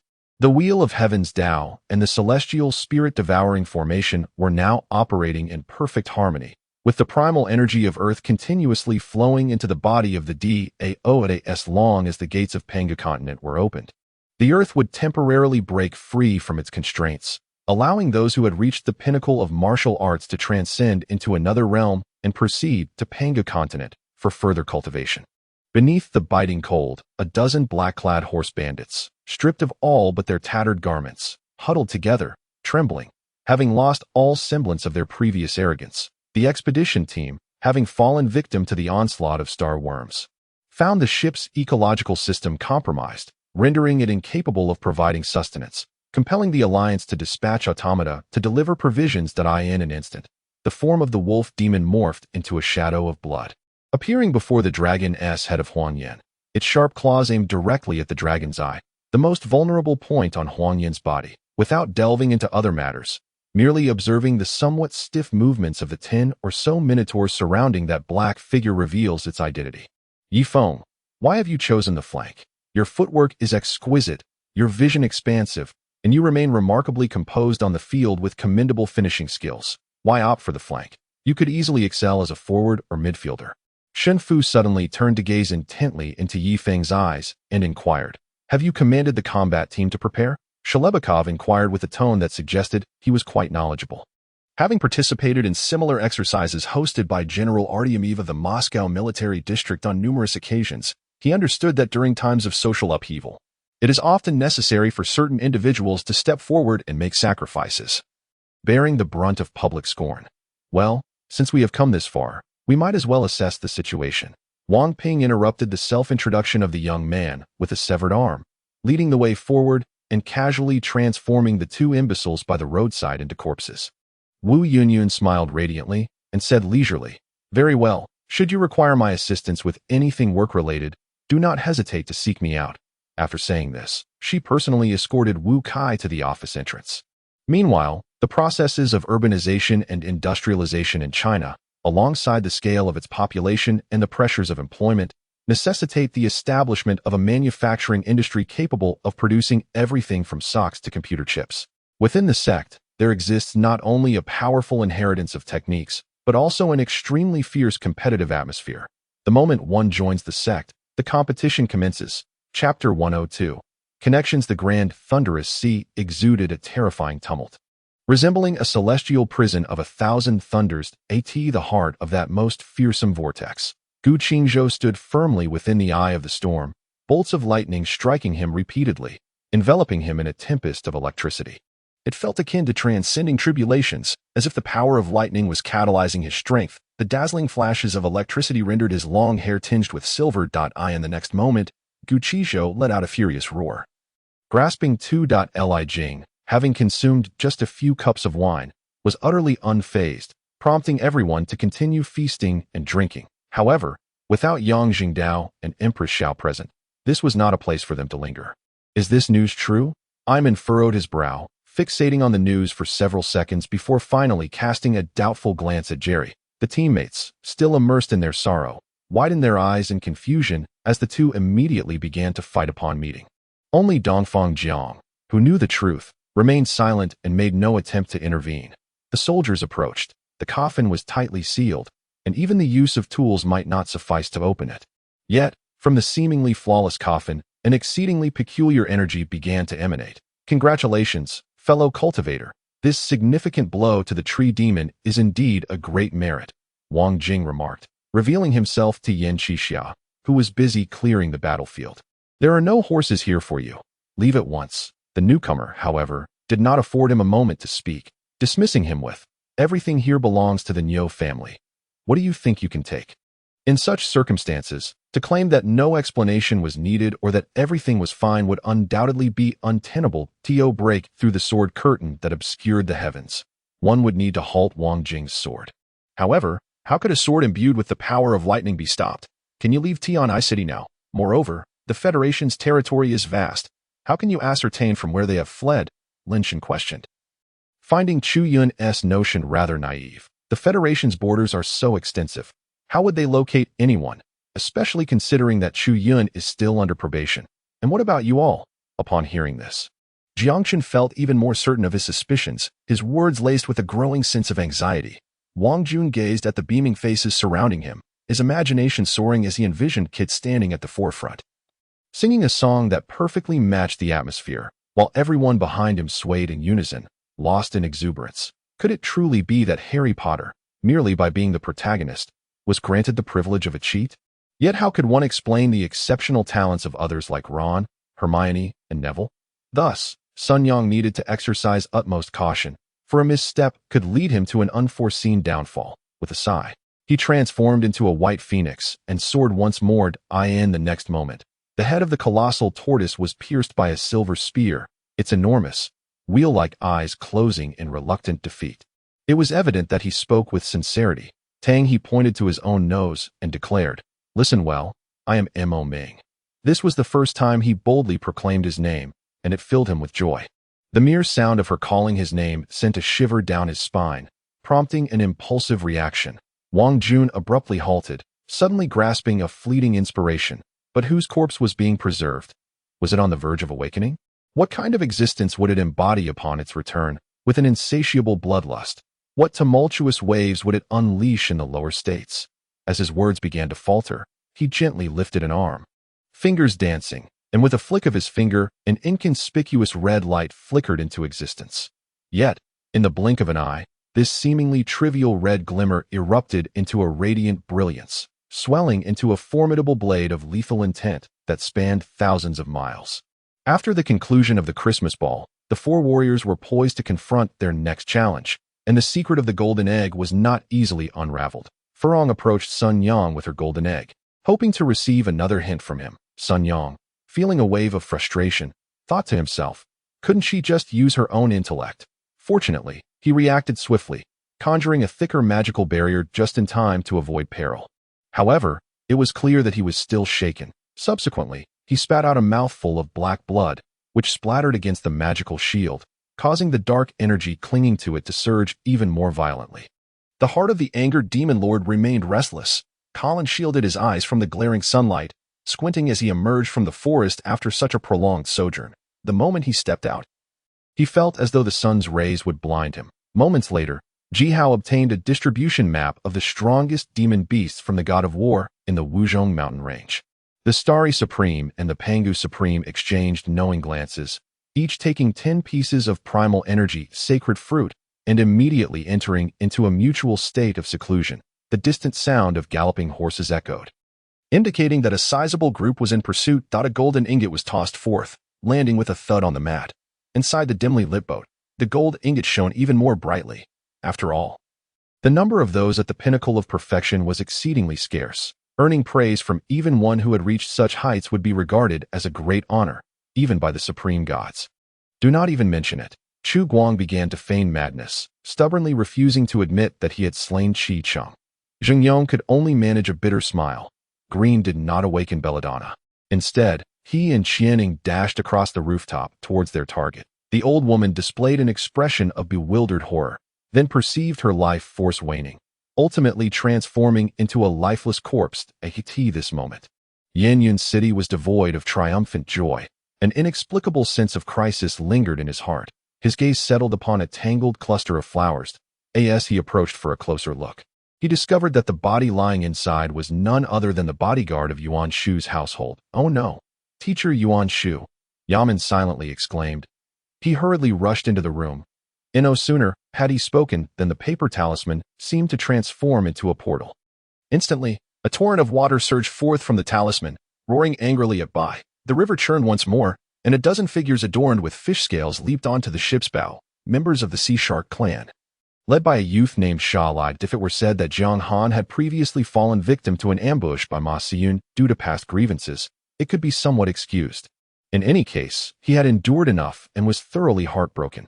At that moment, he wished to utter not a single word more to Yin Xiener. However, Yang seemed oblivious to everything, as the sinister energy within his dantian revolved, absorbing the malevolent aura before it could wreak havoc, and he stepped onto the blood pool. The last time Shan Fangyi had tested Jiang Han's strength, Jiang Han had already made a rough assessment of Shan Fangyi's capabilities. On the surface, Zhu Ji claimed she would play the zither, but in reality, she intended to incite Xie Gongbao to provoke the Blue Palace Guards further. Thus, she arranged the zither gifted to her by the Blue Palace Guards, lightly plucking the strings, releasing a haunting melody. Yet, her fingerwork was subtly flawed, resulting in a discordant and jarring sound. Wei Yang, having initially adapted to the surge of power, suddenly felt an overwhelming pain coursing through his body. In haste, he retrieved the king-grade soul elixir he had refined and consumed it, swiftly refining and absorbing its essence. The soothing properties of the medicine flowed through him, alleviating much of the piercing agony of his soul. In this lifetime, perhaps only the Empress Dowager and Suma La could have guessed, as Yun Yao did, that Kangxi would adopt the esteemed fourth prince as a ward for a mere servant. Chapter 104. Victory. The fallen one furrowed his brow and glanced up at the thunderclouds. What do you mean by that? He vaguely sensed that, besides the increasing intensity of the heavenly tribulation, some other changes were unfolding, as if something dreadful were brewing. It was an implication of wishing for one's demise. Gu Qizhou cast aside this remark. I overheard you mention sequences, potions, and stone tablets, Shima said to Nyx.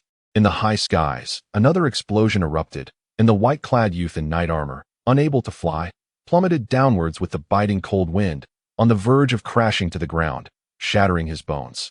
Typically, after death, the soul departs the body, to be taken by the emissaries of the underworld, either to continue living and cultivating in the nether realm or to be sent for reincarnation. Clearly, this dream originated from the so-called divine oracle of the Lord of Light. Also bearing the lingering influence of the oracle's remaining power, he swiftly seized upon the spiritual fluctuations contained within, Feeling the boundless allure they emanated, Luo Feng, immersed in observing these artworks, noted that beyond their spiritual energy, these root carvings shared a commonality. They were all meticulously crafted. Beside Nyx, whispers returned to her ears. She loathed such circumstances and found it perilous to continue listening, for her own sake and Nyx's. She resolved to limit her interactions with him. Particularly noteworthy to Gao Ping was a cauldron, towering over 3 zhang, entirely forged from profound-grade divine iron, a genuine mid-level profound-grade furnace. The greatest benefit that Mu Guang has gained is the freedom to traverse the globe at will. He has sensed that the once formidable energy required to open the portal to the world of Harry Potter is now within his grasp. The shadow of the basilisk vanished once more. And Nyx remained motionless, uncertain whether this was Tom Riddle's scheme or a genuine fear that the diary might be depleted. Seizing the opportunity, while the opponent was preoccupied with concocting potions, Junlin leaped gracefully through the window. Entering the building, he appeared utterly relaxed, resembling not a daring intruder in a den of danger, but rather a well-fed individual enjoying a leisurely stroll. Upon noticing the arrival of Huang Mao and his companions, his eyes brightened instantly, welcoming them enthusiastically to make purchases. However, they too became aware of his presence. Rather than directly confronting him, they sought to disorient Junlin through evasive maneuvers, attempting to corner him. In this world, he gradually unveiled the layers of his own enigmatic existence, peeling back one layer after another to reveal hidden corners that belonged solely to him, slowly coming to comprehend the true essence of the world outside. At his current level of cultivation, coupled with the explosive display of power he had previously exerted, he had long realized that if he so desired, he could bring the entire city to ruin. Yang Chun cheerfully pulled Zhao Cixi into his embrace. She perched upon his lap, her fingers playfully tangling in his hair, twisting it into a nest-like mess before finally relenting. Zhiyuxuan was equally pleased. As the 3 retainers he brought along, Zhihu and Zhibiao could only be deemed excellent aides, with Zhihu being slightly stronger. As long as he was given clear instructions, he could accomplish tasks remarkably well. The entire gathering fell into a profound silence, with all onlookers suddenly tense, their hearts racing. The catastrophic scene, akin to a meteor colliding with the earth, remained etched vividly in their minds. The golden inheritance of the Tang family had faced considerable upheaval from the Zhao family of Sichuan, nearly toppling under the pressure. Fortunately, Sanlang discreetly provided substantial financial support, averting disaster. The 4th and 5th sons of the Tang family lacked ambition, one being superficial, the other reckless, relying entirely on Sanlang's backing to maintain a semblance of success in their business endeavors. Chapter 105. It is still me. The thunder gradually dissipated, leaving behind only the final flicker of light before retreating into the void. The world returned to tranquility as if the terrifying spectacle had never occurred. A large pit now marred the ground, emanating a sinister laughter, reminiscent of madness. That I survived. The 2 individuals eagerly yearned to converse with Lu Nan. Finally managing to engage him, Liu Dong had grown darker, his face bearing the marks of excess, his body brimming with vitality. He rose to embrace Lu Nan fiercely before releasing him, his words remaining sparse. Tu Fangjun, with a cigarette dangling from his lips, paid no mind to his father, who was seated at another table, perspiring profusely from his meal. No need for that. Since the Feng family is already waiting, we must make our way there promptly. We hold a certain apprehension toward that old official. Ha! With a wave of his hand, he mounted his horse, ready to forge ahead. His surging power caused He Mie to react too late, as he deftly maneuvered past 3 celestial warriors' interception, charging directly toward He Mie. However, this is undoubtedly a precarious situation, as Wu Daoi's performance in the first half of the match was quite dismal. Throughout the entire first half, Wu Daowei only attempted 5 shots, none of which found their mark. There was a slight improvement here, yet it remained limited, as Lin Feng's overall capabilities were at least constrained by 80%.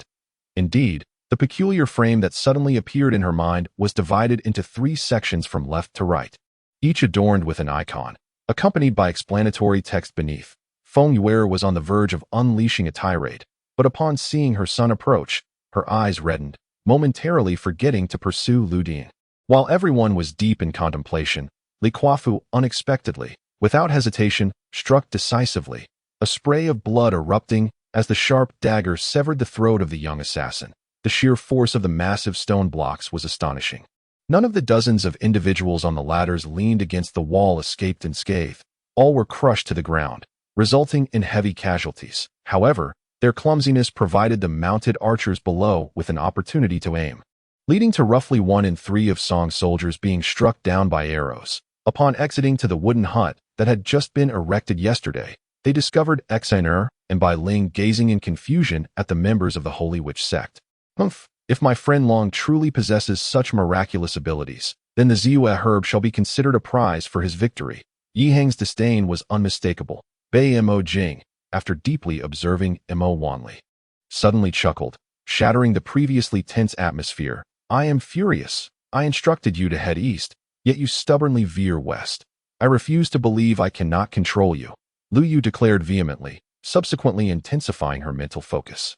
The onlookers glanced at Inger, clearly uncertain whether to sit alongside her or to disperse. They once, everyone, under the command, stamped their feet forcefully against the grass. The magnitude of this collective power was palpable, instantly unleashing a wave of formidable, mysterious energy. The first half expounded upon the martial artist's cultivation methods and levels of attainment, while the latter half elucidated the Taoist's cultivation practices and the distinctions between their realms.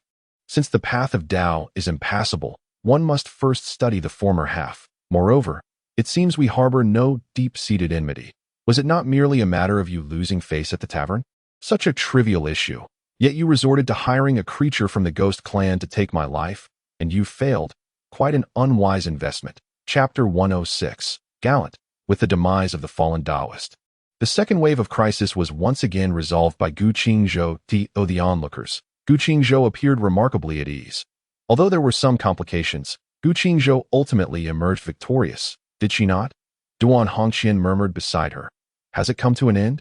At this moment, Morong Shiro regarded Gu Qingzhou with a look of this. Bai Yishu had originally anticipated that Director Tang would reprimand her harshly, yet to her surprise, the previously expressionless figure now appeared unexpectedly amiable, leaving her astounded, speechless. The way of heaven, the heart, cultivating the way of heaven, cultivating the heart. Hu Yu sat there, repeatedly uttering these phrases, always feeling as though he was grasping something, yet upon reflection, found nothing at all. When did my brother begin to transform into such a savage? Theophania had long ceased to ponder this question, perhaps ever since their mother departed from this world. Understood, my master. Xianyuan Wujua and Xianyuan Wu responded in unison and retreated to carry out Gong Sun Tiantian's orders. At this moment, Zhao Qiqing and Ming Luo had already consumed their 35th cup of wine. The guests nearby were in a state of heightened excitement. In regard to the remnants of these monstrous beasts, Chu Wuli and the deep-water monk demonstrated a tacit understanding, collecting them one at a time. Contemplating this, Su Yunlong once again urged the heavenly fury Thunder Dragon's essence to surge into Wang Rinchu's body, annihilating all of his remaining true energy while simultaneously pulverizing every bone within him. Could you assist me? Chun Jinxue had ceased her rush outward, turning to regard Jin Yuang with a gaze of skepticism, causing Jin Yuang to feel quite uneasy. What troubles you? Never mind. I was merely jesting earlier. Upon witnessing this, Wang Zhongming felt a twinge of regret, wishing he had refrained from making such a jest. For Jin Yuang's thoughts were much more innocent and delicate than those of Chun Jinxue. Suddenly, Hu Yu's wristband emitted a sound, prompting him to open it and discover it was a message from his elder brother, the Overlord.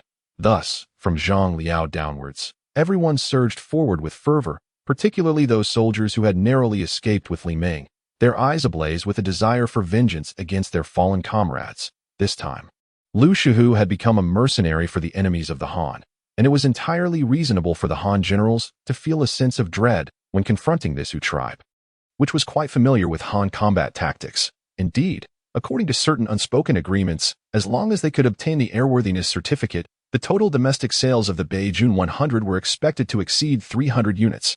However, with such a plethora of orders, how would the company manage to fulfill them? How could they transform these orders into goods for delivery to customers in the shortest possible time? The forthcoming battles were bound to be fierce. Both Yi Hua and Hu Yifei had just been promoted to general and had yet to grasp the principles of warfare, making their rash involvement perilous. Lin Feng was certainly reluctant to allow them to accompany him into battle. In that case, our military district. After a prolonged silence, Lin Hongfei let out a bitter smile. Is it merely to have these new disciples deplete the resources of the Ming Sword sect? Is it simply to allow these newcomers to take shelter under the shade of the Ming Sword sect's great tree?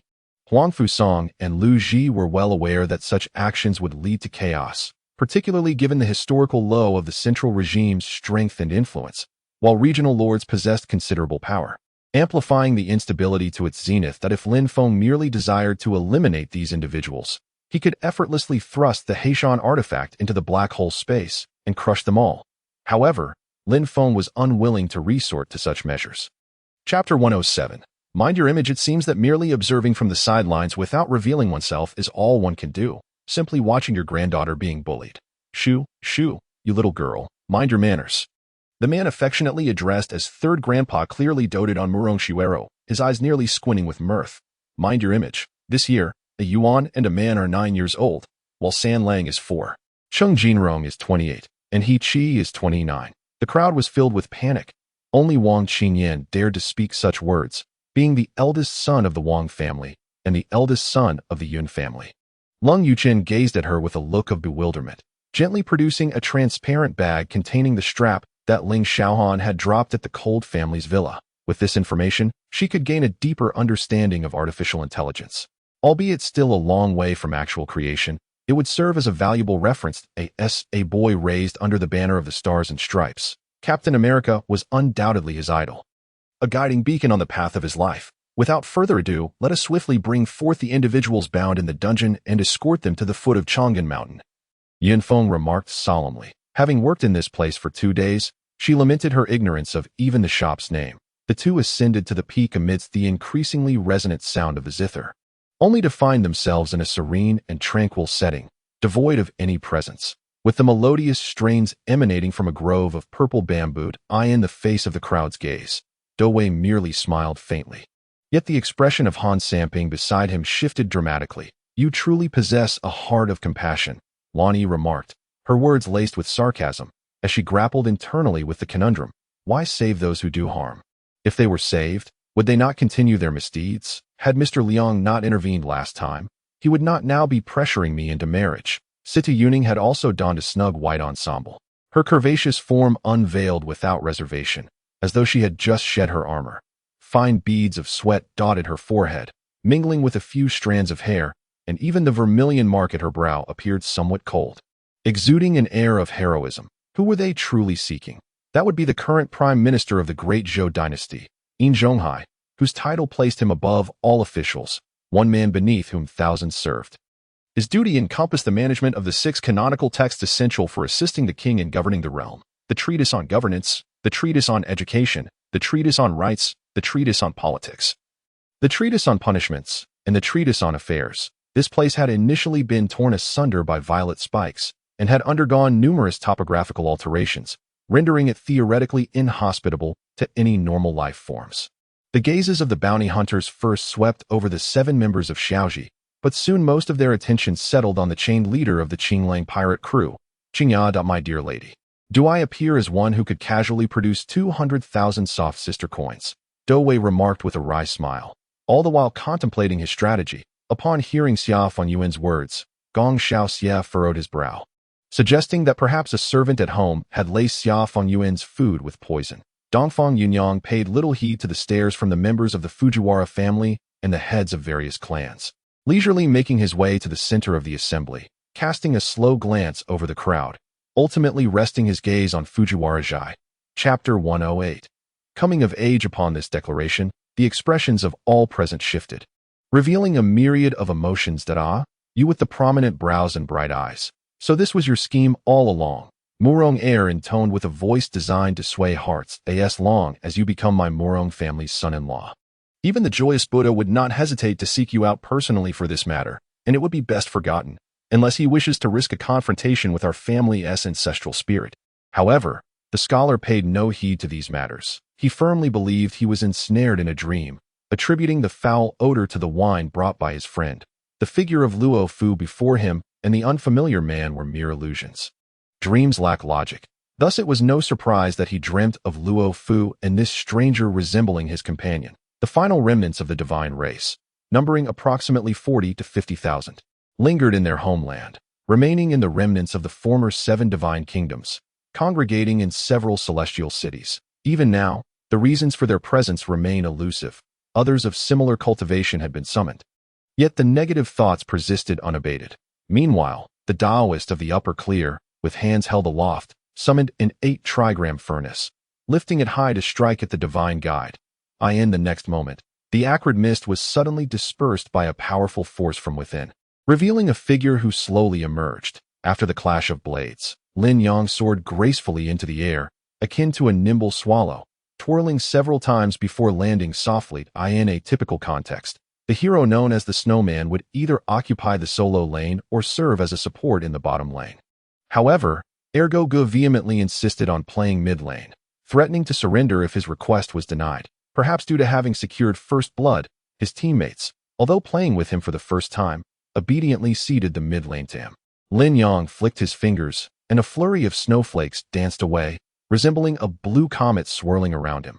During their meal, Bai Jin continued to discuss various topics regarding Su Mo, her tone imbued with the reverence and admiration of the weak for the strong. At that moment, Song Suchi entered, summoned by an envoy of the elder, while Jiang Hechuan was outside gathering information. Although his voice was low, it carried a righteous tone, implicitly defending the Meng family and chastising his actions as improper and his words as lacking decorum. Shi Yao, with sympathetic eyes, regarded her uncle Ziyin, displaying loyalty by remaining present, as she could at least offer him some support. Barbara lay on the ground, eyes tightly shut, hands covering her ears, her mouth emitting continuous shrieks. Her entire body trembling uncontrollably by the time she regained her composure. Her legs had been bound together by the high priest, rendering her immobile, forced to lie flat upon the in matters concerning this man. She found it impossible to maintain absolute calm, even if she feigned indifference. Yuan Bao snorted coldly, contemplating what to say but reluctant to discourage Zongjing Shu, ultimately responding with a faint acknowledgement. After all, it was not he who was pursuing a wife. Yuan Bao felt that for someone like Zongjing Shu, the pursuit of a spouse was excessively laborious, reflecting a certain ineptitude. The cervix had dilated to 3 fingers. The process had progressed rapidly within a short span. As long as the fetal position was correct and the baby's size was manageable, delivery posed no issues. Ling Jiang, in a state of agitation, struggled to articulate her concerns, questioning how her sister could act so recklessly with a stranger, fearing potential calamities. With their uncle absent, her sister's sense of caution was alarmingly deficient. Ladies and gentlemen, those 2 purple dragons are merely lizard dragons. Our beloved pets from the Hai Ling Palace. Sensing the increasingly frigid gazes around her, Chunjian promptly offered words of comfort. Chapter 109.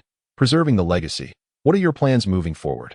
Although Morong Air had dimmed his desires for the romance due to Morong Shuoro, he still inquired about other matters concerning Gu Qingzhou, whom he held in high regard. At this age, possessing such strength is indeed commendable. Frankly speaking, had he been born into a prominent family, his current achievements would far surpass those of the top contenders on the Qingyun rankings. Farewell, everyone. You must survive. As he witnessed the 2 colossal beasts approaching and felt the last remnants of his strength fade away, the brave man slowly closed his eyes and prayed. If it weren't for the arrangement of the ancestral formation, even the peculiar Tianlin Dan would not grant a single pill the intelligence to transform into a sentient being. Haha, it seems Yuan Tiangang may have underestimated you. Your prowess exceeds his expectations. Xiao Yin exclaimed, gazing at the crimson 9-character inscription next door, his smirk growing ever bolder. The feeling of helplessness when she was forced to part from Jun Mohan as she exited that rift was something she never wished to endure again. To earn the genuine admiration of a figure like Ko Li, who defies both heaven and earth, is indeed a testament to the exceptional prowess of Xingyangzi, a veritable master of the celestial path. Moreover, he naturally possesses an excellent pure fire spirit root and is a once-in-a-century pure young body, while her own physique is perfectly aligned with the pure in constitution. My lord. What I speak of is the true whereabouts of the Tuashi ancient Emperor Jade. I, Xiaozhan, swear by my life that I have not deceived you. Xiaozhan shouted right before he was completely ensconced. With a clamor, the members of the Qinglong gang fled the inn in disarray, even forgetting to take their comrades hanging on the staircase. Silence. Bai Cheng laughed heartily. Brother, why are you so indecisive? Do you truly wish to remain in this Mo Du city for eternity, Bai Cheng spoke through gritted teeth. His actions solely for the sake of his brother and the future generations of the Bai family. This left Ti Yuan with a feeling akin to having stripped only to be met with disappointment. An uncomfortable state of being caught in limbo. Generally, while the apprentices and descendants harbored discontent, they dared not voice it. Yet today, with the mention from Master Su Ling, it inadvertently piqued everyone's interest, and they were eager to participate. After respectfully bowing, they hastily withdrew, seemingly oblivious to their own words. Oh, Tua Ba Wu, do not forget that you promised to treat me to a meal, with the likelihood of Tua Ba Wu being a colleague. Lin Duoduo's attitude towards him softened considerably.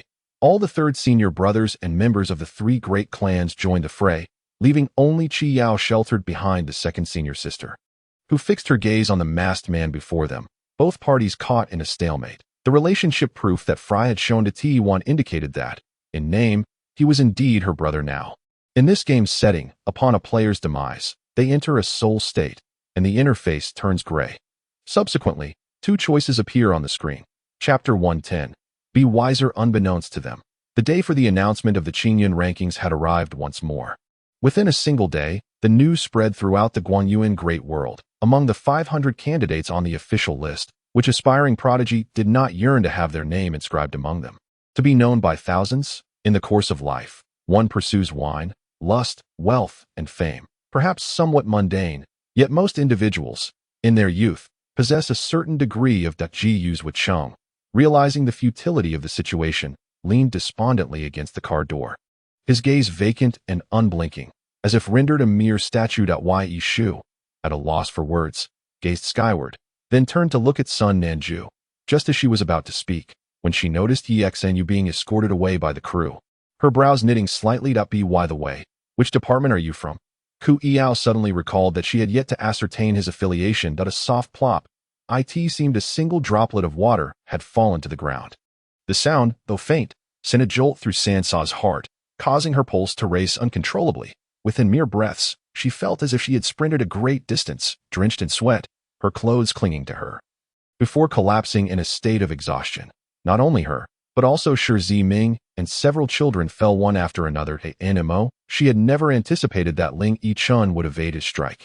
Having poured all his strength into that slap, that very evening, Xie He, accompanied by a medical team, hastily departed the grasslands, heading towards the bay for pharmaceutical research. Feng Yin heard a muffled groan from his right.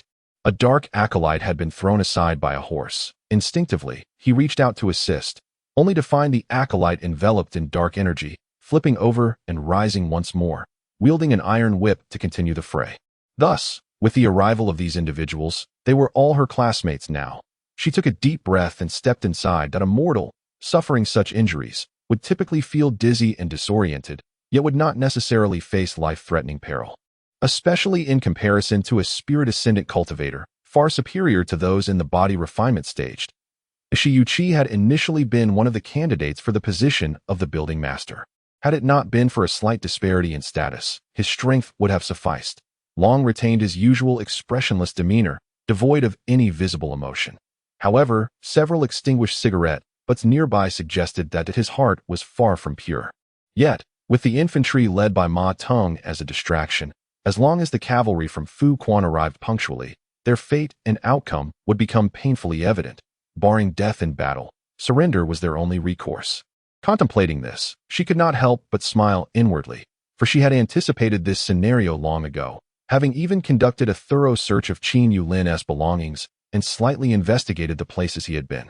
I can assure you, Qin Ziyuan, that Qin Yulin is not a descendant. Though it was to conceal his identity, Rob Lu Qi still felt a pang of sorrow. One should not belittle others in such a manner. The 11 disciples of Qing Jie exuded an eerie aura. They did not overestimate themselves, for the 4 great chosen realms would undoubtedly incapacitate him with a single blow. Understood. Mother, please take your time. Before Xiao Shiming could utter another word, Xiao Wei had already closed the door. Without the starting point guard, what chances do they have against the Golden State Warriors in the Western Conference Finals commencing in a few days? Although Parker is aging, his contributions to the team are irreplaceable. After securing an offensive rebound, Aldridge found himself without a direct shot opportunity beneath the basket, promptly passing the ball to Jean Feng at the arc's apex. Captain Lee, may I request a meeting with my second uncle? Xiao Wei Ran suddenly posed this request, leaving Li Sun momentarily stunned. After He Yanlong spoke, he immediately instructed others to exit the lounge. After all, the influenza virus spread through the air, which is why it had been so effortless for 3 individuals to fall ill so swiftly. Chapter 111. Great Power. In a certain place, a certain clan. Who exactly is Gu Qingzhou? How dare you usurp my position within the top 10? This holy child vows to eliminate this individual. It is jealousy, for he was once ranked 11th. The Celestial Emperor, resplendent both above and below, witnessed Chu Tianqing break free from the curse of the heart demon law, and he surged forth towards the being that governed said LAWAS for the children of others. That is one matter. However, the baby of an old classmate is surely to be cradled. Just a brief experience. Li Jinxian hurried over to assist Qinya in holding the child. Chongbai, in the midst of savoring a piece of fish, heard Jiang Chen's voice and, before everyone, audibly swallowed. Have we disrupted your affairs? Yuan Gu inquired, his brow furrowed in confusion. Indeed, tonight you are most fortunate. With business thriving and the evening ablaze with prosperity, the delicacies we indulge in must likewise reflect this auspiciousness. Befitting the auspicious opening. Yi Jinyan, while sipping sweet soup, wore a particularly joyful smile. As Daoguang absorbed the fortunes of the unyielding divine realm, the master of Daoguang was well aware that this was a matter of many years. Thus he remained indifferent to the subtle fluctuations of fortune. The rapidity with which fortunes dissipated when seized through the Tiangang Grand Array was astonishing. The fallen prince of the silver-blooded tribe and the princess of the Tianping clan, both endowed with extraordinary talents and formidable strength, could indeed be described as unparalleled, exuding a hue of honor despite their defeat. At the very least, Mo Fan was in high spirits, for he had unexpectedly survived what was meant to be a fatal predicament. The crimson flower. Could it be the legendary flower resembling a dragon's claw, the flower of the other shore? Jiang Wu suddenly recalled something and blurted out in haste that he rarely smiled. After his mother's death, he had forgotten the meaning of laughter and how to express it. Yet, for reasons unknown, upon encountering life anew, he seemed to have grasped a fragment of true joy, emanating from within. Mantu, still aggrieved, struck Wu Tianlong with a fist, leaving Wu Tianlong feeling as if his face had swollen to that of a pig's, and as he opened his mouth, a tooth fell out. We shall ensnare them all at once, ensuring their complete annihilation. Jin Shun forcefully slammed his hand onto the map. However, he was now far more amiable than when they first met, and Pu Tao found himself unexpectedly astonished. You all wish to drive me to despair. You all wish to bring about my demise. Tears fell heavily like exclamation marks, as the taste of rust surged in Yi Chiyu's throat, yet he forced himself to swallow. Let us venture to a distant place. Perhaps abroad. I wish to see the cherry blossoms in Japan, behold Mount Fuji, and soak in hot springs. The 4 of us can go together, Yin Ran suggested. Had it not been for Jiang Li kicking Zhuo Zhizhong, causing him pain, he might have succeeded in his intentions. Xinyan, tomorrow I shall take a leave of absence to accompany you to the hospital for an examination, if it is indeed the case. As an unmarried young lady, it would be wise to address it sooner rather than later, Zhang Ping whispered at this moment. Within the private room, Boss Chen had been seized by the crowd and was being forcibly compelled by Lin Guanyuan to place his fingerprint. Yin Ran believed she had taken Su Cheng's words to heart, fearing her overthinking, and after several attempts to reassure her, suggested that if she remained uneasy, she should consult Nen Jingyao. Qianmo, do not frighten me. You shall be fine. Ouyang Yingqi held him tightly, tears streaming down her cheeks uncontrollably. In an instant, Zikong and the others directed their gaze towards Han Hua, harboring their own thoughts about him. The direct disciples did not conceal their expectant looks aimed at Han Hua.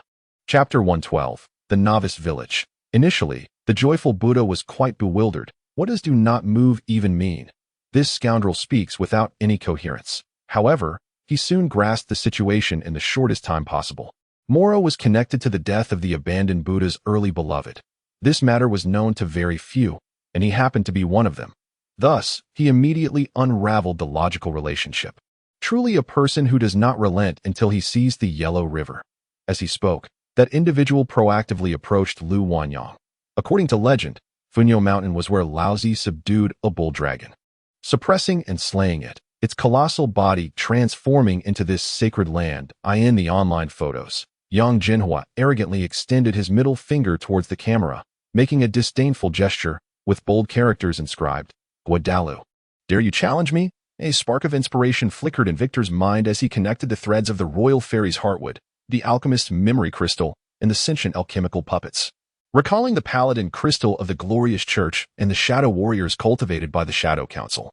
Thus, even from a historical perspective, the outcome of the Japanese coming to China was already predetermined.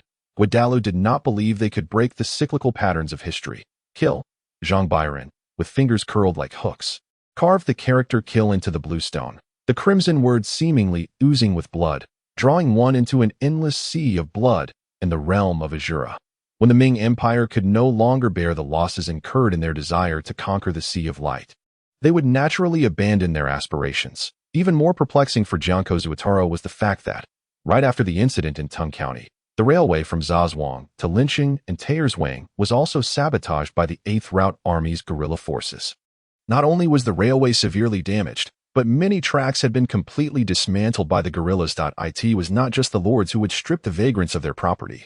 Even the common folk would regard those without masters and who had not paid the border toll as ill-intentioned bandits.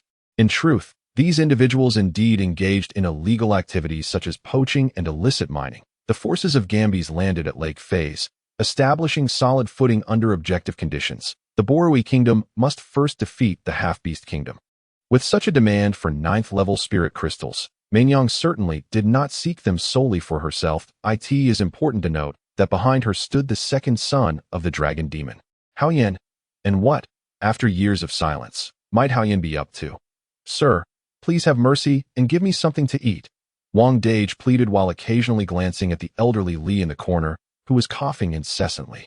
Meanwhile, Ji Yumei, stripped of her clothing, was instantly enveloped in frost, causing her body to shiver uncontrollably. Having reached the doorway, Ling Tian's body trembled slightly, as a sudden feeling of happiness surged within him, vowing not to let everyone's expectations down. She had witnessed everything unfold within the armored beast carriage.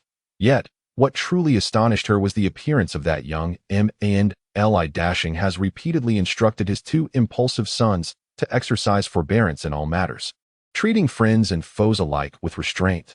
If a single strike cannot be lethal, then one must endure and await the opportune moment for a decisive blow. I have stated numerous times that as long as you are willing to explain, I am prepared to grant you the opportunity and to place my trust in you, provided that your reasoning is compelling enough to persuade me, replied Lang Yuru once more. So, how do you claim to have deciphered your move? Emperor Xian Mu found the words of Chong Gongfeng contradictory. Lang Yuru gazed at him, suddenly realizing what Feng Haojia intended to do. Her heart filled with an overwhelming dread, rendering her unable to articulate her thoughts as her throat tightened. Chapter 113. A waste of natural resources. In April, Murong Air and Murong Shuiyo, accompanied by a portion of their family members, visited Qishao sect, where they were warmly welcomed by its members at the grand banquet.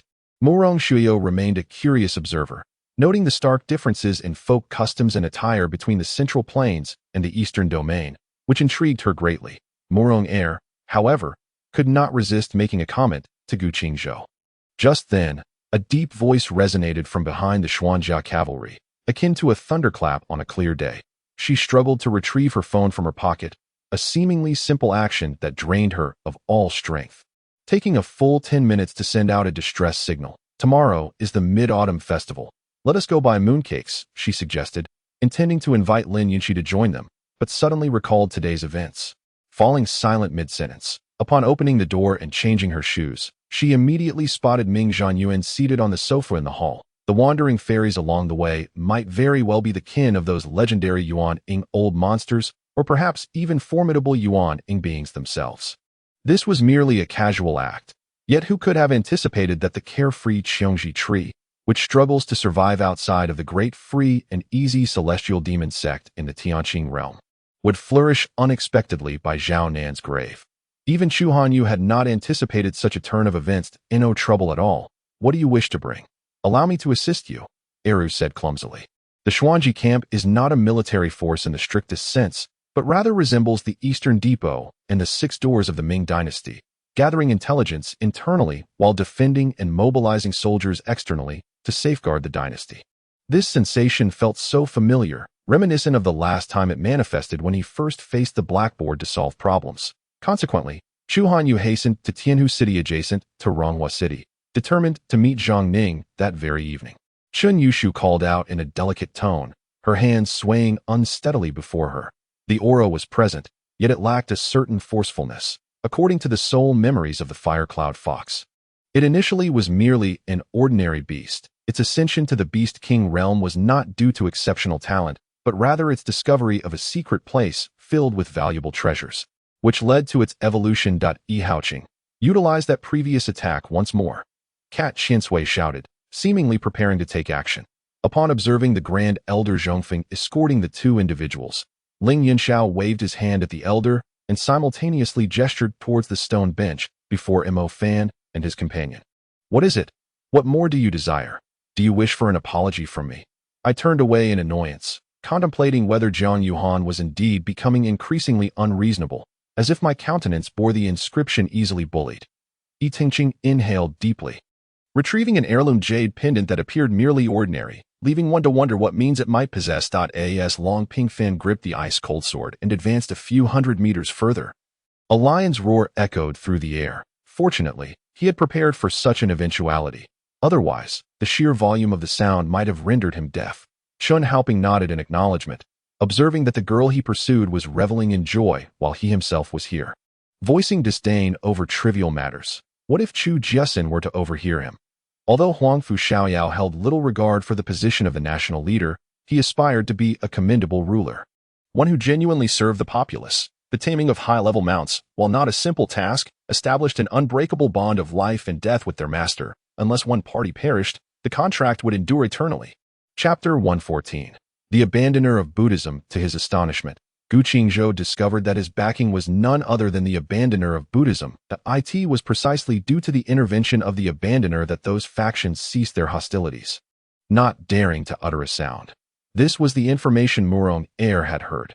Frankly, upon learning this news, he was overwhelmed with shock, nearly rendered immobile. The same applied to Murong Shuoro's father. To ascend to the Divine Lord Palace in the ninth heaven and cultivate the art of longevity alongside divine skills, one must possess a certain foundation known as celestial roots. That night, Situ Chongxin took refuge in his brother's princely residence, which was closely situated beside the general's mansion, separated only by a narrow space.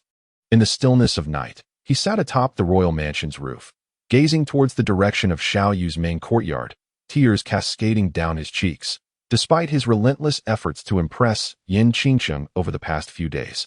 He found himself unable to remain closely by her side as he usually did, prompting him to wonder if he had unknowingly offended her in some way. However, what was stifling for an ordinary person transformed into an opportunity for self-refinement for Su Xiaolei, who, possessing a pure celestial body and recently stabilizing her cultivation, fortuitously found herself in this forest and entered a tree hollow for a good night's sleep. His handsome visage was marked by an air of coldness, his displeasure palpable as he walked directly to his seat without casting a sideways glance, surveying those present with a single, sweeping gaze. Upon analyzing the tablets extracted from oral contraceptives, I furrowed my brow at the discovery of vitamin C among the ingredients.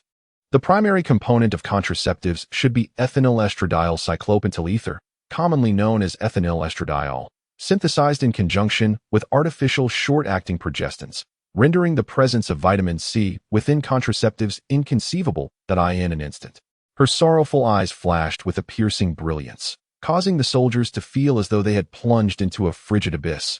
How could a mere glance possess such chilling intensity? Meanwhile, the night wind lingered within the Zhuke divine clan, rarely venturing out to ascertain the current circumstances, seemingly having forgotten its true purpose for being there, allowing it to drift from its thoughts without inquiry. Master Wu, I nearly thought I would never see you again. The delicate tortoise exhibits a fragile psychological endurance. Weeping with tear-filled eyes. It is only to be expected, Li Su chuckled amiably, yet internally, he was on high alert. Suddenly, Zhang Laoan felt a gentle force emanating from behind, stabilizing his figure instantly. However, upon seeing Shuofeng approach, Forong's eyes sparkled with newfound vibrancy, as if life had suddenly been infused with color. A smile threatened to break forth from her countenance, yet she restrained herself, adopting a stern expression as she regarded him with displeasure. Moreover, powerful figures from various regions across the continent, whether demon lords or shaman kings, became aware of this matter, setting aside their affairs to hasten towards Haoyang County City. The spiritual energy wafted boundlessly like air, yet upon touching the transparent boundary formed by the spirit-locking array, it dissipated without escape, entrapped within the confines of the room. Tang Feng, who incessantly called out to his master Pai Pai, was consumed by jealousy, observing his apprentice's arrogant demeanor, ultimately resigning himself to a long sigh. Even so, after enduring such relentless battles, Su Chongqing felt a weariness wash over him, a sense of fatigue that left him feeling powerless. Chu Yan, astonished, found herself perplexed. Why was it that, despite having the same teacher and being under the same commander, Cheng Yuanji had suddenly become so extraordinary? The group speculated that Sun Min had likely failed to complete a cleansing task, resulting in their erasure by the overseer once the time limit had expired. Chapter 115. Stumbling forward on the desolate plains, the wind swept through the waves of wheat. Shi Jing stood atop a high vantage point, gazing down upon the earth, yearning to proclaim, "Zhongzhou, I have arrived." Indeed, Shi Jing had resolved to journey to Zhongzhou, arriving even earlier than Qingzhou. Since that fateful day, he was cast over the cliff.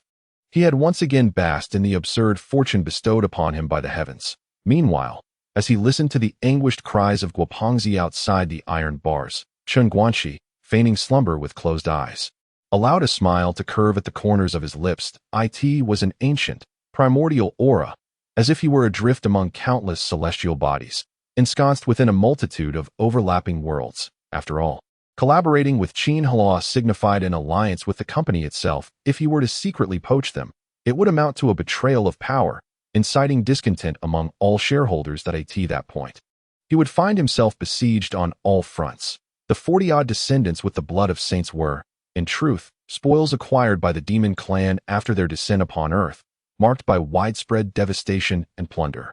And E quietly savored her fish, expressing that 9 out of 10 materials reported by you were unfamiliar to her. Initially reluctant to engage, she reconsidered, feeling pity for a you who existed in a realm unseen by others, and nodded to indicate her willingness to try her best.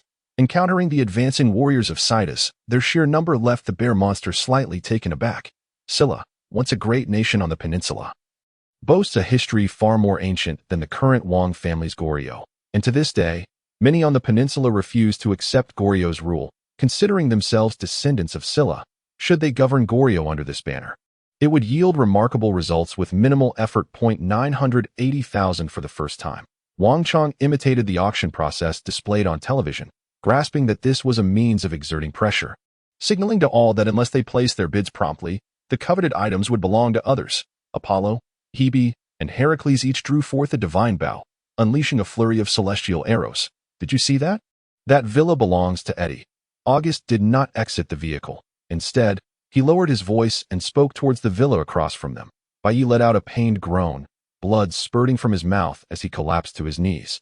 Gripping the Kunwa sword that had pierced his heart, the entire blade was embedded deep, indicating the immense force exerted by Biluo. However, considering that individuals of this age often engage in juvenile antics, Shen Yunu momentarily set aside her discomfort, allowing her the opportunity to vent. The rigid management hoped to rely on the seasoned veteran's spontaneous performances for a glimmer of hope, yet reality proved harsh, culminating in Mada's cunning strategy to seal off the AD position and secure victory. Remember when the telegraph first emerged? Many were skeptical, yet they were ultimately proven wrong. With a roll of his eyes, Jinzi Jun held no confidence whatsoever in this endeavor. Perhaps he was unaware of certain matters, but when it came to Su Jinxue and Su Xing, the two seemingly reliable yet undeniably troublesome individuals, she possessed more authority than anyone else. Faced with Yichio's coaxing, Qinya Qinin had no choice but to divulge her bank account number, after which Yichio promptly transferred over 17 million yen, equivalent to 1 million RMB. Nevertheless, within less than half a T's worth of time, the excessive residual medicinal power began to flood the meridians of Xia Jingwu and Xia Junyu, causing them to feel increasingly unwell, as if their veins were on the verge of bursting. Her heart skipped a beat. However, upon seeing the incoming call from Huaqing, she experienced a mix of disappointment and confusion. Having said that, he took Su Luoyi's hand and placed a kiss upon her knuckles as a parting gesture. Chapter 116. Restraint and concealment. On the road, muddied and strewn with yellow earth, there were also some foul ditches, After being robbed by those scoundrels, Shi Jing was left here, abandoned without even a shred of clothing, exposed and bound, his face a portrait of despair and hopelessness. He had to muster immense anger and effort, repeatedly reminding himself to control, and control again, in order to avoid erupting in a torrent of curses. Just as he pondered this, Yin Hao, lying on the ground, suddenly began to moan in agony, curling up and trembling uncontrollably. Humph, I fear this wish of yours is unattainable, now that you have fallen into my grasp.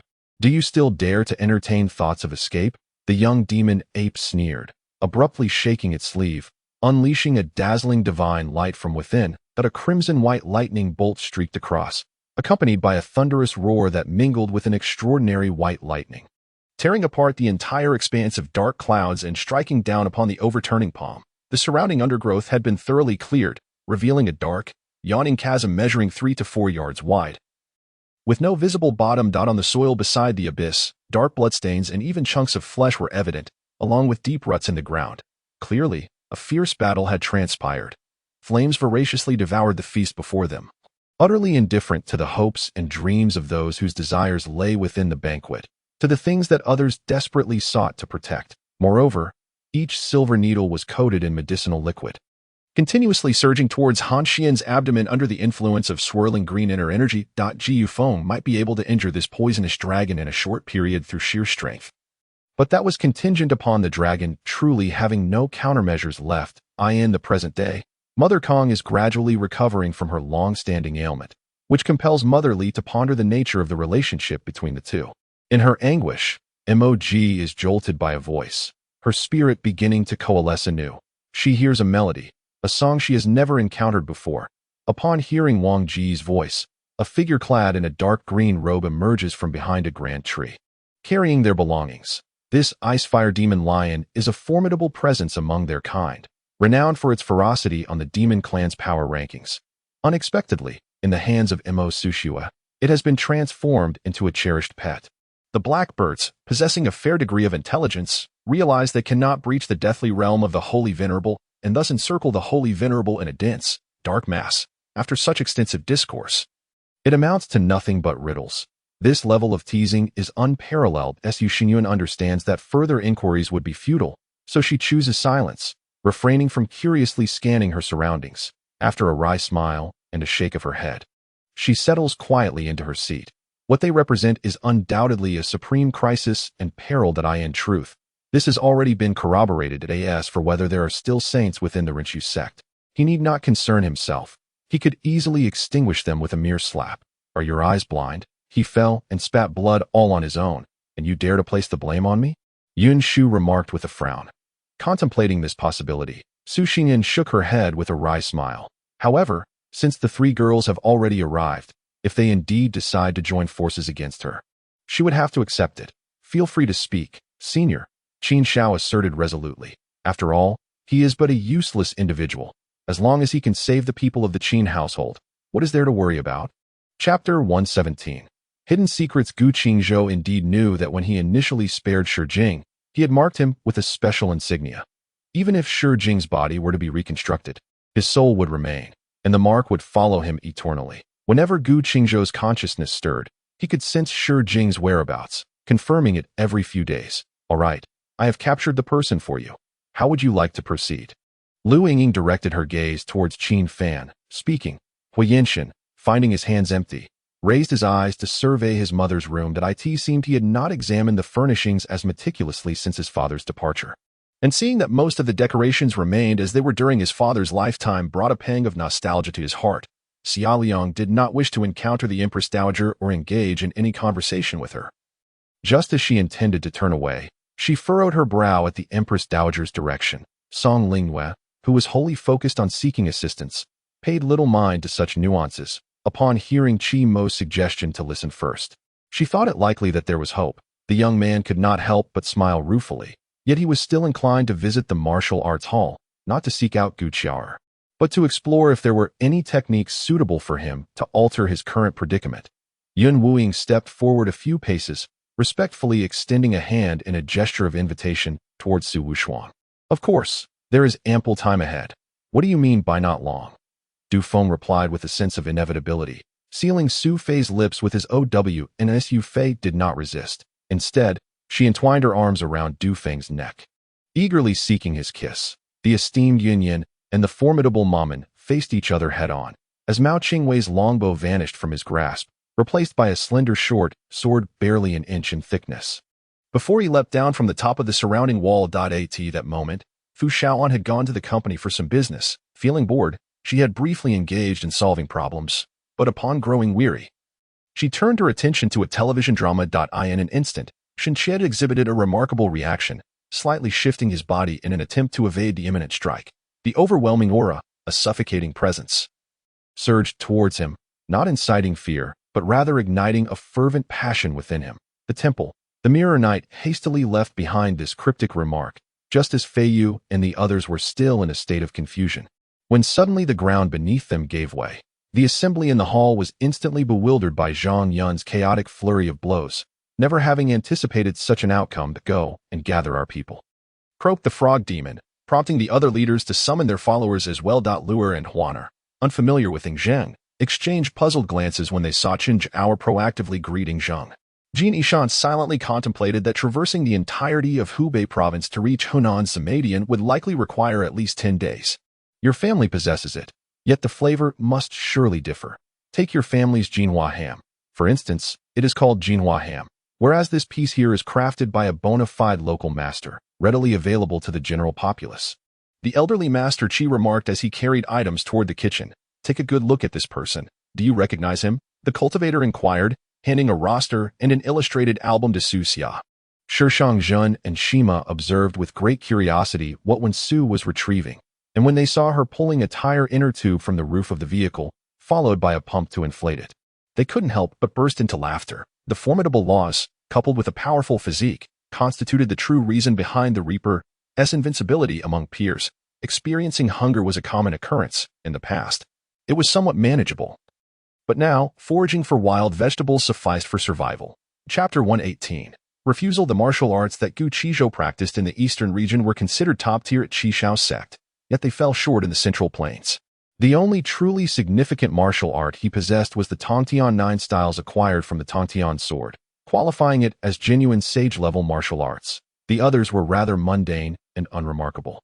Undoubtedly, what captivated Gu Qingzhou's interest in the sword Zhilongjing was its in Yi Qing's recollection.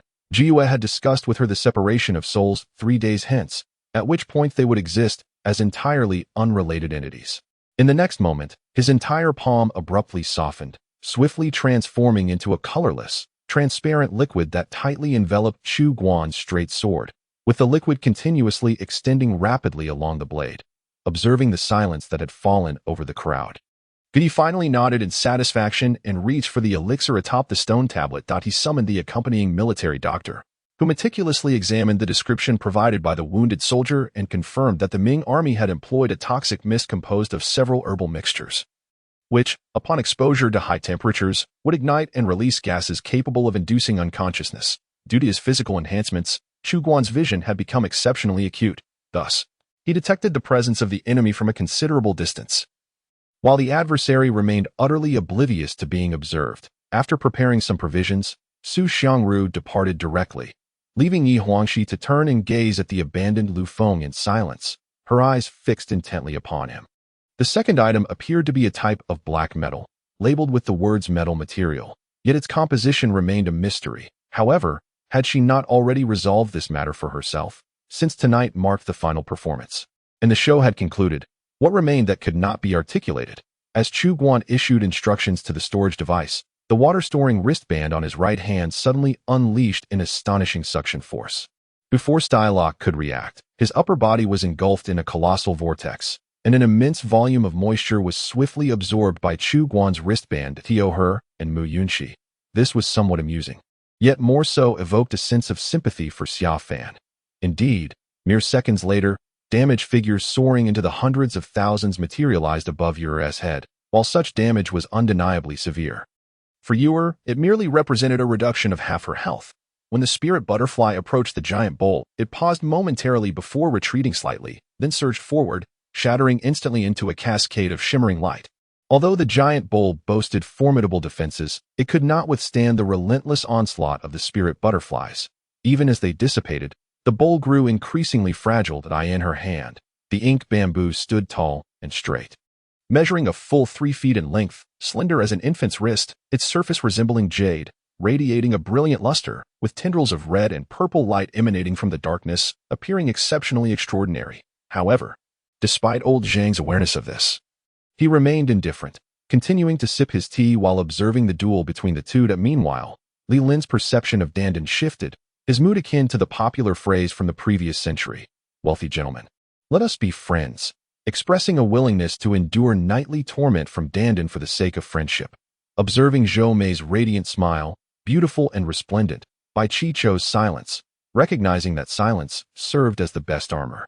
Chapter 119.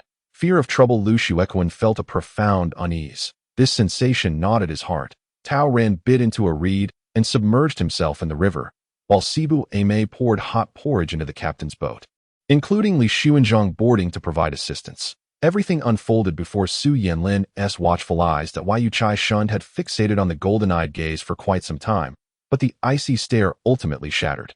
Jiang Minji found his breath nearly depleted, having been brazenly seized by her, forcing him to momentarily forget such intimate entanglements as he paddled vigorously through the water. The adversary might suffer significant losses due to their dense formation, yet they could certainly exhaust a powerful manipulator with the sheer number of these groundhogs. Qingmi, do you wish to use it? I configured it myself, and the results are quite commendable. Hinata Mirai caught a glimpse of Hinata Kiyomi's actions and assumed she too desired to use the eye drops. The divine calamity was already sufficiently chaotic, compounded by the fact that this substance easily attracted the gaze of the malevolent deity, rendering it even more potent and tumultuous. The wolf god tribe remained unfazed. Offerings of cattle and sheep, as well as the service of maidens, were merely customary rites. The supreme divine thunder at her heart had never been employed. It was the life-saving lightning bestowed upon her by her father of the heavenly path. The crimson dragon roared, coiling and twisting, while her remaining arms supported the cauldron, vividly animated as myriad spirits wailed in agony, their tortured souls contorted by the malevolent desires of the Rakshasa. Raygas let out a derisive snort, halting the second wave of attacks from the White Wolf Brigade with a wave of his hand. Just as the serpent vine was about to reach him, the black-clad figure suddenly opened his mouth, unleashing a barrage of wind blades. Leopard Brother swung a punch toward Li Moyang's face, and at the moment the fist was nearly upon him, Li Moyang extended his right leg slightly outward, his upper body swaying gently, allowing Leopard Brother's fist to graze past his nose without making contact. Yufeng nodded, observing that indeed, everyone had come to a halt, and some of the disciples had already begun to pack their belongings, preparing to set up camp. Although this time they were visiting Shaolin, it was unfortunate that the monastery had recently fallen into the hands of some malevolent forces. Tong Ran instinctively tensed, having undergone numerous injections. Yet each time she still felt the sting. During dinner, Fang Yuli merely inquired about Ping and situation at school, not mentioning anything regarding Yen Su and her. Naturally, Ping would not bring it up, continuing to engage in aimless chatter with Hong Yu. Hoping that this was her father's unspoken approval, Dane Yi, accompanied by Mi Tsai, pursued forward, catching up with the previously fleeing supernatural beings after a few moments, and led them in a different direction. No one knew whether the zombies would pursue them. If they continued fleeing along their original path, they would inevitably be caught. To her astonishment, Chun Chun had awakened at some point, simply lying in bed without rising. Yufeng, disregarding the dust on him, hastily took hold of an object, only to discover it was a brick. Haha. If you can't afford it, then don't come to eat. Lu Ming ambled over with hands behind his back, feeling quite pleased at the sight of them eating their fill. Thus, could she pretend before Zhua Anren that she knew nothing and had done nothing?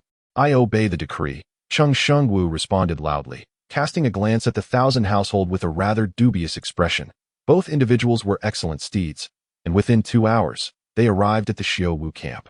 Li Xin, observing the camp that appeared devoid of unrest, couldn't help but exhale a sigh of relief. Chapter 120.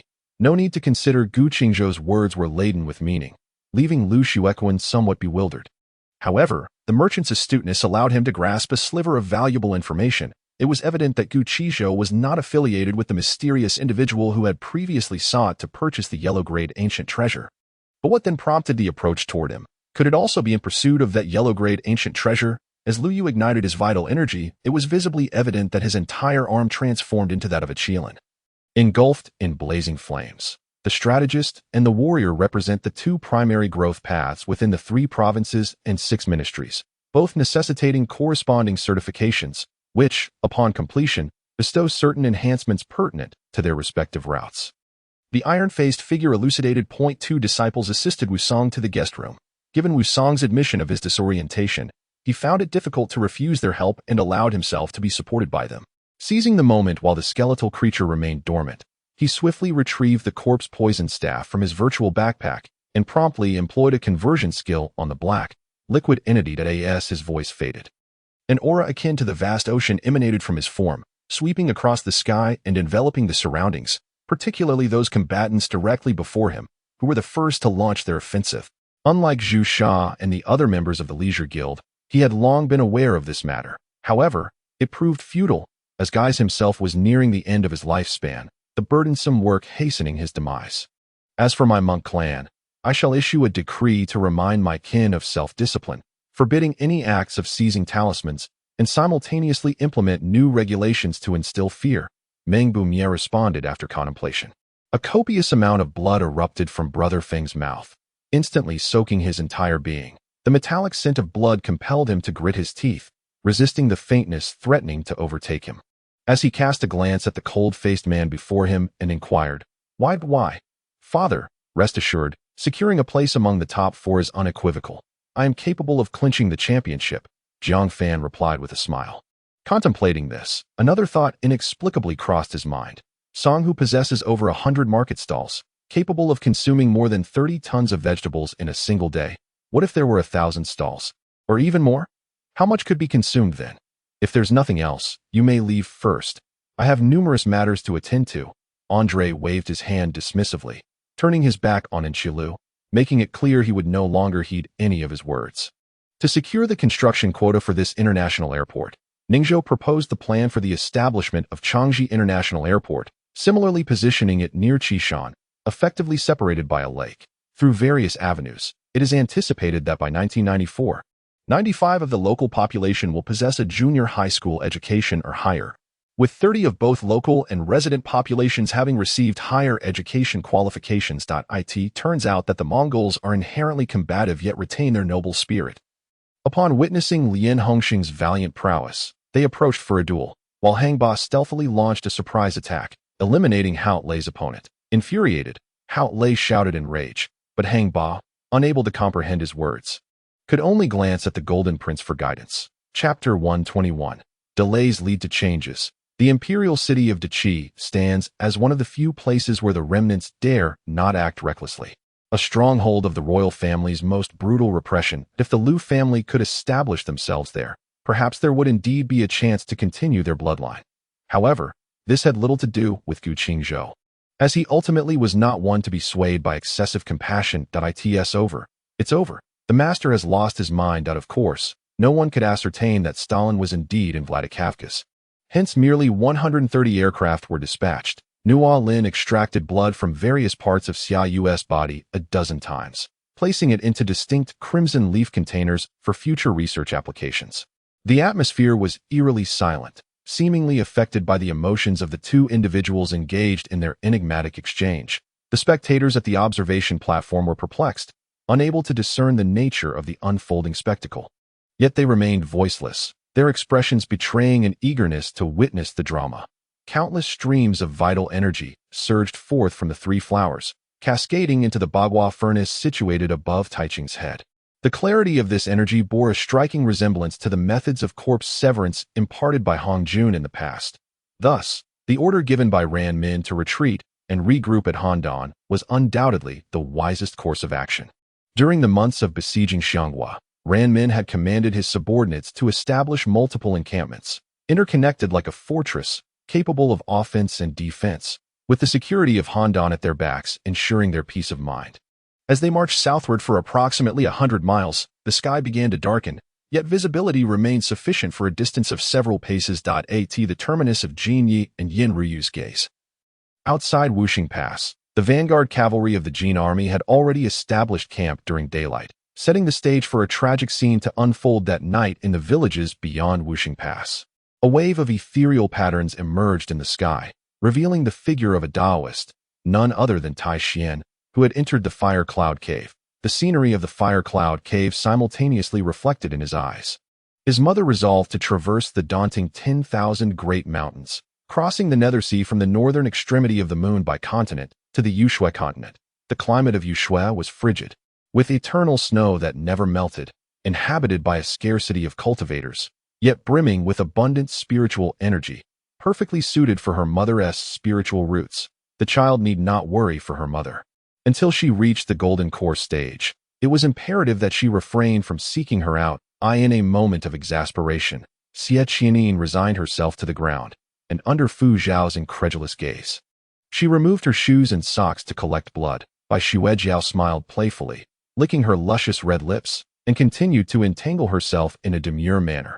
Pei Yuan appeared dazed, her focus diverted by a nearby splintered stick, which, rather than striking her, shattered upon impact with the ground from the force of its descent. In the span of mere breaths, the skies above Luoyun Valley, along with the ground below, had amassed a multitude of disciples, with the least skilled among them at least at the human origin realm, while those at the earth and heaven origin realms were not in short supply. Even several who had attained the heart origin realm were present. As Shang Hichu attempted to assert his presence to Lu Tian, he realized that his messages could not be dispatched. This realization sent a shiver down Li Fan's spine, as he instinctively sensed the potential for dire circumstances. The youth remained silent, producing a cowhide scroll from his bosom and casting it upon the table. Qin Imo casually picked it up, glanced at it, and then tucked it away. She pondered that Lu Jing might be unaware that these seemingly unremarkable emotions were, in fact, invaluable to her. It turned out to be young Master Imo. Qi Qing's gentle voice sent chills down Su Su's spine, compelling her to grip the armrests of her wheelchair tightly. Chapter 122. In case of contingencies, many were in agreement with Huang Xiaofeng's sentiments. Indeed, delay was not an option. Prolonged hesitation could lead to the leakage of information, which would render our forces here uncontrollable. The local leader, a man of considerable sagacity, faced with the opinions of the crowd, helplessly declared, "It is not that I disagree, but I truly do not recommend such haste." Zhang Yunzi smiled faintly, choosing not to comment. These accolades were mere trivialities to him, lacking significance. The situation had devolved into a stalemate, with both he and Huaqin having been preemptively subdued by Yi Gu and Mei Zhaoling, establishing a formidable presence. He understood that the fervent cultivators who had earlier confronted Yi Gu, seeking retribution, had since lost their resolve. No one would come to his aid, compelling him to flee hastily. Zhang Yunzi remained silent, lost in thought, suddenly recalling his promise to Uncle Wang to participate in the national competition. Should he join the national team now, it would almost certainly mean forfeiting the national event, as the training camp would coincide with its schedule. Zhang Yunzi continuously initiated physical contact to counter the dribbler, forcing the opposing guard to utilize his less dominant hand for ball handling. For professional players, achieving ambidexterity is an essential skill. However, a player accustomed to using their right hand would inevitably struggle when compelled to switch to their left. Cheng Yinzhong grasped her implication and reflected on the relentless series of events since discovering that the orphanage director was his aunt. Doubt, complexity, disputes, dismissal, job hunting, none of which had afforded Riao a moment of the affectionate camaraderie they once shared as a couple. Just as Su Mu was taken aback, halting his retreat, a thunderous roar echoed from the mountain spring, accompanied by a more intense tremor emanating from the ground. At a ferocious dragon, measuring 10 lengths and 3 feet in girth, surged forth from the mist of the spring. This spectacle elicited nearly uncontrollable laughter from the empress, nestled in the arms of the heavenly emperor within the Lingxiao palace. Indeed, the proverbial last straw that broke the camel's back existed. When old Master Zhou was emboldened, Ol's timely emergence as a key witness delivered a fatal blow to him, compounded by the testimonies of Fei San and others. Even old Zhou himself recognized that this time there would be no escape. Upon hearing this, the crowd fell silent, their initial trepidation towards Mo Xin morphing into disdain and mockery. At this moment, Lu Jiangnan sat atop a cliff, with 2 hefty bundles of stones bound to his legs, weighing at least 100 pounds collectively, making it impossible for him to walk. Leaving one to ponder his intentions, Liu Ting chuckled and remarked that his second brother had always been inclined to assist others. If it proved useful, he would be more than willing to lend a hand. His support for Zheng Rui was a strategic move to curry favor with the Anhuang residents, but it also inadvertently extended to the Zhengguogong estate. It was only upon hearing this that we began to grasp the underlying connections. The time taken for the first and second transformations had become negligible. My inherent strength had already reached the peak of the third realm. And with the third transformation of the divine and ghostly, I was now perilously close to the threshold of the semi-ghost emperor. The identification code was strikingly familiar. You had seen similar codes on robots before. Meanwhile, she was preoccupied with preparing lunch for Su Liunyan and the others, as she was quite eager to hear the good news that Su Liunyan had mentioned. Song Lomping was engaged in conversation with that girl. Regardless of the topic, as long as Song Lomping could persuade her to agree, there would be hope for them to remain. Chapter 123, An Enemy of One Accord. The following day, I in the largest tavern of Qingzhou City. Within a remarkably elegant private room on the top floor, the local martial arts faction's leader, Qing Guanshi, was charmingly pouring wine for two young men. One of them, a youth clad in a simple robe, displayed a clear disdain for such obsequiousness. He appeared to be no more than 20, evidently yet to grasp the concept of emotional intelligence, as his face openly reflected rejection and aversion amidst an ancient sword sect. An elderly man, in his twilight years, repeatedly murmured that name that Shi Jing shared this concern, and moreover, Huangchang's plan was entirely unbeknownst to Qin Huoming. Observing Xiao Ling, who devoured a large piece of golden yellow egg with the fervor of a starving ghost. Her lips smeared with grease, Wu Xinjin's mother gasped in concern. No1 is inherently inclined to become a criminal. Ultimately, it is all a matter of survival, driven by a twinge of greed within. What are you two whispering about? Why not come in? Who is this newcomer? The unfamiliar girl jested. Gung Haosher and his teammates commenced their pre-game warm-up in their designated half of the court, while simultaneously, the basketball team of Huayu Design Academy engaged in their own warm-up routine. Nevertheless, Li Fei's gaze remained sharp. He sensed that the opposing side's strategy to force him inside was surely laden with ambushes. What has happened? Is our Empire gang in disarray? Yi Shenhue entered the gang's hall, his expression one of confusion. Ultimately, the two stood before the gravestone inscribed with their names, and Zhou'er felt an odd sensation stirring within her. Killing is inherently wrong. Li Yuetong recalled her grandfather still in the military, affirming her stance that he had initially assumed that with Gu Naqi's temperament, she would certainly push that insufferable girl away, yet to his surprise, she not only remained unperturbed but also picked her up, placing her upon her lap. Oh, why? Am I truly useless? The man's anxious voice startled Gu Huajin. He had never posed such a foolish question. Gu Huajin opened her eyes, feeling a foggy lethargy enveloping her, lying on the bed, completely devoid of strength, with aches in her waist and posterior. Beneath her pillow, something buzzed incessantly, reminiscent of a vibrating phone. I thought something had happened to you since I hadn't heard the sound of water after such a long time. So I came in, Su Chen remarked with an air of indifference. At that moment, Su Su finally slowed down. While Feng Daji had long since lost focus, his eyes glazed over, fixated only on Su Su. In the preceding 2 years, he had once been involved in a brawl within an online game, injuring another's consciousness and receiving a severe warning from Star Network.as for whether he would heed her words. Tanguo felt uncertain. However, if he chose to disregard her, she would simply consider her words as mere folly. Jun Yin's radiant visage was instantly enveloped in a luminous aura, shining brilliantly amidst the golden glimmers, strikingly handsome and unparalleled in elegance. In the darkness, the path ahead remained unseen, yet for the first time, Tanguo did not feel lost or anxious. Her heart was at peace in that moment. People, we might still count as such, but you certainly do not. On what grounds do you consider yourselves superior to us? You are permitted to recover endlessly, while we, once disabled, remain so, unless wealth allows us to seek treatment. Otherwise, our lives are irrevocably altered. Firstly, I am no longer the head of the Magic Academy. Whatever I choose to do today or in the future bears no relation to the institution. You need not associate my actions with the Magic Academy, Carmen said softly. The surge of demonic energy swirled in the air, suddenly plunging downwards, intensifying several-fold, elongating into a dense miasma reminiscent of a frenzied beast that had broken free from its bonds. With only its head visible, glaring with a pair of crimson eyes, charging towards the divine battalion. Chapter 124. Mentor.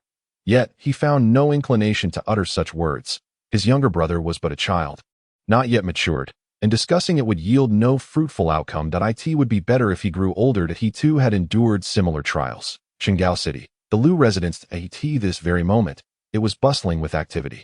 Numerous figures from the martial world had gathered in assembly. These two sisters, though still young, bore thick calluses on their hands, indicative of a life accustomed to hardship. The pouch had originally been intended for his younger brother, Liangsheng, but considering he was a student from a humble background, it felt inappropriate to present such a delicate item. Hence it remained in the basket, untouched. How could it have suddenly vanished? The commander of the First Fleet dispatched 4 of his double-row battleships to encircle from both flanks, concerned that this relatively weak pirate fleet might flee at the first sign of danger. Yet, the pirate fleet, undaunted, showed no inclination to retreat. Chongqing stood frozen, clearly embarrassed by the situation. Wealthy families are notoriously selective when choosing tutors. As the matriarch, how could the old lady allow someone she had never met to enter her residence without due consideration? And she had never encountered this matriarch. Thus, there was no ground for offense. Yu Minglang finally shifted his scope away from Zhou Jiruo and conducted a thorough inspection, decisively issuing commands. Once, he had cradled his own lifeless body, engulfed in anguish, his tears falling upon her. I have come to understand the meaning of the phrase. When God opens a door, he must also close many windows, Yu Minglang remarked with a sigh. Professor, you refer to me as second brother. What? Did I just overhear something remarkable? More importantly, this event is set to last for 3 days. Those residents wishing to receive red envelopes will need to stay in Rome for at least 2 nights, thereby significantly stimulating the economic growth of the city during their 3-day, 2-night visit. It is now early June, and given that this year's black tide has already erupted, theoretically, no new black tide should occur. Long Xiaoyan managed a wry smile. He had clearly intended for Helan Yao to sit beside him, yet she had chosen to sit directly opposite him instead. Although he now led an ordinary life alongside a Bai, with no one noticing his differences, Lin Hua's heart remained in a state of unease. There is no time like the present. Let us go now, as that is the Qian family's estate, and today is perfect for a bit of revelry. The golden donkey was excited, spitting out flecks of saliva. Indeed, Helan Yao noticed the white tiger was poised and ready, slightly narrowing her eyes. Helan Yao slightly tilted her body, allowing the sword to pierce through her left chest, while her other hand resolutely pressed down towards Ning Rushi's head.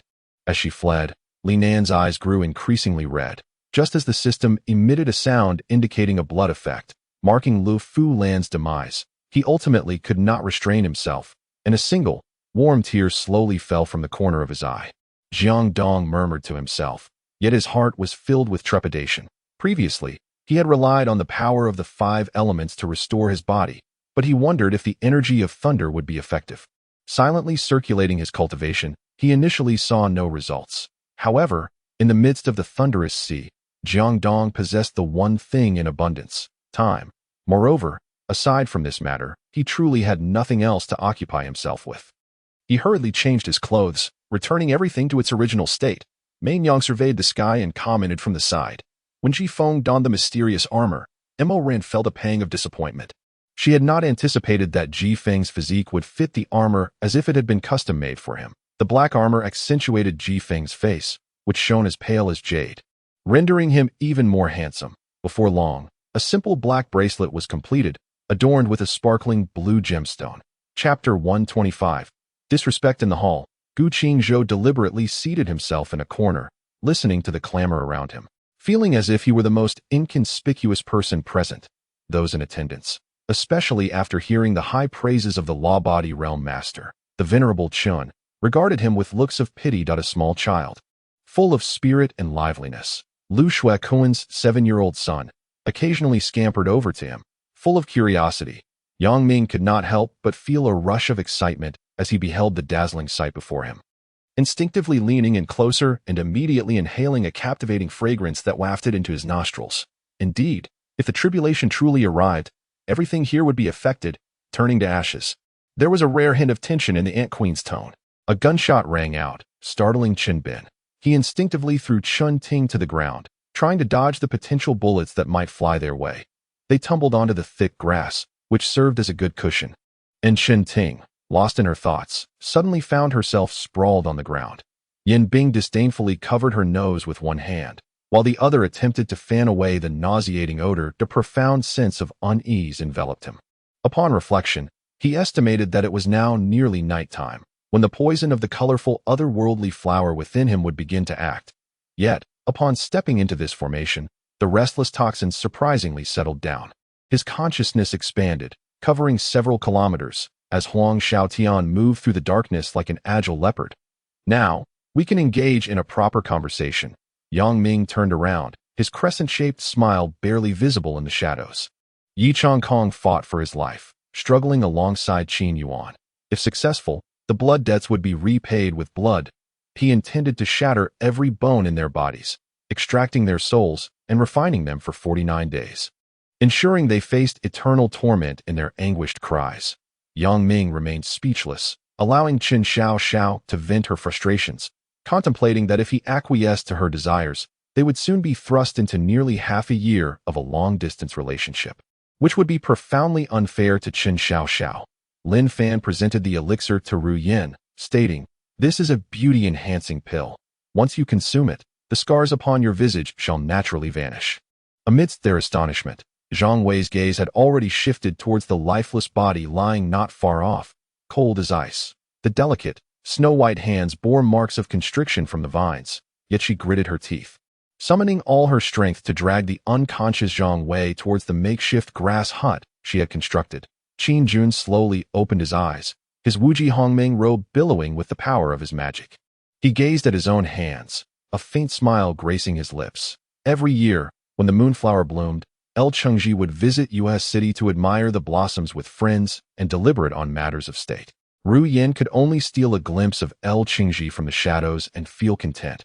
Regrettably, his movements were delayed. Despite the Jin family's youth exerting all his might, he could not withstand Zhang Wei's effortless strike. Under the radiance of the light, the aura of the Eastern Emperor grew increasingly potent, stirring the primordial sea of clouds into a tumultuous frenzy. They seemed to foresee the fate awaiting Zhou Yushan. Their hearts heavy with unease, yet relieved that they had not acted impulsively. Fortunately, thus far, no one dared to take advantage of the chaos, for being discovered would be a grave offense. After speaking, Hua Tianxiong felt a flush of heat on his face. Given his status, showing weakness to a phantom was utterly humiliating. Meng Zhu nodded, not skilled in deception, her face reddening instantly. Upon seeing this, Lin had already guessed half of the truth. 10 directions of absolute kill. He roared hoarsely, as the serrated blade cleaved forward with great force. As his words left his lips, the blade emitted a resonant hum, its cross-shaped brilliance seemingly enveloped in mist, howling forth with ferocity. Chapter 126. The master. The demeanor of the crowd appeared humbly submissive. The novelty was at its peak. In this era, prestige was synonymous with power. Every individual embarking on the path of cultivation, regardless of their temperament, was fundamentally drawn to strength. This admiration for power was not necessarily pejorative. It could also represent a pursuit of formidable might. For their president, it was said that he was the creator of the great gun god system, a being deserving of the title divine. However, the specifics remained a mystery, even to the members of the association, as the president's existence was shrouded in secrecy, with the highest echelon they could access being 3 elders. Yet, before Chen Hao could touch the screen, a flurry of notification sounds erupted. Text messages, WeChat alerts, and missed call reminders rang out incessantly. He was taken aback to see the green thorns suddenly tremble, wilting in unison, rapidly merging into a patch, and before Chen Hao could fully grasp the situation, the thorns had already withered by 30%. Undoubtedly, she was a figure of celestial status. This wedding would undoubtedly create a sensation within the industry. Beneath this eerie tranquility, the name Xiaoyan swiftly swept through the extreme southern lands with the speed of lightning. Lin Fei had already learned from Bao Qing about Situ Dongmei and Huang Xiaoya's visit to the clinic. While he had anticipated Situ Dongmei's arrival, having sent Bao Qing to fetch her, Huang Xiaoya's presence was unexpected. After attending to matters at the Spring City People's Hospital, he hurried over without delay. However, the first position on the left is intentionally left vacant, undoubtedly reserved for Lu Piaoxiu, which clearly illustrates her elevated status, almost rivaling that of the head of the Bai family, subtly indicating her potential ascendancy as the foremost figure of the Lu family. After murmuring to herself, she picked up a piece of bread from her plate, rolled it, and fed it into her mouth. When she dined, she primarily relied on her 2 pairs of prominent front teeth rather than grinding with molars. Meanwhile, the impeccably dressed butler stood nearby, observing with utmost respect, perhaps due to the dampness. The winter in the forest seemed to be even chillier than that of the wasteland. Sunlight filtered through the gaps in the treetops, scarcely bringing a hint of warmth. The air was laced with a faint aroma of charred remnants and blood, as if they had permeated the very earth, lingering even days after the battle had ended. Each time Uncle Duanmu Xian visited Li Hui, he found himself remarkably at ease, resulting in a deeper slumber than usual, only awakening after being called by Li Hui several times. Suddenly, countless black arrows appeared upon the massive body of the giant rat, perforating it with numerous gaping wounds, as streams of blood erupted like a fountain into the AT this moment. Tian Sheng, both in terms of mental state and strength, was at his zenith, allowing him to detect the presence of the demon tribe as they emerged, maintaining an outward composure while discreetly channeling celestial yuan power throughout his body, permitting the Qingtian realm to absorb energy autonomously. I am already quite contented that you have come to see me. Nie Peixiao lay motionless like a corpse, devoid of vitality, yet still capable of speech. In the telegram to Chongqing, Zhu Miyun could not possibly elaborate on the circumstances in great detail. However, in the presence of Deng Xiangtao, he could elucidate the entirety of the matter, including its origins and developments. Alphonse parked the carriage, unfastened the yoke from the horses, and handed it over to the stable boy. Lastly, Yu Fei disembarked, and upon entering the tavern, she found Bell tilting his head back, vigorously pouring a large mug of ale down his throat, with the spilled liquid cascading down his neck. Chapter 127. The Summoning Symbol. How should I address you?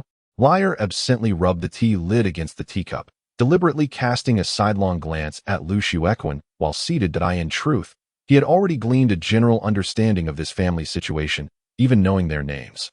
Through his concubine, his level of prowess, merely mentioning an incident was akin to inscribing it in his mind. Nearly impossible to forget this moment. His behavior was simply an attempt to feign superiority. As soon as this statement was uttered, both individuals sensed an immediate shift in the atmosphere, which became palpably tense, a silence so profound it was almost terrifying. Collins was evidently spiraling into madness.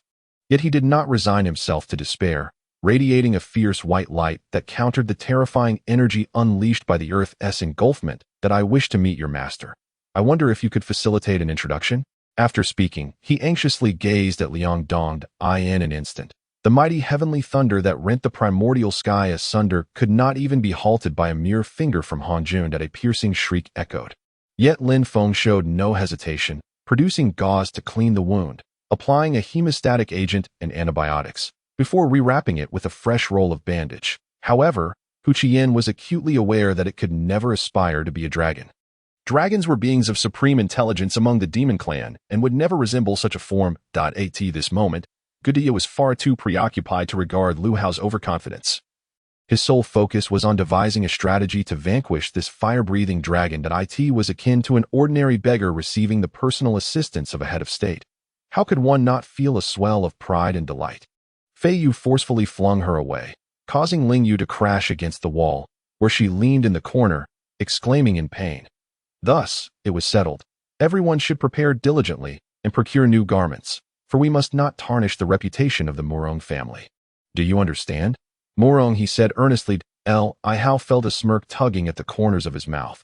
It was remarkable that such a rationale could be conceived. Yet, at that moment, he found himself unable to extricate from any reasoning. As Xie Zhen was truly a bane to men, possessing an undeniable charm.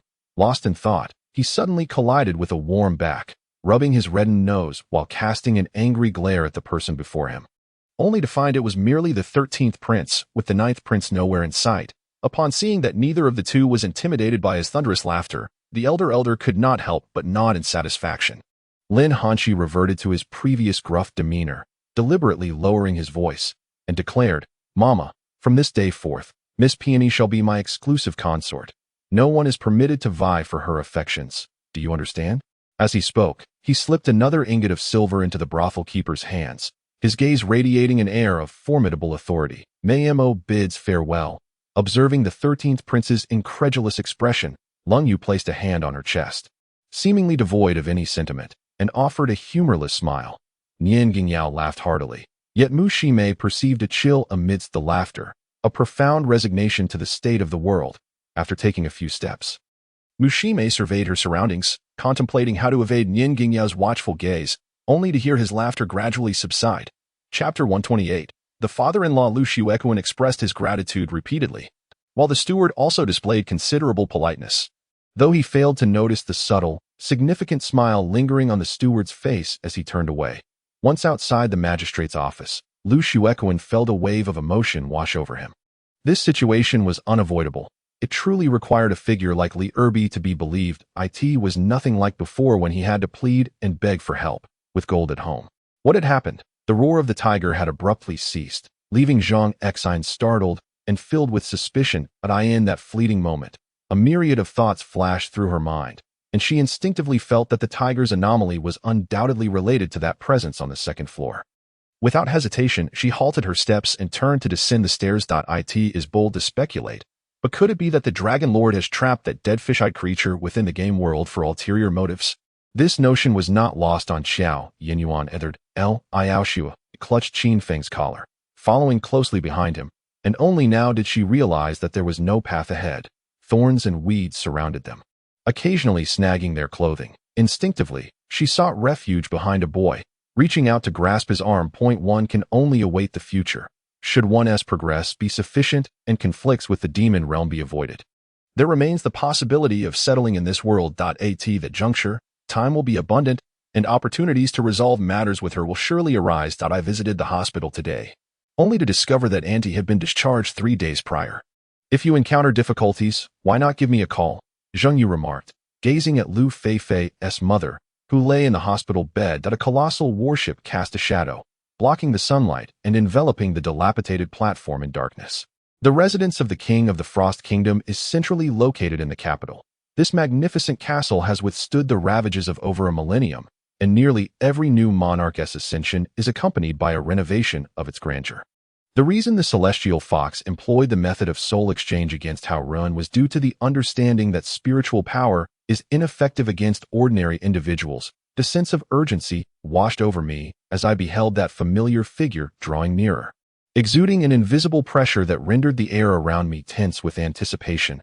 The roar and discomfort in my ears finally subsided, and only then did I dare to open my eyes. The unfamiliar scene unfolded before me, and as I curiously surveyed my surroundings, an overwhelming sense of joy and excitement coalesced into a single exclamation. The hunter's cry resonated as it executed a swift turn, its sword following suit, piercing the void with a flash of golden light. There was no choice but to work through the night, and at the break of dawn the following day, I laid down the final sheet of paper. The figure of the Dark King, poised to continue bowing, suddenly paused, a hint of joy flickering at the corners of his mouth. Very well, since he has developed a bond of profound affection with Helisen that transcends the typical master-servant relationship, it is only natural to extend that fondness to all associated with him. Coincidentally, just as they were opening their hearts to one another, Helisen departed from this world forever. The Holy See, established for centuries, has faced failures in its battles against demons and other malevolent entities, yet has never been shaken from its position, let alone eradicated, should one possess the strength and opportunity to eliminate an adversary. Chun Fei would undoubtedly act without hesitation. Amici, he remarked, this is not even the most formidable aspect. The true power lies in elevating those with strength, albeit with the condition that it only affects those below the rank of Battle Emperor and Archmage. As for swordsmen, it remains uncertain, considering we have not possessed these few pills for long. Observing the tear stains on her cheeks, an inexplicable sense of unease surged within me, akin to receiving a harsh kick. Chapter 129. The top 10. Chen Runan was taken aback, exclaiming, "What are you doing? Why strike my father? Have you lost your mind?" Smack. Li Er retaliated by delivering a slap to his beloved concubine, causing Chun Runan's face to contort with shock. When Zheng Lingyun and Zheng Jingwu arrived at the Lord's mansion, they gazed about, as if discovering a new world. All right. I never intended to bring you along. It would be better for you to remain less acquainted with these dark matters, Chongqing said. Shaolin executed the sky-piercing finger, distorting the vast space before him into a visible conical vortex as he struck with his finger. A place like this would indeed be splendid. It is akin to a paradise beyond the mundane world, Chang Xing remarked, collapsed on the ground. Emma Lisa gazed at Qin Yang's figure, her eyes revealing an expression of incredulity. A peculiar sensation arose within her. They felt a sense of loss because Chunyang had effortlessly vanquished two formidable spirits, as if he had exerted no effort at all. Lin Mo had lingered in this place for several days. Yet she had mostly encountered impoverished individuals. She had not anticipated that this locale could also harbor individuals as affluent as those back home, that a glimmer of disappointment flickered in her eyes as she regarded Han Longyi. Contemplating the pitiable man who harbored deep affection for his sister, silently awaiting her acknowledgement. Such a devoted man could rival her own husband, and the thought stirred her heart with compassion, accompanied by a resounding crash. The assaults from the eldest and second eldest of the Long family struck with unparalleled ferocity at the location of Zhou Yuan, swiftly unleashing a force akin to a violent tornado. You are the one feeling guilty, as the truth is already evident. I have witnessed it with my own eyes, yet you still dare to utter such nonsensical claims. A hapless man gazed intently at Yuan Hua, fervently displaying his loyalty. Aspiring to become a powerful warrior is exceedingly challenging, but the pursuit of becoming a formidable alchemist is even more arduous. Lin Miaoshi understood the implication behind Mr. Wei's hand extended before her, and she nibbled on his index finger. Observing this, Lin Miaoka placed her own index finger in her mouth to experience the sensation, delving another 500 miles into the depths of towering trees. A piercing bird call resonated, reminiscent of a sound of gold and stone penetrating the sky, causing one's eardrums to ache and buzz at 8 o'clock in the evening. Yi Qian received a message from Liang Yi. After glancing online, she recalled that a trending artist embroiled in scandalous allegations of infidelity and domestic violence was indeed an artist under the auspices of the Hua family's company. Since the transfer of 50 billion in colossal funds to the Chonghui Group a week ago, the stock prices of the Chu Group and YZ Group had risen by an average of 6 yuan, with an ongoing upward momentum. Meanwhile, Zhou Yuan, although he clearly heard all the discussions around him, exhibited no response whatsoever. Thank you. There is no need for you to worry about me. I will take good care of myself. And today's events shall not repeat themselves. Jinshi felt a stirring within her. Should Xiaomi provoke her again, she would ensure a fitting retribution. Look, Su Dong, the top of the Tianyuan list. Ranks only over 100 on the talent list. Many were astonished by this revelation. The Bloodwing Alliance, comprising 7 deities who had reached the pinnacle of the mortal realm, had effortlessly brought about the swift demise of the Talon royal family. Chapter 130. Taking action. To be frank, Chen Renan's perspective was rather limited. He was not entirely clear on what the name Gu Qingzhou truly signified. Yet, he was aware of the existence of the Great Demon Sect and the Joyful Zen Temple, both of which were superpowers that instilled trepidation even in the heart of her husband. She was also cognizant of the value associated with the top 10 of the Qingyan list. Still drawing comparisons to her husband, in this manner, it was akin to a battle against bandits. The outcome of victory was undeniable, with both good and bad elements intertwined. The positive aspect was the elimination of the bandit leader, Jiang Batian, leaving the world devoid of his presence, while Lu Binglai could also obtain a treasure map. Huang Shang'an gently swung his sword towards a chunk of dark iron as large as a grinding wheel. And with a resounding crack, the iron split cleanly in two, the cut smooth and polished like a mirror. Without further explanation, Ding Jingxi remarked, "Does Ao Xingqiu truly not wish to clarify all of this with them in the end?" Matters such as business closures did not trouble Qin Juanxi. As long as he could acquire the production line for the vehicle, he would be content. However, Qiu Chuji had advised him to wait, leaving him with no alternative. If he were to provoke these two formidable figures from Jiangcheng, Tang Qilong would find himself in a perilous predicament. This time, Yun Xiao entered in the guise of Xiao Yun, casting a glance at the wanted poster still affixed to the city gate. Recalling his previous encounter with Long Yichen and Long Qianxiong at this very spot, he offered a faint smile and stepped through the city gates. The residents here were few, yet they managed to sustain themselves, living off the bounties of Luna River, which nourished the entire village, allowing them to lead lives of happiness and tranquility. The sudden proclamation shattered the calm, and immediately, dozens of vehicles surged from the Special Operations Group building, their destination aimed at the strongholds of the powerful. Wei Xian had also discerned a method to project the scenes of the extraterrestrial realms beyond the Great Wall, facilitating his observation of the movements of the 3 emperors. On the 3rd day of farming, Wei Xian witnessed thousands of figures erupting from the divine Emperor Yuqing's victory scepter's core, some riding on the scepter's core, others on various vessels. Meanwhile, in Europe, Liu Bei, a lower deity, commanded 3 individuals from the sacred domain and an army of 500,000, With a population of 5 million that you weave lies, expecting my gratitude?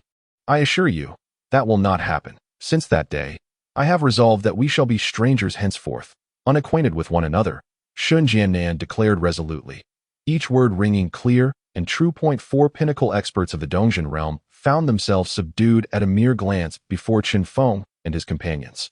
How can we sever the power supply to the technology building? Along posed the question, feigning guidance for Yang Jian, though only he understood his ulterior motive. Recognizing Mu Fei's intentions, Yizhua could only shake his head in silence. However, the secret of the Jujube seed treasure could not be disclosed to anyone, especially after the recent discovery of the Lingyu particles, which only strengthened Yizhua's resolve. He silently wished Mu Fei good fortune, hoping he would strike precisely where needed with his pickaxe. Clearly, he intended to convey that, in comparison to this eldest disciple, he remained the one who truly held his master in mind. The stone halted its progress in the 5th layer of illusion, its once ebony surface gradually dimming, becoming stuck within. Yet, Tang Xian expressed his unwillingness with an unexpectedly firm stance, astonishing those around him. Nevertheless, this time, the funds gathered by Ran Fei excluded the expenses of the sword-casting hall and were still quite abundant. If they were not utilized, they would merely accumulate within the estate, which Ran Fei found somewhat regrettable. Thus, he hastily summoned his aides to discuss the matter. In Chapter 131, You do not deserve. The cries of anguish from outside echoed relentlessly, startling some women and children within the inner hall. Liu Shuiken, while reassuring his family, was visibly pale, his face a portrait of fear. Listening to the anguished cries of many old friends outside, he felt an immense unease within. Meanwhile, some of the hired help began to hurl invectives at Lu Shuiken. Lu Shuiken, I cursed your grandfather to death. One Nile crocodile, however, gaped wide, allowing the charming tickbird to frolic freely within its jaws. Lu Ruffling had always disapproved of the extravagant conduct of demonic cultivators, with He Zhang being a prime example. Had it not been for necessity, Lu Ruffling would have preferred to avoid any association with such individuals. I am conducting an experiment in the arts, and I apologize for disturbing you all. The 3rd divine transmission was sent to the esteemed deities. Moreover, he hoped that, should Nanxing ever be in a good mood, she might offer guidance to the 2 siblings, which would be a tremendous honor. Sister-in-law, why can't I come? Today I bring monumental news, though I cannot discern whether it is good or bad for you. Yang Sui smirked, a clear hint of mockery evident. I hadn't slept all night, and by 5 o'clock, I could no longer resist the urge to doze off. Yet, scarcely had I closed my eyes when the police cars rolled into the school. If I am not mistaken, something must have transpired. He suddenly exerted force with both hands to prop up his body, then stepped onto the precipice, subsequently managing to pull himself up entirely. There, now, you've jumped aboard the pirate ship. Haven to you. Not only that, but he hadn't even been afforded the chance to jump ship. Brother Qi, allow me to introduce him. This is Comrade Jin Xiaojun, my savior. Yao Jing found herself at a loss for how to introduce him. My willingness to meet with you is solely based on Mr. Jin's reputation, and you must understand this, Yunrong stated to Jin Xinxin. The creature surprisingly complied, loosening its grip and unceremoniously tossing Nuya onto an open patch of ground. Leaving her dazed and confused, Mo Shijuan had completely entered a state of exuberance, whirling about with a wine glass as if a wild bee, even dragging Jinjin into a dance, entirely disregarding the disparity in their dancing abilities. Tang Luotong wiped the sweat from her brow. Though she was equally fatigued, she understood that Yi Chun needed her now more than ever. Do. Are you really that impressive? Wang William glanced at the adorably wide-eyed Ing Chao standing beside him. Nangong Zichen silently resolved that he could no longer be of no assistance to her as he had been in the past, nor could he continue to treat her with indifference. Though he bitterly smiled to himself, he realized he had also lost the right to treat her with indifference. Their surroundings were engulfed in radiant golden divine light. All that the myriad gods and demons could perceive was a singular fist, as if capable of shattering everything. Qin Hao and the others changed countenance. They had already struggled mightily to fight, and should their opponent's strength ascend further, they might not stand a chance against him. Well then, it's getting late. Wang William glanced at the wall clock in the dining hall, smiling as he nodded to Francesco before lifting a cup of tea. In my view, we are not in a hierarchical relationship of employer and employee. Xia Qingyu's expression shifted instantly, her face reflecting utmost sincerity. Kane found himself in a quandary. He carefully placed Lin Xiong's body onto the bed, while he took a seat at the computer desk. The most pressing matter now was to find a way to establish contact with Lin Qiong within the game. Lin Ruoshui's words were defiant, yet she could not help but scream incessantly. Glancing at Su Xiaoyu, who remained composed, even exuding an air of nonchalance, they intersect in a crisscross pattern, with each fissure extending over 100 meters, resembling the terrifying gaping maw of the earth. Tang Xiujuan's complexion was ashen, her lips devoid of color, as she held Su Sanyu in her arms, whose expression was equally grim. Chapter 132. Relying on Li Er's impending defeat came swiftly in the briefest of moments. Perhaps just a fleeting glance, he was vanquished. Remarkably, he was not even the first to strike. While Chun Runan failed to react in time, Li Erbi had already tumbled to the ground. The youth with the ink jade teapot scoffed, his foot forcefully pressing down upon Li Erbi's head. Meanwhile, Tanya had once again taken leave, fixating her gaze on the large clock in the bedroom, fervently wishing for the night to arrive swiftly. The remaining individuals, nearly cornered with no avenue for retreat, noticed the dense radiance emanating from the two barbarians, along with an unfamiliar aura, which elicited expressions of shock among the professionals huddled in the corner. This supreme assembly was not confined solely to the human alliance. Leaders from the vibrant unicorns and other elven factions were also in attendance. The host, brimming with enthusiasm, stirred the crowd in anticipation of the two's entrance. The spectators below responded to the call, vociferously chanting the names of the two figures. Just as the toxic smoke billowed beside them, the slender man suddenly clapped his palm, yet his target was not Nangong Jun, but rather the burly man. Fortune and misfortune are intertwined. Tai Jinren could not discern whether this was beneficial or detrimental for Neza, but it was the best approach he could muster, despite now essentially being a hands-off manager. It was still necessary for him, as the proprietor, to make occasional appearances to prevent any unwise notions from arising among the subordinates. Elsewhere, sensing the aura of Phytona, Jitark swooped down from the heights, his eyes reflecting the charred landscape below, where the dense black smoke revealed glimpses of monstrous remnants. Ling Zhodian, a former recluse, possessed considerable experience with food, but was far less particular about his appearance. It was already commendable that he allowed himself a comb. Behind him lay 5 screens. Even if they all passed through, they would not arrive here directly, as there were further forks and mechanisms along the way. The pressing question was, could any of it truly obstruct him? After exhausting various methods, they had lost their confidence. Upon confrontation, what could they use to defend themselves? Very well, Mr. Ng, let us depart, Ali Baba declared, and with that, the two exited the room. After acquiring some invigorating traditional medicine downstairs, Ingjun bid Ali Baba farewell. Meanwhile, on the other side, Luo Kong, who had initially regretted not performing well, felt a sense of relief upon witnessing Xia Tian's plight. Thankful that he had arrived one step too late. Otherwise, it might have been him facing embarrassment. Under the scrutiny of a high-magnification surveillance system, an old warship emerged on the screen. Indeed, it was the antique Tiger Tooth battleship previously observed. Mo Langyue was uneasy about leaving her alone, but with time pressing, he reassured himself that a benevolent individual must be nearby.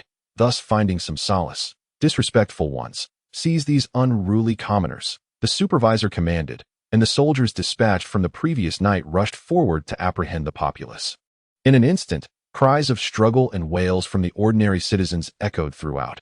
Ingjun, you truly are dull, sitting here accompanying the gorilla while it eats bananas. Ha! Song Nyocha emerged from the cabin, gazing at the handsome figure and the large black star. Laughing heartily as he spoke, the sheer strength of Z was evident, as one could see blood trickling from the corner of his mouth, a sight that was truly heart-stopping. Indeed, with the advancement of communication and the convenience of transportation, it was astonishing that Su Ziyuan dared to brazenly acquire such a quantity of contraband that could lead to his demise countless times over. Bingning was momentarily taken aback. This was undeniably true. Yuan Feng had mentioned it as well, but she had not anticipated that Xiaoya Wolf would come to this realization on his OWN.Ye Daoyu. Thank you. Dong Xinyue and her two companions expressed their gratitude to Yi Qinxiu before proceeding towards the open gate ahead. Chapter 133. Convergence. You have your approach, I have mine. A cycle repeated. Then, the leaders of both factions simultaneously unveiled their final trump cards in a clash. The ultimate outcome favored the local strongman. Duiwen. However, Shang Xuanyao's side did not suffer a complete defeat. They merely incurred a minor setback. It seemed. Her son Ulung was increasingly becoming a disappointment, perpetually forgetful and absent-minded, requiring persistent reminders just to deliver goods. Today, the girl Iran had assisted in fetching his partner, yet he had comfortably chosen to remain at home. Luo Qinxing, aware that Xuaning's identity was markedly different from others, worried about attracting unnecessary trouble and thus altered his words on the spot. Perhaps uncle and aunt may find it difficult to accept at first. This decision was made after careful consideration by Miao Miao and myself. The young man smiled radiantly, making it hard for anyone not to feel fondness towards him. Su Qingyin's words resonated with authority, her clear and gentle voice laced with a hint of icy indignation, silencing the reporters below, not to mention the National Academy. Even in other places, if someone were to incite chaos on their own turf, there would surely be someone to intervene. Yet, at this moment, not a single person in charge had appeared. The village children followed behind the bridal sedan, cheering with joy, while the procession intermittently saw the matchmakers scattering a plethora of candies, prompting a delightful scramble among the children. Good. Mo Qinyin's gaze softened as she met her smile, both of them sharing a tacit understanding. Shui Iran was seething with rage, her finger trembling as she pointed at Daniel. Yet to her surprise, the man opposite began to chuckle. Ing Fusua halted his smile upon hearing Su Hao's words. To be honest, he was uncertain whether he could sever the enchanted iron long sword. For if he failed and the Tang saber became chipped, it would be far from beautiful. Outside Ing Fusua's tent, a soldier from the Imperial Guard softly called out, "Reporting to your majesty, the governor of Three Rivers, Li Yu, has come to pay his respects along with his family." Meanwhile, the Grand Elder demonstrated his trustworthiness through a series of astonishing victories. He had never disappointed. Cheng Xiao smiled enigmatically. "This military officer. Didn't your superior inform you? Let us pass." However, the current situation did not allow Tang Feng the luxury of contemplation. Gritting his teeth, he led the skeletal army behind him towards the Bone General. Upon reaching the skies above Ming Lake, he beheld a world clad in silver, stretching endlessly before him.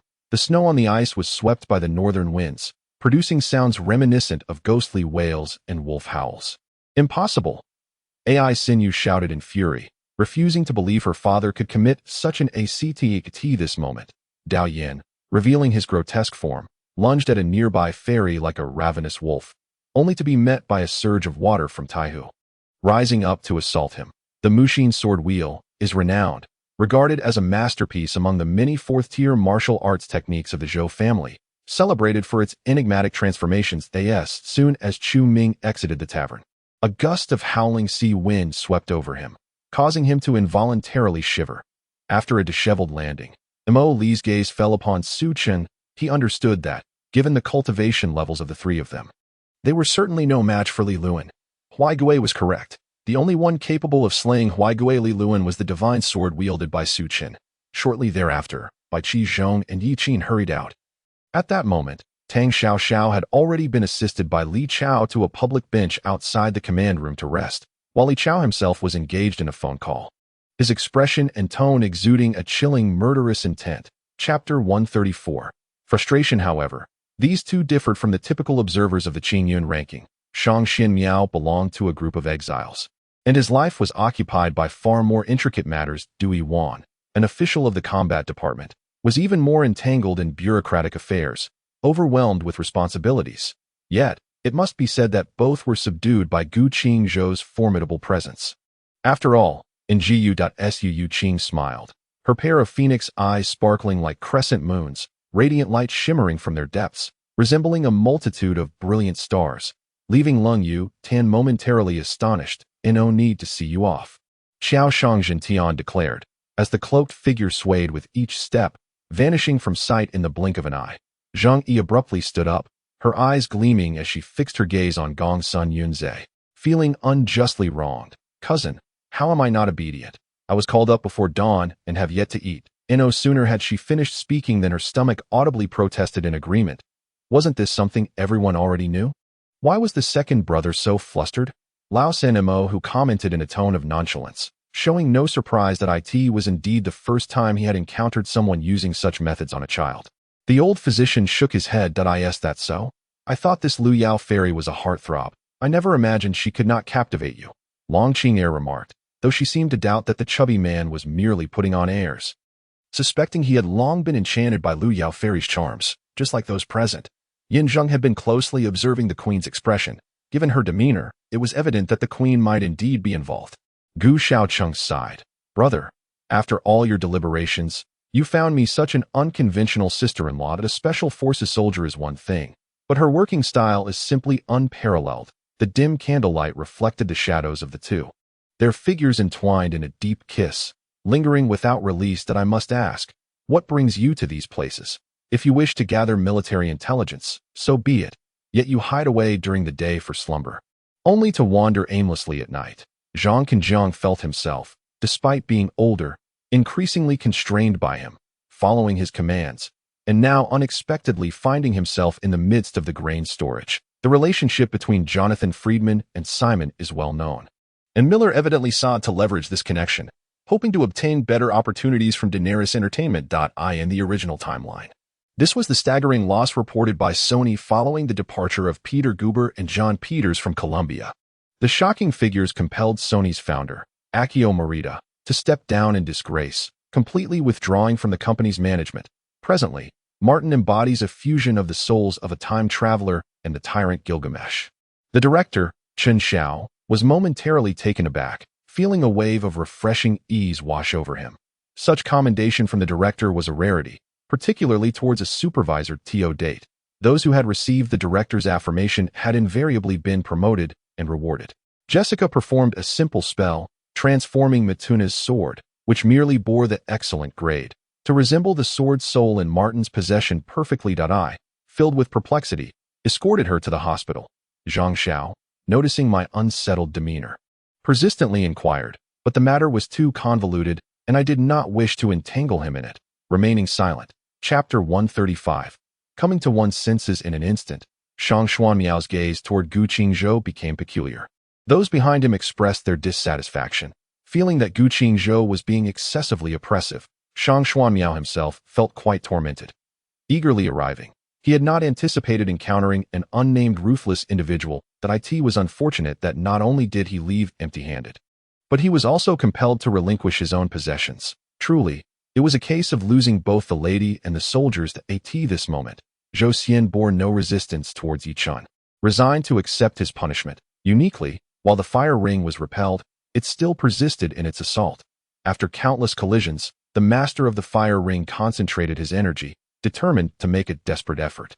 Once this substance made contact with a person, it would gradually permeate. A mere 2 or 3 drops could obliterate evidence, and although one could resist using elemental powers from within, the current team had already expended over half of their elemental energy, rendering complete resistance impossible. Su Huanyin glanced at her dress, finding it quite beautiful, and was about to compliment Yusi on her excellent taste. These items were rather ordinary, devoid of any peculiarities.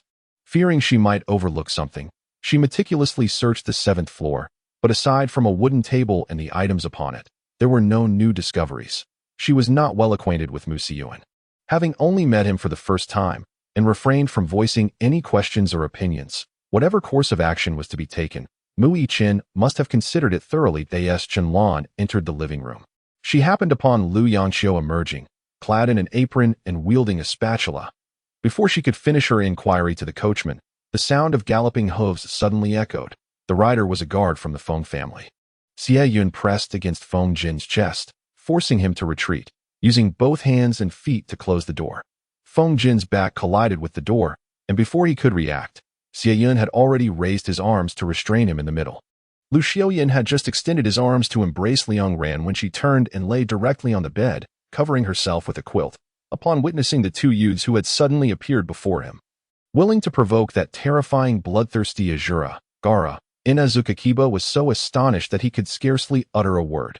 Lin Yu shook his head, disregarding her, devouring the steak on his plate in one bite, taking a sip of coffee, and letting out a satisfied burp before finally pausing, while Ran Ling'er also took Qin Mingyin's hand and entered. Wang Bo spoke as he opened the door, inviting Lu Wan to enter for a conversation.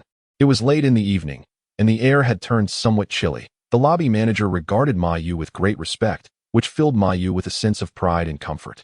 "Hello, am I speaking to Mr. Bu Er Jingshan?" Wang Yaqiao exclaimed eagerly upon hearing Xiao Shan's voice. The two could effortlessly connect with one another by utilizing the module's capability of location transmission, allowing for seamless communication. The underground laboratory of the old rural house was originally crafted by Lin Qingqi, who harnessed the power of the Zido to gather scrap materials from several nearby waste disposal sites for smelting. Creating an alloy chamber. 2 years prior, he had ventured to the southwest to eradicate the Wu Gui men, which was merely a faction of the Wu men. Nanxia's abdominal pain had long since dissipated. She gazed at Lu Chenhao, marveling at the striking beauty of his profile in that moment. Her eyelashes fluttered with elegance and grace, resembling a butterfly delicately dancing as it flutters its wings. Chapter 136. The more he thought, the angrier he became. In a bid to preserve himself, Shang Xuanya no longer cared about the finer details. However, the mere thought of Gu Qishou fueled his anger further. When had Shang Xuanya ever suffered such a significant humiliation in front of his peers? This marked his first time accepting and leading the execution of an important task, a matter of considerable significance to him. Yet, it had been botched, leaving him to ponder how the leaders would perceive him. He had to confront Gu Qing. Alas, let us not delve into these matters from the outset. Let us remain at ease. Before Ling could finish his sentence, Chen Dongjie interrupted him, casting a scornful glance at Ling and proactively filling the wine glass, placing it before Ling and Spider. Are you jesting? I do not know you at all. Why should I heed your words? Regardless of the amount of authority she perceived in my gaze, I remained resolute in questioning her determination and seriousness. What's wrong? Is your chest hurting? Wu Xinghe observed my furrowed brow as I clutched my chest. Speaking with evident concern, upon hearing this, my breath quickened, and I grabbed the towel in Black Wind's hand as it reached towards my forehead, forcefully tossing it at him. However, the towel merely flew an inch forward before weakly falling beside me. Yet again, that familiar voice greeted me politely from the other side, causing me to chuckle. Such a method of playful trickery could prove quite amusing in the future. During the Tang dynasty, the 5 sovereigns and 7 aspirations flourished immensely. Although the Huang Chao rebellion at the end of the Tang dynasty resulted in the demise of many noble families, the clans were deeply rooted and resilient, ensuring their survival even amid turmoil. Similar to the line of Cui Shibolang, which had ventured overseas, there were indeed other families who endured the ravages of war. A few elderly gentlemen exchanged playful banter, completely disregarding Luo Kaixian as an outsider. Though they engaged in repartee, no one took offense, and the atmosphere was remarkably harmonious. Since last year's severe illness, the health of old Madame Xia had fluctuated between good and bad. After enduring a winter, she now experienced some relapses. Only the squad leader stood there, dazed, staring at the smoking bag that was emitting a constant plume of smoke from his person. Prior to today's event, Qin Yin had swapped the positions of Nalan Wushuang and Su Yimo, which resulted in Nalan Wushuang missing the opportunity to see Gabriel's shop interface. He had been absorbed, and in a living state, no less. This signifies that the various abilities absorbed and learned from the 6th entity are more numerous and diverse. They are acutely aware that the matter of ascension is far from simple, yet this ascension is markedly different from other realms of the same world, as it imposes cultivation restrictions. Liu Xiong unleashed the most potent strike of the illusory blade technique towards the shadow. A flash of white light flickered, followed by a splatter of crimson as a sound of a piercing strike echoed. Realizing Liu Xiong's actions, Elder Chunyang's face flushed instantly, and in a fluster, he released his grip on Liu Xiong's hand. He had thought that after all these years, he had transcended to a state resembling neither man nor ghost. Yet unexpectedly, apart from being even more frail and haggard than before, he had changed little. Truly, a wretched person, confined here, yet still unashamedly enticing the lord. A hungry infant, nestled in its mother's embrace, whimpered softly before pausing momentarily, only to resume its cries. Megu not only refrained from complaining, but also moved about with unprecedented enthusiasm. The young man nodded, stating, "Then I shall not decline. Thank you for your guidance, Senior. In truth, I felt that your ideas were quite commendable last time, with nothing needing further elaboration, especially since you even conceived the notion of drawing arrows, a true genius." He then gave Cheng Yalan a thumbs up. However, Meng Zhuyao, as the company's executive president, having just entered the organization, was in urgent need of achieving results. Thus she took it upon herself to handle the matter. Chapter 137. Strife. At that moment, Gu Qingzhou was reading, his expression one of utter bewilderment. The dog author's explanation was that the 9 dragons' fury, being a sword of the sovereign, was not deterred by your weakness, but rather by your lack of courage to dream. The reasoning was rather flimsy, essentially an attempt to bolster Shi Jing's armory. Gu Qishou, however, was too disinterested to engage in such matters, although deep down, his confidence in becoming the strongest might very well surpass Shi Jing's.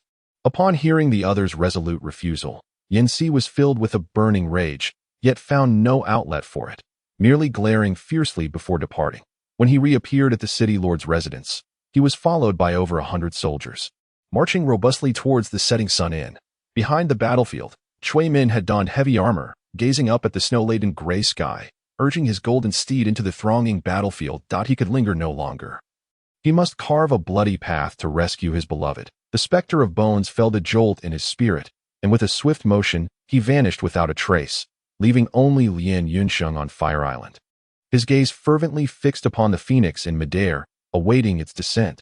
Time passed unmeasured until he cradled me from his embrace, laid me upon the bed, and tucked me in before stepping outside.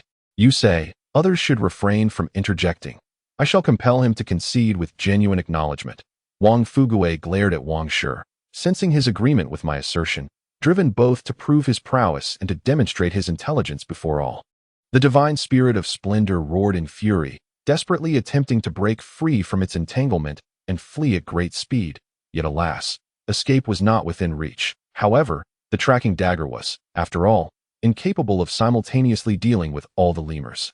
One of them seized the opportune moment, leaping from the nearest tree and landing squarely upon Mu Xiujia's shoulder, opening its mouth to bite at his neck. The sharp, resonant sound instantly reverberated throughout the entire Kunlun mountain, successfully halting Zhang Lianrong's steps. In such a state of anxiety, every minute and second felt unbearably painful and excruciating. The father of the honorary consul was a former diplomat, while he himself engaged in international trade of textiles, being a wealthy magnate in Peshawar and one of the prominent figures of high society. Although he was appointed as an honorary consul without receiving a salary from the French embassy, he cleverly utilized this advantage to significantly enhance trade with Europe. In the makeshift dressing room constructed at the rear of the stage, Su Jintz and her teammates scrutinized themselves in the mirror, applying makeup and adjusting their dance shoes, as they would soon be taking the stage. Yet, a wave of nervousness washed over them. Now, she had reached the age of faded beauty. Even if men admired her charm, there would never again be a second Sun Jijun to provide her with such a lavish lifestyle. Without a moment's hesitation, Luo Qi declared, "All right," as she discarded the pistol from her waist onto the ground and strode towards the center of the stage. Before Ho Shan could finish uttering the last word regret, a crisp crack echoed, and Elena pinched his temples gently between her fingers. In an instant, Ho Shan's head burst forth like a firework, exploding with a deafening pop. Chapter 138. The Helper. The great Emperor of the Void felt a profound shock within. How dared he? Did this young man truly lack knowledge, unaware that the battle he was about to engage in was nearly impossible to win? However, he noticed the corners of Gu Qingzhou's mouth curling into a smile, evidently plotting something that it was difficult to discern whether it was mere arrogance or genuine confidence. Nonetheless, disregarding everything else, he found a modicum of admiration for that courage. A series of silent sighs seemed to linger in the atmosphere. Both the demon clan and the throngs of ghost cultivators expressed their disappointment with a collective exhale. Ahau shook his head, letting out a light laugh as he prepared to depart. To his surprise, the individual who had been trailing closely behind him stepped directly in his path. Boss, you can definitely do it." Shi Yu pinched himself hard, fearful that this was all an illusion, his voice trembling with excitement. Despite the presence of an unparalleled beauty by his side, Yang Ming found little inclination to appreciate it. He had already left his seat, preoccupied with devising a subsequent strategy. There was no need to overthink. Zhang Tianqing must now use the other half of his strength to confront Wu Gang. If he remained entangled in the issues of vitality missiles and contracts, it would serve no purpose in the current situation. Onlookers from afar also believed that Jingshu Daoist stood little chance of victory. No matter how formidable he was still akin to Donghua Junren and Miaojing Xianzi. And given history's lessons, how could he possibly be an exception? The intertwining of karma and calamity formed deep crimson miasmas, posing a lethal threat to any cultivator. Even a trace of it would cause severe headaches for those at the Deluo stage. Fortunately, Tai Xian was protected by the earthly and heavenly mystical yellow Linglong Pagoda, remaining untouched by myriad spells. Otherwise, he would have faced significant troubles against the surging crimson miasma. "Greetings. It is best not to refer to me as Dr. Zhang. If you don't mind, you may call me Haozi, as that is what Fat Brother has always called me." Zhang Hao remarked. A terrifying aura surged forth from him, pressing towards Xia Shui, evidently aiming to intimidate her into retreat. As Yi Qin's blood surged to the heavens, a strand of fearsome power seeped from his being, forcefully shattering Louise's blood pupils' might. Like Naruto, possessing his own path of ninjutsu, he never conceded defeat, regardless of the disdain from those around him. Yet, amidst such turmoil, slaughter, hatred, the conflict between humans and demons, it seemed these elements existed solely to mar the beauty of the present moment. During the past half-month, Li Longji frequently took the newly liberated Xiao Jianyuan out, though most of the time it was to meet with Gefu Shun and others. However, on this particular day, after returning from a banquet at the palace, he brought her out alone, without meeting anyone else. What does Zhou Wei do? Zhang Hao continued to inquire, embracing Rong Xiaolan in his arms as they tumbled back onto the bed. It may delay the demise of characters, alleviating the brokenness, yet ultimately, all characters must meet their end. Upon witnessing this, Chu Feng wore a cold smile, setting aside the impossibility of restitution. Even if it were feasible, given Qian Ba's attitude, it had become an impossibility. Although it was his first time selling a creation artifact, the final auction price for a sacred artifact had only been 50,000 spirit crystals, whereas the value of this creation artifact was 100 times that of a sacred artifact. Well within Chu Feng's acceptance that in mid-air, Yan's hands transformed with lightning speed, weaving intricate seals. With a low shout, the 10 elixir rivers collided spectacularly, an astonishing wave of energy sweeping through, as if a colossal entity gradually took form amidst the turbulent waves. Chapter 139, The Resolute Woman. Inside the room, gazing at the woman opposite, clad in a stylish yet modest attire, exuding a delicate charm. Almost from the moment she entered, she carried a slight air of sorrow, reminiscent of pear blossoms in the rain, gently sobbing. Chen Runan. After a brief moment of confusion, Qingzhou, well-versed in human nature, quickly discerned the purpose of this woman's visit. With her husband and father recently deceased, and still residing in another's home, she urgently sought to. Mo, this is the list of recommended employees from the talent recruitment agency for your review, Lulu stated. As Zheng awakened, the group had already reached the archway connecting the Sankai Hall and the Rongfu Hall. The appearance of Chu Ning brought a refreshing change to the entire venue, akin to stepping from a bustling city into the tranquility of nature, instantly enveloping the space in silence, as everyone held their breath. In summary, Yunxiu misjudged her father's official position, her stepmother's background, and her own circumstances. Although Pei kindly offered guidance on navigating the world, Yunxiu appreciated it. However, their life goals were quite divergent. Yunxiu would avoid engaging with Zheng whenever possible. Otherwise, why would she run? Father, when did you start to believe in this as well? Chu Ning asked, amused, addressing Chu Tianxing. Zhao Pu, Zhao Su pay their respects to young Master Jiang. Both Zhao Pu and Zhao Su, not daring to be negligent, quickly clasped their hands and bowed in greeting. Wu Jin cast a disdainful glance at Yin Huayu and remarked, Zhao Bo and Zhao Shun are both good people. Victims of malice, you exhibit not a trace of compassion. Rather, you find amusement in their plight. Is this the prevailing mindset of those who inhabit the upper echelons of society? Wu Jin retorted, how tiresome. If there is nothing else, kindly take your leave. I have work to attend to. Shodingting did not spare a single glance at Zhong Xiangqin. The old rogue Qian Kunzi was nowhere to be found, which suited his intentions.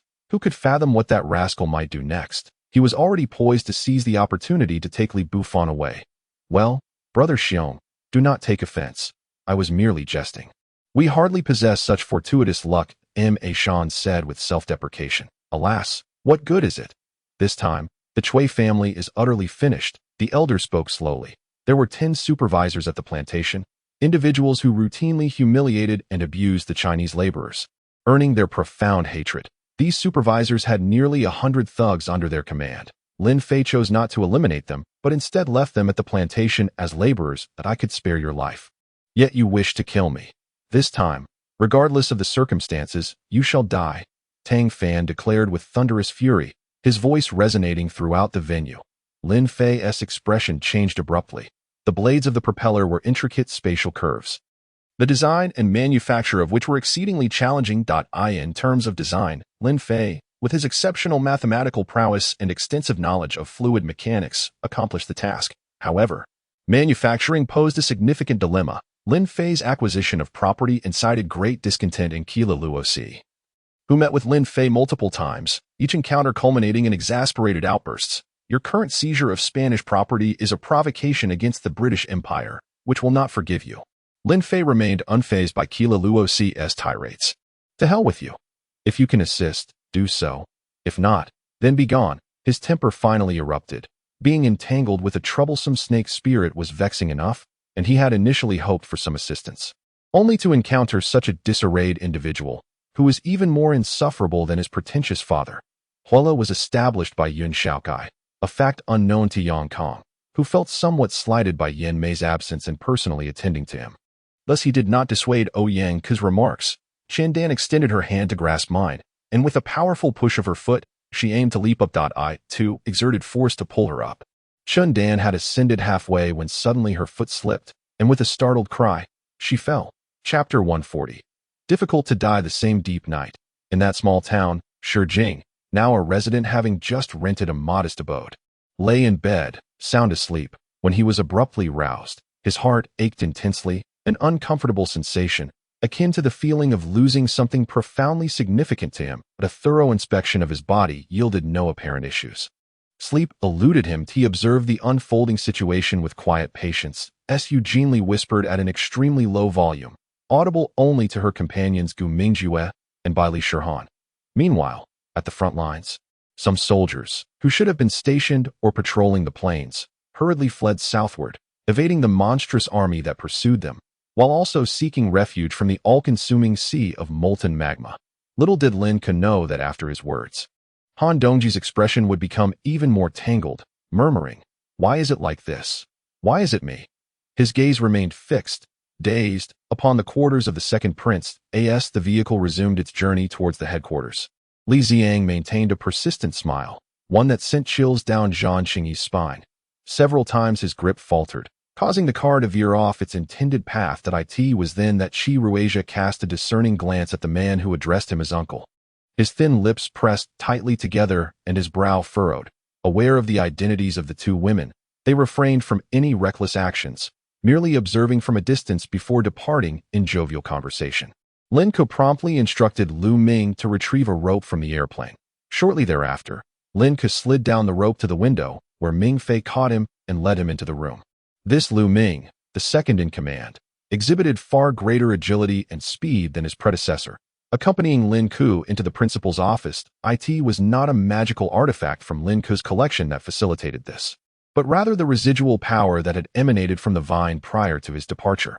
Although old Master Jean maintained a stern countenance, a fleeting glimmer of admiration flickered in his eyes. Yet, Yushi adhered to the ethos of a timely savior, not because he possessed the attributes of one, but rather, like a fierce beast adept at lurking in the shadows, he often arrived ahead of time. Silently observing from a concealed vantage point, the blue war chariot was filled with tumultuous thoughts, its gaze complex. During their time in the novice village, Yijian Kuro was the most unremarkable among them. Upon discovering that Buhi was the one who had once loved Liang Yongxin, Himina momentarily lost control, inadvertently exposing herself to Buhi, who was already prepared to eliminate any potential loose ends. At that moment, Himina had ceased to hold any utilitarian value, thus he swiftly took her life. With the infusion of divine power, the soul within the stone shard finally awakened, beginning to insatiably absorb the power of Bai Shua like an endless black abyss. Remaining utterly unyielding despite Bai Shua's attempts to amplify his output, Dao Xian could not help but chuckle to himself. After all, having someone take the fall was a trick he had honed through years of experience in the martial world. Even the astute Zhu was not immune to this deception. Approximately 2.59 million years ago, the Earth entered the Quaternary glaciation, and until the mid-20th century, most scientists believed that the climate during glaciation was persistently cold. However, in reality, there were also relatively warm periods within the ice ages. It was astonishing that this unassuming courtyard served as the base for the Rain Pear Blossom Palace, a fact that was indeed hard to believe. Once truly activated by divine power, it would transform into a vast reality that existed solely within the realm of concepts. It was also the case that this red-robed, pig-headed figure lacked discernment. How could a mere 50 soldiers, along with a dozen attendants, possibly withstand a master like me, Yu Kai? Merlin straightened, gazing at the knot tied to the staff of Emperor Kos. which had already begun to show signs of fissures. With the trembling of the staff, it shattered from its complete form into several gray strands, dispersing and vanishing without a trace. Chapter 141. Public Challenge. Gu Qizhou never forgot his purpose for coming to Zhangzhou. Not even for a moment. Indeed, he was a man of such focus and multitasking ability. Currently, he sought opportunities to intervene and reap benefits. Most critically, he remains indifferent to the anguished cries of those on the ground. Proceeding to the place where his bag lies, methodically collecting the items scattered about and eventually rising to hand them to Mu Xiaojing. With the assistance of the scripture, his cultivation naturally becomes considerably easier, allowing him to avoid many detours. Your expression conveys to me that your furrowed brow does not stem from concerns for her affairs. Of course, it is because everything is well within your calculations. Now that everyone has entered the game, the subsequent actions are not difficult to predict. Tang Xinlan does not hinder Zhuo Mingyi's desperate attempt to mend the situation, but rather focuses her attention on the opposing Shang Qinglin and Su Lily. Since the conversation has reached this point, further discussion would be futile and merely a waste of breath. Han Xiaoshuan appears quite frail, his complexion unusually pale, with brows slightly knitted, even in such a state of injury.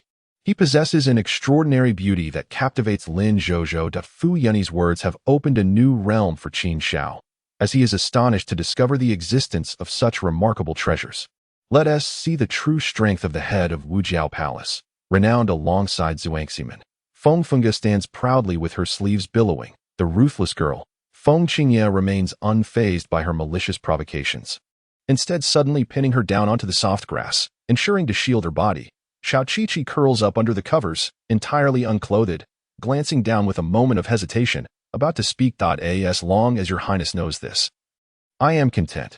Chu Mengshi gazes up slightly at Shang Guanjinmo, a stream of warm tears cascading down, tenderly brushed away by his hand. At Kati, the head of the main hall, sits a young man clad in plain school attire.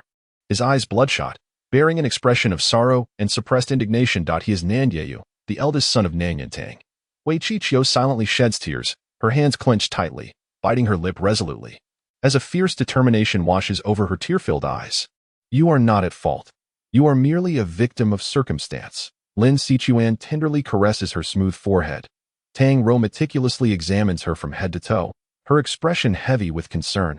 Since venturing out into the world, he has relied solely on his unyielding courage, unafraid of life or death. That he never imagined that someone like him could engage in serious matters. Indeed, had he followed any other Dolaw, he would not dare to act so recklessly or deliberately provoke Tang Hao.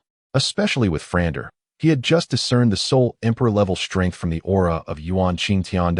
It is understandable. Having been punished consistently, it is no wonder their spirits are low. Yet why has someone else come to take the blame this time?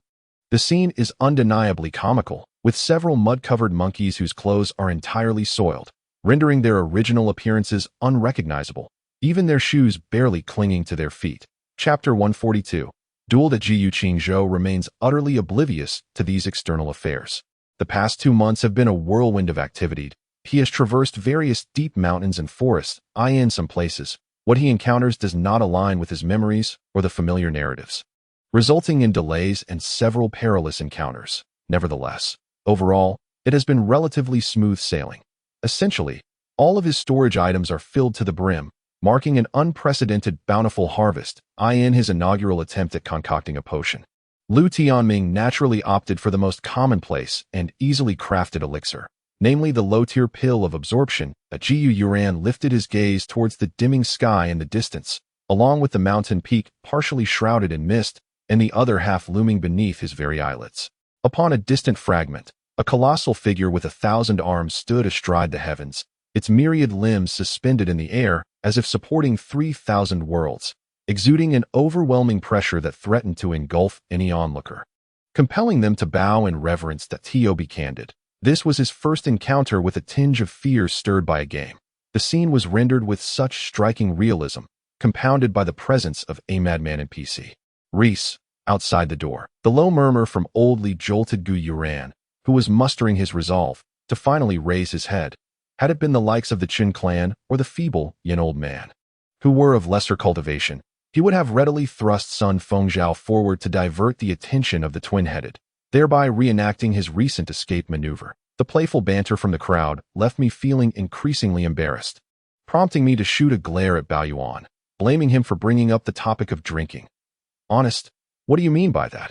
When have I ever been dishonest? Amidst the formidable presence of Tang Jun, Sun Fengzhou found himself with no avenue for retreat and made a swift decision.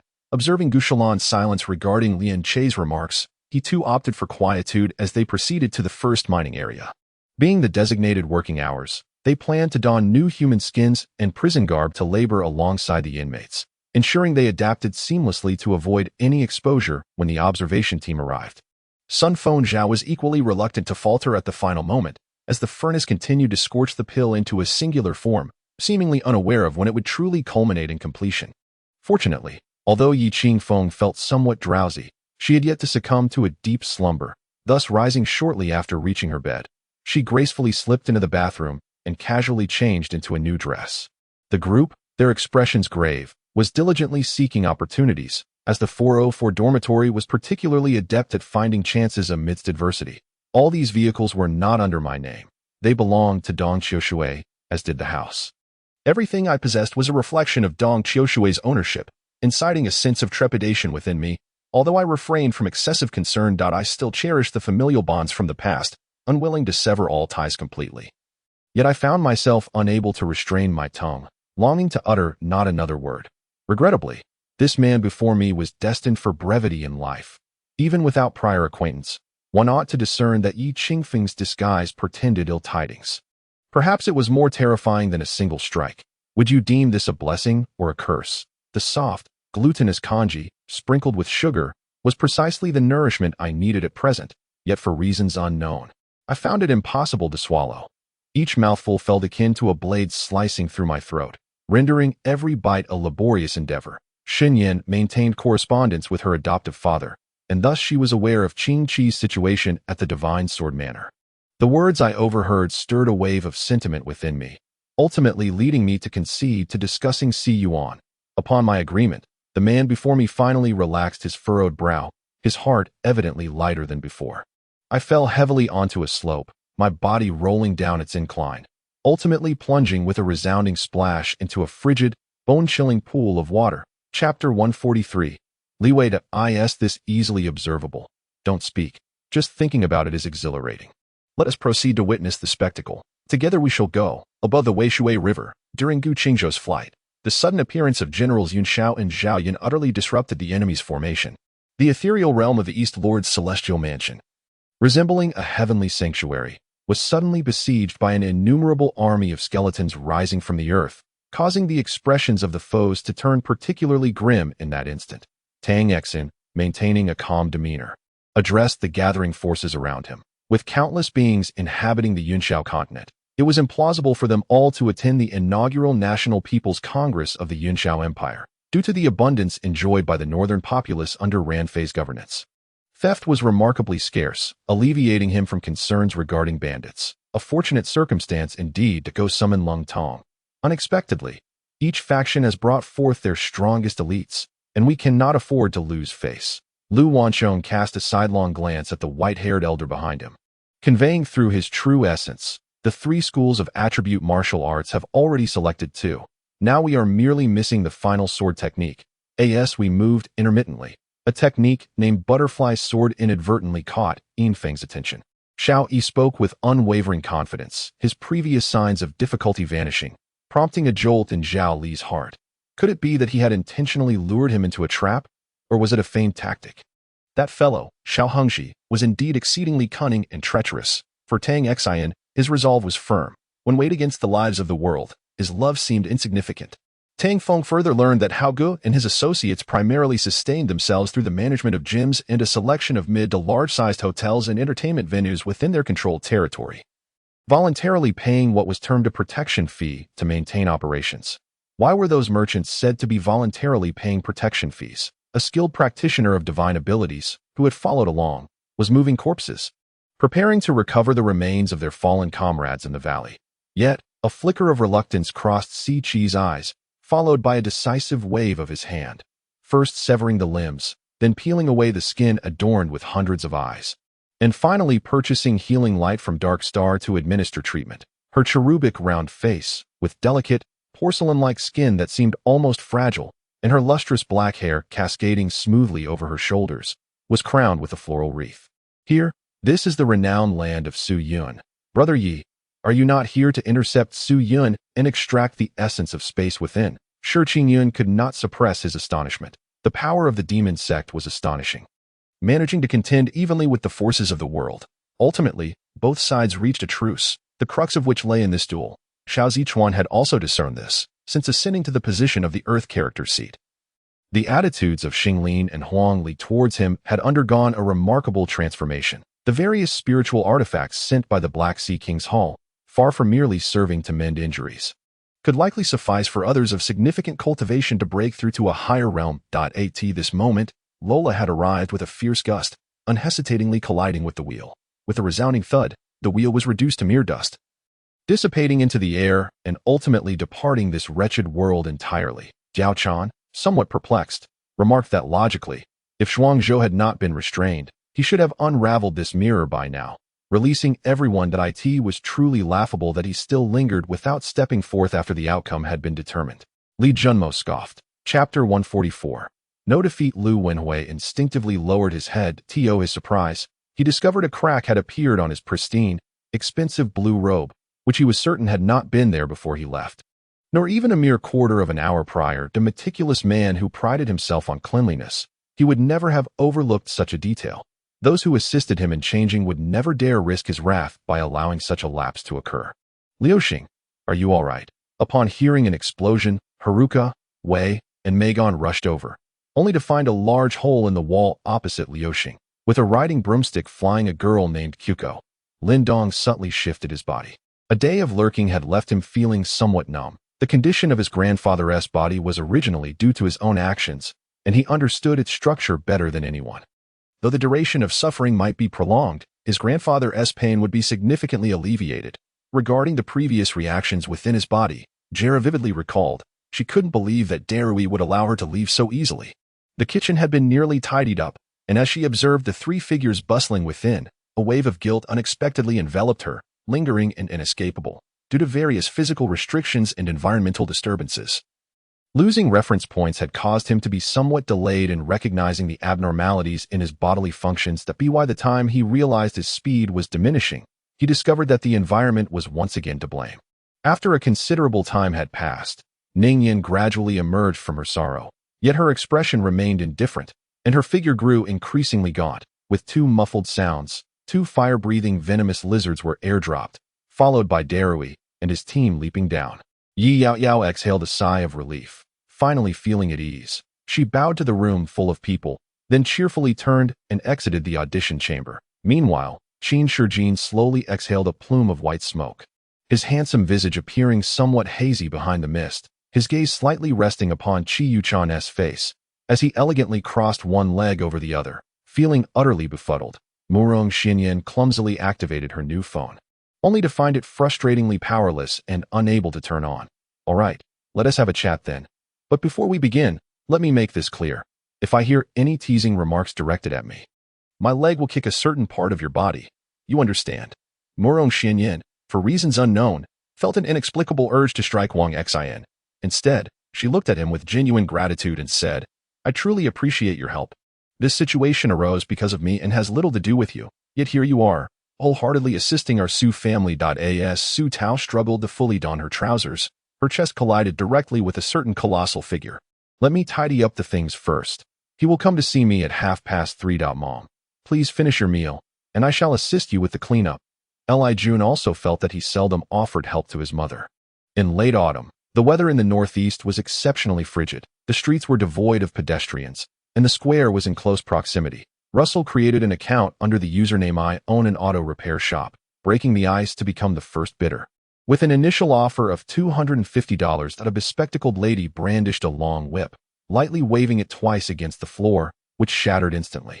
Although he could not fathom why Mo Ningyao had uttered those words moments ago, he reasoned that she had no reason to deceive him. Ultimately, he resolved to proceed. After all, if a remarkable individual truly emerged, he should be capable of handling it. Clap, clap. Gritting his teeth, he raised his arms in a horizontal block and a vertical guard. Yet, after merely 2 or 3 strikes, beads of sweat appeared on his forehead, his back was drenched, and his arms felt only slightly better than if they had been fractured. Chapter 145. facing hardships recently. Shi Jing had seemingly developed a habit. Each morning, he insisted on pairing his breakfast with a copy of a gossip magazine, reading while he ate. The absence of this routine left him feeling unsettled. The day before, he had been infuriated, sequestering himself indoors, vehemently cursing Luan Huan and berating the incompetence of the entire region. Wasn't he looking down on someone like Qingzhou, a mere country bumpkin? The scene before the autumn deity's departure was etched so vividly in his memory that even that feeble, defiant smile felt within reach, indelibly imprinted on his retina. Ancient lyricists often selected words to match melodies. Later, they preserved the most enchanting tunes, crafting new lyrics in accordance with the original meter and melody, with these retained melodies frequently adopting the names of their predecessors, known as tune titles. The wails of an infant echoed from behind the gilded doors of the palace, accompanied by roars that resonated with an endless cycle of slaughter and bloodshed, symbolizing absolute annihilation. Xiao Ming seemed taken aback by his own inquiry, momentarily stunned before regaining his composure. Every individual under scrutiny straightened their posture, silent and tense, with goosebumps prickling their skin, gripped by an intense fear.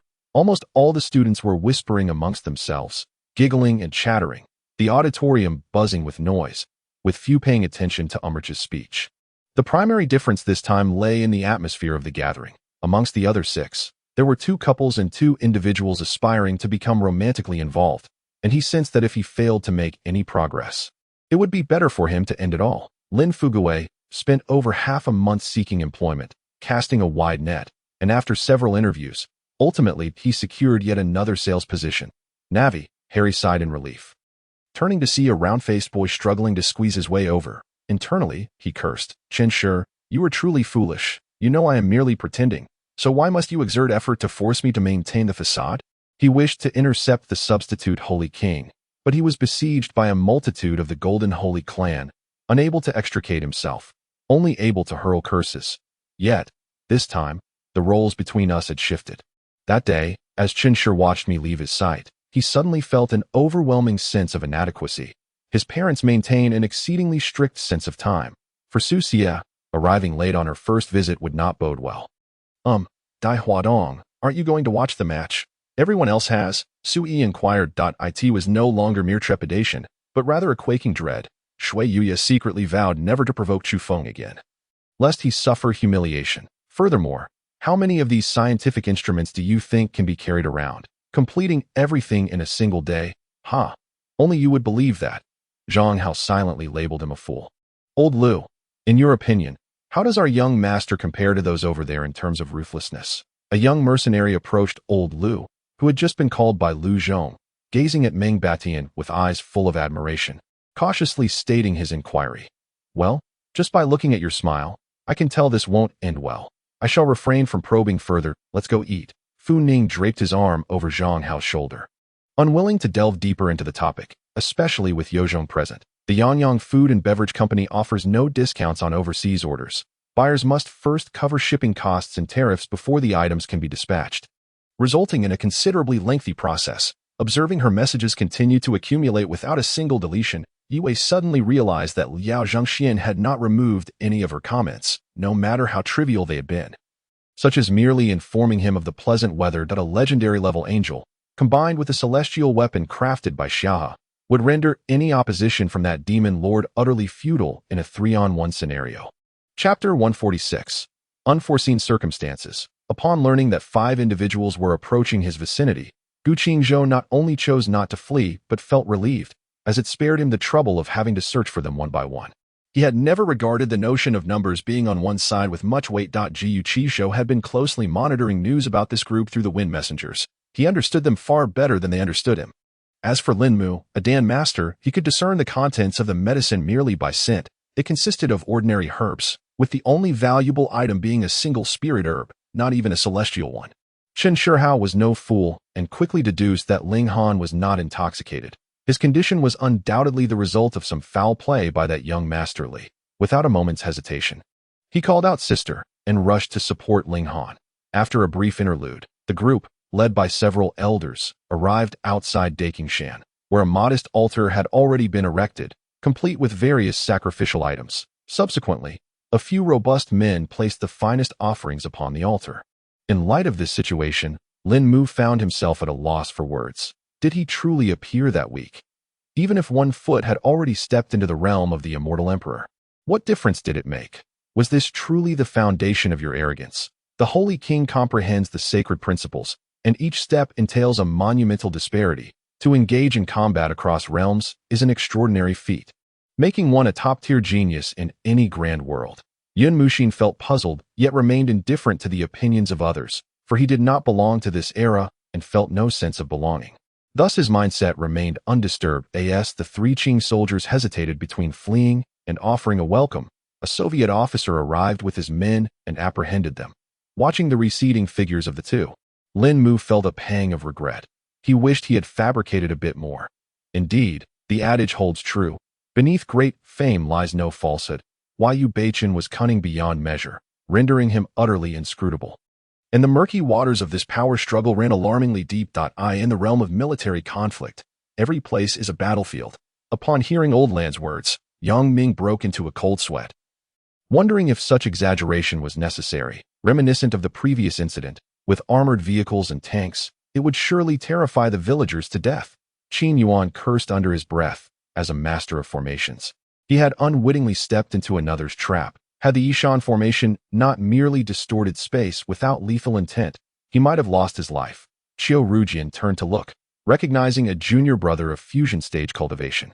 Logically, this individual surpassed Lu Xian by 2 realms. Even if his cultivation was lowered, his combat skills and experience would undoubtedly exceed Lu Xian's. While it was commendable for him to intervene, Qiu Rujian's frown deepened upon seeing the calm and serene expression on Lu Xian's face. Chun Wei found a parking spot, secured the vehicle, and, alongside Xiao Yu, proceeded towards the hospital building. Qin Yushan placed all his hopes on the rapidly rising scientific giant of Huaxia, Master Wu Fan, last night. Upon hearing him say he had yet to construct an independent space but had fortuitously discovered an existing one in the high altitudes that could be utilized, he felt complete faith in Wu Fan's words. By the way, I have an idea. I'm uncertain of its success, but at the very least, it's worth a try at this moment. Ma Zhongguo was wholly immersed in his role, his eyes shining brightly. His face adorned with the resoluteness characteristic of a professional soldier. Chapter 147, Deep Affection.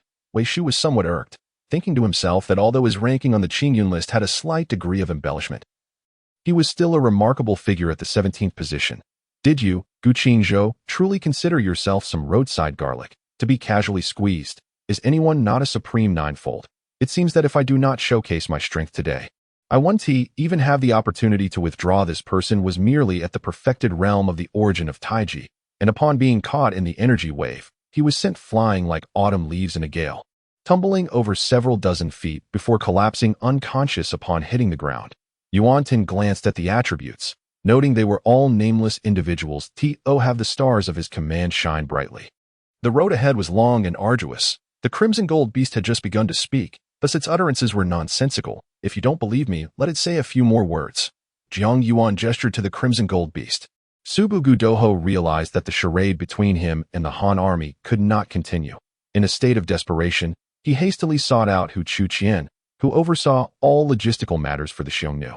At this moment, Gan Feiyu, without any pretense, conveyed his thoughts directly to Gao Xian. Haha, you indeed possess great courage. However, those who are generally bold often meet with a tragic fate, said Nangong Hong, with this loud proclamation.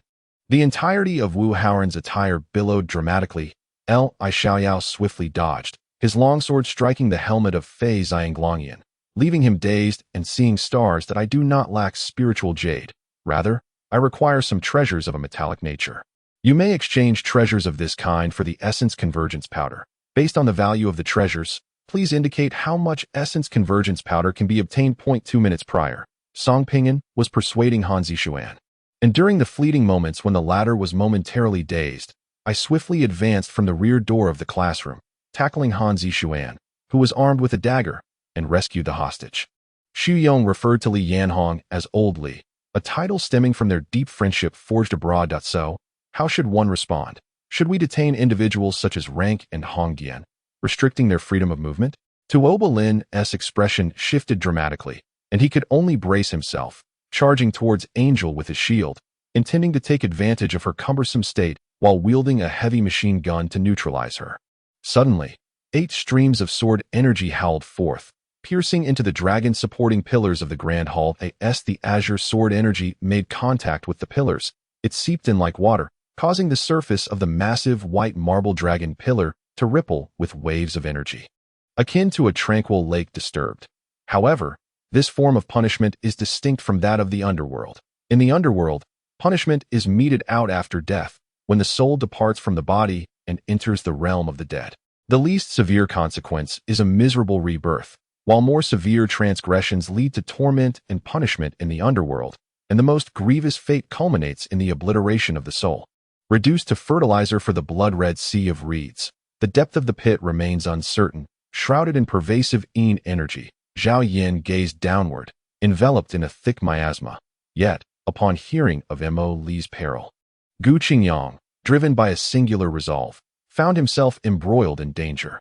Ultimately, in a bid to save him, Mo Li intercepted an arrow, sacrificing herself in the process. In a dimly lit room, Big Lu found himself bound to a sturdy wooden chair, his hands and feet securely tied. The remaining wealth is vast. Should it remain hidden forever, it would be well, yet there lies the fear that Prince Jing'an may still harbor remnants outside, potentially utilizing this money for treasonous endeavors.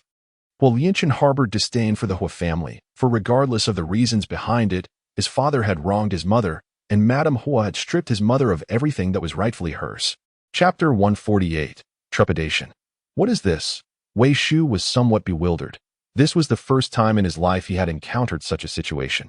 Consequently, he leapt into the river. To his astonishment, he found his clothes completely soaked. It is noteworthy that he had not employed any spiritual power to part the waters. He even spotted a small fish swimming. But as, Your Majesty, what troubles you? Xiang Mingxian was startled by Chu Shiji's sudden rebuke. However, unexpectedly, Qing Yue smiled alluringly.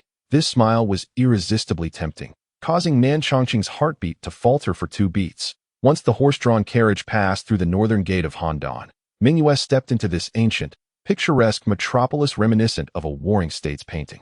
As for the emperor, he dared not directly refute, yet he did not hesitate to express his disdain towards those who served alongside him in the court. This despicable fellow clearly abused his strength to bully others. To demand repayment, one would be better off acknowledging their own debts. Such a person ought to be dispatched as a head of intelligence or to oversee prisons. Regrettably, Ming Yue had limited personnel at his disposal. Since Fei Ping volunteered to handle affairs in Shadi County, Ming Yue permitted him to attempt it, believing that he might have a knack for dealing with seasoned veterans. Today, upon hearing Zhao Mu's words, I was astonished to learn that Lord Chang'an could actually exert influence over military and state decisions through Empress Dowager Zhao. The two of them rummaged through a chaotic assortment of furniture and unearthed 2 stools. Subsequently taking their seats at a table with a wobbly leg to commence their breakfast, they covered the pot, for should the lynx acclimatize to the sunlight, we might be left with no choice but to serve it as a dish. Yi Shui remarked, sitting down with a thud. Tick-tock. Lin Chendong, hovering above the bronze coffin, let several drops of his essence fall upon its surface. It seems that it was not Tang Cheng's lack of resolve that hindered him, but rather the unpredictable shifts in the situation that caught him completely off guard, compelling him to carefully consider Yang Tianyu's counsel. She cherished Xiao Dongning's gentleness, yet would not permit that tenderness to become a central air conditioning system blowing warmth to everyone indiscriminately. Lu Nian stifled a laugh. Their eagerness was palpable, almost written on their faces, yet they refrained from speaking, unsure of how to broach the subject for fear of awkwardness. He could not help but draw forth the rusty sword.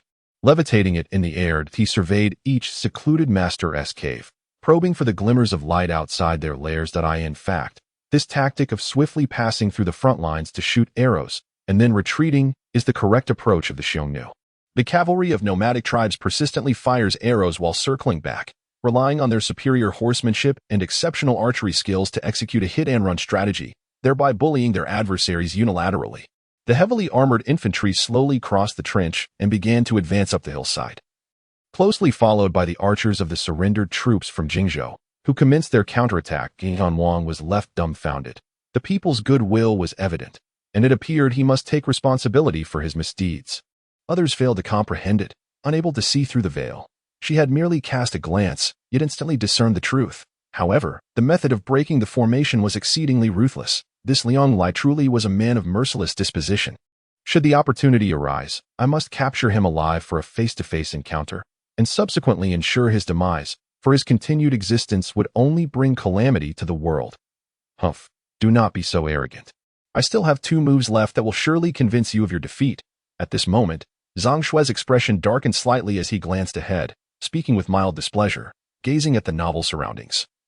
Wang Feng's eyes narrowed slightly, and then he smiled softly, his gaze akin to a blazing torch as he fixed his eyes upon Han Xian standing on the high platform. The latter's figure remained imposing, now seemingly infused with an air of grandeur. Chapter 149, The 5 Great Prodigies.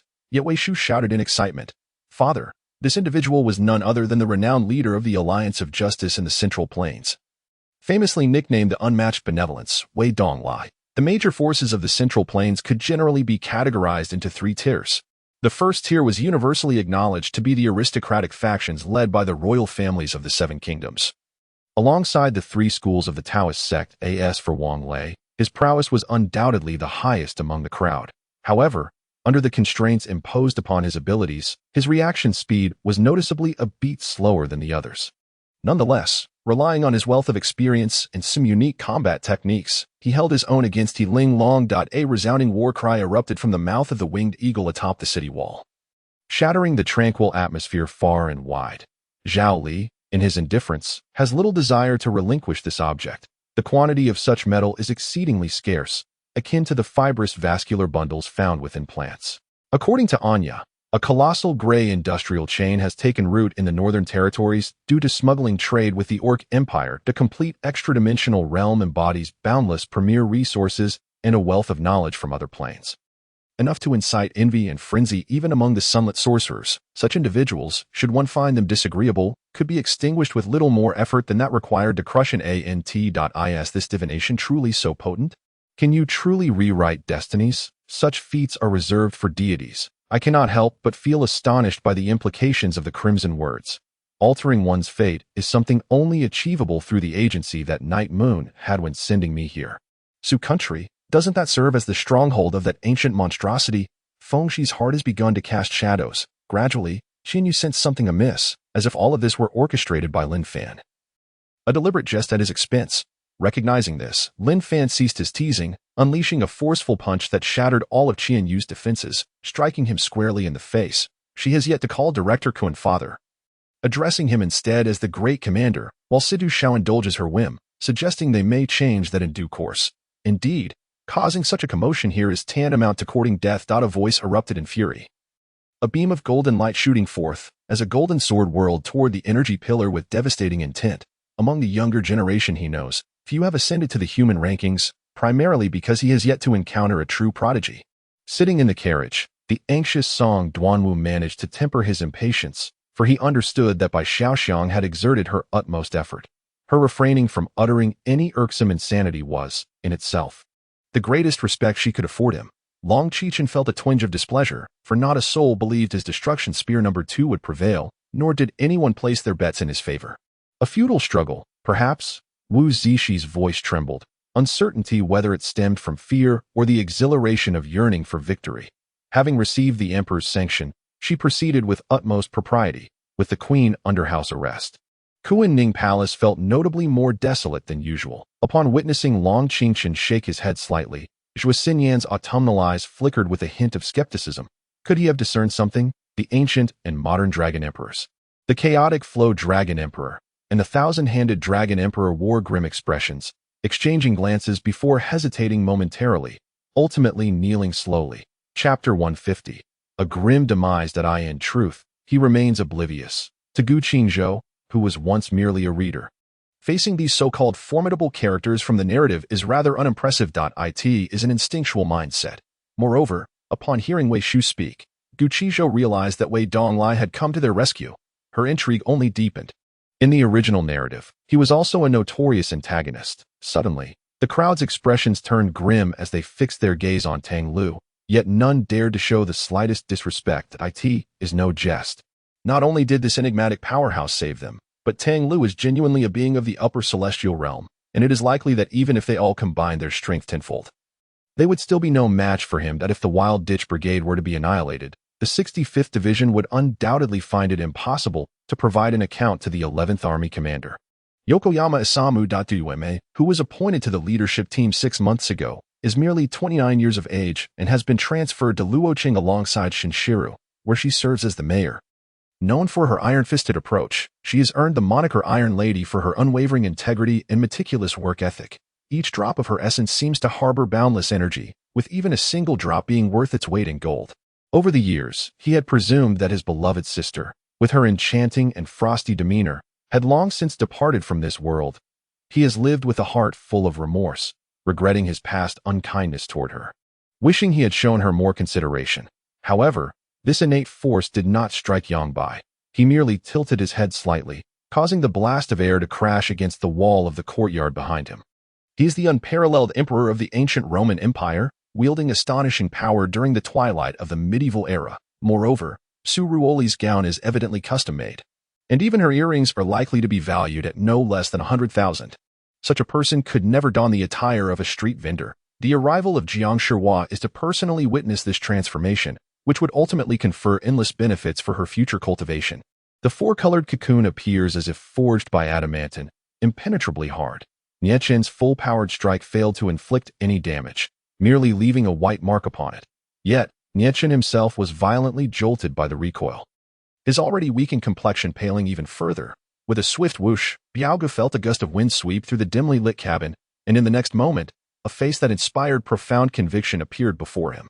Xue Ling coldly regarded Xue Futuo, her tone laced with barely contained fury, nearly shouting by the end, as a flash of silver revealed the silver-scaled dagger in her hand, aimed at Xue Futuo.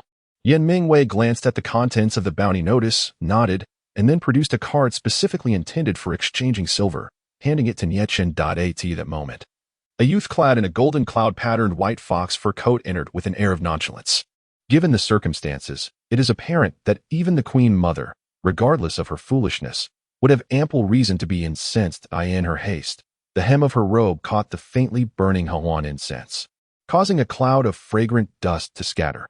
Shizi personally attended to her, instructing the inner court officials to present an array of imperial delicacies, including plum blossom soup dumplings, sweet and sour raccoon, hibiscus tofu, crystal shrimp, and pigeon breast. A bowl of nourishing bird's nest soup and a selection of exquisite pastries were also prepared for her enjoyment. Chapter 151. Restoration complete. However, at the moment Gu Qingzhou swung her sword, Wei Shu could no longer afford to entertain chaotic thoughts. His eyes and every fiber of his being were captivated by Gu Qingzhou's blade. Strangely, despite the slow speed of her swing, he could observe the arc unfolding gradually. It wasn't particularly dazzling or ostentatious, yet it evoked a peculiar aesthetic appreciation within him. Beyond that, at least after his arrival, this family has become more complete, happy and harmonious, warm and blissful. Upon hearing the pure-hearted Jinren's words, Yuehan rolled her eyes, thinking to herself, "Don't you feel embarrassed?" "I certainly do." Shui Yuehan coldly snorted, withdrawing his divine consciousness, for maintaining such a force was significantly more challenging than sustaining mere awareness. At least awareness could rely on a modicum of energy for assistance, whereas divine consciousness was entirely dependent on the immense power of the soul. Even a soul as formidable as Shui Yuan's could not support divine consciousness for an extended period. Gongsun Fan soon joined by Qian Chuan in laughter, realizing that his uncle was utterly unperturbed. The method to rescue Blood Wolf Emperor was already within his grasp, not to mention a single Ningji Dan. Even if it meant Gongsun Fan sacrificing his own life in exchange, he would willingly comply. General Xiao plopped down onto a chair, dejectedly lamenting, "It's all over. We've apprehended the prince. How on earth do we explain this?" Alas, with that, he angrily pounded the table. "This is irrelevant. You come down, and we shall speak." Yang Pu interrupted before Tong Jing could finish. "What constitutes a good deed, as per the master's words?" Su Qing, cradling Yingyue, hesitated upon hearing his words. "Enough with the flattery towards your second uncle. Be patient. I have already notified the Buddhist sect, and their disciples will soon come to greet us. Maintain a serious demeanor." Gongsun Jing chided playfully. These matters had reverberated throughout the political landscape like heavy bombs, particularly the principle of not being punished for one's words, a progressive policy unique to the Song dynasty. Astonishingly resurfacing in the Ming dynasty, this sparked jubilation among the scholars who had just endured the oppressive rule of Zhu Yuanzhang, leading them to gather and revel together. Song Ran smiled slightly, stating, "You must bear the consequences of your own actions. Is this not your usual style? With that, she unsheathed the radiant sword wrapped in her cloth and confronted Song Yishang. Upon hearing this, Yi Luoshang appeared somewhat flustered. Yet she never released her grip on Shun Luoqi's hand. Fan Qingshua's ostentatious demeanor easily led one to believe she genuinely intended to strike, as the timid mountain rabbit spirit hesitantly extended the electrified black whip to her. He first presented the phantom grass to Bai Yijin, who instructed Bai Qinyang to photograph it for inclusion in the Bai family's medicinal herb catalog, before sitting aside to await the two. Wu Daxiang utilized the positioning orb's functionality to firmly secure the operational range of 45 enemy aircraft. He charged recklessly into the enemy's ranks, delivering powerful blows that fragmented the defenders into several pieces, annihilating them one by one. However, Fu Zuoyi must arrest all the commanders of the Central Army and subsequently declare the uprising. Zhenshi placed the dumplings on the table, while Yan Mo cleared his throat, instinctively concealing his phone. Indecent and unruly. General Pang is present here. I shall ignore you. Jiao Chan scooped up a handful of sand and tossed it at Lu Zhan before shyly fleeing. The wiring in such a basement was quite fragile, as the damp environment often led to premature aging of the circuits. Failing to switch off the power could easily damage the equipment. Shui Wuhan mused, considering your unhesitating betrayal of the demon lord back then. Is there anyone you would not sell out? Did the club not just register last year? After merely a year, they have all jumped ship? That would sound better than a premature demise. Gung Haosher expressed disdain for those players who switched teams so quickly. Chapter 152, Swift Resolution. In the midstream of the Wei River, a small town named Yalaching exists. This town holds no particular distinction. The focal point is predominantly the largest inn in the city, Fengyun Inn. Today, a remarkable individual has taken residence there, the illustrious Yu Zizhou, ranked 12th on the Qingyan list. Qingzhou, having surpassed the fervent years of youthful bravado, has deeply buried all his animosity within. Yet should a sliver of opportunity arise, he would strive to ascend amidst the crevices of life. He is acutely aware that the oppressive torment from the Ghost Emperor is instigated by Yu Ningxuang from behind the scenes. Mr. Liu, your presence here today is fortuitous. I have just learned that, due to unavoidable circumstances at the laboratory, I had to undertake a project that I could not refuse, Hu Bo remarked while pouring wine for Lu Fu. Stubborn and unyielding, the sheer destructive force of a colossal Gyarados is not trivial, yet the actions of Team Rocket have led to the tragic demise of numerous Pokémon in Lake Fury, with the emitted electromagnetic waves adversely affecting the Pokémon residing in the vicinity of Kaji Town. Silence. The Infin leapt from the Guqin, its scaled hands dancing upon the strings, sending forth waves of razor-sharp air currents towards the two.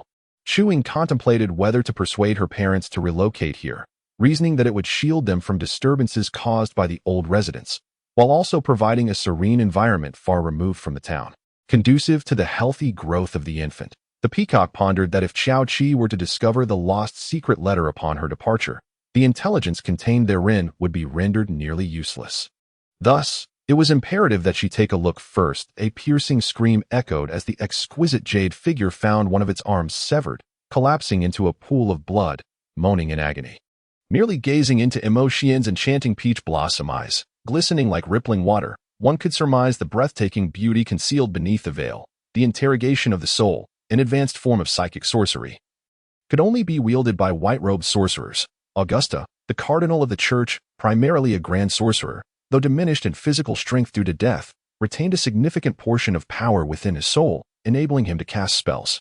Additionally, there were others, appearing like porcupines, yet it must be said that these formidable giants, these warriors, were indeed powerful and robust, far superior to the detritus of the Japanese, as many practitioners were sent flying by the hammers in their hands. Some severely concussed, Xuanning subtly channeled his soul power, resonating it with his vocal cords, and then unleashed a mighty roar, which reverberated throughout the entire Shui family realm. Having spoken, Li Qimu, accompanied by soldiers, ascended the watchtower. Shielding his eyes against the glare, he discerned, amidst the swirling mist, the faint silhouettes of ships intermittently emerging from the obscurity. Under Ma Zhong's astute allocation, what was once a complex entity, the influence of Lady Sun's city, was successfully consolidated into a singular force. Upon resurrection, Lu Jining boldly advanced towards the opposing side, indifferent to the other two routes that had lost their significance to him. Presently, the most formidable forces at Ma Zhong's disposal were the two reconnaissance battalions of the Feng Division, followed by the few hundred soldiers of the Ma family. She even inadvertently enhanced the transmitter. Frequency and phase detector, loop filter, and voltage-controlled oscillator, significantly augmenting their functionalities, thus improving the precision and range of information transmission. The contribution of the Sage Assistant is indeed substantial. After perusing the data, Lao Ba let out a sigh and remarked, "The dual reduction in skill cooldown time and consumption holds immense significance for someone like me, who possesses relatively limited skills, particularly after entering the bloodline state. This assistance will elevate my crowd control capabilities to a whole new level." Chapter 153. I lost noticing his demeanor, which suggested he had something to say. Gu Qingzhou also expressed curiosity about his thoughts and encouraged him. "Please, go ahead." "Indeed, Brother Gu," he replied. "There are certain matters I must address up front. Otherwise, it may appear that I am not being forthright with a certain individual. At that moment, Yin Luo, with a childish expression, pointed at Jian Qiu and Shirlei, saying in a babyish voice, "You two good-for-nothings. If you've embarrassed yourselves enough, you might as well get off the stage." This elicited a wave of laughter from the audience, even causing Jian Qiu and Shirlei to chuckle, pausing their duel. After becoming the concubine of the Misty Fisher, Yang Tao employed every possible charm to please him, rendering him utterly captivated, and no matter her requests, he fulfilled them without hesitation, and her cultivation progressed by leaps and bounds, allowing her to catch up with the Misty Fisher in just over 20 years, with the potential to surpass him in the coming years. It turned out that the lecherous charlatan was none other than the ancient monster known as Tian Shuizi. When El Zhanfeng witnessed the charlatan demonstrating his astonishing skills, he recalled a legendary figure of grotesque repute. During their brief encounter at the blacksmith shop, the man had introduced himself as Hong Long, even suggesting that a duel might lie in our future. Ing Zheng responded, "Good heavens, do you truly hold me in such high regard? I had just sworn to face divine retribution, and lo and behold, you immediately strike me with a few bolts of lightning." His lack of self-confidence did not stem from insecurity, but rather from the awareness that Feng An still harbored feelings for Gu Zifeng, making it difficult to resist the latter's sweet-talking advances. Now, he felt no need to listen further. Regardless of whether Feng An could withstand it in the end, the confrontation between him and Gu Zifeng was now inevitable. A streak of green light traversed the sky, and the jade-white bottle appeared, radiating a soft glow as it floated about, swaying with an air of pride. "Such beauty, and I have spared you. If I do not seize a bit of advantage, I would truly be a fool." Tang Feng found a rather shameless justification for his actions. Upon hearing this, Guijia felt a great sense of reassurance. "My lord is indeed my lord. Though he may occasionally overlook matters, given a little time, he will inevitably grasp the situation and rectify his errors. Father is all right. That is splendid." Shuelinglong's heart, which had been suspended in the air, finally found solace. Unbeknownst to her, 2 warm tears slipped down her cheeks. Since her birth, her mother had perished to protect her, leaving her to rely solely on her father, who was everything to her. Then, this Lei Tao joined the money sect, following his uncle and often ruling with an iron fist at Jinling University, unchallenged by anyone. Subsequently, I single-handedly defeated the 8 great kings and the 9 great kings, ultimately triumphing over the 13 kills of Yizhong with ease. Yin pushed her wheelchair past him. She wanted to inquire how he ended up here, but felt that such a question might come off as impolite. So she merely nodded and offered a polite greeting. "He has arrived and is staying at the hotel. Would you like me to invite Mr. Zhan over?" To Feng, the relationship between Mr. Zhan and me is indeed extraordinary. He is someone of considerable stature above me. At this moment, De Feng smiled knowingly. A decade has elapsed, and on a fixed date each year, Dr. Zhan enjoys a 3-day respite, during which only a select few are privy to his whereabouts. I was unceremoniously thrown to the ground, landing squarely on a stone, and in that instant, I felt as if my posterior had shattered into 8 pieces, my face paling as I gasped for breath, momentarily forgetting to weep. Furthermore, it must be noted that Yang Tianyu displayed his usual valor on the battlefield, facing the formidable adversaries under the Great Bear without a trace of trepidation. Mu Bing furrowed her elegantly shaped brows, as the aggressiveness of the opposing gaze stirred an involuntary wave of revulsion within her. Chapter 154. A murder committed. Gu Qingzhou, upon hearing his words, merely smiled and refrained from further comment. What lies ahead?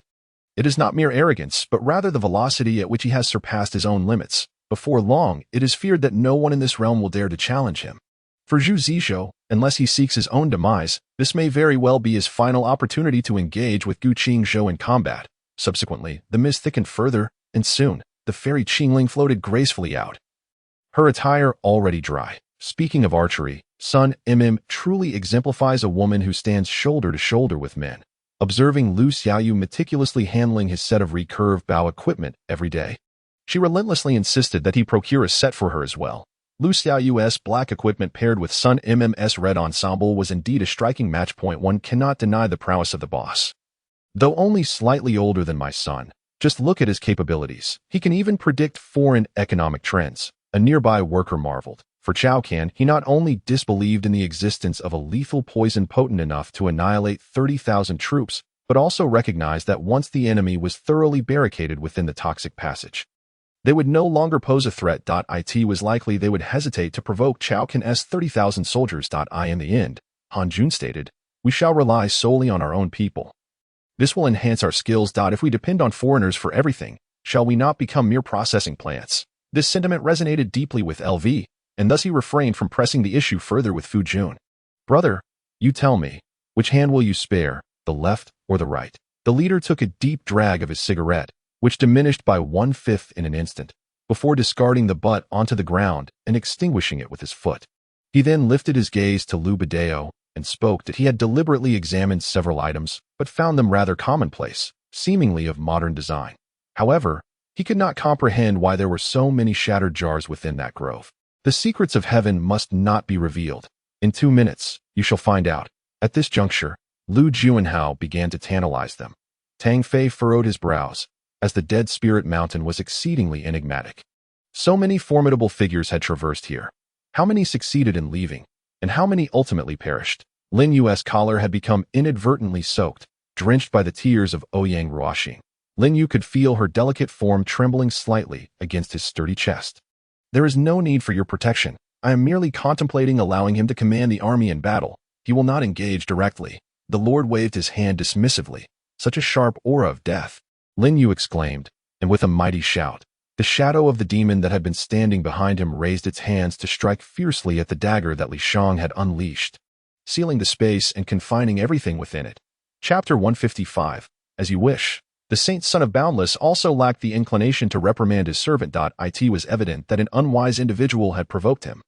He was somewhat surprised that in such a small place, someone dared to tug at his whiskers. Clearly, they had never faced retribution before. Had they? He immediately dispelled the effects of alcohol, straightened his attire, and dashed out. He caught sight of an individual. However, despite this, Lu Qingshan felt no fear, at least not from his perspective. Jiang Qihong's gaze darkened.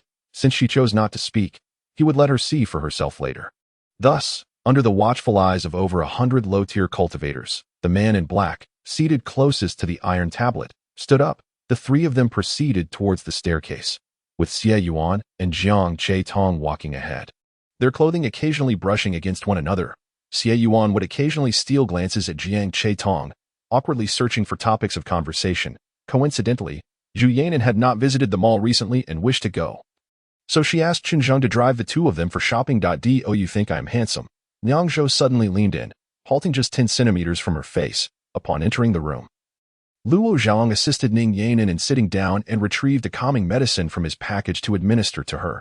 Lin Sa had not approached earlier and was positioned at a distance. Unable to discern what they had discussed, since the vanishing of the Ghost King, they had gone many days without sustenance. Now that a living person had entered, it felt like a feast delivered to their doorstep. They had no intention of letting such an opportunity slip away. Li Jian did not wish to carry the collapsing laser gun with him, as that would be too ostentatious. Instead, he stored it in the imaginary space, retrieving it only when necessary. Of course, those capable of reflection were few, while the vast majority of men seethed with rage. Fury surged within her heart, seemingly more intense than that of Kuroki Hitomi. Izumi Sakai's anger appeared even more fervent. The Qing government was utterly incapable of repayment and ultimately mortgaged all tariffs, including customs duties and salt taxes, allowing foreign powers to divide the spoils. This led to the complete degradation of Chinese society from a feudal society to a semi-colonial and semi-feudal state. The welcome from Huazaki de Manabu startled Hashimoto Nanami slightly, but she did not display it. After taking a deep breath, she entered the AKB-48 theater alongside Huazaki de Manabu, commencing her month-long stint as a substitute AKB member. Li Jian felt a sudden weight at his feet, as if a great mountain had descended upon him. The real-time status display of his body was rapidly turning red. Below, the world sprawled vast and boundless. with winds, waters, and mountains. If not for the absence of flowers, trees, and animals, it would bear no distinction from the outside.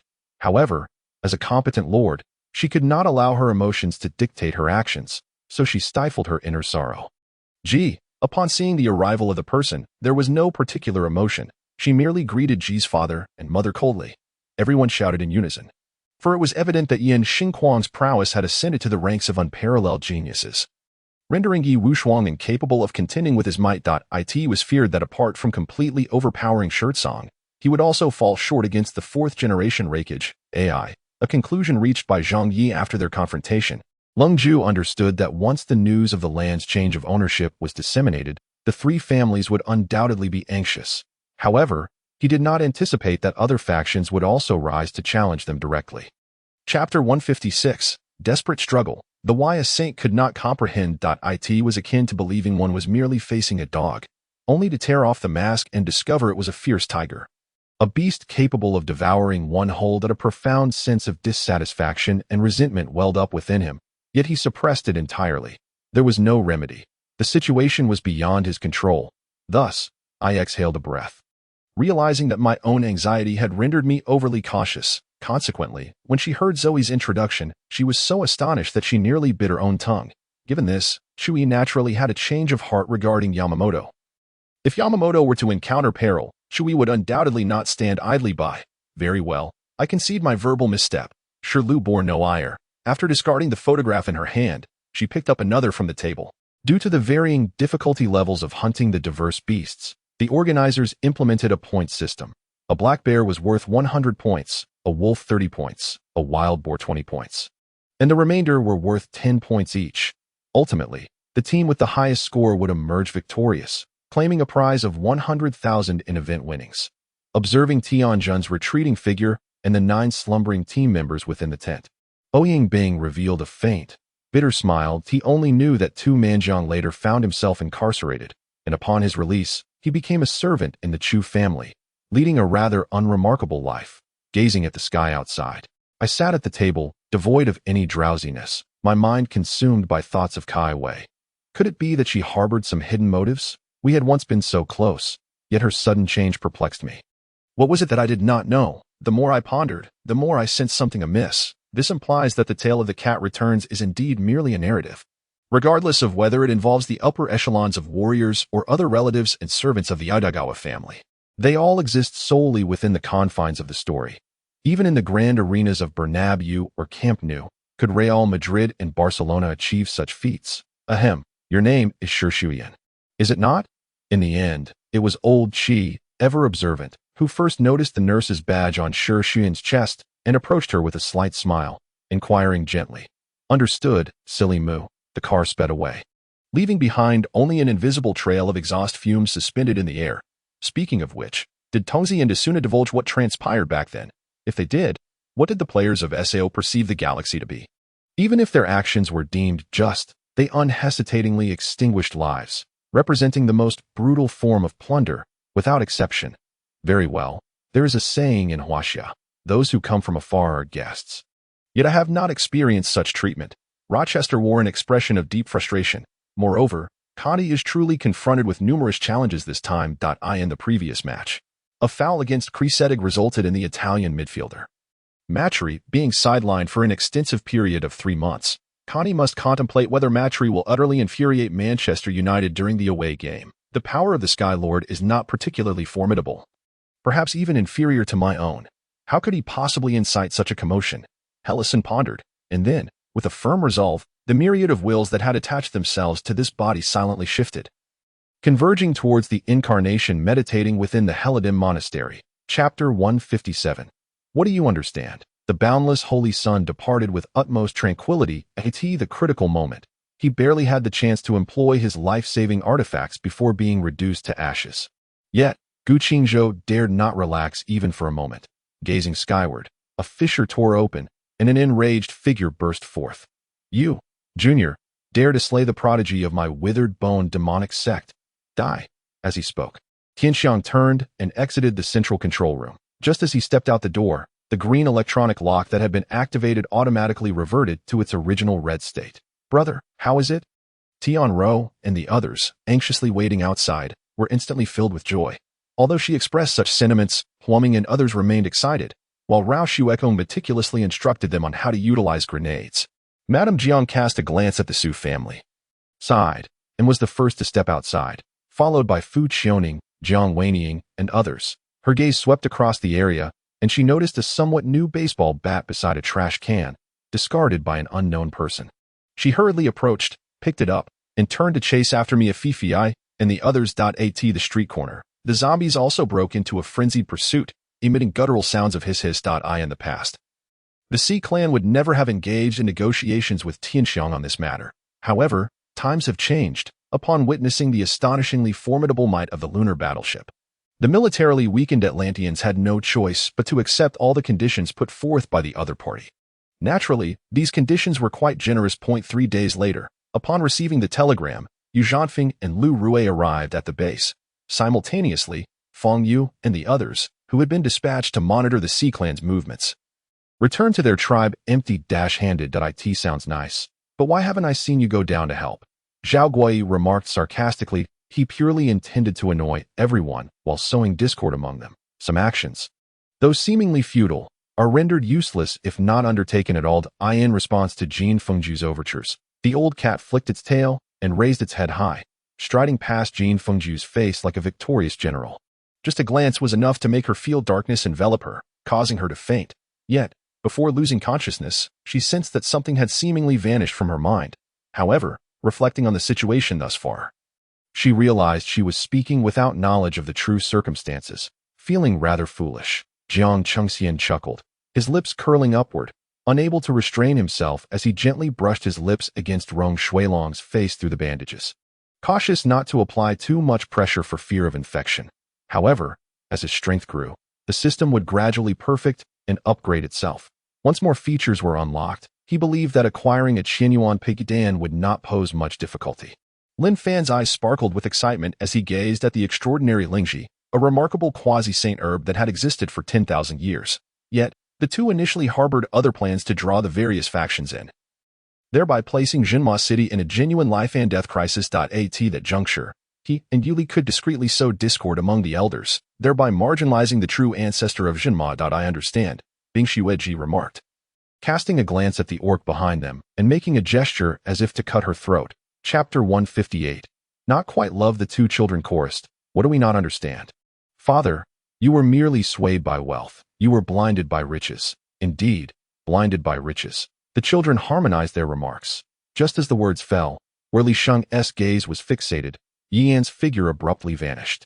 Lu Huai's expression shifted slightly. The food he was chewing lost its flavor, and ultimately, he discarded the lunchbox into the trash. With a forceful motion, he cast the girl aside, then swiftly leapt up and ran off. Turning his back, seeing him respond in this manner, Wang Dai understood that he had acquiesced. Thus he no longer lingered and departed the chamber. Currently, Yi Yin was utilizing his true energy to heal Caesar, and before they could restore Caesar's health, they must buy enough time. Huang Yu's cultivation was merely at the divine concealment stage, and even her partner, who had merely reached the pinnacle of the super-divine first realm, would not be able to detect Qi Jie. As the words left his lips, the sun shone brightly once more, only to be extinguished again. At that moment, Feng Qingyun and his team, Yin Ran, arrived at the scene. Cease at once. A burly man clad in a wolfskin coat approached Li Wei, maintaining a safe distance of 3 to 4 meters, his gaze curiously fixed on the combat dagger in Li Wei's hand. Her figure was slender and proportionate, yet devoid of any frailness. She exuded an indescribable perfection, with not a single superfluous feature.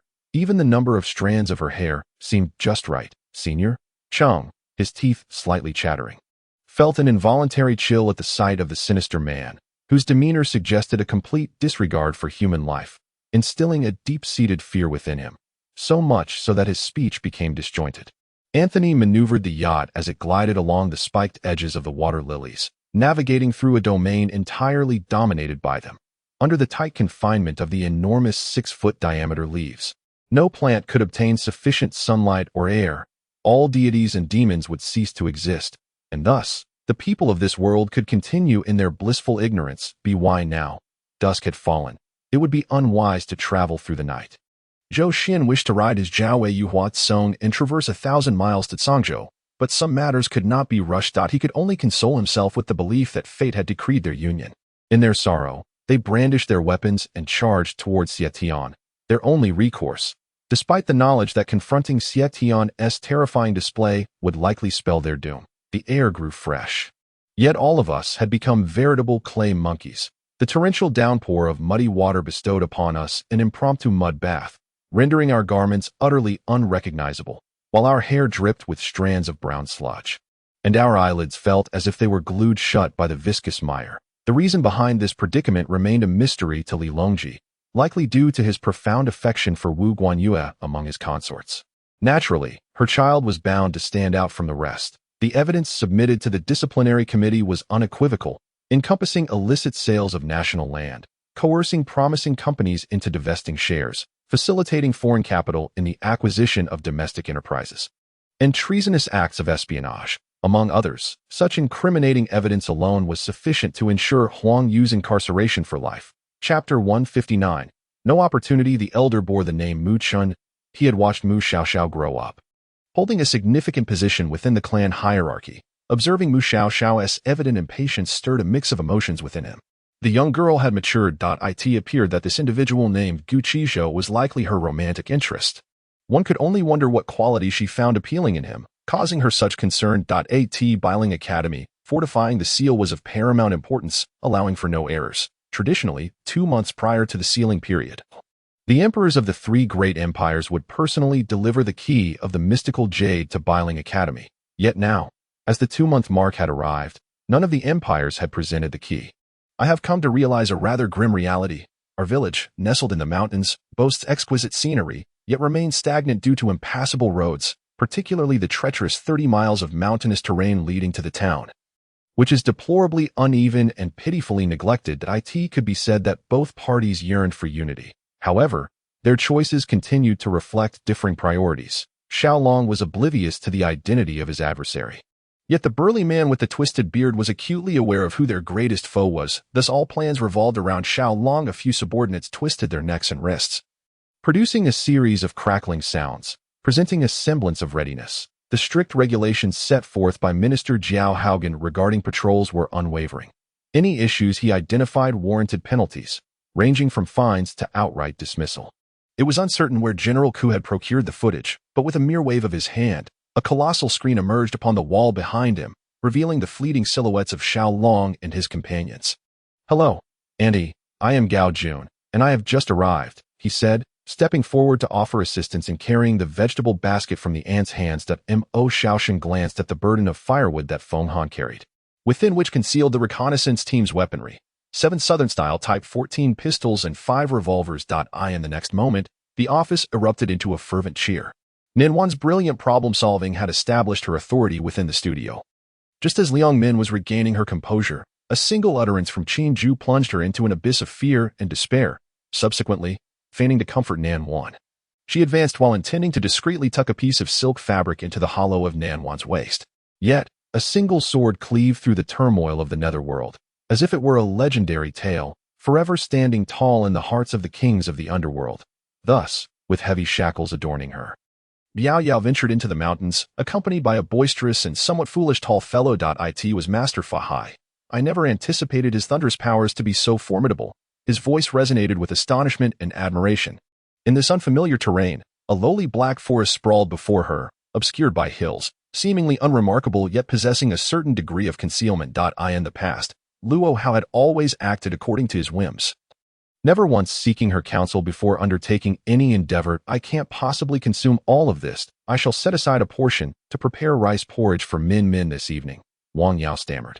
Many family members of the victims, upon further reflection, found their thoughts increasingly vindicated, especially with a few individuals stoking the flames of discontent. Thus, the dissatisfaction and aimlessness of their lives began to blaze within them like an inferno. Chapter 160. The grudge of a father's murder. Gu Qingzhou, having come from such a background, was inevitably lacking. Even if opportunities arose, such things would not be possessed in abundance. This represented a disparity in depth, one that would be arduous to bridge in the short term. This was his advantage. "What sort of gazes are you all casting?" Qin Wulong could scarcely endure their stares, and could not help but inquire. Mu Xiaoxiao's youthful visage. The younger generation of martial artists were generally impetuous. As long as they possessed sufficient confidence in their cultivation, most would endeavor to participate in the Qianlong rankings to prove their prowess. Presently, Xinjun could no longer find Xinan. Having awakened from his prolonged slumber, he was not only confronted with the death of his sister, but also the revelation that his fiancée was the true murderer of his parents and sister. Behind him, Mu Yuanqing continued to watch her depart, his gaze gradually softening, ultimately shaking his head in resignation. Before long, Yun Fujin arrived, not alone, but accompanied by Qian Mo Shenzhuan and Helian Dishi knelt upon the ground. Observing the events unfolding before him, wishing to assist them, yet he could only stand helplessly as Lian Qing and the dual assault of Mi Qing and Zhu Jioin rendered him increasingly sluggish. Shui Xinghe had already attained the latter stages of the Star Realm, making him the most accomplished of the younger generation within the Shui family. Zhao Patian, ferocious in speech, bit down hard on his tongue, spraying a mouthful of vital blood onto his blade. Then with a swift movement, unleashed the fiery blade, summoning a colossal fire dragon that soared into the sky, clawing its way towards Tang Howren. Witnessing this poignant sisterly bond, Gong Qiyu in the corner merely scoffed. Although she and Gong Luoyao were full-blooded sisters, she had always looked down upon Gong Luoyao, perhaps due to the latter's close relationship with Gong Moyan. It was an exquisite face, strikingly beautiful to the point of androgyny, with a teardrop beauty mark at the corner of her eye, glimmering as if it would soon reveal the beauty of a weeping pear blossom. Tang Qian's unique abilities circled within Mo Xinbei's body, mending her damaged internal organs while also uncovering a dark force reluctant to depart from Mo Xinbei's form. Had it not been for Tang Qian's heightened sensitivity to such energies, it would have been exceedingly difficult to detect. Through this incident, Chu Juming realized that although Xiaobai had spoken of various benefits and had treated him with a congenial demeanor, if he did not display sufficient enthusiasm and cooperation, Xiaobai might very well eliminate him as well. When the crowd believed they were doomed to perish, they found, to their astonishment, that they had not died at all, but instead had entered a pitch-black realm. With the formidable strength of the imperial city of Nanyue, as long as there was no breach from within, even a multitude of enemies would find it impossible to conquer. However, for Yun Konglan, this place was an essential source material for crafting the space of life, the key to shaping and storing biological essence. At this moment, Tan Xingyang was indeed uncomfortably close to her, leaving no space between them, causing Yun Konglan's heart to race as she secretly gritted her teeth that on one side stood the demonic sect, led by the venerable figure before her, and on the other, the righteous faction represented by the esteemed orthodox sect in a negotiation. Ha ha, Lord Yang, you are too modest, Wei Xian remarked, his earlier anger dissipating as his features softened into a smile. Given that the new emperor was so discerning, coupled with the fact that the Yi family was renowned for their benevolence, there was no reason for a wise ruler to disregard them. The concentration of divine blood was once again rising, and Yang Qi's physique was undergoing transformation, progressing towards the path of the supreme ruler of the ancient divine realm, with each particle representing a process of hell transforming into paradise. Chapter 161. Embarrassment. Mu Chun had never seen a portrait of Gu Qingzhou. Upon hearing the name, he suddenly realized, so he is Gu Qingzhou. He couldn't help but nod in approval. Truly, he was deserving of his place among the top 10 prodigies of the Qingyun list. In terms of appearance and demeanor, few among the scions of noble families could compare. It was no wonder that his own Xiao Xiao would be drawn to him. Looking up at his expressionless face and earnest gaze, Yin Xian mused that this man likely had no concept of what embarrassment meant. Boss, you need to clarify your identity. You are the boss, while Chen Fuxing has merely come to seek your shelter. To put it simply, he is here to clean up after you, not to create troubles for you to deal with. You have no such obligation, Xiao Shui said with a grin. Poor fellow had only managed 2 hours of sleep over 3 days and nights, and he had no idea how many fine steeds had perished along the way. Just as he sat down to enjoy a warm cup of tea, he was confronted with this troublesome matter. Yu Danqing shrank her neck, suddenly at a loss for words. She believed that this crab Robun was quite capable of such a deed. At last, it was over. Guyan glared at Shen Qiming, who seemed to have no intention of letting him go. Not only was Hua Biaogui curious, but the surrounding undead and malevolent spirits, who were embroiled in a deadly struggle, also paused. Half of their thoughts now focused on the savior of life and death. As soon as Gu Qingyan mentioned the wager, Shi Fian had yet to speak, and her classmates immediately chimed in.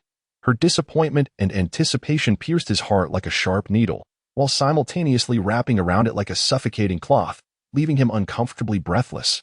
Nan Jingchen and Ming Ruahua exchanged glances, fearing that if they did not allow Ming to leave, he might be unaware of the need to withdraw. "Why don't you take a break and rest for a bit after your arduous journey these past few days?" Ming Ruahua instructed. Shall we go out for a meal?" Feng Lele inquired of Jiang, her tone laced with a hint of trepidation. Years of pent-up resentment erupted, and the suffering inflicted upon Yusuji-Q by the Seiki 8 families far outweighed any semblance of glory. Thus, he set ablaze his family shrine, wishing fervently for the roaring flames to consume all remnants of the White King's lineage. Zhao Ziliang's face was devoid of any semblance of mirth. He had not anticipated that he would inadvertently bring misfortune upon himself. The limping Zhang Yong gazed at the pristine streets, with ethereal energy wafting like smoke, and was inspired that drug-related crimes proved to be exceedingly stubborn. Every active dealer in the region had a brief window of activity, and the slightest misstep would lead to their downfall. Hao Jian pondered his escape, relieved to discover that his adversary had no intention of striking. Most critically, Su Moyan's breath was directed right at Gu Yuanshan's neck, the exhalation causing an irritating tickle at times. She was preoccupied and unable to answer calls, hence resorting to such measures. Xiaolei was experiencing an exceptionally poor streak today. Since morning, he had switched tactics thrice and lost over 20,000 taels of silver. Drawing forth his final 4 arrows, he positioned himself to shoot, the sharp tips gleaming ominously as they flew towards the 4 individuals. The arrows, as if yearning to shatter their constraints, were released in unison, striking the 4 with a resounding force that echoed the sound of breaking bones. Upon entering this area, it was evident that it was no longer characterized by vast stretches of yellow sand. Thus, the search efforts faced significant challenges. The soldiers from the Northern Kingdom meticulously scoured their surroundings, dispatching numerous men to investigate any mountains encountered, ensuring no caves concealed hidden foes. Chapter 162. Recall, after resolving matters with Qin Wulong, Gu Qingzhou habitually wiped his hands with a handkerchief, directing his gaze toward Mu Xiaoxiao. Meanwhile, Mu Xiaoxiao pouted, equally observing him. To be frank, their mutual gaze created an awkward atmosphere for Mu Chen, who felt rather superfluous. He instinctively coughed repeatedly, yet neither acknowledged him, rendering him quite disheartened. The students who had not yet departed watched them closely, though no one spoke. Only faint murmurs of discussion could be heard. Upon hearing Tang Yan's words, Yi was equally taken aback. A man akin to Tian Ci was certainly no ordinary individual. Possessing even half of Tian Ci's attributes would make him an extraordinary man. In the outer hall, the employees had gradually dispersed, leaving a few at their stations, casually dining on boxed lunches and chatting. "Good child, you are simply remarkable." Xiaoming expressed his satisfaction, perhaps predicting that the props would soon evolve. As the beam of light approached, Ao shut his pupils involuntarily contracted in shock. With a mere thought, his body swiftly shifted, and in the blink of an eye, he found himself thousands of meters away. Euphilia held a significant place in his heart. Despite the lack of any substantial developments between them, both harbored mutual affection, though various circumstances had prevented them from becoming a couple. She lit a cigarette and informed me that she had to attend to urgent matters. I grasped her firmly, yet remained silent, merely fixating my gaze upon her. At this moment, the visage of Cassius was entirely shrouded in a nebulous mist, rendering his countenance grotesquely distorted within the haze. And his eyes, now aglow with 2 points of dim light, appeared even more profound and distant than before. Through a narrow crevice, my view gradually brightened.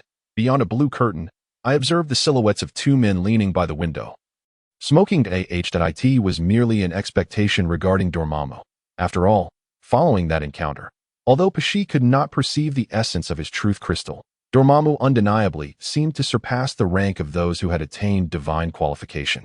If only slightly. Koreans typically regard their finances with utmost seriousness, maintaining a clear distinction between personal and professional matters. The same applies to businesses. What is yours, and what is mine. No one is permitted to cross that boundary. Humph, how naive. If the Second World were as simple as merely replicating the original plot, it would not be deemed the most challenging game. Those blood gods are malevolent spirits. How could true malevolent entities refrain from slaughtering their enemies out of nostalgia for old comrades? The death-masked man scoffed. The prince's expression fluctuated, caught in indecision between delivering a kick to his son and slapping him across the face. Qin Tang remained in the carriage, peering out the window only after they had exited the city gates for a considerable distance. gazing at the receding Tianqing, the exchange of glances among the various dignitaries in the capital. The clinking of wine glasses accompanied by hushed whispers saw Xuan merely lowering his gaze, offering no remarks to the speculations of the crowd. The ambushing forces outside were effortlessly eradicated by my hand, leaving Blaze with no courage to take any risks. Her breathtaking beauty, while captivating, brought upon her an unbearable humiliation. She would have preferred to be born into an ordinary family, possessing a mundane appearance, and leading a life of simplicity. Wang Xiaorong was not foolish, well aware that escape from her fate was impossible, and sought only to preserve her life. Weeping on her knees, she appeared utterly pitiable. Chapter 163. No killing allowed. As the patriarch of the Mu clan, Mu Jin could hardly be considered a rigid traditionalist. On the contrary, he often exhibited an open-minded disposition. For instance, one of his concubines hailed from the Qitian Fox clan, a bewitching fox spirit. She had several children of mixed blood. He also valued talent, lacking the arrogance commonly found in the leaders of prominent families. Regarding some of the young and promising individuals, a heartfelt effort. The heavens reward diligence. It is my hatred that compels me. It drives me onward, in pursuit of vengeance. The demon Catman cried out in unison. After dispersing the crowd, Guokai, wielding a machete, came upon Yang Shizhua, motionless and bloodied on the ground, with crimson flowing down the steps in a pool. Currently, Ledian bore the semblance of a great recluse, daily traversing between the annex, the Empire building, and the residence. A gust of wind, seemingly from nowhere, swept through, lifting the garments of the crowd as the chill swiftly penetrated their clothing. Each page was identical, the only change being the date at the top. Until he turned to the 9th page. Yet, would this waiting truly yield a result? He did not know, but he found it impossible to let go. Opening his mouth, Su Hao initially intended to persuade Jiang Lily to abandon her pursuit. But he realized that he could not utter a single word. One by one, the brothers fell victim to injuries, each more severe than the last. Yet, as a police officer, he found himself powerless to wield the law as a weapon to protect them. For matters of the underworld must be resolved within their own realm. This left Tan Dawei in a state of profound frustration, appearing utterly helpless. Meanwhile, the 4 members of the Wubu were beaming with joy, invigorated and seemingly enjoying exceptional hospitality, staggering about as if they had lost their bearings. Had they truly emerged from seclusion? A delicate, alabaster finger gently parted the curtains of the carriage, revealing a vast expanse of yellow sands. Deep within Tang Yun's tranquil gaze, a flicker of relief began to surface. When contending against a sage, one could only rely on cunning to outwit the unawares. Under such circumstances, there lay a slim chance of survival. Even if the Queen Mother of the West acknowledged that sages were not invincible, it was only in relation to those of equal standing. For someone like her, regardless of her profound cultivation, she lacked the strength to boast before a sage. The following day, Sun Dongfang eagerly convened a meeting of the Municipal Standing Committee, determined to secure the position of Director of the Finance Bureau. After a refreshing bath, Wei Yi indulged in a sumptuous breakfast. As he dined, lost in thought, Houston made his appearance. Once the Western concubine departed, Shisha pondered that his previous remarks might have seemed overly defensive, emphasizing a universally acknowledged truth that required no reiteration. Yet he had felt compelled to elaborate. Lao Jun stroked his beard and remarked, under the celestial decree of Dao ancestor Hong Jun, there exists a distinction between sages and mere mortals. Since the heavens have decreed the sealing of gods, our Daoist sect must lend its strength. He then took up the god-slaying whip and inscribed over a dozen names upon it. To illustrate with a simple example. Attacking a rock with a powerful tornado of magical energy versus using a flying bullet. Who would shatter the rock first? I mused. This flower is not that flower. Nevertheless, Li Ao, and I pretended not to hear Chi-Chi's inquiry.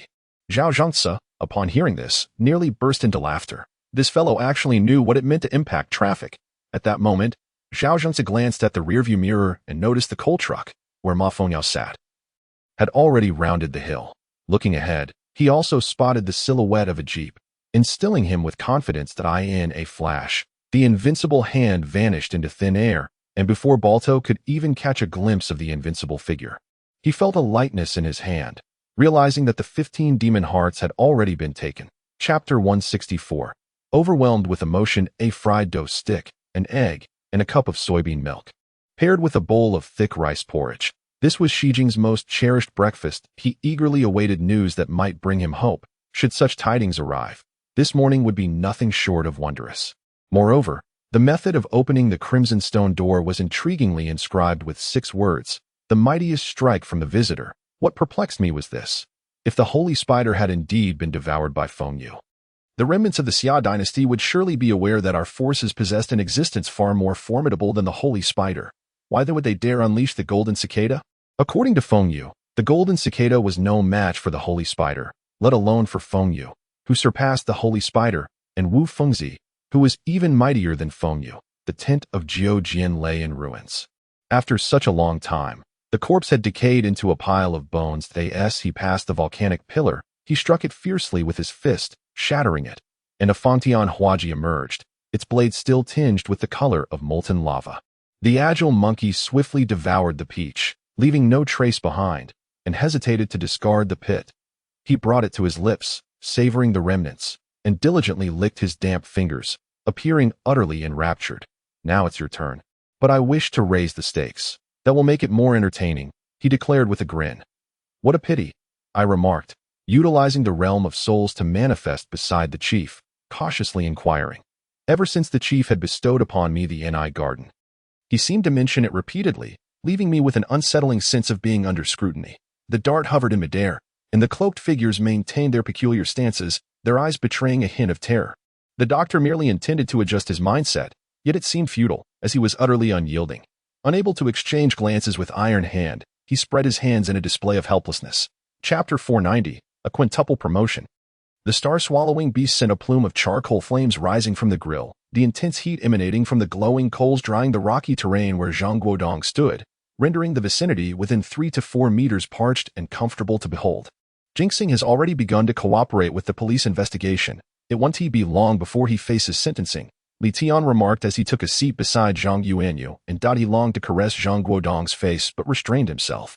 They remembered that they had sullied Zhang Guodong's clothing, and the precious crystals would surely be deducted as a consequence. Upon seeing Zhang Guodong, Lin Hui forced a bitter smile, collecting her thoughts, which had been momentarily scattered.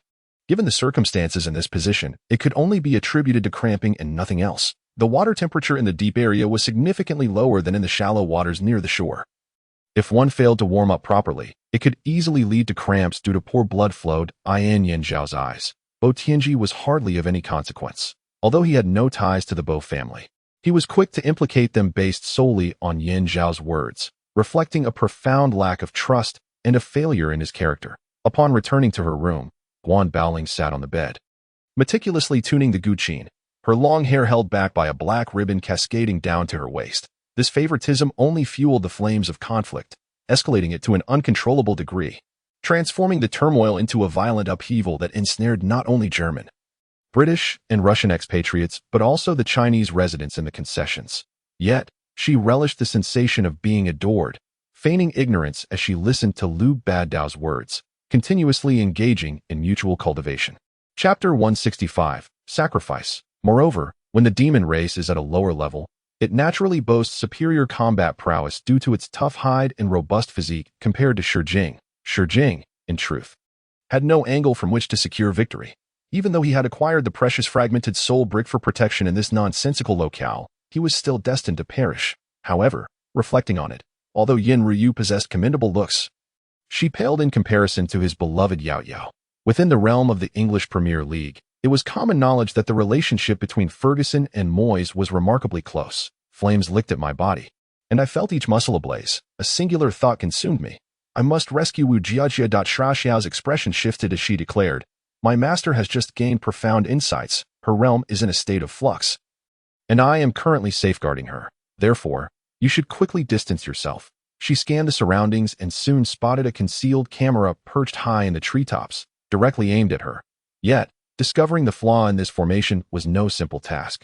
Although he was a mid-tier power in the central region, his understanding of formations was merely superficial. Lu Wei surveyed the area, noting that most villagers possessed no cultivation, save for 3 gentlemen in fine garments at the center, who held the rank of martial masters, surrounded by dozens of body-refining warriors. Gradually, the delicate figures within revealed themselves, though at present, they turned their backs to me, their curvaceous forms tantalizingly inviting, igniting within me a desire to reach out and caress. The flames of Fu Hua were relentless, akin to a bone-piercing torment, while the fire of the Feiyu pill purged all in its path. incinerating the death warriors in the pale blue blaze. It was just past 1 in the afternoon when a vacuum cleaner rumbled about indiscriminately. As Zhong Zifeng passed by Lei Xiao, he playfully flicked the other's head before seating himself beside Ko.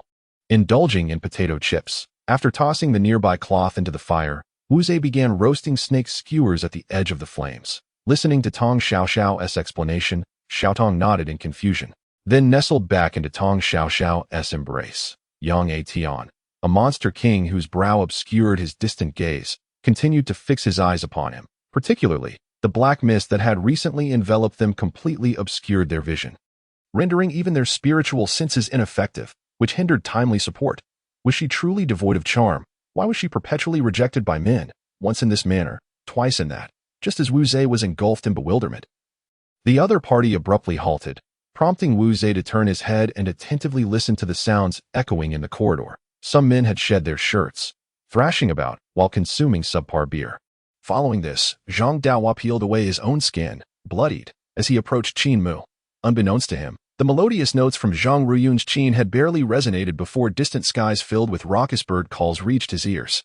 Initially, there were only 1 or 2 discordant notes, but soon, a cacophony enveloped the air. Thus, Zhang Ruyun was compelled to cease playing, gazing skyward, where countless dark specks surged from the west. Chapter 166, Entwined. Either one opens an empty box, or one encounters objects devoid of interest, evidently sifted through by others. An unease began to rise within him. Could it be that someone had arrived here first? This was troubling. If it were truly as he imagined, then his journey would have been in vain, enduring countless days and nights of hardship. Until an immensely powerful entity fixed its gaze upon this place, attempting to transform it into its realm of descent. Yet, it had already descended upon worlds far grander and sturdier than ours, and in that very instant of arrival, the sheer weight of its presence caused that world to crumble into chaos. Another course of action would be to seek the military intervention of Governor Sun Xuanning from Shaanxi to suppress him. However, without solid evidence, it is unlikely that Sun Xuanning would believe him. Shi Tianxiong scoffed derisively, slowly approaching the cold flame lone wolf. As he walked, the essence of the wind converged to its peak, forming a colossal wind blade poised above the cold flame lone wolf's head. Utilizing the radiance of the Buddha to vanquish those lowly malevolent beings is not a daunting task for one with a pure heart, even if he were to endure an entire night under such conditions. Provided no formidable monstrosity emerged, by dawn he would be merely slightly fatigued. Fortunately, he easily extinguished the excess flames, and the pile of firewood was rekindled. After completing this, Yu Ying suddenly lifted his gaze towards the heavens, holding it there for an extended period, as this action could prevent the tears from brimming and spilling down his face. This truly made him regret his earlier actions, realizing he had offended such a ruthless individual. Chen Yongfu shuddered at the thought. Immediately upon hearing that Luo Hui had slain Su Dinghua, Chen Yongfu hurried to offer his apologies, pleading for Luo Hui's magnanimity to forgive him. Mo Yun shrugged helplessly, clasping his hands behind his head and leisurely following Yen Shui. The other remarkable individuals averted their gazes, unwilling to look too long. As for Jian Kongming, he was secretly relieved at this moment. Despite the scornful rebukes from the crowd, Ling Huan did not intervene, instead displaying an appearance of sorrow and grievance until a disciple spoke up. But with so many restless souls, Mr. Gong's son, how much of your righteous spirit has been restored? Huang Zhong glanced at Gong's son beside him, observing the imposing Lin Ying before him. The figure in the black robe's expression darkened. He had not anticipated that Lin Ying would still reserve a trump card even in such dire circumstances. This peculiar formation employed by Lin Ying was entirely unfamiliar to him, even to the point of never having heard of it. A sharp rebuke resonated throughout the city, although he appeared frail. In that moment, he instantly became the focal point of the battlefield, capturing everyone's attention. Heaven knows how reluctant emotion she was when he initially sought it. No wonder, after all, it had been so painstakingly acquired. And to casually bestow it upon the two of them would be disheartening for anyone. To battle. Hua Xiong leapt into the air, descending from the high platform, as if he were a feather in a state of weightlessness. Landing upon a magnificent steed of Shiliang. A low, muffled sound echoed, blood splattered, and the soldier of the Tianqi army fell to the ground, unwillingly succumbing to the loss of life. As he ascended, he mentally reassured himself. No need to fear. Often it is unnecessary to take direct action. Allowing them to engage in their own slaughter suffices. Xin Lang was unable to reach Lin Yueshi by phone and went to the Lin residence to find her, only to be turned away by Lin's father. Chapter 167. Unbearable to strike. Mu Xiaoxiao is a very naive individual. The more time Gu Qingzhou spends with her, the more she senses this feeling. The girl sometimes exhibits a frosty demeanor or an irritable temperament, which seems to serve as a protective shell around her. However, this shell only manifests in the presence of strangers, when faced with those she holds dear. Her more foolish side becomes apparent. What puzzles her further is the origins of Imo Qingyu and Qingyu. In just these 2 brief days, her experiences have surpassed her understanding accumulated over more than 20 years. Jean Baoju swore that if she ever lingered in bed again, she would be akin to a dog. A barking, biting kind of dog at that. Furthermore, the peculiar relationship between Qingyu, the Zhou family, and Junyue Hotel would not be challenged by anyone. Their attention had been entirely focused on Qingyu, leaving no one to notice when Wang Heshuan had arrived. The blood sea bubbled and fumed like oil igniting in a fire. With the corpse insects consumed by the crimson tide, Larry Brown was frantic, truly frantic, and despite the lack of points, he shouted at Iverson on the court. It was only then that Guangwei noticed a sweater tucked inside her bag. It was a garment she had chosen while shopping with Muzi, believing it would look splendid on her. To be fair, Muzi still felt somewhat incredulous, even after a night had passed. Even with Guangwei nestled asleep in his embrace, the beautiful scene concealed beneath the covers felt surreal. After all, he hadn't yet given Guangwei a ring. Was this the proverbial scenario of getting on the bus before buying a ticket? Their entourage of 200 drew the attention of many Anjouan people, who huddled by the roadside, secretly observing Ian at the forefront. Just as despair began to settle in, they suddenly spotted a recruitment notice from the Yi family for household servants. If one passed the application, they wouldn't need to pay, as the Yi family would cover the cost of the flying vehicle ticket. Wang Chen disregarded the snake, flicking his hand gently, causing it to be cast aside. At that moment, Wang Chen seized a snake, the largest one being a king cobra, at least 1/3 bigger than the one previously chosen by Nemo. One cannot deny that Wang Chen was thorough, considering all negative factors and eliminating them one by one. Thus, it mattered not what sect the individual belonged to, be it Tianshan or Dijon, regardless of whether their grandfather was an elder or the sect leader. If they were dead, they were truly dead. Martial God, you have saved me time and again. From now on, my life is yours. Zhao Li scanned the entire venue, excitedly speaking to Lenny. The poem states, "Do not dare to interfere with my path. My fate is mine alone to dictate. Seeking joy leads to ruin." The grand celestial martial concert. Zhao Ruqian gritted her teeth in hatred, unaware that he was employing a stratagem akin to surrounding Wei to rescue Zhao. She hastily withdrew her hand from his waist, guarding her chest, only to find that the rogue swiftly turned, flinging open the door with a bang, escaping in haste. Our Dragon Alliance is in need of a vice leader dedicated to external affairs. I wonder if Brother Shang would be willing to lower himself. Yi Haochuan said sincerely. Such occurrences have been frequent since captives were utilized 2 years ago, leading Qin Yanxian to repeatedly deploy provincial troops to suppress the unrest, resulting in the slaughter of many captives to quell the rebellion. Certainly, if provoked by others, he would undoubtedly not back down. He is not the type to indulge anyone. The 3 of them, attuned to the subtle whispers of the wind, realized with certainty that their presence had indeed been compromised. Yet, incredulity adorned their faces. With their skills in concealing their breath, even those of innate mastery should find it challenging to detect them. It remained a mystery where they had inadvertently revealed a flaw. Chapter 168. Confidence. Lao Mozi pinched a strand of his black beard, his eyes narrowing into a triangular focus upon Gu Qingzhou. This was a personal habit of his. Whenever confronted with someone he found perplexing, he would instinctively engage in such a gesture. Perhaps it was the proximity between them or the conversation with Gu Qingzhou that allowed him to sense her remarkable confidence. The lingering malevolence and spectral energy seemed to fill the air, prompting a chilling inquiry from the elder. Is it possible that among you, someone has wronged Air Ming, leaving him unable to rest in peace? His gaze turned sharply towards Air Ming's family, exuding an unusual intensity. Upon witnessing his father's impatience, Li Erlong hastily ceased his preening and began to eat. Even Wang Shi, despite her affection, had not shown such distress over her daughter-in-law. It was not merely due to status. More so, it was Yumi's impartiality that commanded genuine respect. What does this have to do with my father?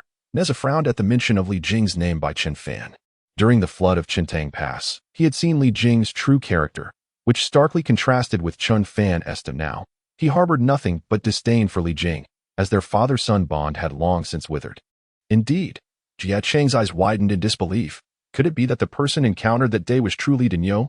Your Majesty, Did he not declare he would await your challenge? Shall we raise the stakes to draw him out?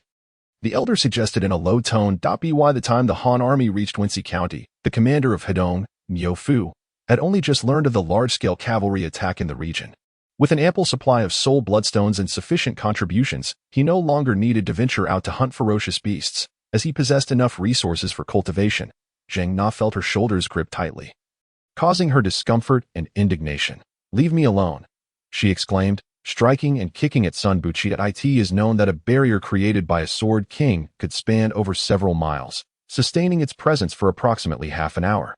Much like the barrier Lin Zhuxian conjured while fleeing in Ming Mountain, the Minister of Justice suspected Rongxia but deemed such a person unsuitable for espionage, leaving him only half convinced. However, this did not diminish his respect for Rongxia. While Yosu pointed a finger at Sima Jinghong, issuing a sharp command as her palm struck towards his neck. A faint scent of perfume lingered around him, vibrant and exuberant, much like its owner. He approached her, attempting to explain, questioning whether she minded, yet his actions and words did not falter as he moved directly in front of Chen Xiu'er, scrutinizing her intently. The sibling's secret was unknown to Fu Hongji. Yet he found something peculiar. Why? Oh why? The emotional turmoil she experienced was incredibly intricate. If one were to describe it in terms of human sentiments, it could perhaps be characterized as a profound sense of betrayal, coupled with indignation and resentment. She found herself absent-mindedly resting her chin on her hand, and as she lingered in thought, a tightening sensation gripped her heart, a pain so intense that it compelled her to stand abruptly, her large, glistening eyes betraying a hint of moisture.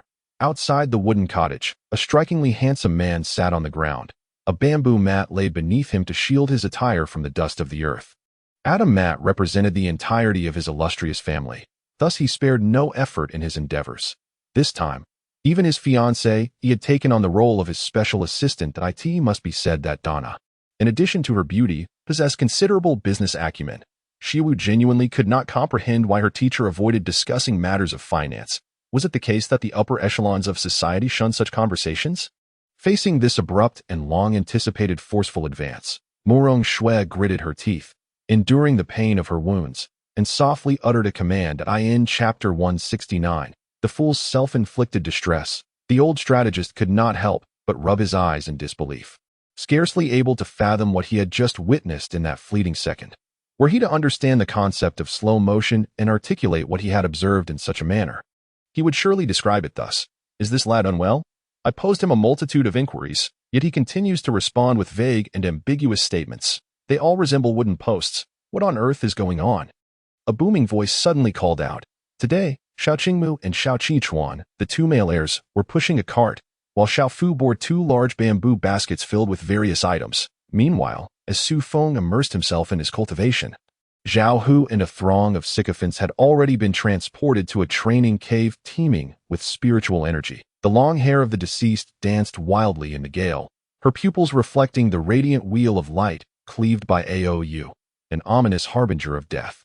She clenched her teeth, channeling all her strength into the deathly ankle guard she wielded, striving to withstand this fatal blow.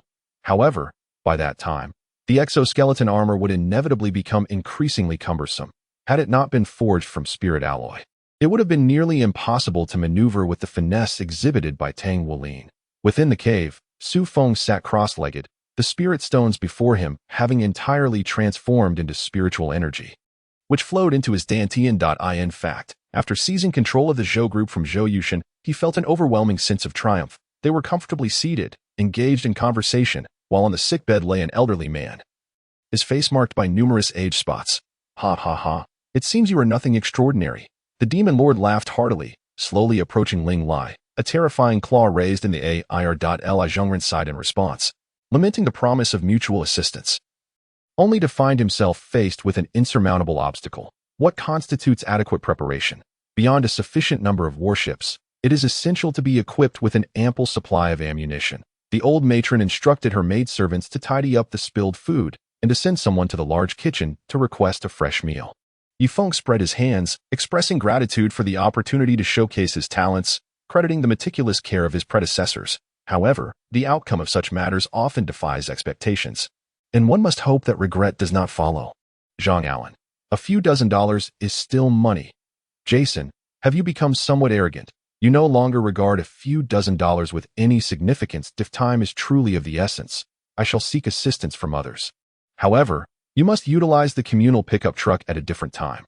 Once the metal door was shut, Li Zhongren lightly stamped his foot, causing countless roots to emerge from the ground, crawling along the surface and walls, ultimately enveloping the entire room. Why did he choose to speak so thoughtlessly? Wasn't it more enjoyable to merely observe the unfolding spectacle? Why did he provoke trouble by berating the young lady for her ostentatious behavior? As for my fiancée, how I choose to pursue her is of no concern to you. Qin Feng chuckled, and upon seeing this smile, Yi found it hard to fathom how Qin Feng would eventually meet his demise at the hands of Musher. Ghost King, from now on, you may simply call me Tang Zhan. What nonsense about the king of Ningguo. It is likely that the emperor does not wish to acknowledge such a title, as Tang Zhan spoke. He continued on his way. The Chinese team has remarkably, and almost incredulously, advanced to the finals, facing off against the American team. After changing into her formal attire in the cloakroom, Lu Yaoyao cautiously peeked out from the room. Casting a nervous glance at Song Yimin. At that moment, Xin Yu appeared expressionless to outsiders, yet only he was aware that his heart was in turmoil for the first time. This was the grand pit that Fang Buhui had prepared for them. This fellow was truly a master of traps. Chapter 170. Hidden Delight. The mastery of the path is divided into three realms: the realm of inception, the realm of grasping, and the realm of mastery. To many fools in the outside world, what they consider legend is merely the initial foray into the path. In reality, it is just a touch upon the threshold. Only upon accumulating a certain degree and reaching specific variables does one attain the realm of inception. In the eyes of ancient masters, only upon reaching this stage does one qualify as a true seeker of the path, for it is at this juncture that one truly embarks on the journey. Look at you, rushing down without properly arranging yourself. Do not let your sister Xinlan mock you unnecessarily. Tang Fu affectionately pulled Tang Shuyu to sit beside him. Although his words seemed reproachful, his tone conveyed an undeniable tenderness. Were it an ordinary individual, even the head of the Heavenly Sacred Academy, including Xiao Zhao, would be startled and flee. Fei-Ong. At this moment, their parents also arrived, hastily intervening to halt Li Fei-Ang's violent actions. Yet, a mere girl like Xiang Yi had developed such an audacious demeanor, truly not far from a disastrous fate. Qi Lv simply did not anticipate that there were those so heedless of their own mortality, hastening to the southern realm to meet their end. At this juncture, Li Ru suddenly swung his fist, striking Kong Rong squarely in the face, and then took another step forward, delivering a fierce knee strike to Kong Rong's abdomen. He Changjin is a good official. Of course, the definition of a good official here differs somewhat from the common notion of a virtuous bureaucrat. Ming Shi's gaze was filled with despair, yet this decision was hers alone to make. For it was her life. You cannot best me. When Guna appeared before the doctor, he let out a cold laugh. In this deep palace, there are merely pitiful souls, as long as they can coexist peacefully. That is sufficient. I chuckled softly, lowering my head to continue perusing the newly composed sheet music. The face of the person he reprimanded flushed crimson, and after a while, he could not conceive of a better solution. Ultimately having to stamp his foot in acquiescence. Meanwhile, around Sun Fengzhao's body, the originally solid tricolor barrier, under the dance of his blood, was left riddled with countless holes.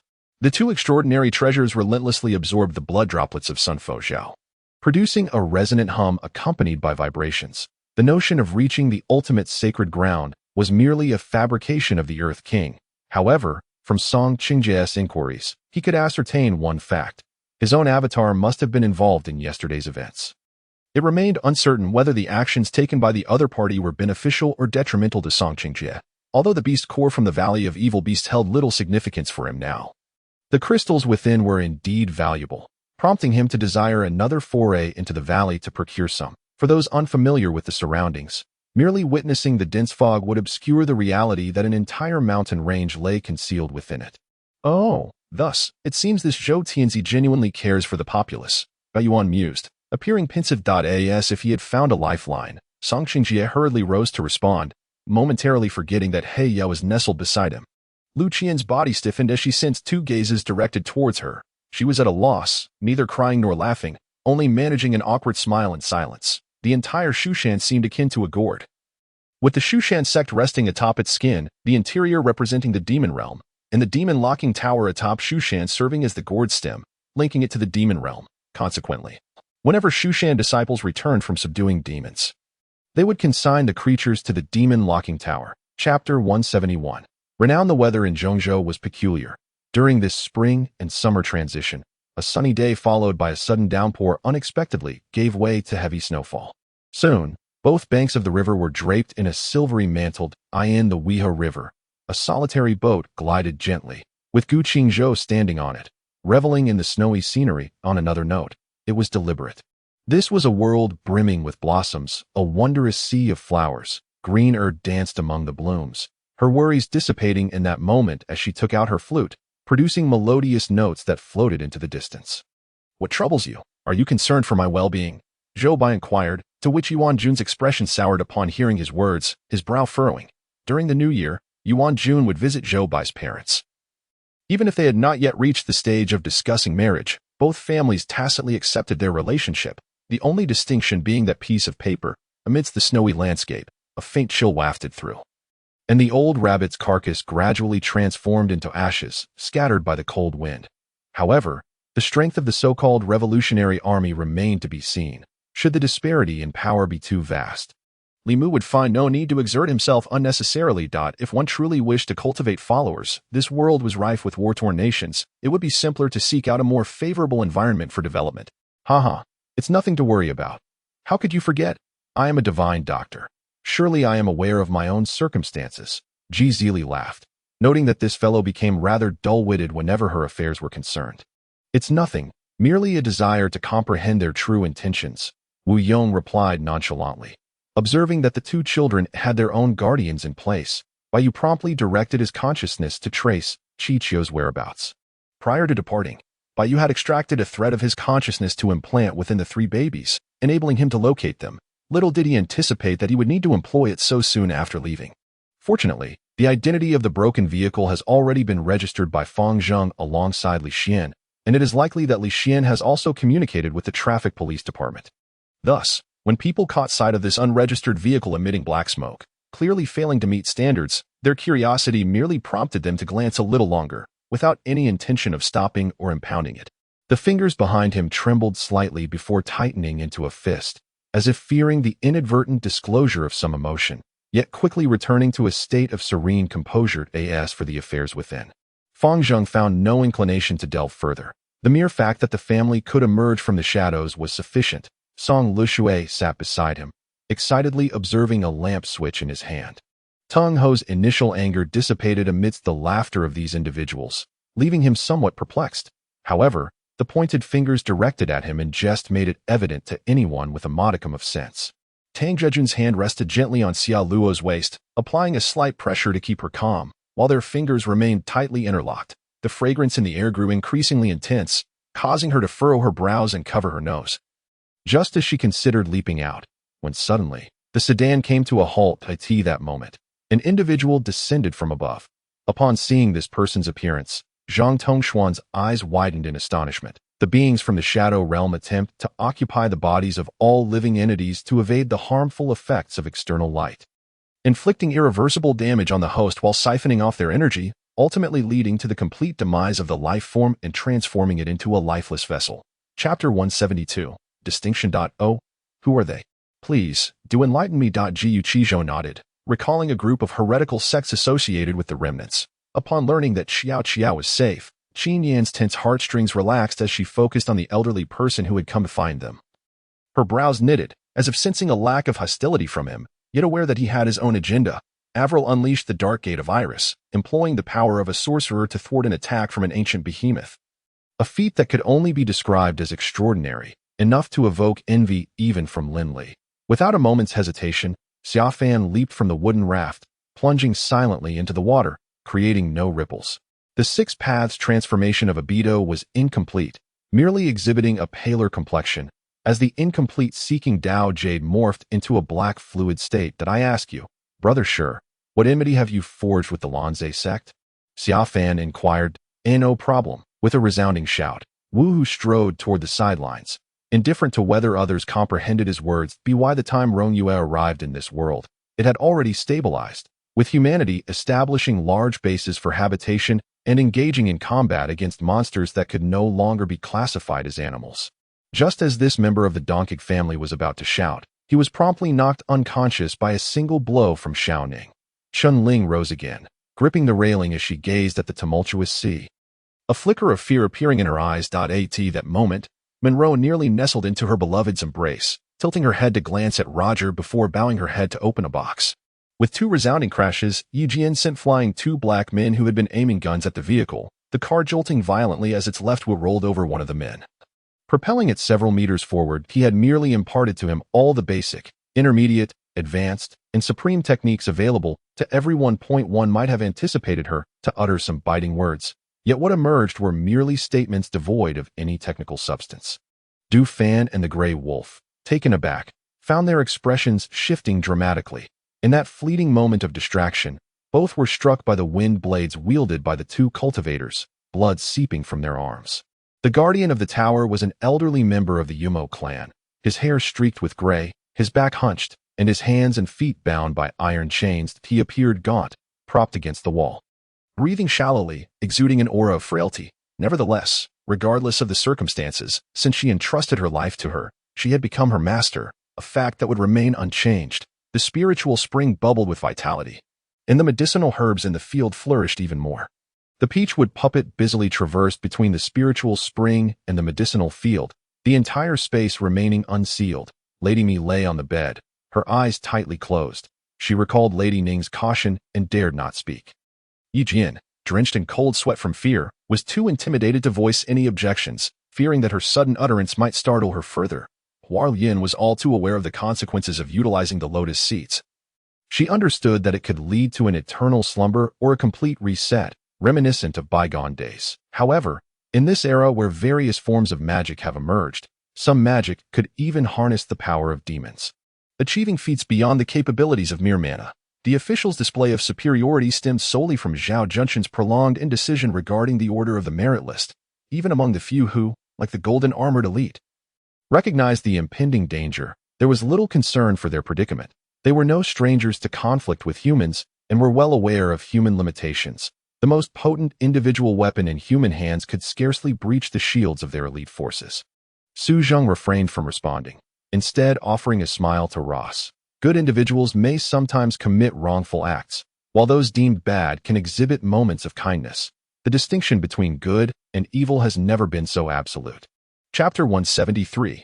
Few and far between. The blood god cult is hierarchical, with 4 heavenly sovereigns beneath the leader, followed by the 8 great blood envoys and 16 Blackshaw envoys. The Blackshaw envoys represent the true core of the cult, each possessing the strength of the tribulation stage, truly formidable.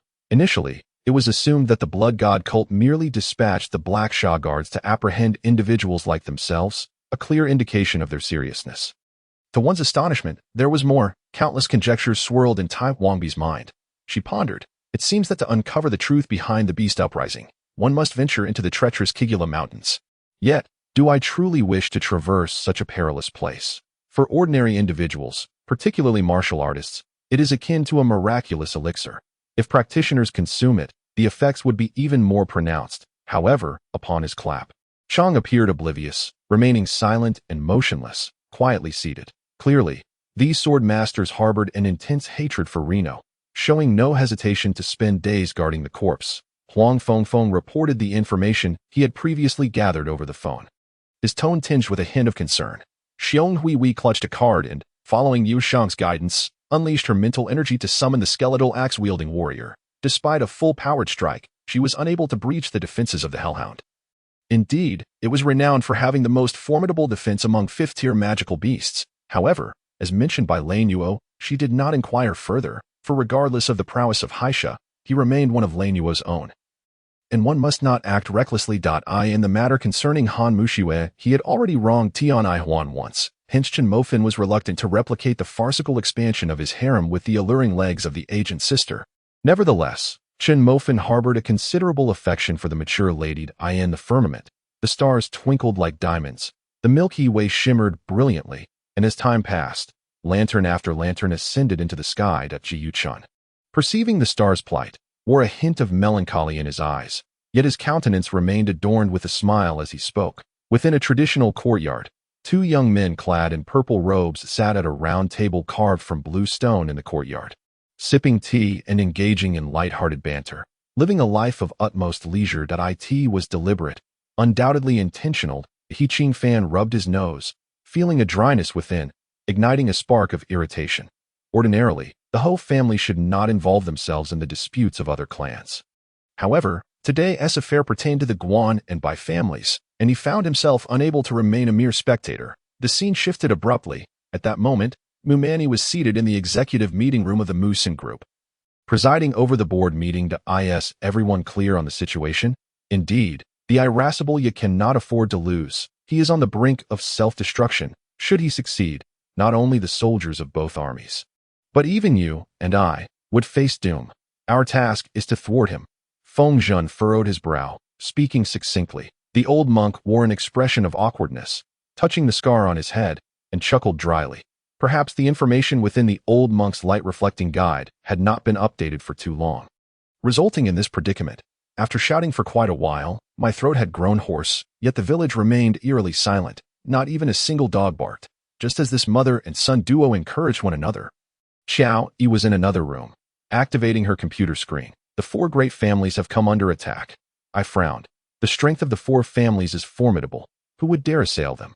However, at that moment, Xian's face was etched with anguish, rendering her speechless. Chapter 174. Following one's heart's desire.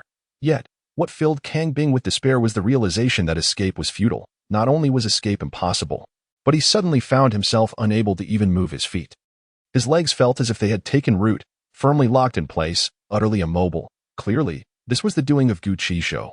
Kang Bing was not one of those heartless disciples cultivated by the blood god cult. Wholly devoted, the wind grew stronger, and the air turned colder. Thankfully, I had instructed He Miao to fetch 2 extra blankets and capes. The thick layers of branches and grass below, combined with the fire burning in the center, kept the chill at bay. This issue had begun when the late Mr.Gu passed, and the branches of the Gu family came to stir trouble. Moreover, Zhu Renxiao intended to carry silver to Li Ping to pay a visit to the new governor, Li Yao, in hopes of fostering mutual relations. Thus, at the break of dawn, the 5th person set out for Guilin, burdened with 200 pounds of gold. Jiu Yenshin, whether out of guilt or something else, hurriedly departed upon seeing Deng Finton lying motionless on the ground. Suddenly, he lifted his head, casting her a look full of ill intent, and placed his finger to his lips, sucking on it momentarily. The great yellow dog, upon hearing Su Sini's invitation, hesitated for a moment, contemplated deeply, and ultimately nodded in agreement. This individual is the Imperial General Ing Wushang, the sole holder of such a title, for the emperor later abolished the position while retaining the title of General Ing, transforming it from one of real power to a mere honorary title. Xiao Shanqing quietly introduced this man to Qin Xing after recovering from his injuries. Nie Yuan became vigilant once more. Meng Xian had mentioned that a more terrifying aura lurked at the bottom of the cliff, potentially a being of celestial concealment. Tan Yun and Lin Manxi, upon seeing Shi Yinbei, could not conceal their astonishment, particularly Tan Yun, who approached him directly. In stark contrast to the comments on Qi's group and Qi Xian's V-blog, Qi Yan's remarks were uniformly filled with repentance and apologies. Xia Yan fixated his gaze upon Lu Jingtian. He appeared slightly thinner, with faint dark circles under his eyes, suggesting he had not rested well. Why does he look so haggard? Observing the man stepping outside to call upon everyone individually to commence training, Li Hongmei finally breathed a sigh of relief. Once the beauties in the room had departed, only Zhang Yingxue remained. Undeniably captivating, he lowered his head and resumed scribbling aimlessly in his notebook. Yet as he drew, he unconsciously began to write the name Li Mengyao. The young master instinctively unleashed a palm strike, which landed upon his own waist. However, the venomous serpent vanished in a flash, causing him to propel himself backward, blood staining the ground. Yet, before his body touched the earth, his soul shattered completely, leaving no hope for salvation. Elder, could you control the resin to spray it towards that spider demon? Mu Han inquired. The riverside at night was always bustling with people, and in just a short while, Feng Haobai lost sight of Luo Ziqing. He glanced at the time and frowned. Xia Yan? Kuyaru could hardly believe that the person calling Lu Jingtian would be her, nor could she fathom that Lu Jingtian would pause the meeting for her call. Lin Yu shook his head. At that moment, he noticed a black armored vehicle parked not far ahead, and his eyes brightened as he walked over. Initially, she had thought some ghostly figure had come to the North Sea Dragon Palace to deceive, only to discover it was a disciple of the ancient immortals. Amidst the awkwardness, she could only rely on her own guilt. First, he swam nearly 1,000 miles, with demonic creatures continuously emerging. As if they were endless. On the opposite side, as the stone python lunged towards him, Song Yinming stepped forward, gently sweeping his wrinkled hand. Chapter 175. Expiration. Very well, let us part ways here. Gu Qingzhou remarked, casting a glance at Tai Jun and his companion. Tai Jun exchanged a meaningful look with his partner, a moment laden with profound implications. Yet, neither spoke, merely bowing respectfully to the elder before, as he spoke. Jack unleashed another crimson death ray aimed at Su Baiqian to avoid being ensnared by the opponent's sweet words again. Song Yunran immediately crouched down to earnestly gather wild vegetables, daring not to engage him further in conversation. Meanwhile, Bai Shui chuckled coldly within. She had merely displayed a casual expression, yet he had fallen for it. Truly foolish, he deliberately positioned himself closer to her, fearing that she might seek out Jiang Chunlai for assistance midway, while simultaneously providing reassurance to the patients who had come to consult Song Jiwei. Yet, they were not in need of such comfort. She demonstrated exceptional medical skills and offered astute, effective advice. Song Jiwei's culinary creations were beyond reproach. And Lin Xiuan, who sought to find fault, could not find a single imperfection, instead becoming the best diner of the day. However, as time passed, opportunities for use dwindled, as Yunan's talents were simply too abundant, leading to their forgetfulness. Some even suggested that they should forego rest and head directly to Jiangxing University to commence the controllable nuclear fusion experiment without delay. As Shenzi and Yunxiu entered Raid Saitang, the shopkeeper, who had just been all smiles, now regarded the two in their ordinary attire. Xia Ran, however, intentionally brought up their identities, hoping to make Yin Ning aware that there were certain things beyond her reach. Being mere idle street ruffians, how could they afford a meal at the Siping Hotel? It felt rather embarrassing to be a burden to Sun Lihong for this meal, and thus, they were reluctant to occupy any private rooms. Liu Bei's words were indeed quite reasonable. After all, there was Tao Qian relinquishing Shuzhou, followed by Liu Biao yielding Qingzhou, and Sun Quan borrowing Nanjun. Shall we depart as well? Let us first replenish the energy of the Stone of Hunger, Yu Kai suggested while organizing his backpack. Could the items delivered to the palace be any different? The Empress Dowager had even taken the time to reiterate this, which struck him as somewhat peculiar. He had initially thought she would take offense. Attempting to slice a piece from the meteorite with his black sword, he meticulously dissected it, but stone fragments flew about, revealing an emptiness within, nothing at all. Yi Guqin, observing Rushua tapping away at the ride-hailing app on her phone, abruptly seized her and thrust her into the passenger seat of his car. For a fleeting moment, Rushua was startled by Yi Guqin's impolite act, nearly believing she was being abducted. As Wednesday arrived. On this day, the medical silver needles commissioned by the He family were finally completed and delivered to them. Although he was unfamiliar with this item, it was evident that it was no ordinary treasure, as it had caused considerable anxiety and anticipation among the members of the octagonal starfish clan. Why was the bodyguard next to the elder brother present here? Moreover, despite recognizing her, they pretended not to know her. What are you talking about? Are you no longer interested in dining? Night Shadow vaguely overheard Qinglan's voice. Chapter 176. The conspiracy to rebel. In that moment, a group of individuals was executed on the spot, labeled as spies of the court. After the killings, a crowd, led by the Black Shaman, brazenly stormed into Qingzhou City. The commotion was so great that he nearly wondered if they were staging a rebellion. Yet, upon reflection, this made little sense. With such a small number of people attacking the city, how could they possibly succeed? Even if they managed to capture it, could they hold it? Gao Yuankai, a notorious ruffian from H City, was well known locally for his lack of education, spending his days indulging in vice and gambling. He was not from a wealthy family. The money he spent was acquired through theft, having been imprisoned countless times, earning him a notorious reputation. Lu Fati, seemingly boasting while simultaneously adding to the frustration, remarked, "Chief, esteemed leaders, Huazhou boasts excellent terrain and is a major grain-producing region, with annual official grain reserves amounting to at least 200,000 to 300,000 stones. Other provinces often rely on it for grain support. I lingered for quite some time, grappling with how to convey this matter to my family. At 5:10, the person dispatched by Ji Liuyan had already arrived. Have you been busy these past few days? If you are preoccupied, you may go ahead. We can spend time together later. Although I yearn for Li Ye's company, it would not be right to encroach upon his time. If that night, the person seeking your assistance is my sister, would you deceive me?" I interrupted his words, my tone calm and my expression gentle. The doctor mentioned that a further 2 days of observation would suffice before discharge. Sneaking out today poses no issue, as I must eat anyway. It is a perfect opportunity to accompany you. For a stroll. Lie's words were rather subtle. Observing his aura of solitude, I felt an unsettling pang. It was never my intention to quarrel with him, yet I remained deeply perturbed by the initial incident that we faced one another, pausing momentarily before I took the initiative to step past him. Yet, Lie's delay in appearing might indicate that he truly would not come.